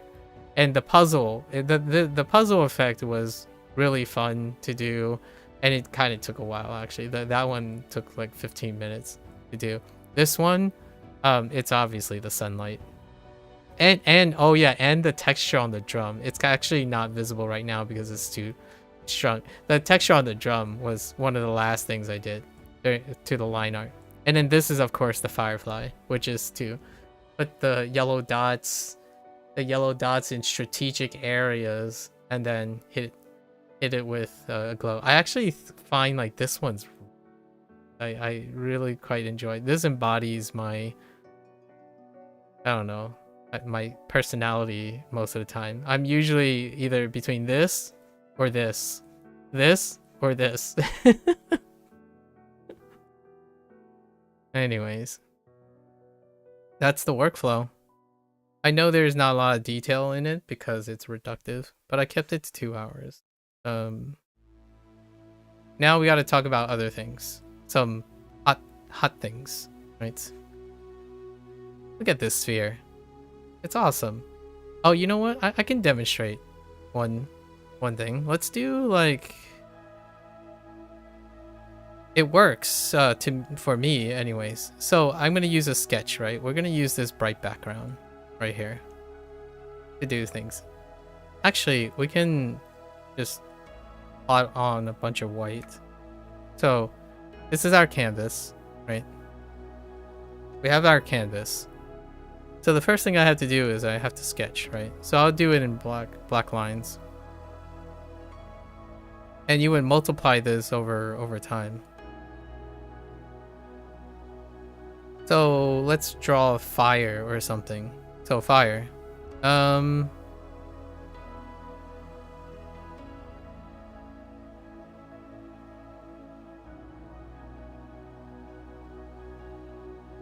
It kind of looks like this, right? This is fire. So that's my sketch. And then I would liquefy it, but I think that's okay. I chose fire for a reason. You can wiggle around even more, like go around it again if you want it. Right, like let's make this a little sharper. Right? And then then you would liquefy it. If you want to shape it around to see if you can get this looks like bananas and a hand with sausage fingers. Like you can't tell it's fire at the moment. So now we have to establish hard edges, and I've already kind of established hard edges with my sketch actually. So the hard edge is like this thing in the middle. So then we're gonna take color red. We're gonna put it like here. We're gonna put it right in the middle. Actually, redder. Let's go redder. Maybe like something. Okay. Or we'll just use this. Now we color block.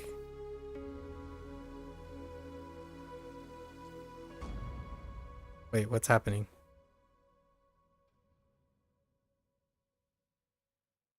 Is it? Oh, wait. What the heck? Okay. So like we color block, right? Oh, okay. It's fine. So we just color block the whole thing. We'll just look at the things, right? All right. Color block. And then I still remember where the hard edges are. So then we take our whatever, just take a noise thing, and the hard edge would be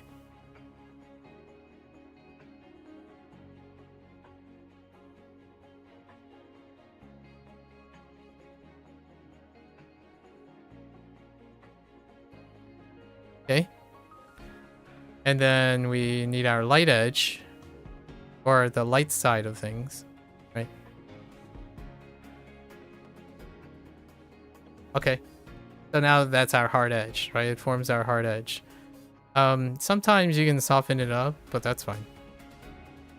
So we provided texture and volume at the same time. You can probably do even more than that and say like, okay, let's step up even further, and this is very bright. And then you can step the other direction and say this is very right. Then you do your line art. So I saved black. Oops. I just take a G pen for this.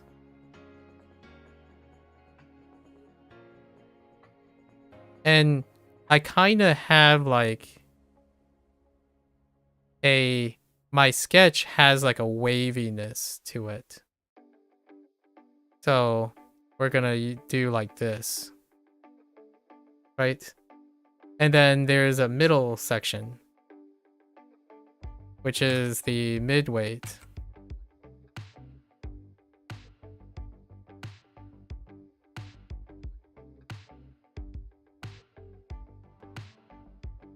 And then I added something down here too, so we're gonna add a little bit more.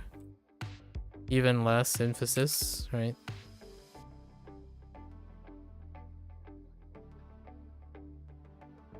Right, so we have fire.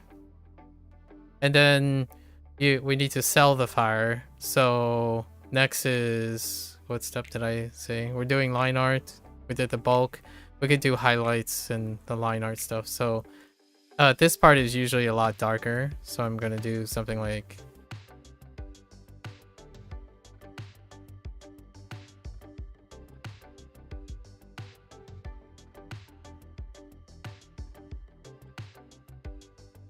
and then the lighter part, we're gonna highlight like this.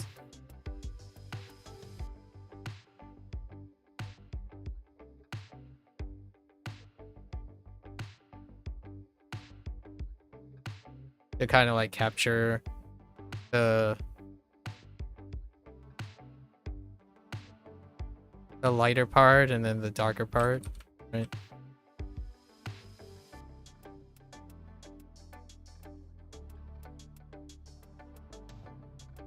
So we finish our line art. Now we add the charm. Like what type of charm can we add to this piece? Probably some glow. And oftentimes an orange is pretty good.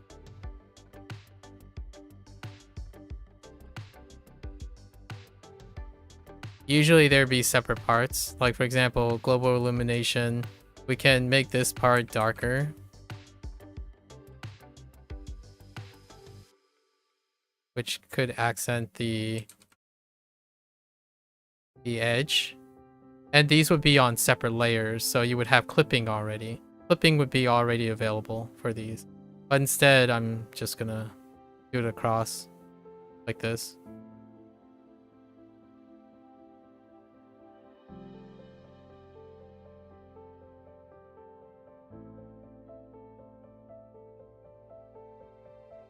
Right, and then there's accent.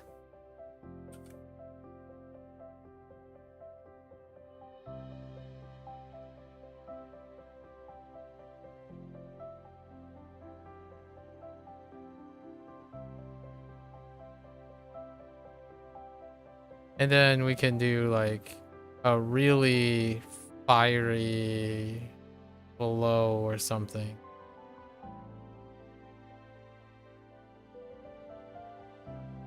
Which should typically be below it.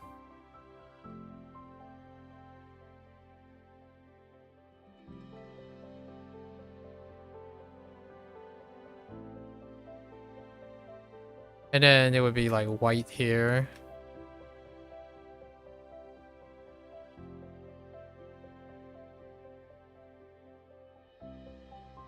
And we have some, I don't know, interesting looking explosion fire thing, right? And that's it. Obviously I didn't choose my colors very well, but it's interesting to look at. What you could do is, okay, then you can convert this. So I did really low tier stuff, right?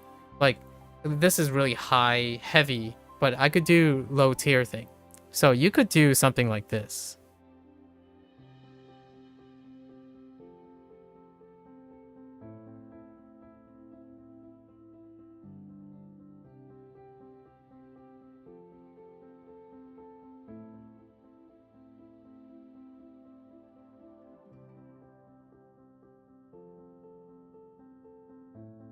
Wait, I think it's better if we do...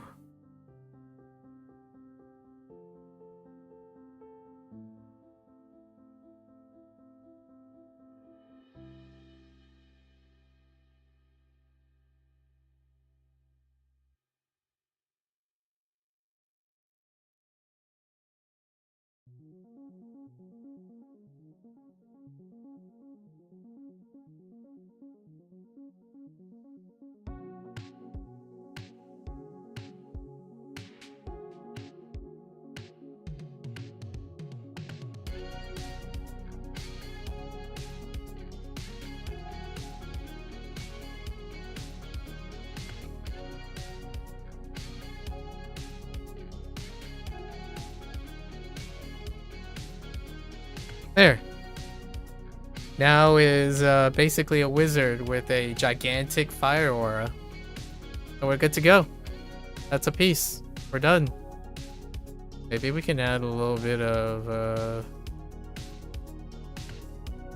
maybe we can ground the wizard. So we can add a little bit of red highlights here. Right, we wanna ground the wizard.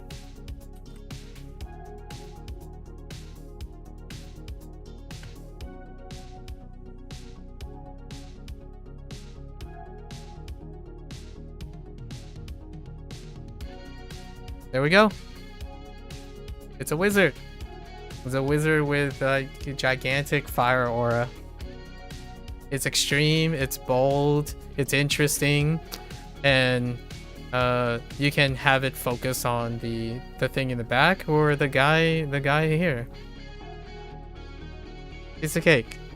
Not really a piece of cake, but I didn't know what I was gonna draw, by the way. I knew that as long as I do those steps for me, as long as I put something together, I can turn it into a piece, right?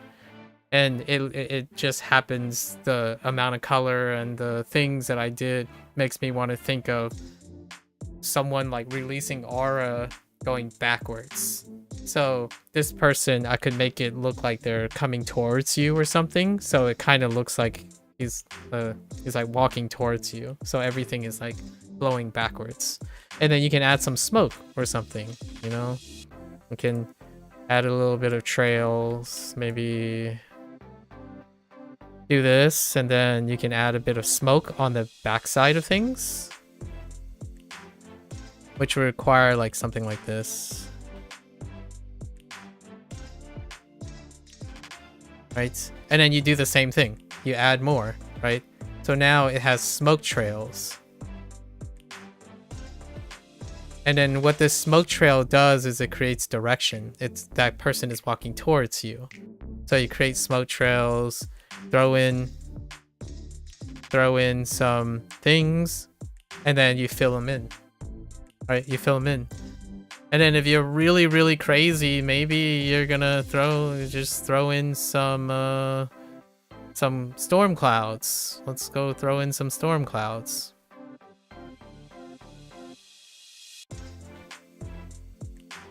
Right?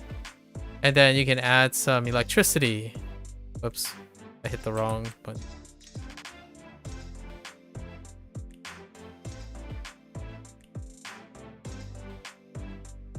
Right? And if you're really crazy, maybe you can, so the wizard is like waterproof or something, then you can do some rain going across. And rain should have a different color just so that it can be identified. Right? And this is like looming dark clouds. Maybe we should color in gray.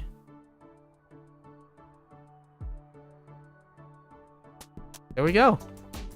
Now we have an epic wizard guy who I was trying to draw a cape, but it kind of looks like a tail. With a staff, with a fire aura, bellowing smoke to the back during a storm shower with lightning coming down, and that would be one of the pieces. And you would do the same. Since these, you can get away with these because these are non-focal points. The focus is here. So all this other stuff can be done even looser. You can do less, like the steps that I went through, I would eliminate some of the steps, like less time on step 6, 7, 4. I don't need to do 3. Maybe I'll just do 2, that type of thing. As long as your focal point is right here, in my opinion. Your focal point is here. So everything has to guide here. In fact, I'd probably make the electricity somewhat bend towards the character, so everything would be focusing on this one point. And that's what I learned. At least that's what I learned this year. I don't know if this will make me better at drawing details. Like, obviously, I didn't draw any details here. This is a blotch. It's a silhouette of a person. It's not even a silhouette of a person. I was at first gonna draw a red panda, but I didn't. So you fill this all in, and it look great. It looks messy, but organized. Chaotic order. You know, you have order to your chaos. This kind of reminds me of a piece that I did a while back. Anyways. Now, I was going to entertain some other ideas in the next hour or two. So we'll do the next hour or two. So, and that's archetypes. I already add my personal spin, so we have archetypes left, right? This is kind of a bit controversial. So we're going to, instead of using my personal anecdotes and facts in my personal anecdotes are very safe. The middle part is when there's a lot of disagreement. And what color did I use? I think I used green. So let's use green. Yeah, archetypes. So over the years, archetypes. So we're talking about idiosyncrasies.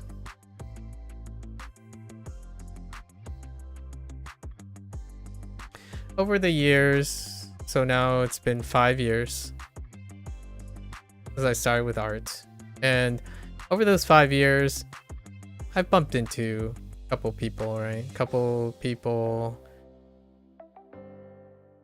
And this extends to hobbyists. I think that's the people that I'm referring to, hobbyists. And when it comes to art, I don't think it substantially changes from my experience.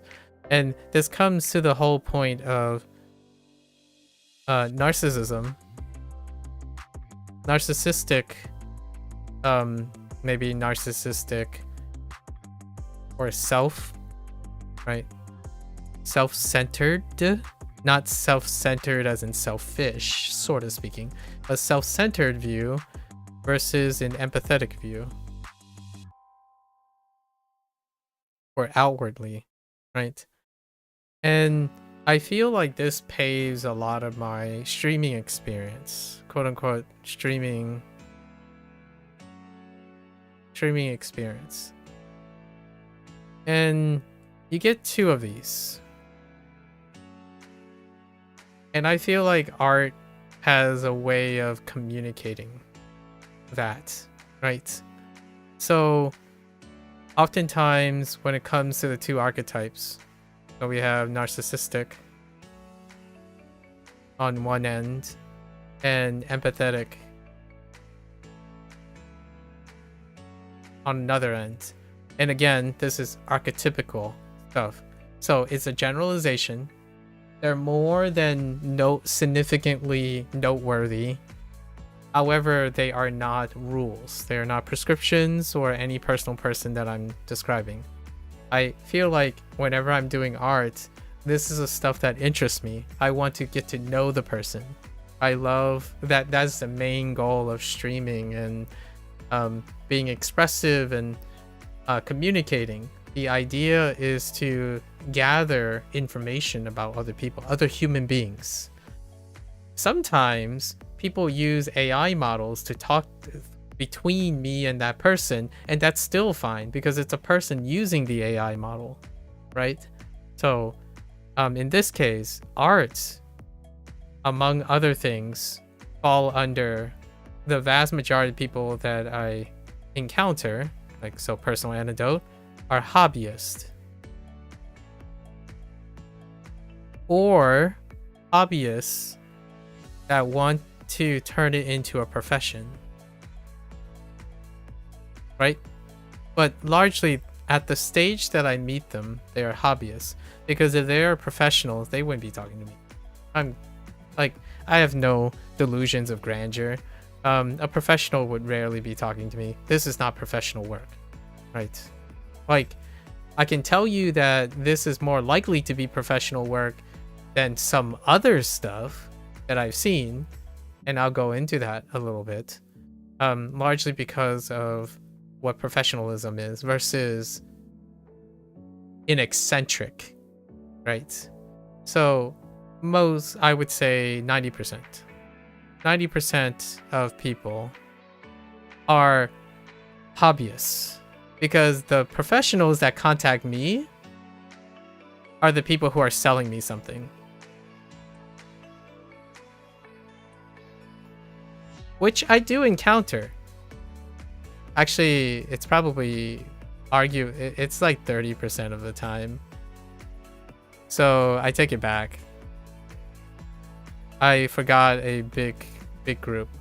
So around 70% of the time I encounter hobbyists during my time, and 30% of the time is a professional selling me something. And I'm not going to talk about the professional that's selling me something, but this is how, to me, I'm going to say these are people who think they are professional artists, but they are not professional businessmen or business person, right? So we're talking about art specifically. And those 30%, to wrap it up very quickly, for those people, the 30% that I meet, they do art and sell art, but they, in my opinion, don't know how to sell, because they are artists, not businessmen.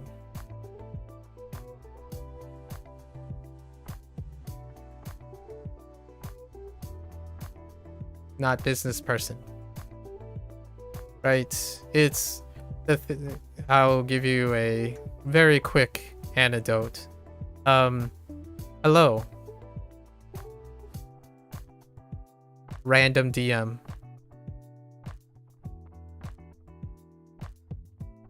Quote unquote random DM, in my perspective.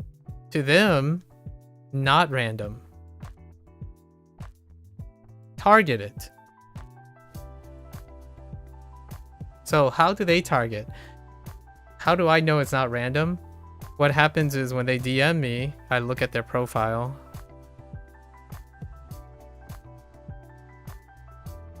And what happens is I typically find a mutual server on Discord.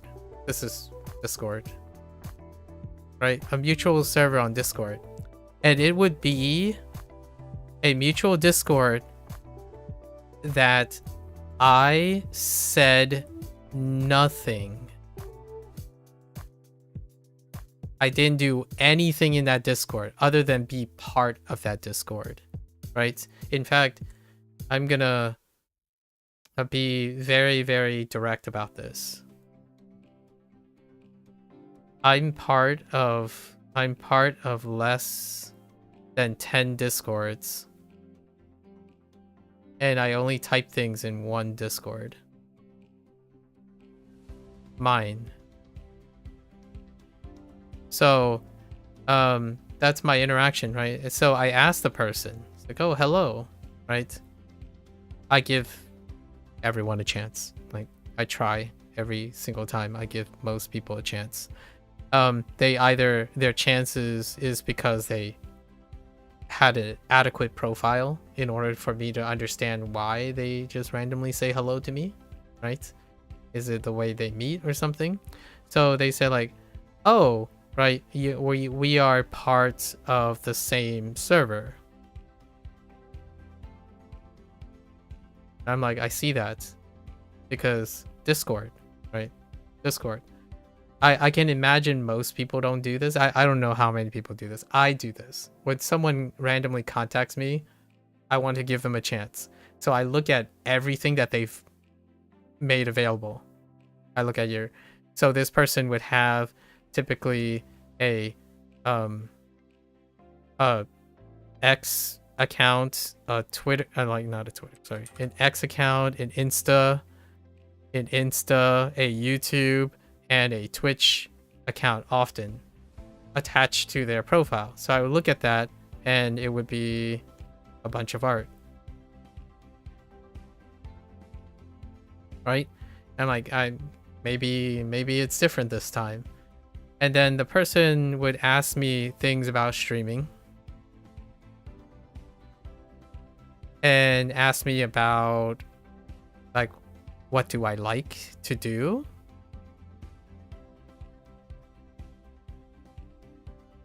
And it's interesting because to fast forward, this artist already knows that they are targeting,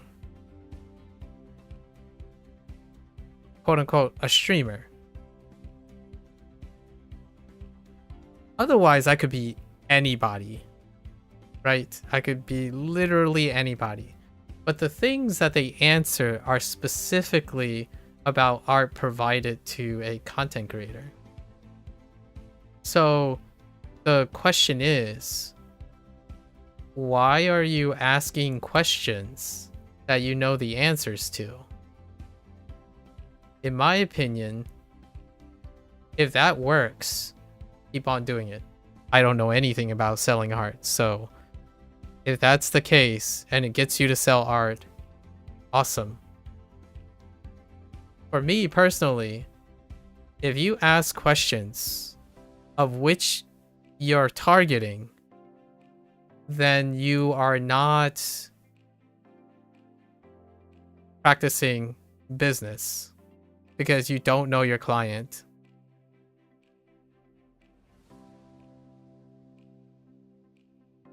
Your art is probably fantastic, I suppose. I mean, genuinely, when I look at art, my first question is, can they make something for me? So if they're showing me their art, that's great. They can do really, really fantastic art. The question is, can they do art for me? Right? And that is where I'll transition back to, they're not a business person, so usually I would say, well, thank you, I'm not particularly interested in buying any art right now. I typically don't have any art assets that I would need that brings in any form of business. I don't do business as a content creator, so I'm sorry, hopefully you find something. And they would double down and press against me and say, well, you know, you might like it if you know, see some artwork. And I'm like, no, that's okay. I understand your profile, but I wanted to inculcate to them that you know nothing about me and somehow you're telling me how to feel about your artwork. That to me is something that I encounter over 30% of the time. And that 30% of the time makes up nearly 100% of my interaction with professional art people. Like, what I mean is, I'm not a popular guy. I don't even have any indicators that I even have money. Like, the people ask me about how I make money, and I tell them I don't make money. I don't make money on pretty much anything I do the last 7 years. I'm not entirely sure what gives you the idea that I can afford anything, right? So there's no indicator. I mean, a person who can't even, in my opinion, 30% of the time, as in 100% of the time, someone who's selling me something, which I deem as a professional, right? I give them the common courtesy that I'll treat them as a professional. They do not have a profile. They do not research or understand their target client. I mean, oftentimes you can use AI and data mining to try to get a semblance of a really fast background review of a person. But the idea of asking someone, and I don't know about what is it about art, but it's often when I'm doing art. When I am actively streaming art is the time when I get the most spam. And not even spam. I actually genuinely think they're trying to make it work. And so they're humans. They're not bots, right? They're not bots. I can absolutely confirm that they are not bots. the disappointing fact is they can barely bother to tell me anything they know about me. Like, as though that's never part of business, a business transaction. And to me, that's related to the next topic that I'm going into, and also related to what is the difference between a professional and a amateur and a hobbyist. Hobbyist tends to look inwards most of the time, and that is perfectly suitable for that. Whenever that hobbyist wants to transition into a professional, I don't think it's the thing that they're thinking of. Idiosyncratically, what I mean is the normalized standard of becoming a professional is the thing the hobbyist is not, and chooses not to build towards deliberately. And that is related to this, because the other 30%, I think those are the same individuals, or very similar individuals, who sell art because they believe that people want their art. As in, there is no compromise or communication. The client themselves do not contribute anything to the art. It is their art that makes you want to pay them. That is very different. A business transaction is, hey, I make this type of art, and I kind of want more art like this from a different person. And that person would say, hey, I've seen your art. Here's a sketch of my interpretation of your art. If you like that, would you care to buy some art? Like, absolutely. You know something about me. Instead, it's a narcissistic hobbyist who believe that they are a professional. They act like they're a professional, but they treat other people like amateurs. And that is very brutal, I understand, and it's very direct. But I think sometimes when you're approaching the thing, it can help you sell your work. You could go at it differently, right? Instead of saying, hey, do you want emotes? Like, do you need emotes, or do you need background? You could start with something like,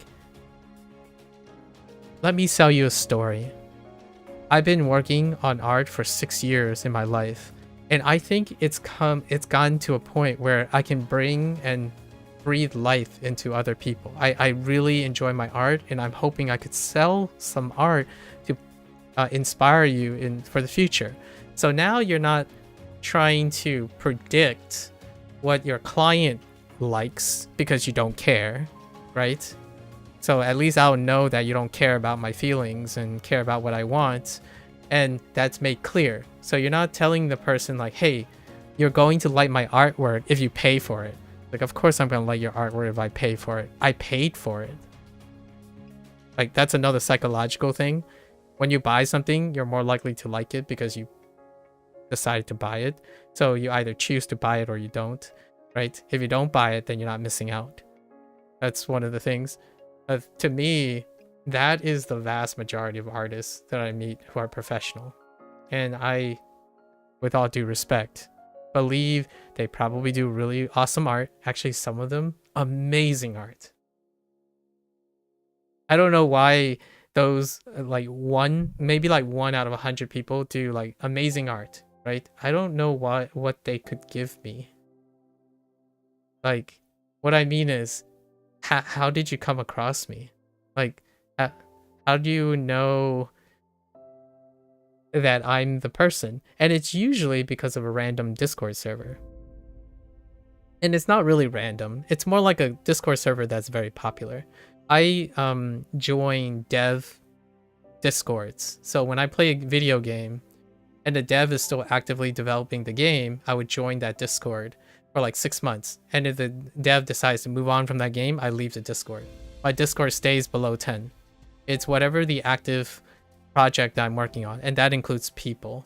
If I am trying to invest in someone who is, I feel, wants my attention or something like that, I would join their Discord and I would try to invest in that. So I don't randomly go and spam people on some Discord or something. right? This is how I feel about that. Now, how does this relate to narcissistic and empathetic, right? And this is on a continuum. I shouldn't have wrote this down here. All right, we'll just keep it like here. Okay. So most of my time now, the 70%, I would say the 70% along with the 30% is often that hobbyists that I meet are on the narcissistic end, which is not a, it can sound bad, but it's more like other words on a continuum. Self-interest. And what's a self-interest? Self-improvement?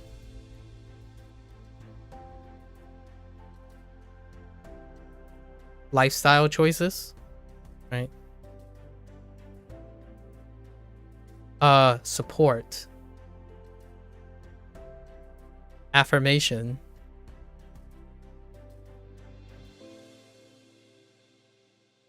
These are really important things, like finances. So in no way do I think that narcissism should be demonized in kind of the way hobbies are being treated now, right? And that's where it leads to this this thing of the 30% of professional artists. Oftentimes it's coming from this perspective, right? They want to make a living. They want to express themselves, right?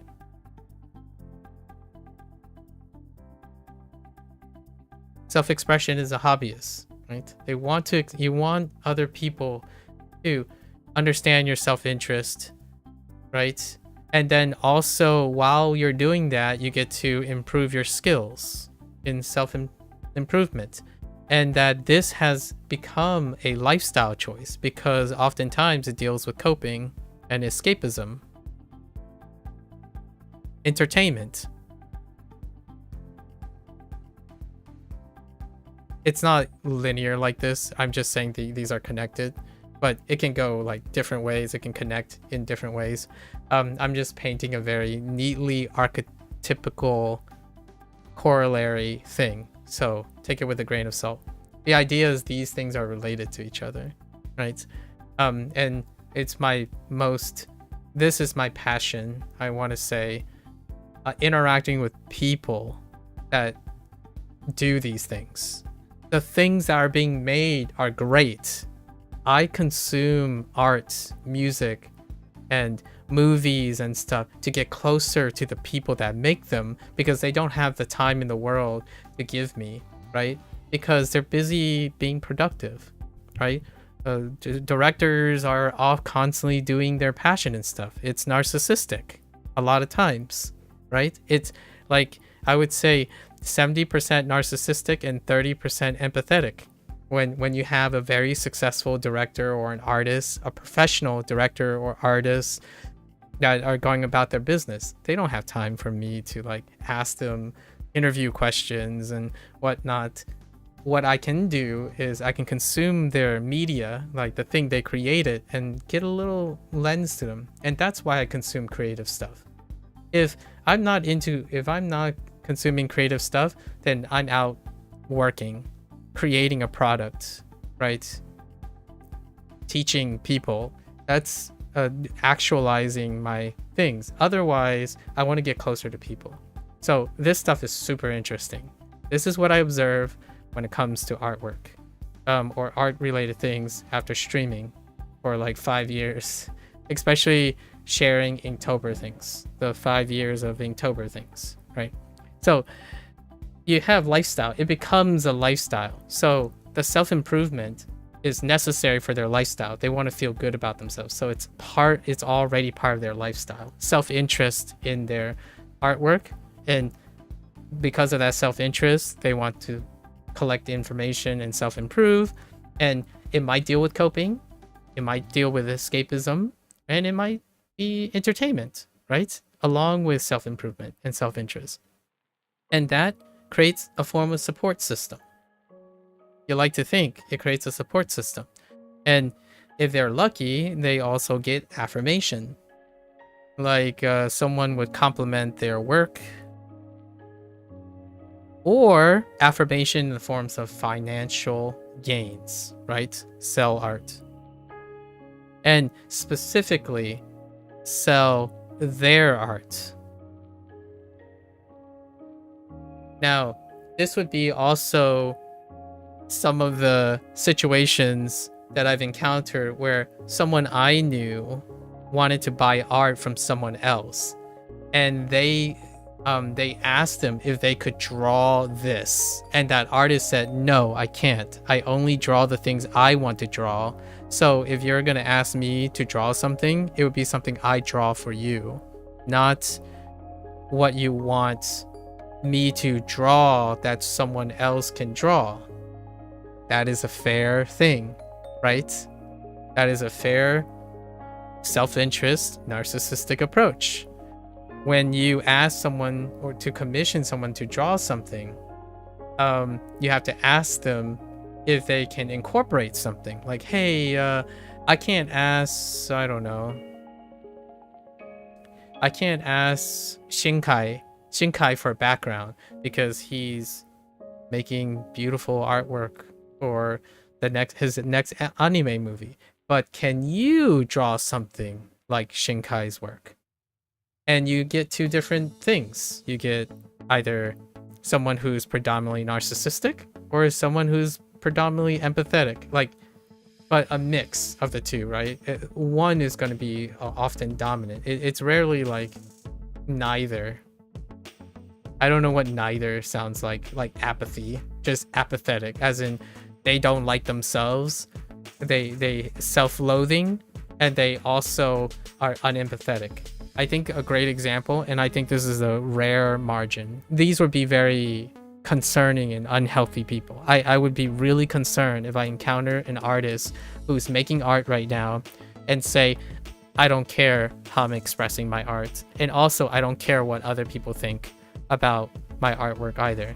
So that means you're creating art somehow as a form of non-expression. That would be very worrying, right? So it's either between these two most of the time. You're either self-interest predominantly, or you're empathetic outwardly, right? And there's things with empathy. So let's balance the game here. So empathy oftentimes lined up with a lack of identity.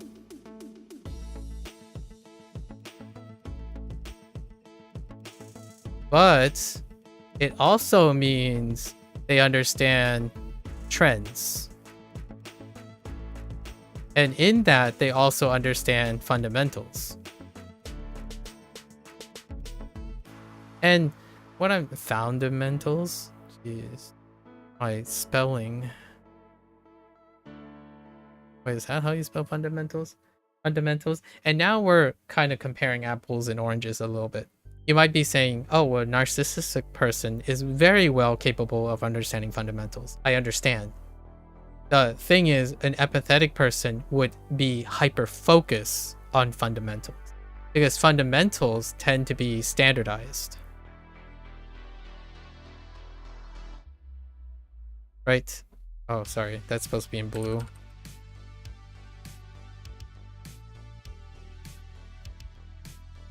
Standardized.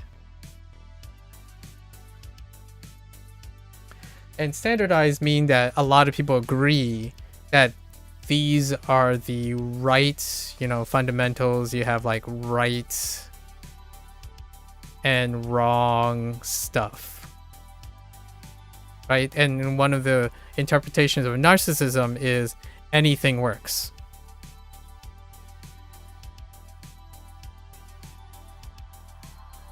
And anything works because if you get good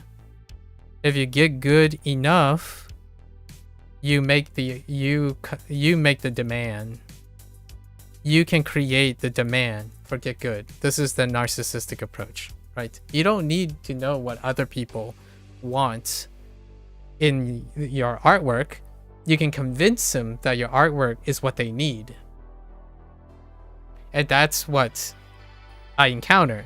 So 30%, which is the 100% of pros that I've ever encountered, self-made pros, they are narcissistic enough to know that their art is something that I want. So they pressure me and they iterate on the idea that if I give them a chance, they know that I will like their art. The artwork that I want to buy is this person's interpretation of the art that is me. So why is it important to know if your client is narcissistic or empathetic as well, like the reverse? Is probably because the empathetic ones, like myself, like I'm a bit of a mixed bag, which is what most people are. I empathize with the person selling the art. But that also requires that you empathize with me. That's how empathy works. So when someone says you're going to like my art, the first thing you have to tell me is, what do you know about me? Right? You don't say that and then say nothing about me to demonstrate your empathy. So if you say nothing, then you're a narcissistic artist who thinks that they are empathetic by doing me a favor without any knowledge of who I am. That is someone who believes, in my opinion, that they are good enough to create a demand. So their artwork is good enough to be paid for without any knowledge of your client or the fundamentals. And you might be thinking, okay, well, how do you know their fundamentals are looser than someone who's empathetic? Well, I would say that despite how amateurish I am, like this is as humble as I can get, I suppose. Despite how amateurish I am, I can at least see that a majority of people enjoy certain things, like statistically, right? If you're a professional, right? Professional deals with standardization. So that deals with data and like consensus. That's how you get fundamentals, by the way. Consensus. It's not a fact until there's a consensus. And then even then, it's not really a fact. It's more of a solid converging evidence. When someone, like, there was this funny comment when someone talked about science, where there was a comment where someone says, why can't facts just be facts without needing evidence to determine that it is true? Like that is kind of the world we live in now. It was a paraphrase of what he was far more eloquent than I was. That's what happens nowadays. Fundamentals are not facts per se. They are consensus based on data of the majority. So if you're narcissistic and you lack empathy, you are rarely someone who displays fundamentals. So with a grain of salt, taking that in, when I look at a person's profile, and their art, right? Their art is eclectic, right? And super unique. I think that's awesome, right? But attempting to sell me that art is not empathetic. It's rarely ever empathetic. But if I look at a profile and this person has a lot of clients and it reflects the clients, oftentimes there are patterns to them because they formed a professional relationship, style, and presentation that is either learned or adapted with people. So if your goal is to become an artist and you can do whatever you want, make pieces and sell one piece for millions of dollars, like, go for it. Know that when you're trying to sell art, there are two different types of things. So those people that you're talking about, the fine artists, right? Fine art. Oftentimes clients don't, you don't go to clients. Like, the idiosyncrasy is you don't go to clients. The clients come to you. Because ultimately, you can still go to clients. Like, you can try to convince them that your art is worth buying and all of that, right? The idea is that there are skills in communication that may increase your odds, maybe, or alternatively, you're a professional in a different way. You're a professional artist that makes concessions or compromises so that the client is satisfied, or you spend time understanding the client. You spend time talking about what the client is interested in, as well as reciprocating. Then the client will reciprocate and ask you what you are interested in. So my first comment when someone says, are you interested in some art? My first question is, what do you know about me? What can you tell me about you? If you can't tell me anything about you, then you've lost me already. But if you can't even tell anything about me, then your lifeline's gone too. Because there is in no possible way that you can be so arrogant and narcissistic intentionally. The difference is intent. That you can tell someone that they would like your art first without the client knowing nothing about you. Typically, I would look at the profile. If there's no profile, then I know nothing about their art. So I can't really do anything anyways. And they know nothing about me. Despite finding me on a Discord server, knowing that my Discord is attached to my Twitch and YouTube account. And I also post artwork.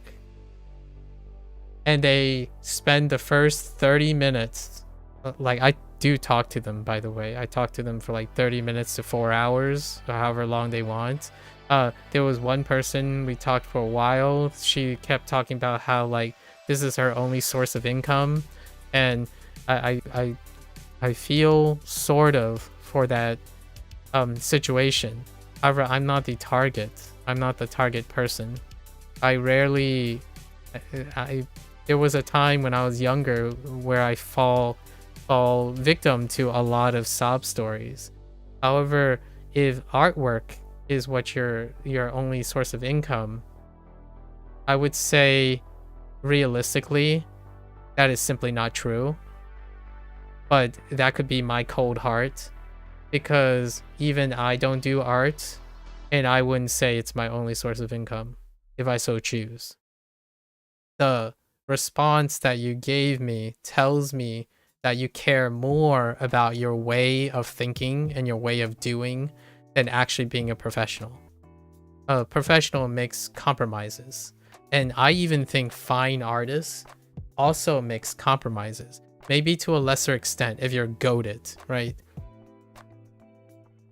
If you're goated in art, the odds are I'm not the person you're talking to.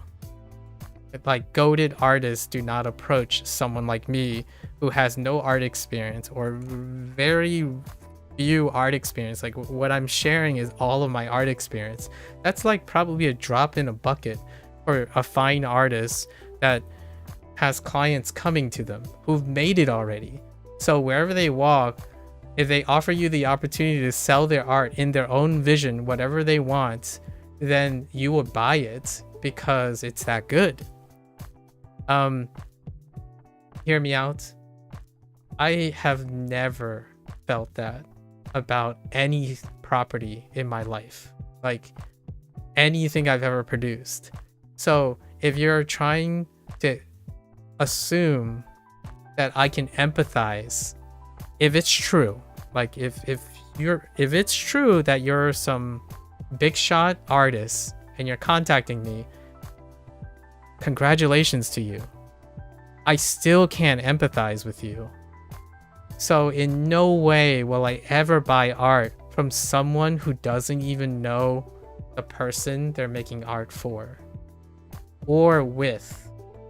Not to sell, because to me, I learned nothing from, well, I guess I can learn a lot from that artist. So that would be cool. Maybe one day I can see myself, maybe one day I'll buy someone's art to get to know them, even though in order to buy the art I have to get to know them anyways. So it's a little different. Like these days, I think communication skills they fall by the wayside. And converting a hobby into a profession is what I see most artists nowadays. So what is the context of all of this? This year and many previous years, the vast majority of hobbyists have some sort of this relationship. And oftentimes, after maybe talking to them one day, I get the luxury, the option, the privilege of talking to them a couple days, maybe 2 or 3 days out of the month, and then never hear from them again. The vast majority of the people are this side. All of these. Rarely do they ever talk about fundamentals. They rarely talk about trending things. Sometimes they talk about lack of identity, but then it comes off as narcissism. Like, what I mean by this is, they use it as often a sob story, where like, oh yeah, I just don't know if I'm good enough for art. And then suddenly it turns into a 180, like, don't get me wrong, I think my art is really good. It's just people don't think it's good enough. Like, oh, okay, I guess I don't know what to say to that.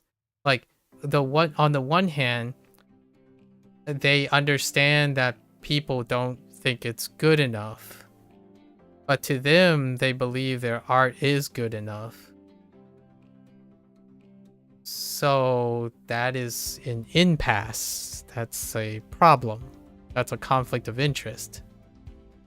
So your goal is either to convince everyone that your art is good enough, or you don't actually understand that your art is not good enough for people. There's two things. One of the things is, if you're empathetic enough to understand that other people don't like your artwork, then there shouldn't be, like, in my opinion, it would be very unlikely that that person who understands that would be so confident in saying that art is good enough to sell to other people.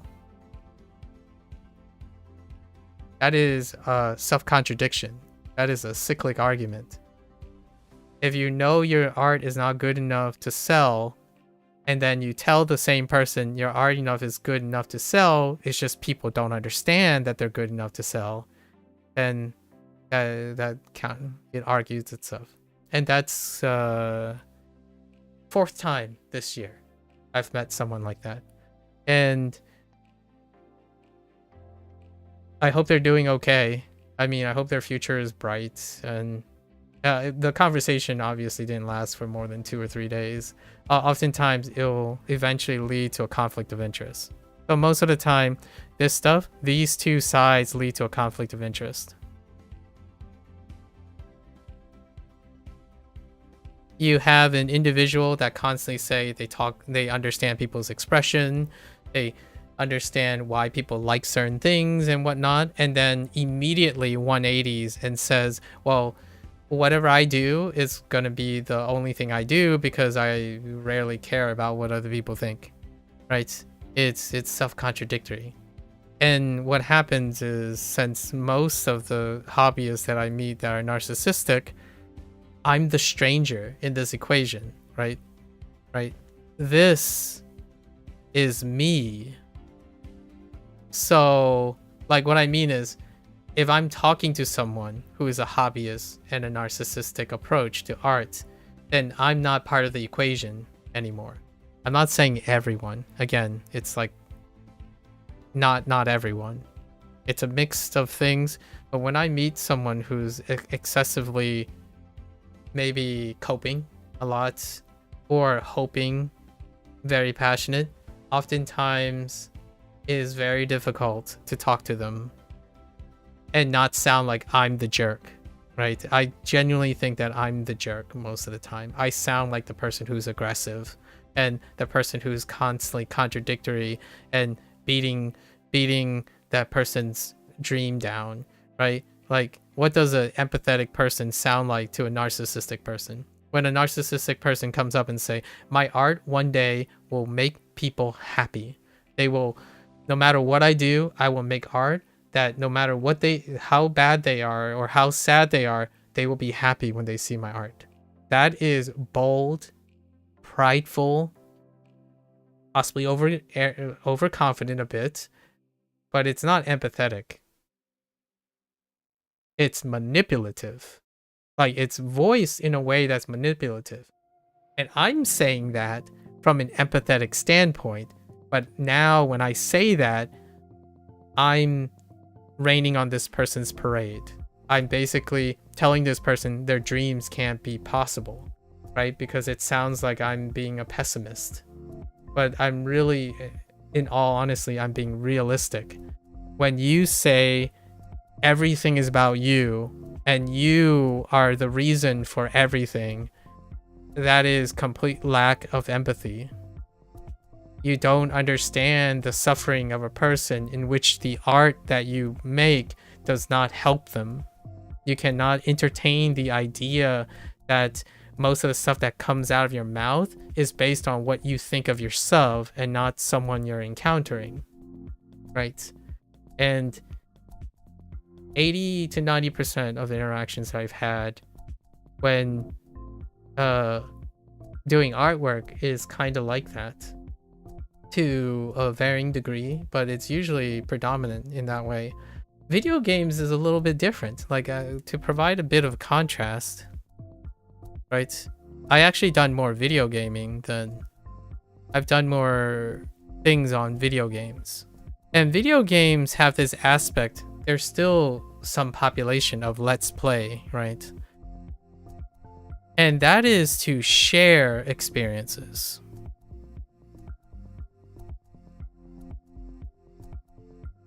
And there's still some form of that. So sharing experiences create vicarious experiences or literal shared experiences, right? And that still leads to a higher, heightened sense of empathy. In fact, sometimes it can lead to such a heightened sense of empathy that it creates echo chambers and assumptions. Like if you play a Souls-like game and someone comes in, they'll literally tell you how to like beat a boss or what to do or what to get better. That's like vicarious empathy, but in a very weird way, in a very detached way, because everyone's assumed to share the same experiences or similar experiences. Artists is kind of like the opposite a lot of times. Not everyone. I definitely love my conversation with other people who say like, oh yeah, you know what I do when that happens? Or like, oh yeah, the layer thing? Yeah, I feel you, man. Or, oh yeah. It's like, or I forgot to save my art prompt. Like, yep, done that before. That's different, right? That's very different. It's not that most of the time, I would say. And I don't know what to process about this. I'm working on it. I'm working on these, what is the point of, like, I need to get to a point, right? What's the point of understanding these relationships? In my opinion, it helps me communicate and not mislead, right? Like I don't unintentionally mislead people about my artwork. my artwork. So where am I on this scale, right? Empathetic and narcissistic. Most of my artwork is like 80% empathetic and 20% narcissistic. I don't practice things because I want to make my own style. I practice things because there are so many amazing artists out there. And true to the fashion, most of them are probably narcissistic in many ways. And that's the way they can create self-importance, self-interest, lifestyle, even personal finances, and create affirmation. So many, if you supplant artists with other hobbies, it's still true. Like content creation when it's a hobby, and then content creation when it's a profession. Those create these same dichotomies. Video game coding, right? Designing a video game, being an indie dev, most of these things still come in. And the one thing about empathy that struck me as a fundamental is empathy leads to sales and professionalism. How do you expect to sell consistently if you don't care about your client or your audience or your viewership? Even in my opinion, those who are emotionally detached, they are still statistically and fundamentally empathetic. They understand what a trend is, right? What sells, right? Inherently what sells, what is popular. That is empathy in a manner of speaking in an objectified way due to statistics, right? In fact, a sellout is far more empathetic than a narcissist, right? A narcissist is the true artist, right? You have that stereotype still. The true artist never sells out. They are the ones that embrace their vision. They do it so well that they create a demand for it, right? It is them and it's expressive. It's incredibly romantic and it's awesome. And I learn a lot from those artists. I don't seek to be a professional artist, nor do I seek narcissistically to be a fine artist. So the choice that I have is I choose to be empathetic by enjoying that those artists exist. So in no way am I saying these artists should not exist or they're amoral or they're... The idea is when the common people that I meet are individuals who practice skills and communication skills that might not necessarily complement their abilities, right? Like when you approach me, which is a conversation I had 3 times this Inktober, is when an artist approaches me and say, oh yeah, they know they are really interested in popular things. I don't know, One Piece and some fight shonens like, I don't know, One Punch Man or Gintama and whatnot. And then they suddenly they talk about how they're loving and they're kind and they're empathetic, or they're striving to be empathy when they talk about themselves. And then when I ask them and converse with them, what they do is completely self-centered. And for a very good reason, they're either struggling, they think school is boring, or they don't like talking to people. They're completely isolated. They love solitary life. They're Sigma. They're Chad. They think they're Chad. Or they could care less what I say because every time I say something, they pretend like it doesn't exist. And then they tell me they're listening, right? First, I say something. And then I would be like, no, that's not what I said. Like, I'm pretty sure I said this. It's like, oh, it's like, well, I'm pretty sure they didn't misunderstand me. And I'm like, I'm pretty sure you did misunderstand me. But let me explain again. I must have done a poor job. So let me iterate again and I'll slow down just to make sure that we don't have a miscommunication. Meanwhile, that person's like, no, I don't think you understand. And then oftentimes what ends it all is, nah, you're just getting it wrong. And it's like, you'll never understand because you don't actually do this. I'm like, well, then don't tell people you're empathetic, because that's not someone who tries to empathize with people. You're not trying to reach an understanding. You're literally telling the person you can't have an understanding. And over the last 5 years of Inktober,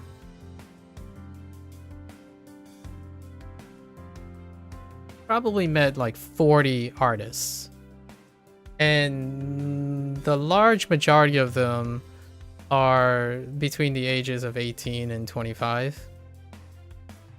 Because I asked those questions, by the way, and they voluntarily share them, despite me asking them that discreetly they are free to not disclose any of this information, right? Because I am a stranger online, and I hope that they're older than 18. Usually when I ask the age question, I'm actually checking if they're of legal age, because I think the internet, and especially someone like me, could be detrimental. It can be like I can be liable, at least in my opinion. I hold myself to be liable for possibly being negligent and or influencing someone who is not of age, who is making rational life decisions, right? So that's why I ask age, not whether they are older than me or younger than me. That is usually what people think, so that's where the conversation typically goes. But I usually try to tell if they are old enough or experienced enough to even hear what I have to say, because this stuff that I'm saying now, I find it can be very helpful to people who are making decisions that are rational and like backed by their own experiences.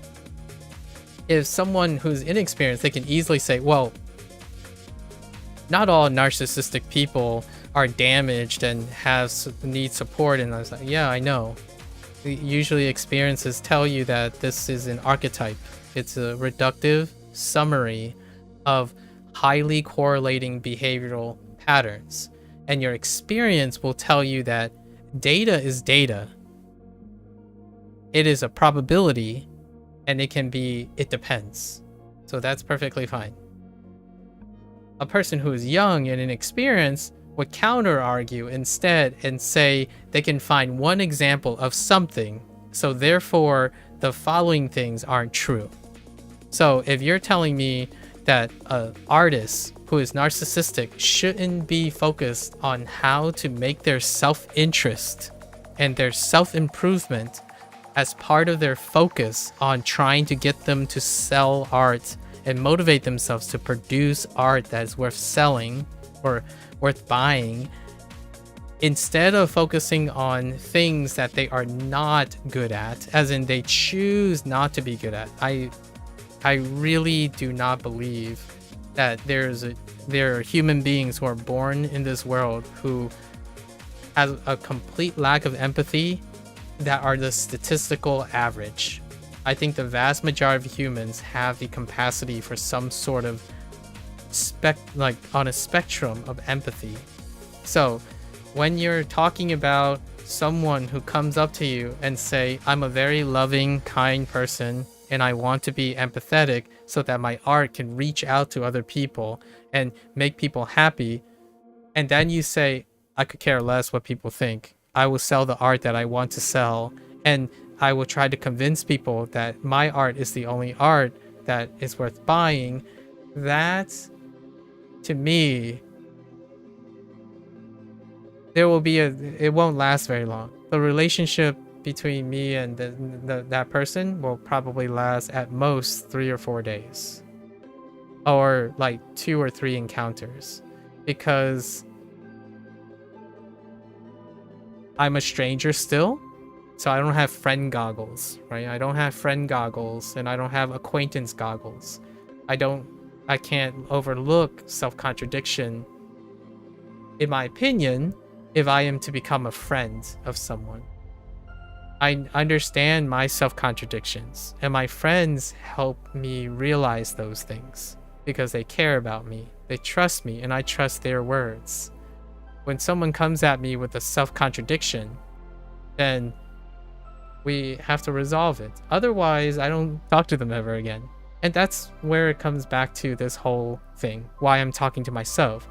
I'm telling myself and reinforcing the things that I've learned over the years. I'm self-reflecting on myself because I expect that when I have friends around too, that they have my best interests and their best interests in mind mutually.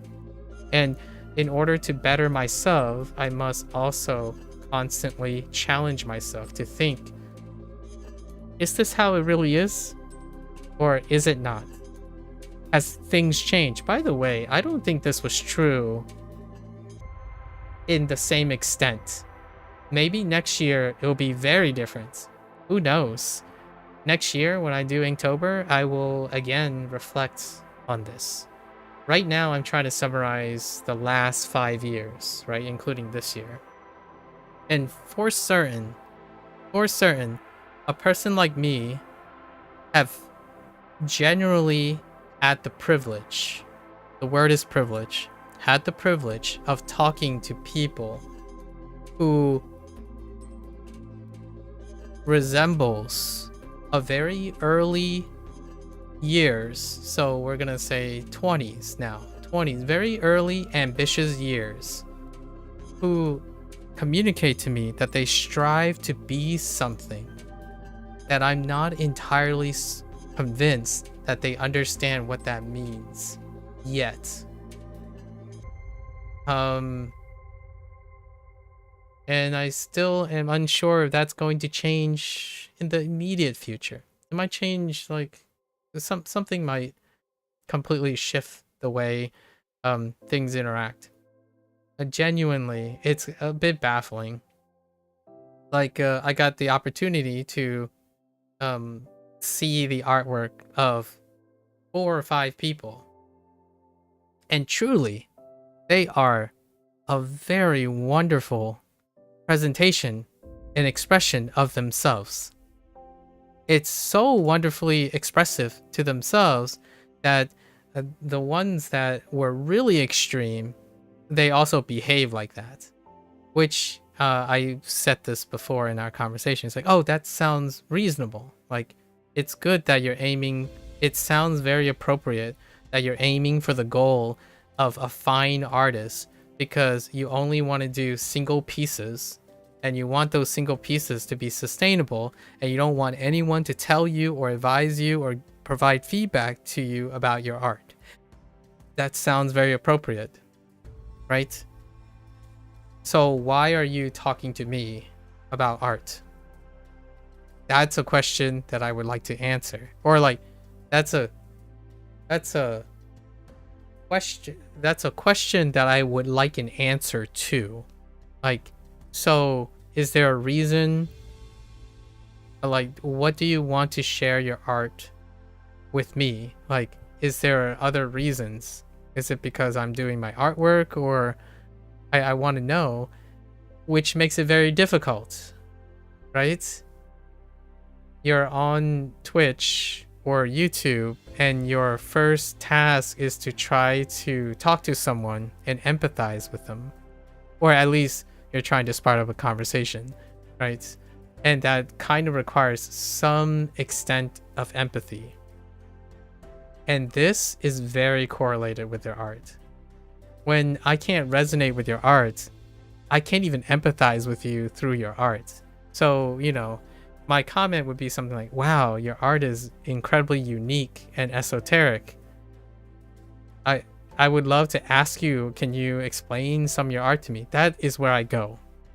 The most classical way in empathizer, which I am 80% empathizing, is that I get someone to explain their work to me so that I can try to understand it from their mouth and from their expression, right? And I hope that at minimally they are able to communicate that in other ways than their art, unfortunately. Because if it's so esoteric, how could I possibly understand even then? Rarely do they meet, right? And you're wondering maybe, oh, that's not true. Like, if their art is truly expressive, everyone should be able to understand. It's like, well, I would beg to differ that statistically, because there are a lot of art fundamentals, even subjective things have an air of consensus. Like, for example, if you constantly draw dark, grim artwork, then what is that? What is dark and often grim artwork? If you have an image in your head right now, then there's a bit of empathy in there, right? But if you don't have an image, you're like, well, let's just see what I draw, and that's how I feel now is whatever I draw, and that's cool. Like, this is grim. I'm like, I don't know what that is, right? That's where the empathy comes from. Like, artwork does have expression. However, that expression also is coded with empathy, where if you see something really shiny in the darkness, it may spawn hope. That is a connection that does happen, and rarely, in my opinion, has that ever entered the conversation anymore. Like, I don't often talk about it. This year I got an opportunity to talk about it, and other people telling me about what they think too. It would be fantastic if we continue to have more of those conversations, right? I enjoy asking someone, like, how do you get someone to feel warmth? Like, what would you draw, or show me a piece of yours that would express your type of warmth, like, and then I can associate it.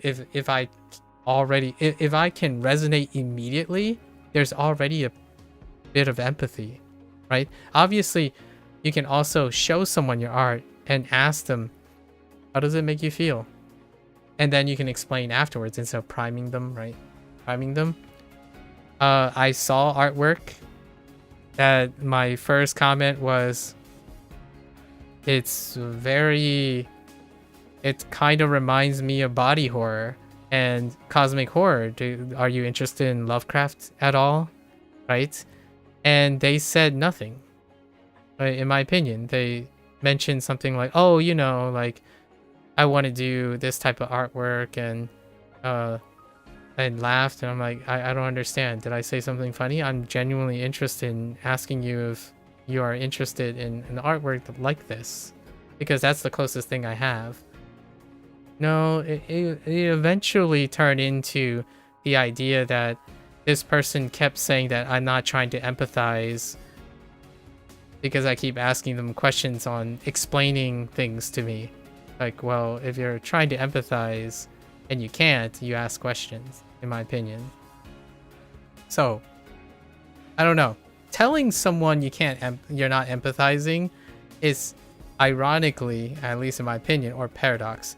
Like, saying that is already an indicator that you might not be someone who understands. Like, what I mean by this is, saying you don't understand, or you'll never understand, or you can't understand, is pretty much not empathizing. And when someone says they're trying to empathize by saying you can't understand, that is weird. And I've had 4 instances of that in a span of a month while doing artwork. And I'm okay with not being able to understand someone. Getting upset and possibly antagonistic or ghosting someone by suggesting that there was a miscommunication, that screams to me that there's more important things in that person's life themselves than the person they're talking to. And that's fair, right? Like, I'm okay with that. I like to hope that that person also understands that when you talk to someone who is empathetic, they will probably come off very strong and really inference, right? Try very hard to empathize. And one maybe benefit that you get from it is you get loyalty, right? You get solidarity between people. If you're embracing a life of narcissism, that's great.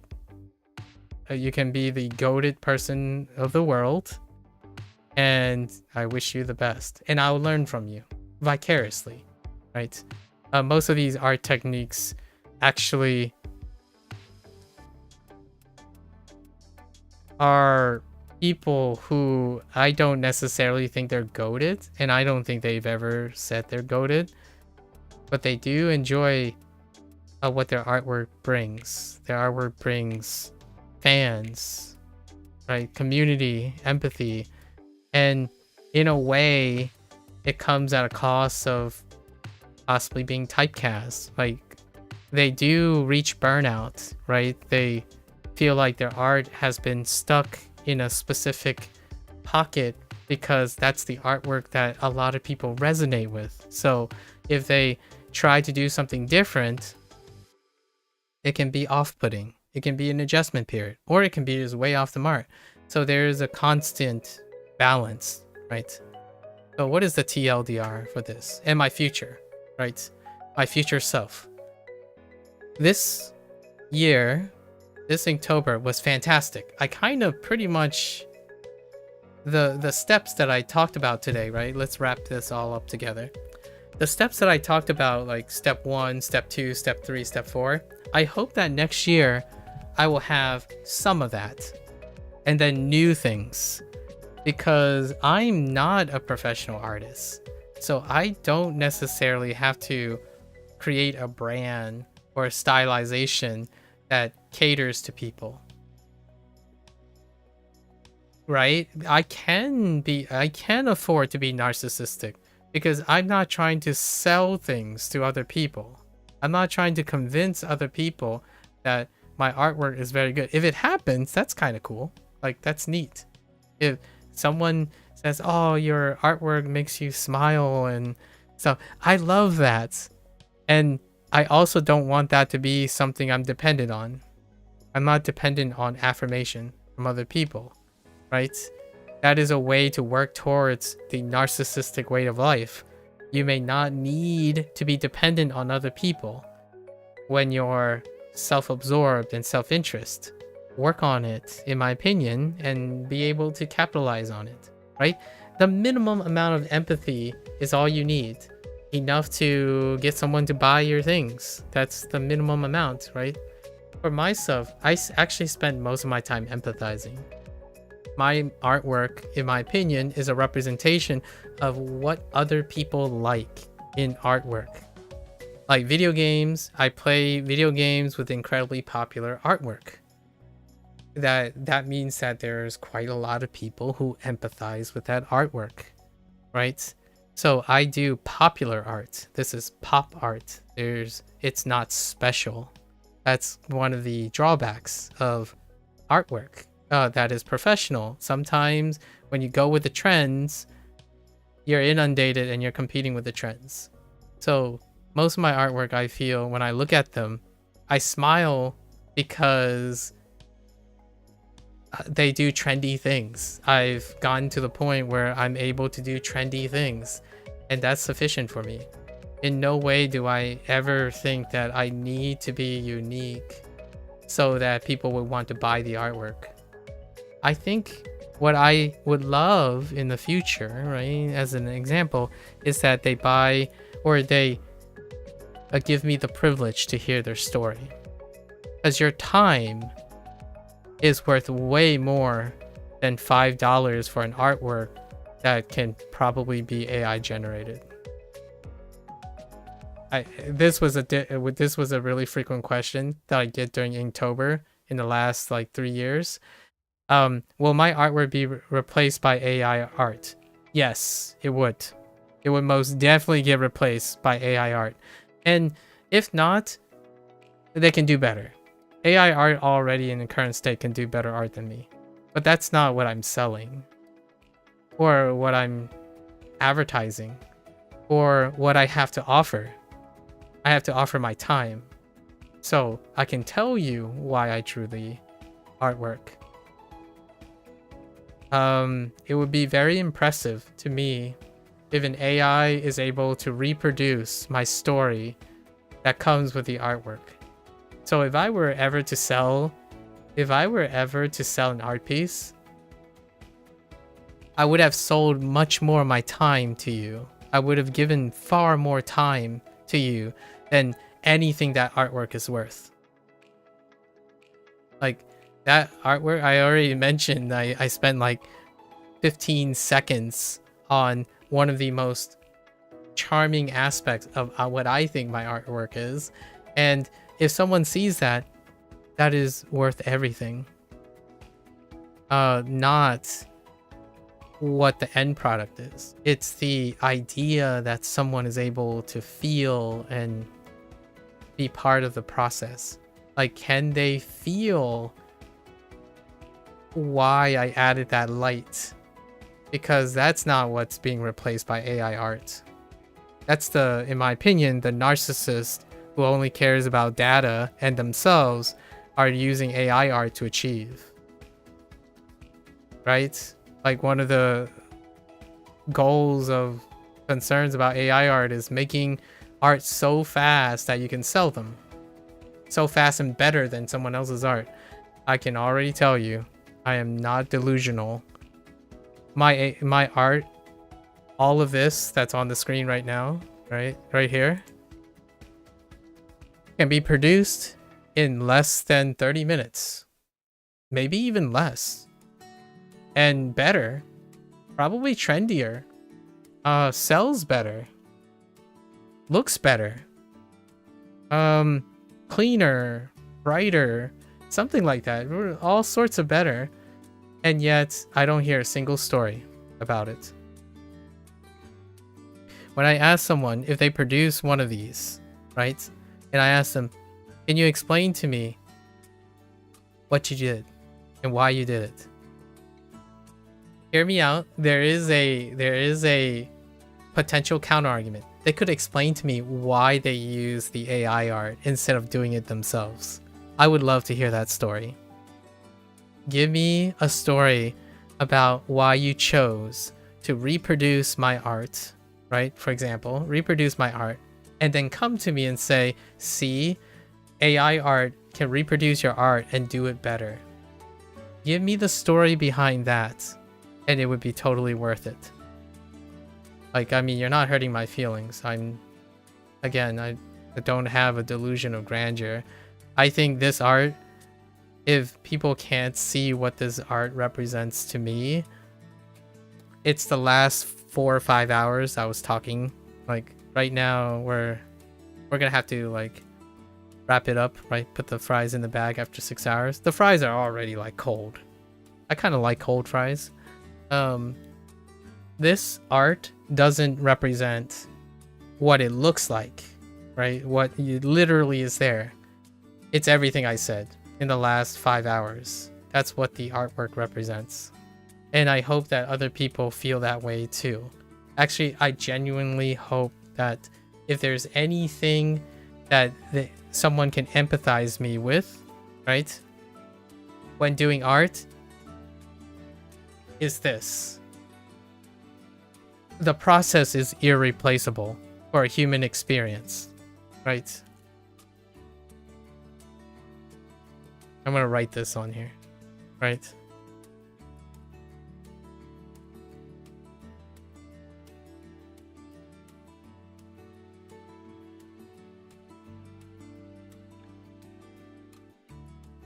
Human experiences are irreplaceable.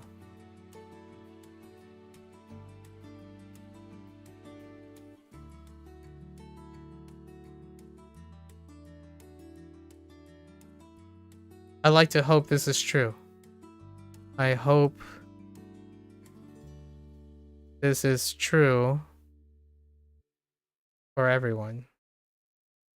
It's a bit romantic, but I really do hope that this is how people feel about doing art. So far, it's not true. I think It's a dim light, but we're gonna try to stoke that fire, right? Stoke that fire. Anyways, that's it for me, right? Inktober 2025. We did it.